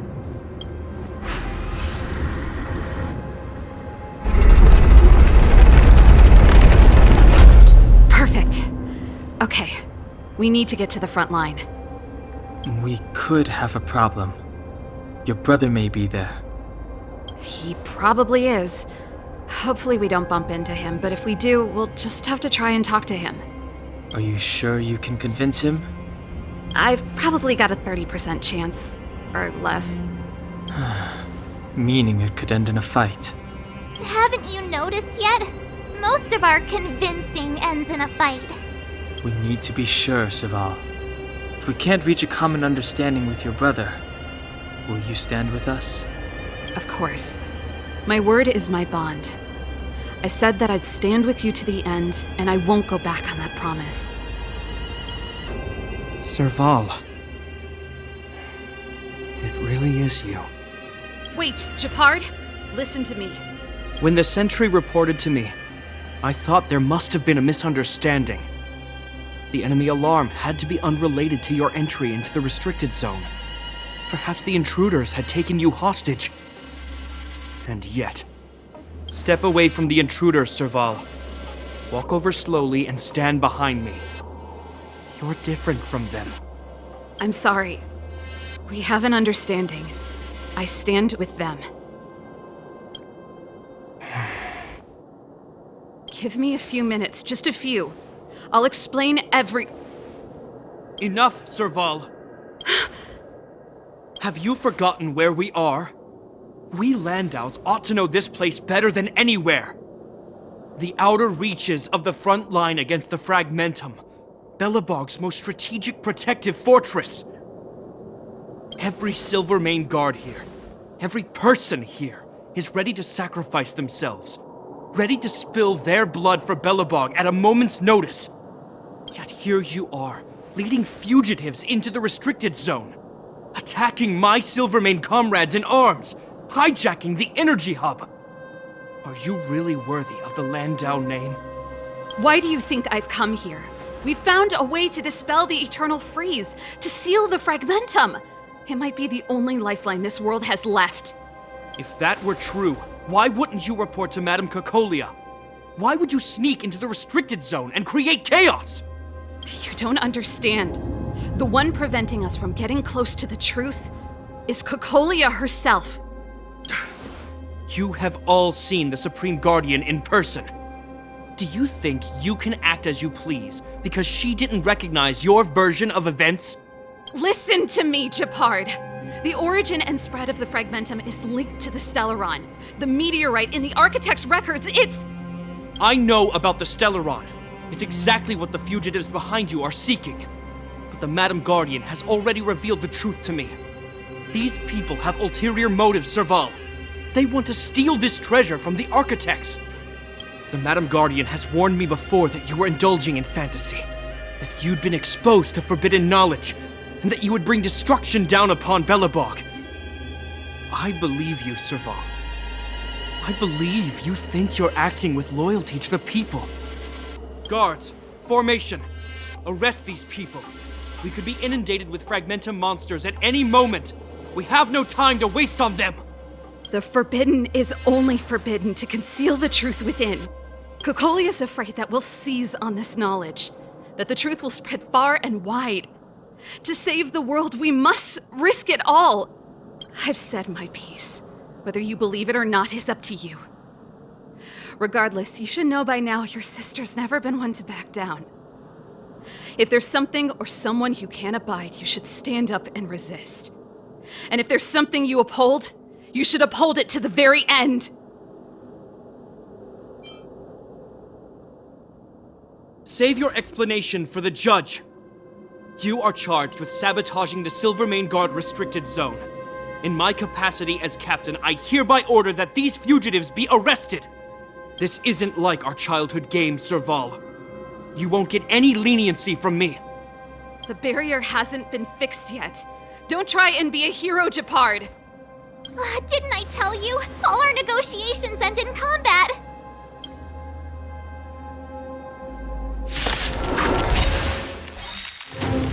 Keep of Titan, rise, Venus!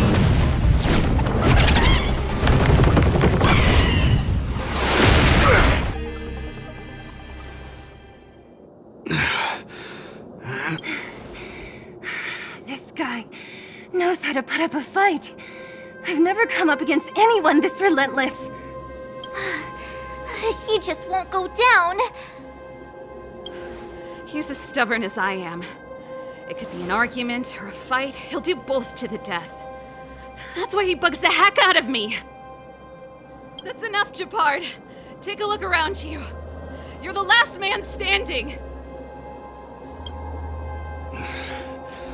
Even if I am, I won't yield.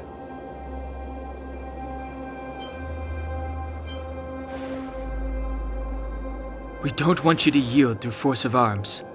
That wouldn't be a victory for us. Yeah, our goal is the same as yours, Serval's and Bronya's.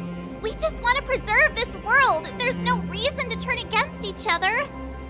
Gepard, brother, surely now you can see the need for pragmatism. Even if you don't believe my outsider friends, you should believe me. Maybe I've wasted your trust. In which case, believe Bronya. Lady Bronya?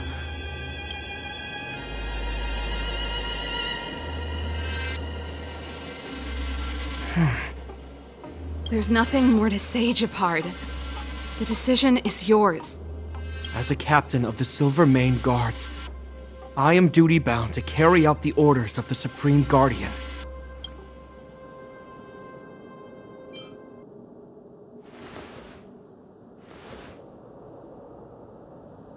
But Lady Bronya is the commanding officer for the front lines.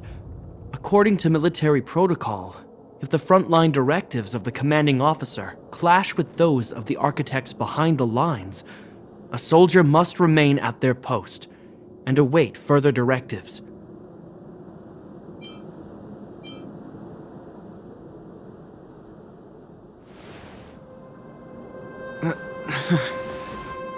For the Silvermane Guards, the Guardian's orders are paramount and absolute. But there is something of equal importance in the oath we take. The people of Belobog. If we lose the people, we lose the reason for our existence. Our fight with the Fragmentum monsters is for the sake of preservation. But our fight with you, I fail to see the purpose. If you are truly able to prevent our endlessly unfolding misfortunes, then the people of Belobog are indebted to you. But if you are using lies to mask your true intentions, using my sister and Bronya for your own ends, I swear by Qlipoth that I will carry out your punishment without an ounce of mercy. They're not lying. I promise you. You must be Zila. You are a skilled fighter. Your combat style is nothing like that of the guards. Regardless of what you believe, these guys have been a great help to the underworld. Many people would vouch for them. I'm sure. If you want to advance further northward, you must traverse an area entirely corroded by the Fragmentum. It's the only way to get to the snow plains on the other side.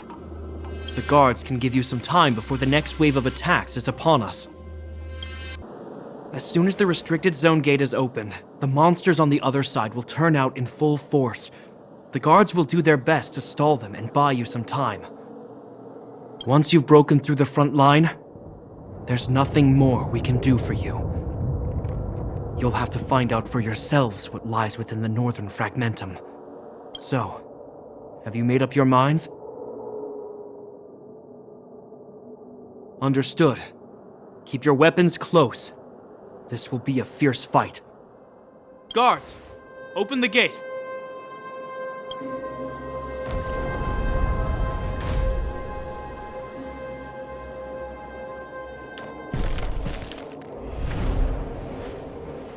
Are you dealing with attacks like this every day?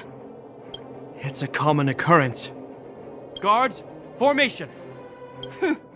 Well, I'm gonna make sure I don't owe the guards any favors when this is done.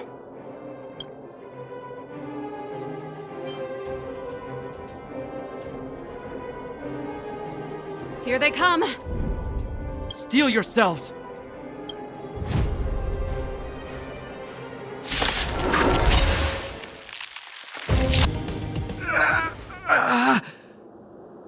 I told you, Gepard, the barrier hasn't been fixed yet. Don't try and be a hero. This is only the first wave. They'll have reassembled soon. I have to! Hey, Mr. Silvermane, listen to your sister. I can tell just by looking at you that you haven't fully recovered.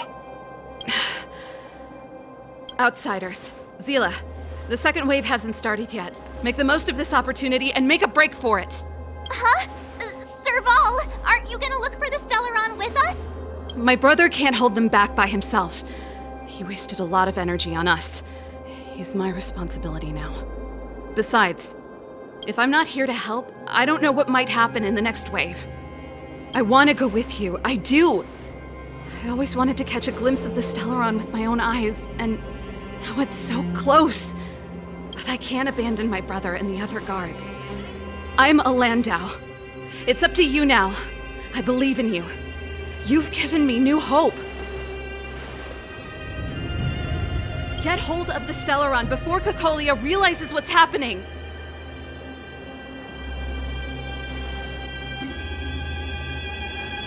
Serval's right. Let's go. The guards have opened up a way through for us. We can't let them down. Hey, March. Don't forget to take a picture of the Stellaron for me. Say no more! We're good at this, don't worry!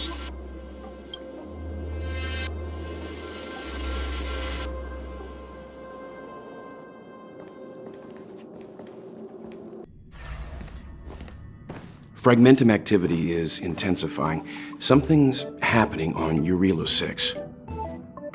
Shouldn't we go down there, Himiko? Have faith in them. Besides, this is her first trailblazing expedition. How will she be able to look back fondly without a few twists and turns? Are you bored, Welt? I understand. But we have lots of opportunities ahead of us. Let's leave the memories of this expedition for them. So you think they'll be safe, right? Yes, we haven't seen any Eon or Emanator level imaginary reactions. Relax. This is a young person's adventure. We shouldn't interfere.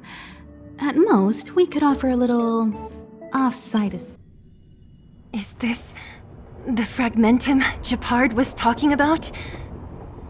Compared to this, the corrosion we saw in Backwater Pass pales into insignificance. Serval said that the Stellaron was very likely hidden in the snow plains north of Belobog. If we want to get there, I'm afraid we'll have to find the exit to this Fragmentum maze first. Guys, does this place feel weird to you? It feels like there are loads of eyes staring at us. This place makes my flesh crawl. Like there are insects under my skin.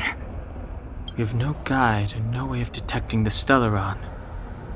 We'll just have to advance gradually and cautiously. Don't be disheartened. The stronger the Fragmentum contamination, the closer we are to the source. Bronya! Yeah, so she's been here already? Whoa! Quick, look! That's Bronya! Huh? Is that Cocolia too? No, it isn't them. It must be a kind of echo? Some type of residual energy replicated by the Fragmentum. Which means they were definitely here, right? And it looks like they went that way. Just in time. We had no idea which direction to take. Let's go. Still haven't told me what this place is, Mother. 700 years ago, this was Belobog's northern border, and the site of an ancient battle. Here is where Elisa Rand led the first Silvermane Guards in resistance against the Legion.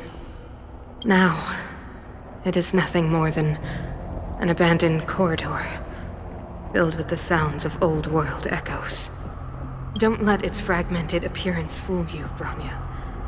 On the day the promise is fulfilled, these ruins will become the breeding ground of a new world. Mother, do you truly believe the Stellaron's promise? It summoned the blizzard beyond our walls and opened the door of the Fragmentum. It destroyed our civilization. And yet, the crime of our ancestors was their inability to embrace that destruction sooner. What? From the moment those intruders descended from beyond the sky, this world was handed a death sentence. But the Stellaron has reserved for us a thread of hope. There is a price to pay for new life, wiping away every decaying vestige of the old world, renouncing the meaningless and lingering struggle. This is the price the Stellaron demands. When the promise is fulfilled, Bronya, no longer will we have to squander our lives guarding this wasteland. You and I will witness the new world rise from the ruins. No. There's a complex mechanism. How did they get past? I knew this wouldn't be simple. Wait! Wait, wasn't there some big energy hub-looking thing back in that empty area? Let's go back and take a look. Maybe it's linked to this gate. However... No other way. Desperate times call for desperate measures. Worked, right? But the gate didn't move an inch. Are there other units around? It's clear that whoever designed these mechanisms didn't want outsiders to get through too easily. Let's keep looking for the energy hub. Look, over there! I think I can see the next unit. Oh, I see it too. Let's go. Did you hear that? This mechanism must be on now. Come on, let's find the next one. Where is the next mechanism? Oh, behind that gate. There's no switch. We need to find a way around.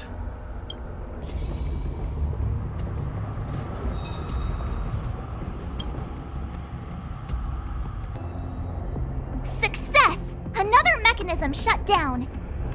I want to ask you a question. Do you still remember those dreams you mentioned to us? I know you're wide awake right now, but I need you to try. See if you can recall the voice you heard.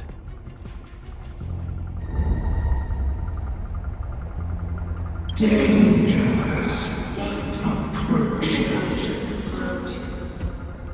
You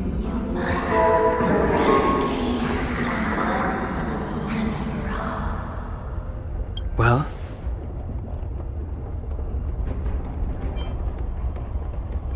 This is merely speculation, but perhaps the voice you heard is the Stellarons somehow conveying information to Cocolia, and the one in your body is resonating with the Stellaron on this world. Huh? You mean that Stellarons can communicate?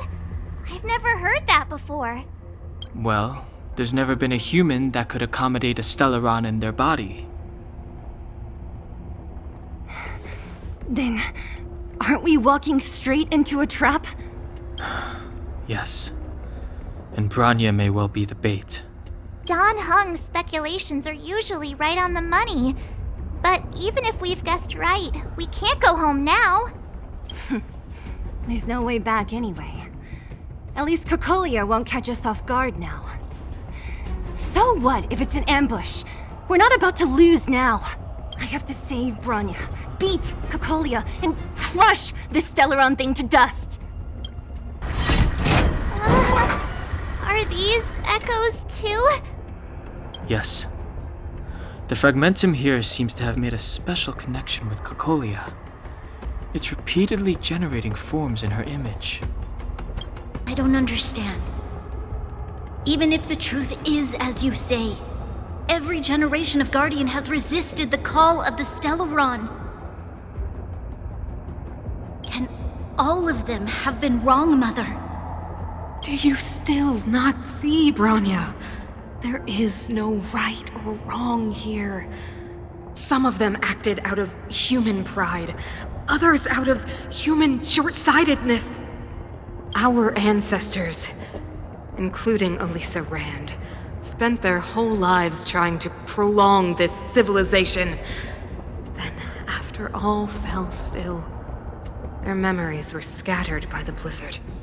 They spent lifetimes writing songs of praise that lauded the bravery of humanity, but couldn't spare the time to gaze up into the stars. To those entities of greater magnificence in the heavens above, 1,000 years is but a passing moment. The attainments of insignificant beings, nothing more than a footnote.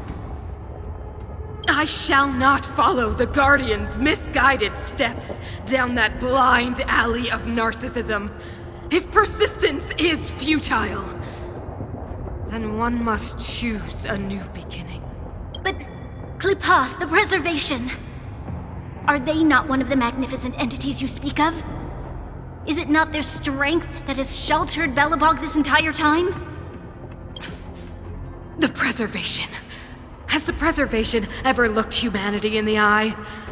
Nothing more than an arrogant delusion of the architects. you will hear the real voice of magnificence, Bronya. Then you will understand my choice. Looks like another completely new monster. Considering where we are, it would be surprising if we didn't run into strange enemies here. I don't care how strange it is. It's blocking our way. Let's get it! Don't your hands hurt? Execute the judgment! I'm okay. This enemy is completely different. If I didn't know it was a product of the Fragmentum, I'd think we were fighting a human. Unlike those random low-level Fragmentum creations, this one seems to have a mind of its own. It seems to be able to use complex tactics. Look, Bronya and Kokolia's echoes. They must have come through here. That means we must be really close, right?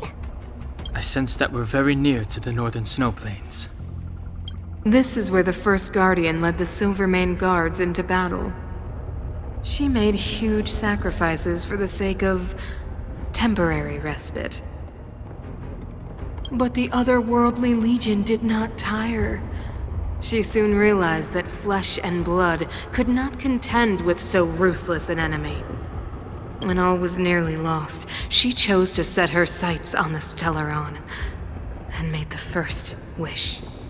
As for what came later, you know as well as I.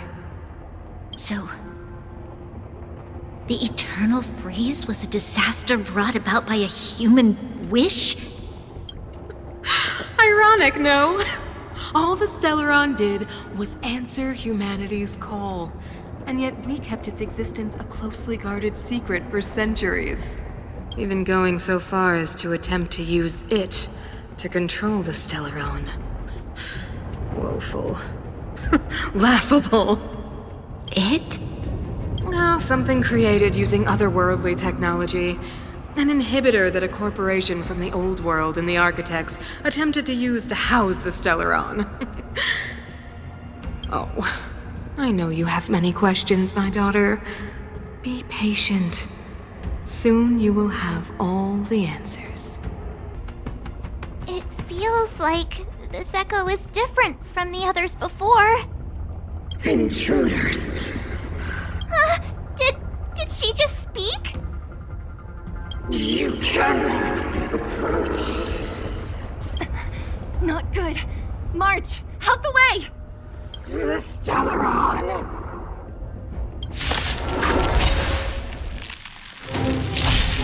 Intruders! You go no further. Are you sure this isn't the real her? Tremble before my power!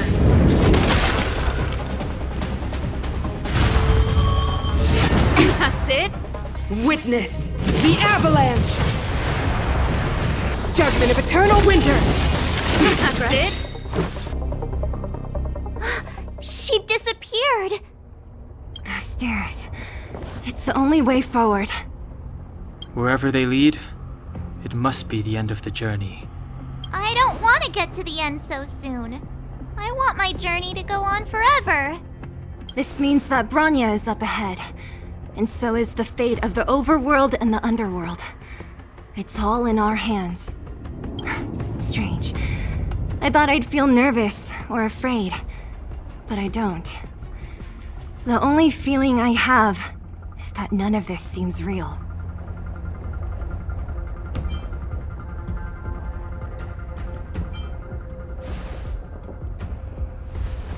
Not always. Sometimes it's a happier conclusion. The Express has traveled world after world. We are merely passing travelers, witnesses to part of a grander story.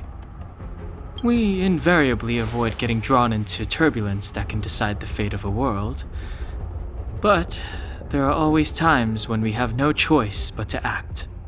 Or to put it another way, this is one heck of a first trailblazing expedition. You hit the jackpot. I was about to bore you all with my gloomy reflections, but on second thought, not today.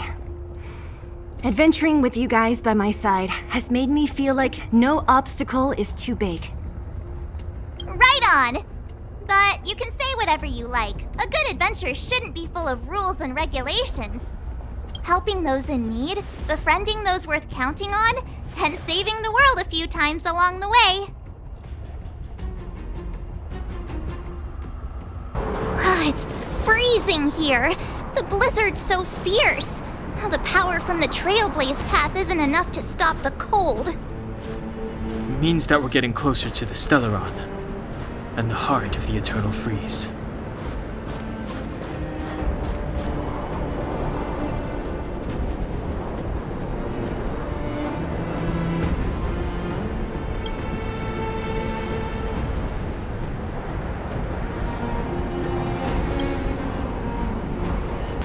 Did the architects build this?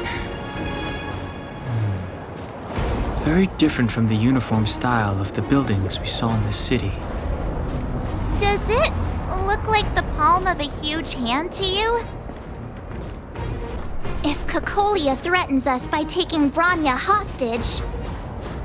We have to save her. The underworld... No. The entire planet relies on her.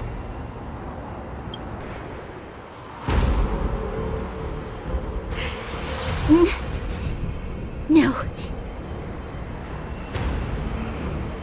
Do not resist, Bronya. Accept the common will. No! I don't want this. Look upon their promised future, Bronya! A world without poverty, without cold, without suffering. A world where people no longer have to pray like prisoners for survival. A world that we can guard for all eternity. 700 years ago, we tried and fought unceasingly, believing that the radiance of human nature could shepherd us towards rejuvenation. And to what end? A crushing defeat. With irrefutable strength, is our first thought always to resist, to cover our ears instead of hearing the call? It is the conceit and cowardice entrenched in the depths of human nature, so difficult to efface. Cast them aside. Break free of the chains that bind you! The Stellaron will lead humanity to evolve, and they will! Your brainwashing ends here, you witch! Zila? You came. I thought the blizzards had entombed you. You wish! We're not going down before you do!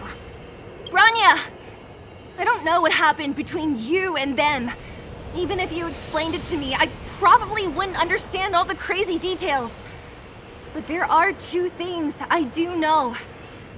One, these guys have come through hell to get here, to seal this Stellaron thing. And two, do you remember what I said? If anything happened to you, I'd save you. Do you understand? Even if the damage is done, even if you've completely forgotten our promise, then I'm just gonna have to knock you out and bring you back myself!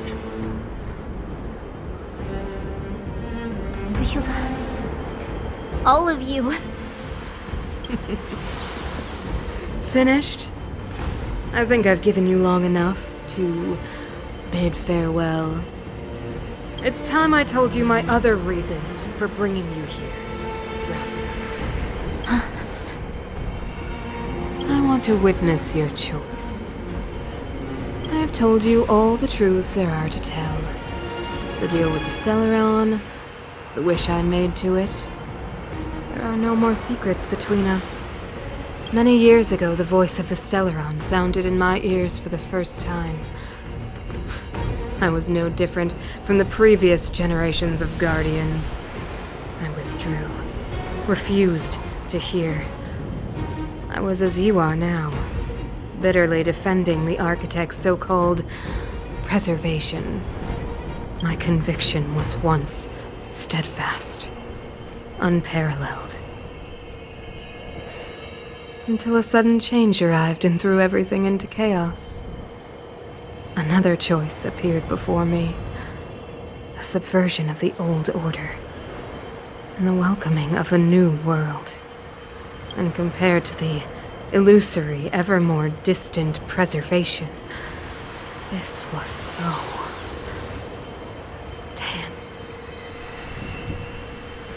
I have agonized, long agonized over how to convey all this to you. Inevitably, the promised tomorrow will transpire. But if you were not there beside me to watch over that new world, then I would descend into torment, Bronya. Enduring torment. Perhaps I should be thanking you, outsiders. The pressure you have imposed has at long last compelled me to confront my final weakness. Bronya, throughout your life, I have never forced you to submit to my will. You have always, will always have a choice. As then, so now. Choose, my daughter.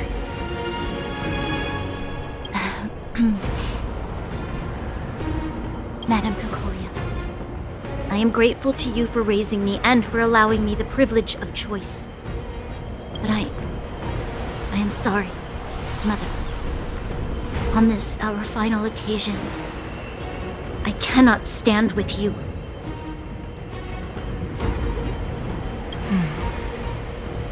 You say that conceit and cowardice lie in the depths of human nature. Perhaps you're right. Desperation sheds a light on the darkest recesses of the heart. What about those simply struggling for survival, fighting for something better? I've witnessed their light on the front lines, in the underworld, in places you have overlooked. Our ancestors built this city, striving in the bitter snow to prolong our civilization. Even if this world is doomed to fall apart, we should allow humanity to pave the way to its final outcome. Not hand over our fate to the seed of ruin.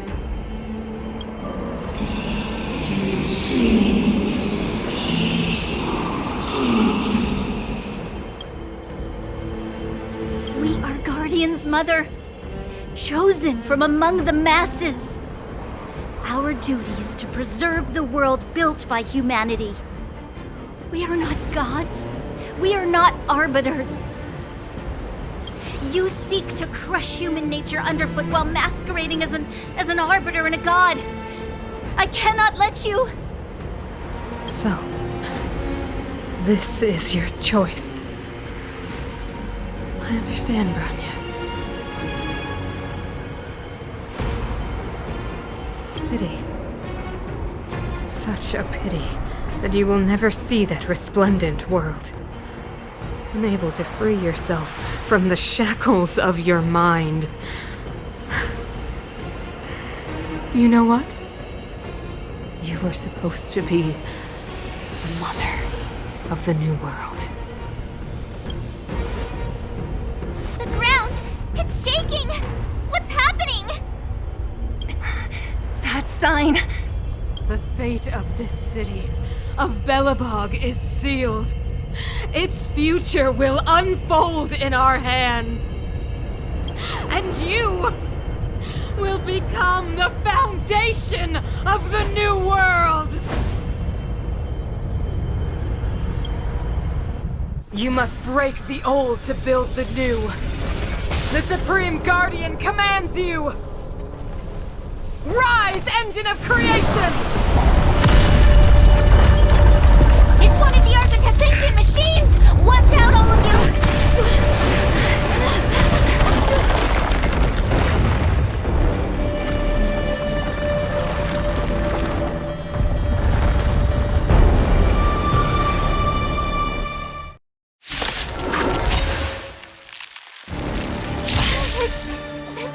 It's 1,000 times bigger than Svarog! Engine! Break them!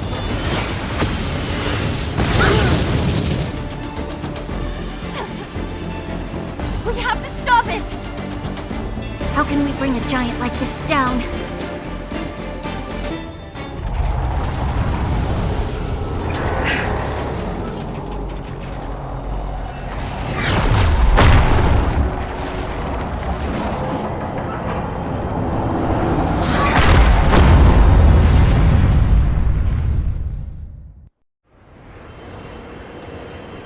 Himeko! It's Himeko! Hello? Can you hear me? Gosh, the signal's terrible. Himeko! You finally spared a thought for us. What are you talking about? Weldon, I've been up on the you the time. You've got quite the Trailblazing mission on your hands. So, how did that guy work? Or, importantly, how do you stop him from working? Over to you guys, I guess.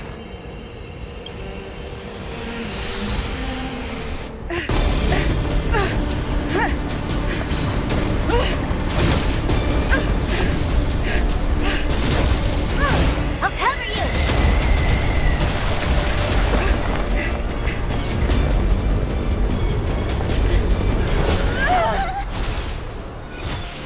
Grab hold of me!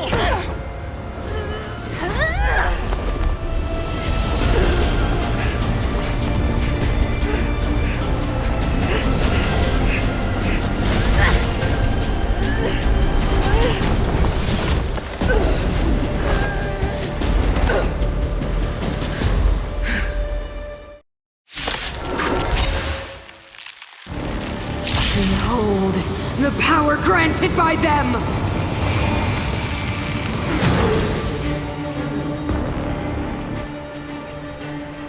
Listen to the power surge!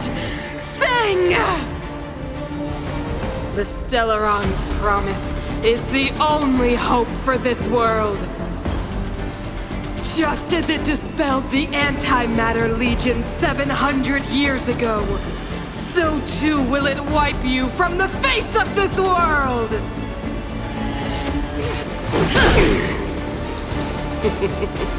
Humanity, so weak and foolish, always overestimating their abilities.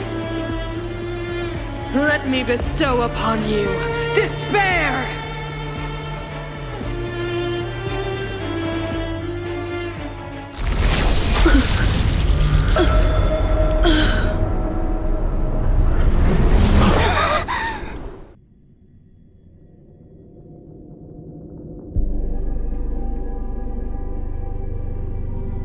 Is this the universe? But I was fighting Cocolia. Why am I here? The last time I came here, I drew Nanook's gaze. Could it be?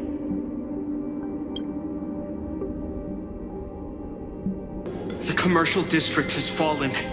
We've transferred the residents to the outer municipal districts for the time being. The garrison lost 26 fighters. But Go on, Gepard. I'm not sure that they're dead. I saw their broken figures lingering in the fragmentum. What happened back there defied all reason. It was madness.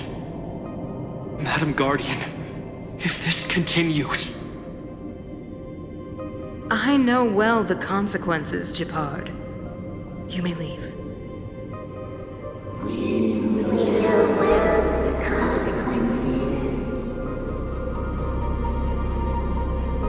Why do you hesitate, Cocolia? Isn't this what you've always been hoping for? Get out of this cage and take a look at the city. What is there to lose? The efforts of our predecessors, their unfinished research. We can finally see them come to fruition. Give me some soldiers and I'll locate the Stellaron and find out how to save our world. You need to come to your senses, Serval. come to my senses? What are you... Guards! Miss Serval is tired. Take her to rest. Sequester her lab and detain the researchers. Their work is illegal. Why, Cocolia? Why have you grown so cold? Serval Landau, you were my most cherished friend. There is no grace nor grace from this new world. Madam Cocolia, the monsters are surging this way. It's too dangerous here. Foolish. Weak.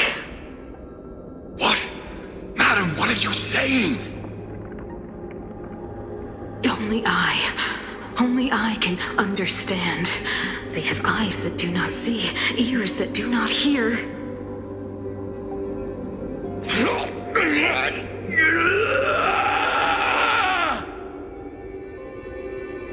Feast on their willful ignorance! Absolve them of their stupidity and fear! Mother, I still don't understand. The fragmentum corrosion has already spread to the underworld. How will those below ground fend for themselves if we withdraw every guard? The automatons will ensure their safety. The most important defensive position is here on the surface. If our lines crumble, the underground will vanish in an instant. Our defenses here must be maintained at all costs. These are the choices we make, Bronya.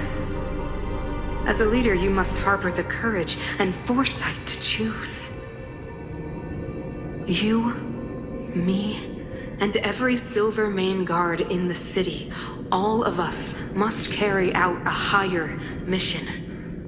There will come a day when you must make your own choice. Do you understand? A higher mission? It is too early, Bronya. Still too early. You will understand when the time is right.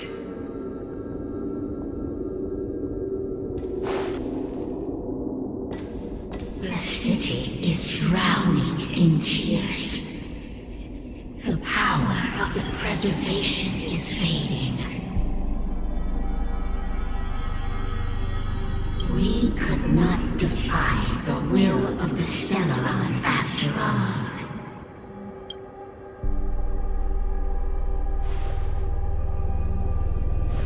Yes, but we have no right to judge. The fragmentum had been expanding for the past 700 years. There is no faith nor wealth left for our successors. Only despair. To see the home we vowed to preserve wither away. That in itself is torture. Not to mention the haunting whisper of temptation. The day will come when even the strongest of wills cannot help but give in to such influence. It is only a matter of time before the Amber Lord forsakes us.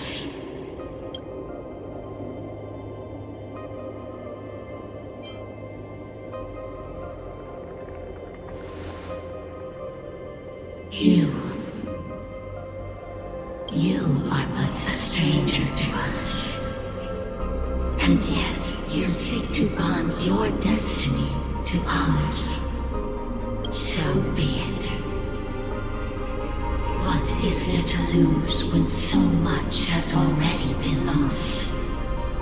Touch the light of the Amber, Trailblazer. See if your will can attract their gaze.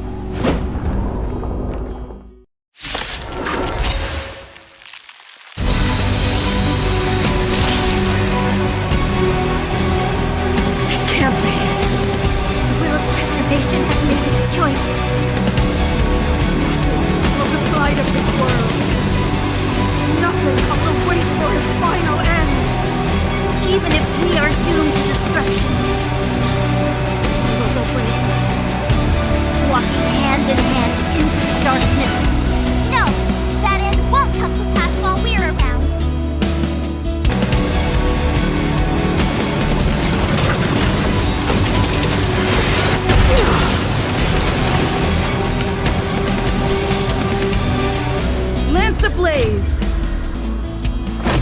Flaming lance! Forward!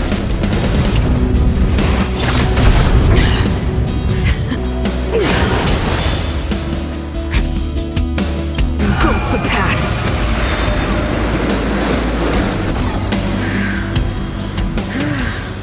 The power of the Stellaron is with me! We made a choice, go You are but against cinders your of the fate. old world, soon to become ashes! We will wake up the dead. We'll be the architects of a new world! That's it? This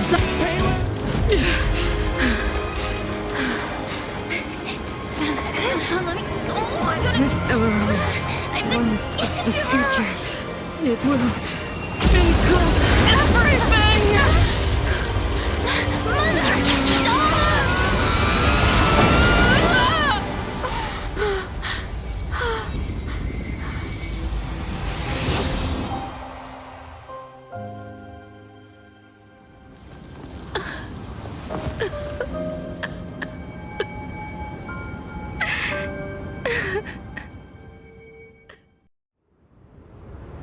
It's over.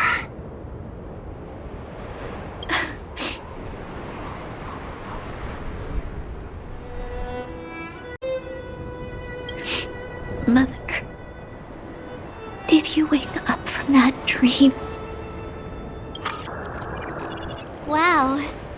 That was a tough trailblazing expedition. We made it! But, what are we gonna do with the Stellaron? It's usually Mr. Yang who handles it. I've informed Himiko and Mr. Yang already. They'll steal the Stellaron. Nice! The crisis on this world is basically over, right?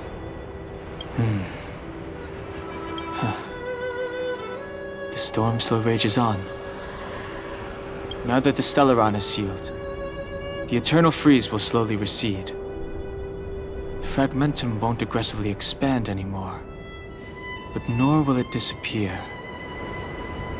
Jarilo-VI has a chance to return to life, but it will take time. It will depend on the efforts of the people here. Thank you. All of you.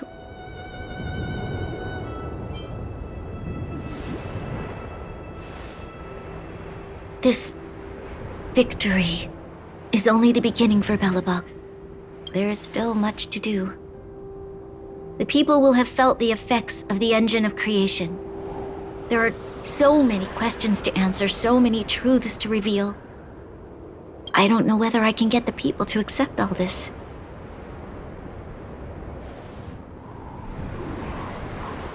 Can I really do that? Tell everyone about Mother's true motives? About a lie perpetrated for 700 years? No. No. No way. Seela. I don't know how to explain it, but I don't think there's any other way. In the underworld, we tell the kids, things will be better tomorrow. Everyone knows it's a lie, but it gets them to sleep with some hope. Can you imagine the consequences if we told the people what happened here? They'd be devastated. If we can't trust the Guardians, who or what can we trust?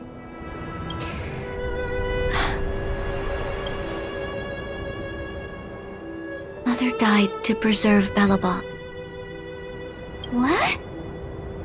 The visitors from beyond the sky told her the secret of the Stellaron.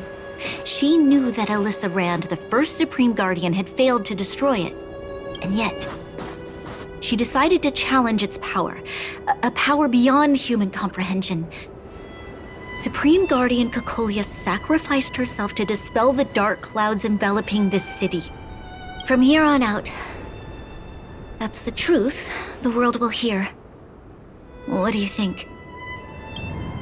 It keeps the hope of preservation alive, at least. It's logical. and hard to disprove. Why do we have to lie? I'm abstaining. I like telling the truth. But I get what you're trying to do.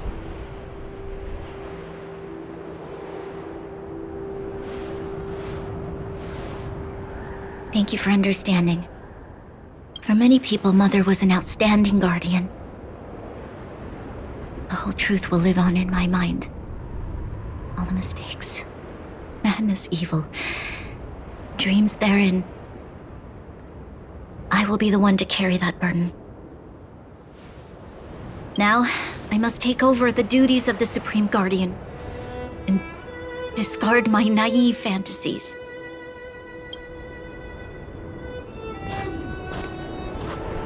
I'm sorry, Seela. Please, protect this secret with me till the end of our lives. Say no more. I know what to do. Thank you. Well then, as promised, let's start rebuilding the bridge between the overworld and the underworld.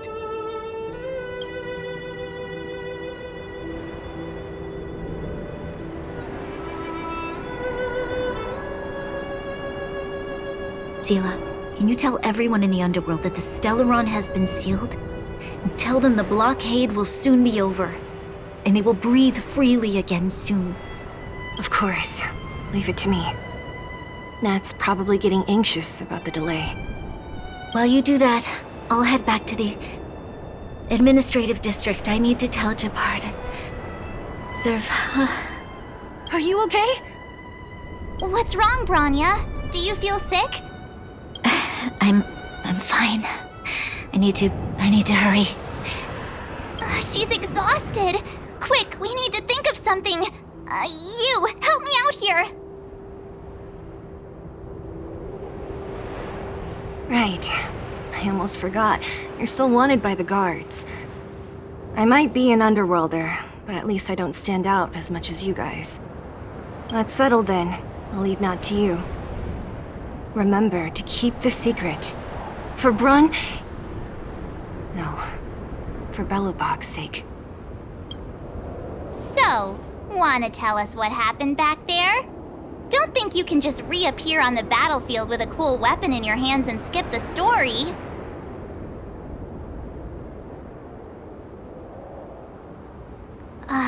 You drew the Amber Lord's gaze?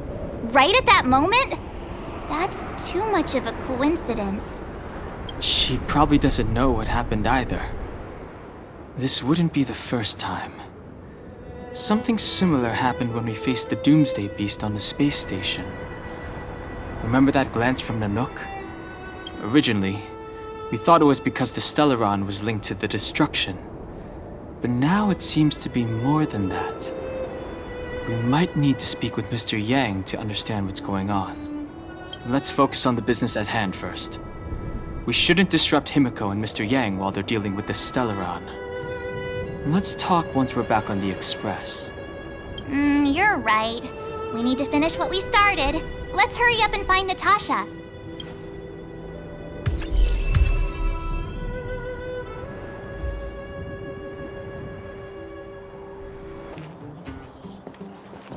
Natasha! Oleg! Hope you didn't have to wait too long. Oh, it's them. You kids move fast. By the look on your faces, I assume you come bearing good news? You bet. You might not believe this, but we summoned up all our strength and then... maybe she should do the talking. I'm no good at serious stuff. I'll probably say something I'll regret.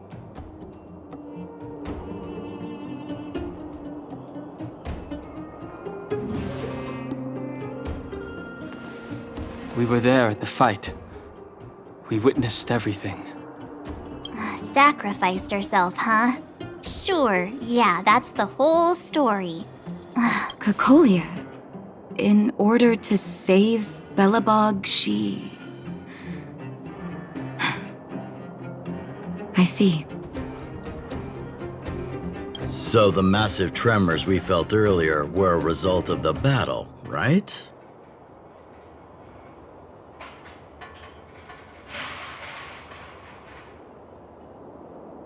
Thank you. I can't even imagine what you've been through up there. I'm just glad everything turned out all right. What about Zila? Don't worry, she's all right. It took a big toll on Bronya, so Zila took her over to the guards. Oh, good. I'm so glad you're all okay.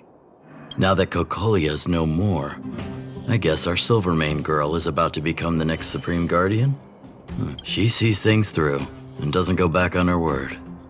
The underworld will thrive again under her watch. Oh, we brought you a message from Bronya. The blockade will soon be lifted. The people of the underworld will breathe freely. Breathe freely. That's been our wish all along. March, Danheng, and you, can I ask for your help again? I want to get this news out to everyone. It'll lift their spirits and bring them hope.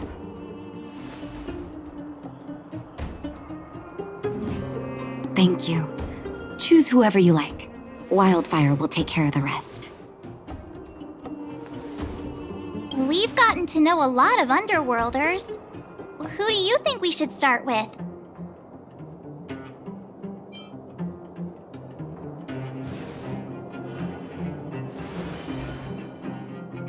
Roger that. You can leave the rest to us. If everything goes smoothly, this should be Wildfire's final mission. Hook! Got you again! Huh? What the heck are you guys doing here? Oh, wait till I get my hands on Julian, that traitor! Where's his integrity? What about your integrity, huh? You brought the other kids out here to Rivet Town, didn't you? I did not! The moles hold a vote on all our expedition destinations. Fine, I will. But it better be exciting. Okay, that's enough of that. Let's go and find Julian. Hide and seek update. Astral Express Crew 2, the Mole 0. Celebrate while you can. Hide and seek is best of 5, you know. Anyway, enough about hide and seek. You came all this way to tell the moles something, so spit it out. Do you want to do the honors?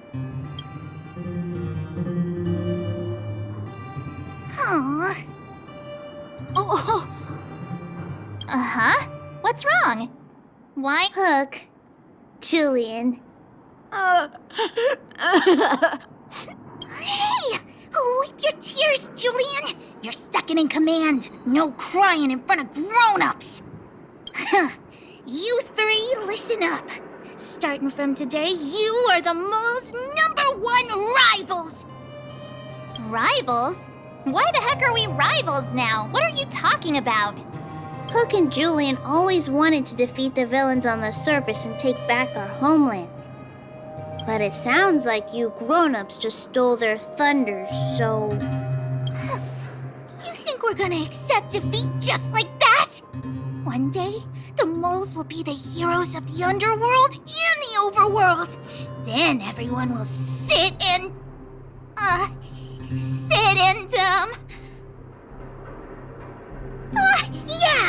sit up and take notice!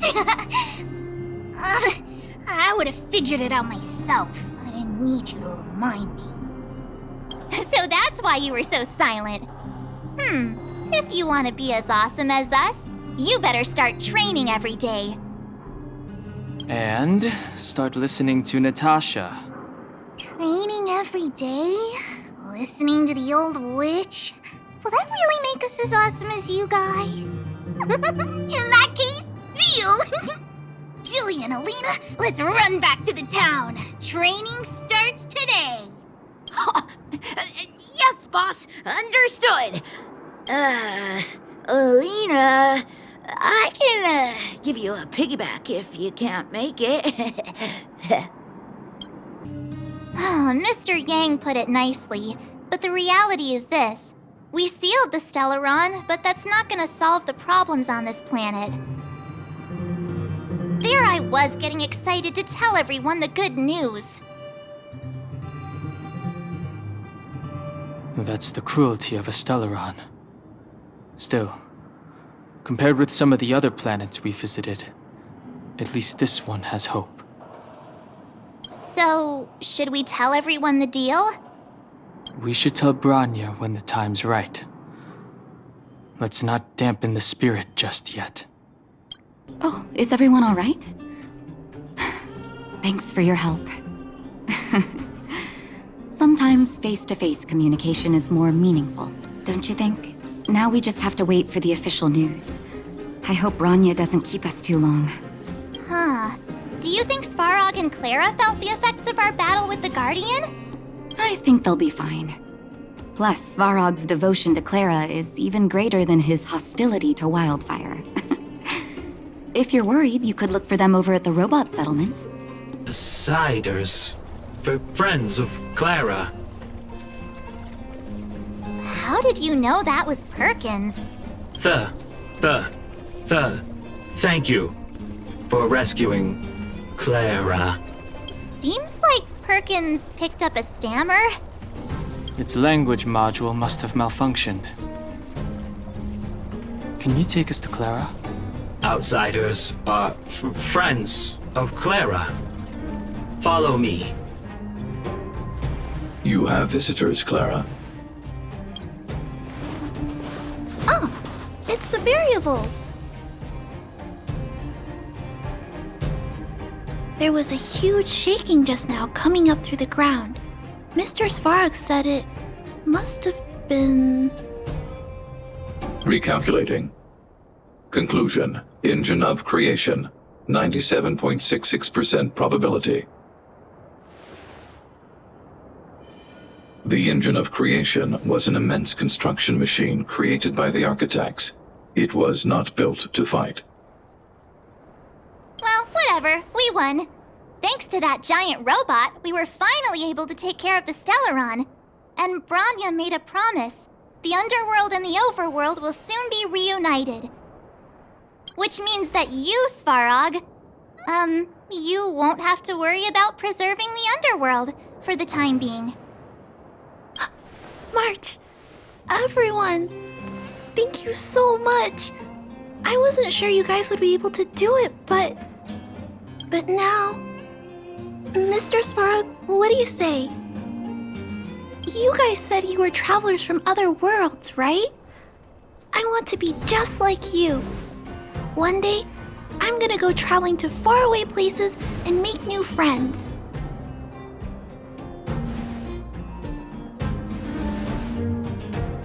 Calculation result. Update. Mission number 0001. Preserve the underworld. Complete. Made it. I thought you were about to miss out on a moment of history. No way! After all our hard work, how could we miss out on the final celebration, right? I don't know how much of a celebration we'll be having. But I know Hook and Clara will be pleased to sit with you. For Oleg and I, not to mention the other adults, reopening the passageway means rediscovering old ways of living. Return to normality. Survival is no longer the top of the agenda. But for the children who were born into this era, who grew up in this isolation, this will be a new life altogether. Once you've tasted freedom, it's difficult to accept a life of separation and isolation. Those of us whose childhoods were marred by tragedy, we must strive to do better for the next generation. I'm sorry. Here I am talking your ear off again. This is a day to remember. We should welcome it with smiles. If you have time, talk to the folks here. Every one of them will tell you about their excitement. And when you're ready, let's go home. Finally, I can get back to supervising the cable cars. I thought I'd spend the rest of my life in those mines. Ah, it's you, the liberators of the underworld. You're the first passengers we've had since being sealed off. It'll be my honor to get you to the surface in one piece. Oh, I'm afraid you might have to make an exception, miss. My license has expired, but then I haven't had the chance to go up and renew it for 10 years now. So, ready to climb aboard? Brothers, sisters, ladies, gentlemen, boys and girls of all ages, gather round. The cable car passenger service is about to restart. Whoa! Look at the big blue ceiling! That's not a ceiling, Hook. That's the sky. So this is the overworld? The air here smells different. Less rust and geomarrow particles floating around. Take a deep breath, children. This is what freedom tastes like. I never thought I'd live to see the administrative district again. All those years. We've been through a lot, Natasha. You're right, Oleg. It's funny. The moment I boarded the cable car, my mind was filled with everything I wanted to do on the surface. But now, I just want to sit down, zone out, and watch the people coming and going. And let the day just pass me by. Enjoy the peace and quiet, Natasha. We earned it. Welcome back to the administrative district, Trailblazers. Trailblazers. First time anyone's called us that on this planet. The architects think it's only right that we should address you properly. Outsiders is hardly fitting anymore. Please allow me to apologize again for what happened in the restricted zone. You were only trying to help. I should have trusted Serval's judgment. Thanks for understanding. Lady Bronya's inaugural address will begin soon. She asked me to pass on her invitation to you. Uh-huh. That's sooner than I expected. Is she well enough to... Not really. But Lady Bronya insisted on delivering the speech as soon as possible. The address will be held at Everwinter Monument. I hope the three of you can find time to attend. Look, there's a crowd gathering over there. Is the address starting soon? Looks like it. Bronya hasn't arrived yet, though. Let's find somewhere to wait. Guards, formation! Whoa, this must be it! Citizens of Belobog, I kindly ask for your attention. Lady Bronya Rand's inaugural address will begin shortly. Please People of Belobog, hear me! Today we gather here to celebrate our victory, but it was a sacrifice made by a mighty guardian that delivered us this opportunity. She dispelled an evil that cost us 700 years of suffering, and in the process, she paid the ultimate price. The sacrifice of Cocolia Rand ushers in a new chapter. The blizzard beyond the walls will die away, and the offensives of our Silvermane guards will begin to contain the Fragmentum's advance. In the far north, I witnessed with my own eyes the struggle between the late Supreme Guardian and the evil power that sought to destroy us. In her last moments, the Supreme Guardian told me her greatest regret. The order to seal off the underworld from the overworld. With the passage of time, she gradually came to realize the consequences of that decision. Although tortured with guilt, she could not undo the damage. In her final moments, she wanted us to mark the Stellarons' end by reuniting Belobog. overworlders and underworlders must embrace the dawn of a new age.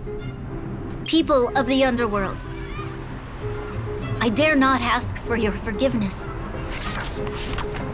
I now know the reality of your decade of suffering. But I want us to work together. We know that without your perseverance and hard work, Belobog will not recover its former glory. And the seed of civilization will not be preserved. And on that note, I'd like to extend my heartfelt gratitude to a few guests of the city. Most of you were not aware of their arrival. But it is thanks to them that our world now flourishes with hope. They made me realize that while we remain focused on preserving the ground beneath our feet, we should not forget to look up into the sky. I firmly believe that with the determination of everyone, our world, the world the Trailblazers call Jarilo-VI, will no longer be alone among the stars. But before we accomplish that goal, I humbly ask you to follow me into the future. I, Bronya Rand, the 19th Guardian of Belobog, hereby take my oath. Lady Bronya! Lady Bronya! Long live Belobog!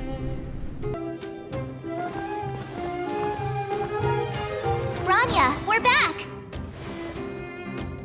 March, Don Hung, and you. It's wonderful you made it to the address. Sorry, I know the invitation was very last minute, but I needed to get the news out as soon as possible. The longer people waited, the more rumors started to swirl. The situation risked spinning out of control. Yes, I'm fine now, don't worry. My mother, she tried to force the voice of the Stellaron into my head.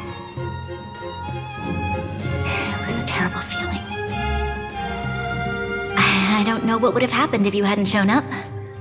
That was some speech, Bronya. If I had to talk like that in front of a huge crowd, I'd be shaking head to toe. It was all just a bunch of palatable lies. I hope you never have a similar experience, March.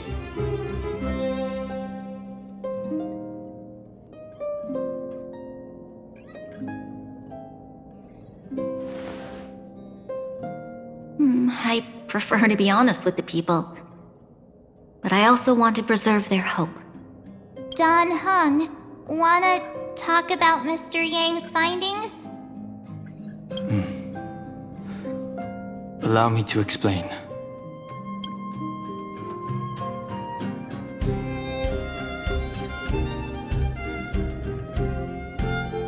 Which means the fragmentum has already taken root by this point. Even though the Stellaron is sealed, we won't be able to reverse the damage immediately.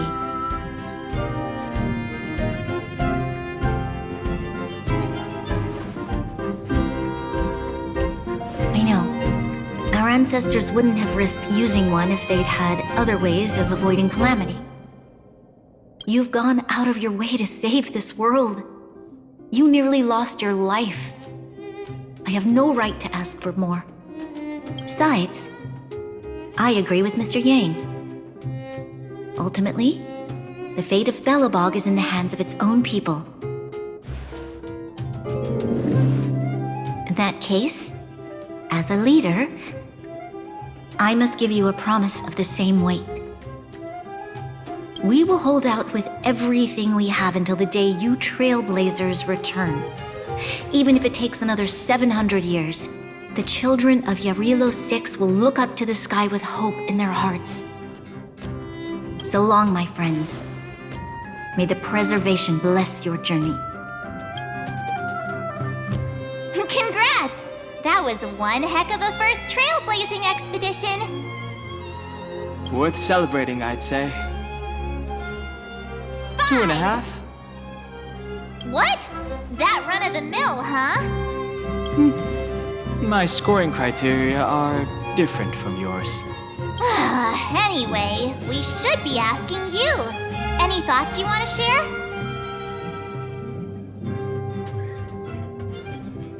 Wait, what? No way! We're about to leave and I've hardly got any decent photos. Come on! Let's go back to the administrative district and hang out for a bit longer. Here we are, Everwinter Monument. Photo time! Oh, Pela and Hook are here too. Let's make sure we get them in the background. Whoa, so much ice! But it's warm here. Aren't you overworlders worried it'll melt? Not at all. It may look like ice, but it's actually a monument carved out of geomeral crystal. Ah, Geomarrow!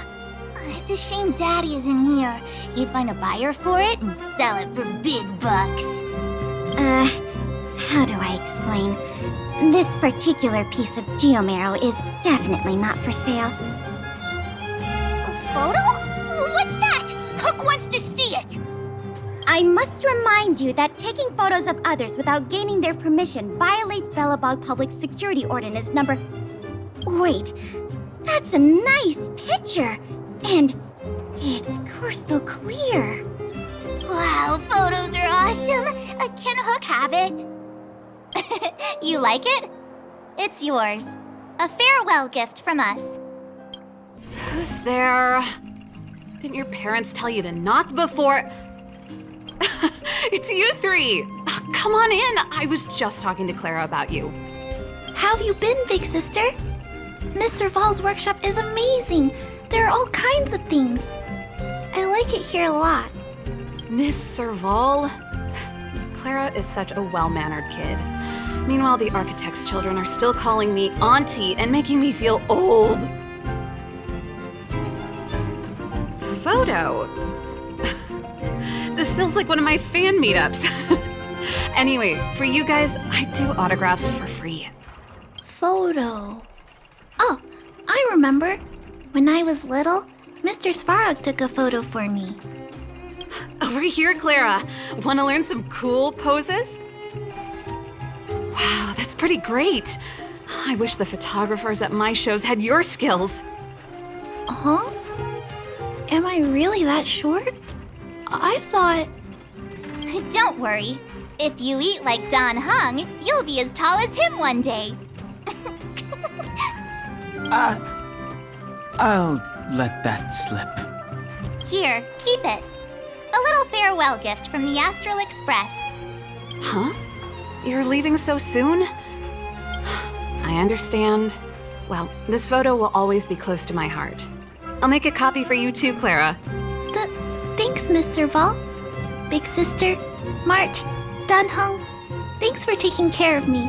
Safe travels. If you have time, please come back and visit me and Mr. Svarog. That's enough sightseeing and photo taking to last me a while. Time to head back to the Goethe Hotel for a good night's sleep. We can sleep when we're back on the Express. Not so fast! Last time we were here, that evil Madam Guardian interrupted us before we'd gotten the most out of our luxury suites. Don't you think we should make up for it? Come on! Himeko and Mr. Yang are grown-ups. I'm sure they'll cope without us for one night.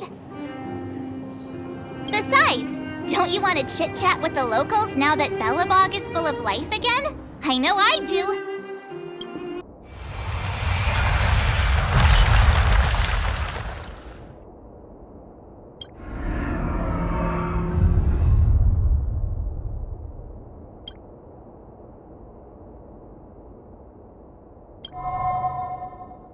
At the end of your journey, all that perplexes you and troubles you will resolve.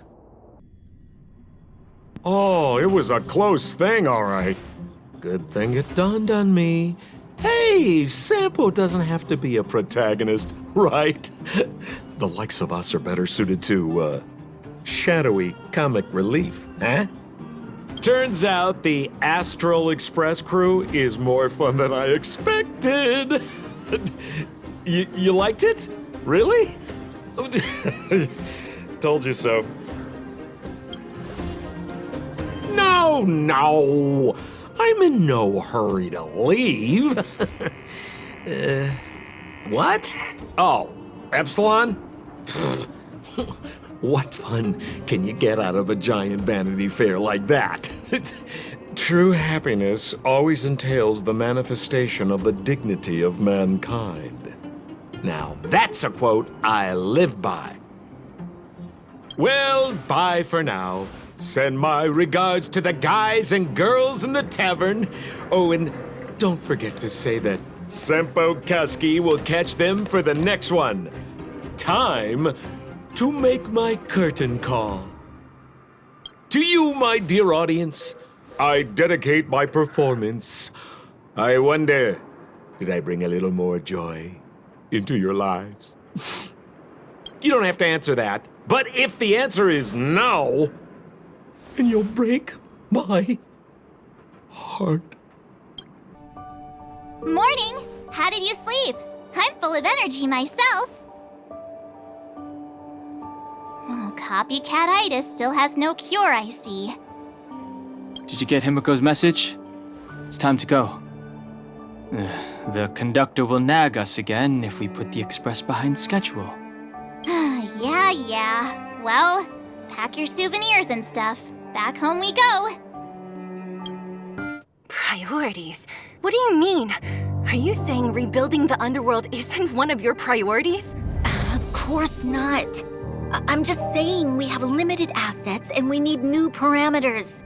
Assets, parameters. You sure love your fancy words.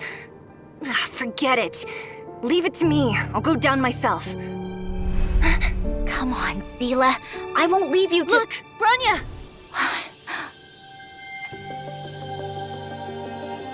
There'll be plenty of difficulties waiting for them, right?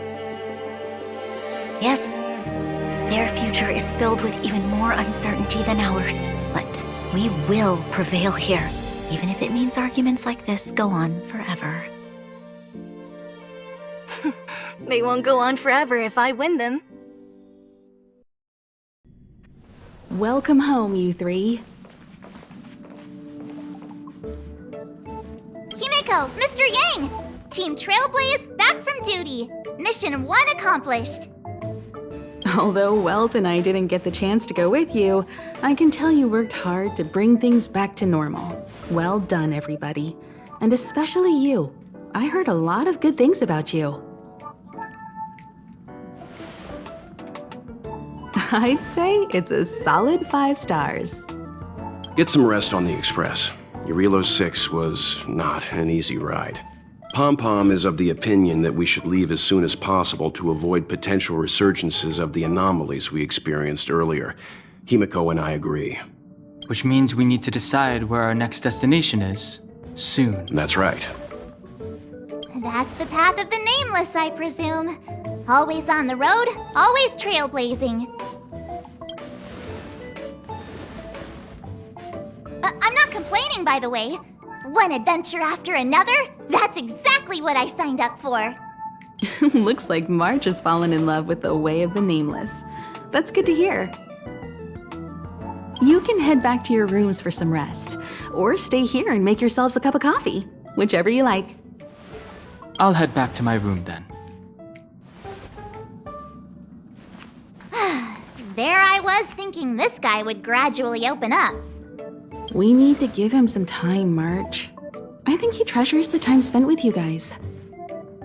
About your battle against the Supreme Guardian and the whole Stellaron situation, you must have a lot of unanswered questions, I suppose. While you were away, Welt and I did some research and came to some interesting conclusions. Let me know if you want to ask about anything. The Express crew tread upon the Trailblaze. We travel between worlds, like a thread weaved into the life stories of others. The universe is vast beyond our imagination.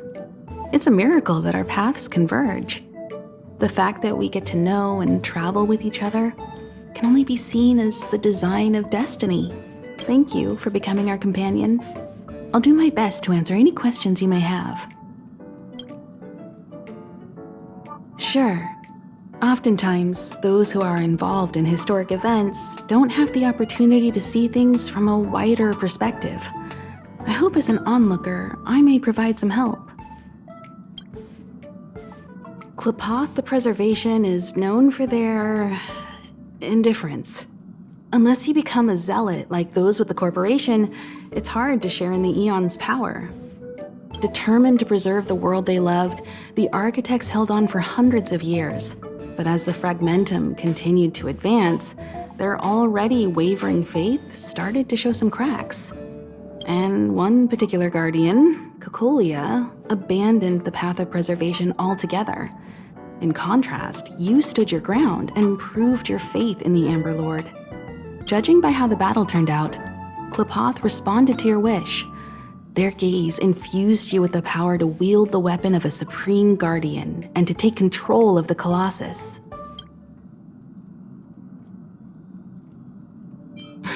Don't mention it. Welt and I may have stayed on the Express this whole time, but we've been watching over you from the moment you set foot on Jarilo-VI. Friends look after each other. The same goes for us Nameless. Please remember, no matter where you are in the universe, the Express will always be behind you. Is a Stellaron, there's no doubt about that.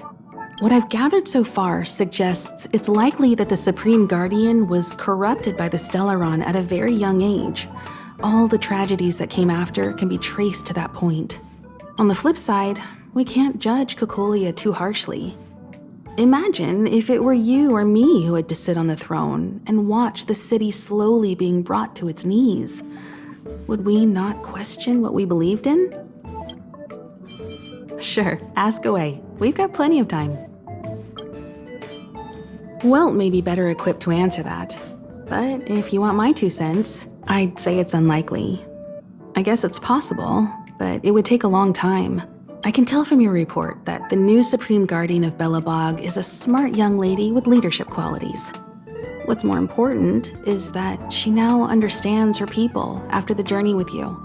The firm and honest support she gets from people around her will also prove immensely useful.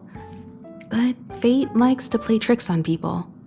Even if during their lifetime they manage to make Jarilo-VI prosper again to a certain degree, they will remain vulnerable and helpless to countless threats lurking in the recesses of the universe. We can only give them our best wishes from afar. It's virtually impossible to destroy a Stellaron. No one, not even Herda, has found a way to break its structure. The best we can do at this stage is to prevent its energy from overflowing. When the Supreme Guardian was defeated, the Stellaron that had been transmitting energy to her exposed its weakness to us for a brief period of time, allowing Welt and I to contain its power. That's about all we can do about a Stellaron. It may be suppressed for now, but it's only a matter of time before it regains power. But this brief window should allow the people on this planet to heal and rebuild. You're most welcome. Have some rest. You've earned it. So, your first trailblazing expedition has concluded. How do you feel? Be it joy or pain, success or regret, it's all part of the journey.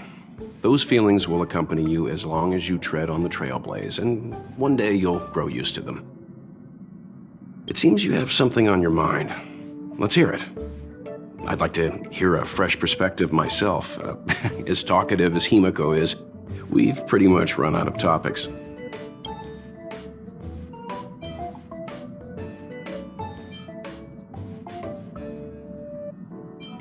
I'm afraid not.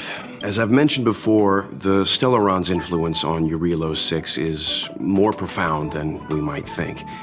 I don't think Belobog's fight against the lingering effects of the Stellaron will end anytime soon. But the balance of power is tilting ever so slightly towards humanity, the crucial factor being the hope you brought about. As intangible as it may sound, don't underestimate hope, because the power it inspires has no limit. Like the Stellaron, it's a seed that may grow into something much bigger. But is that so? Well, I think you did the right thing. It's better to move forward with the burden of knowledge than to tread a perilous road with blind optimism. I remember a distant world where the people were faced with unimaginable danger every single day. But they saved their planet time after time with wisdom and courage. This goes to show how much of a difference ordinary people can make. I hope Jarilo-VI sees that too. Likewise. Get some sleep. We'll be heading off again soon. Pom, we're back! Shh! Checking star rail stability! Pom-Pom needs to focus! Good to see you too. Spatial readout! Back to the normal bracket!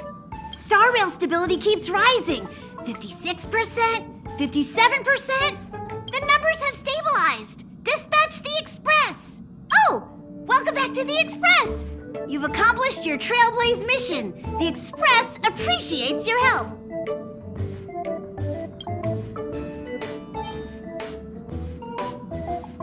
The destination will be announced at the navigation meeting.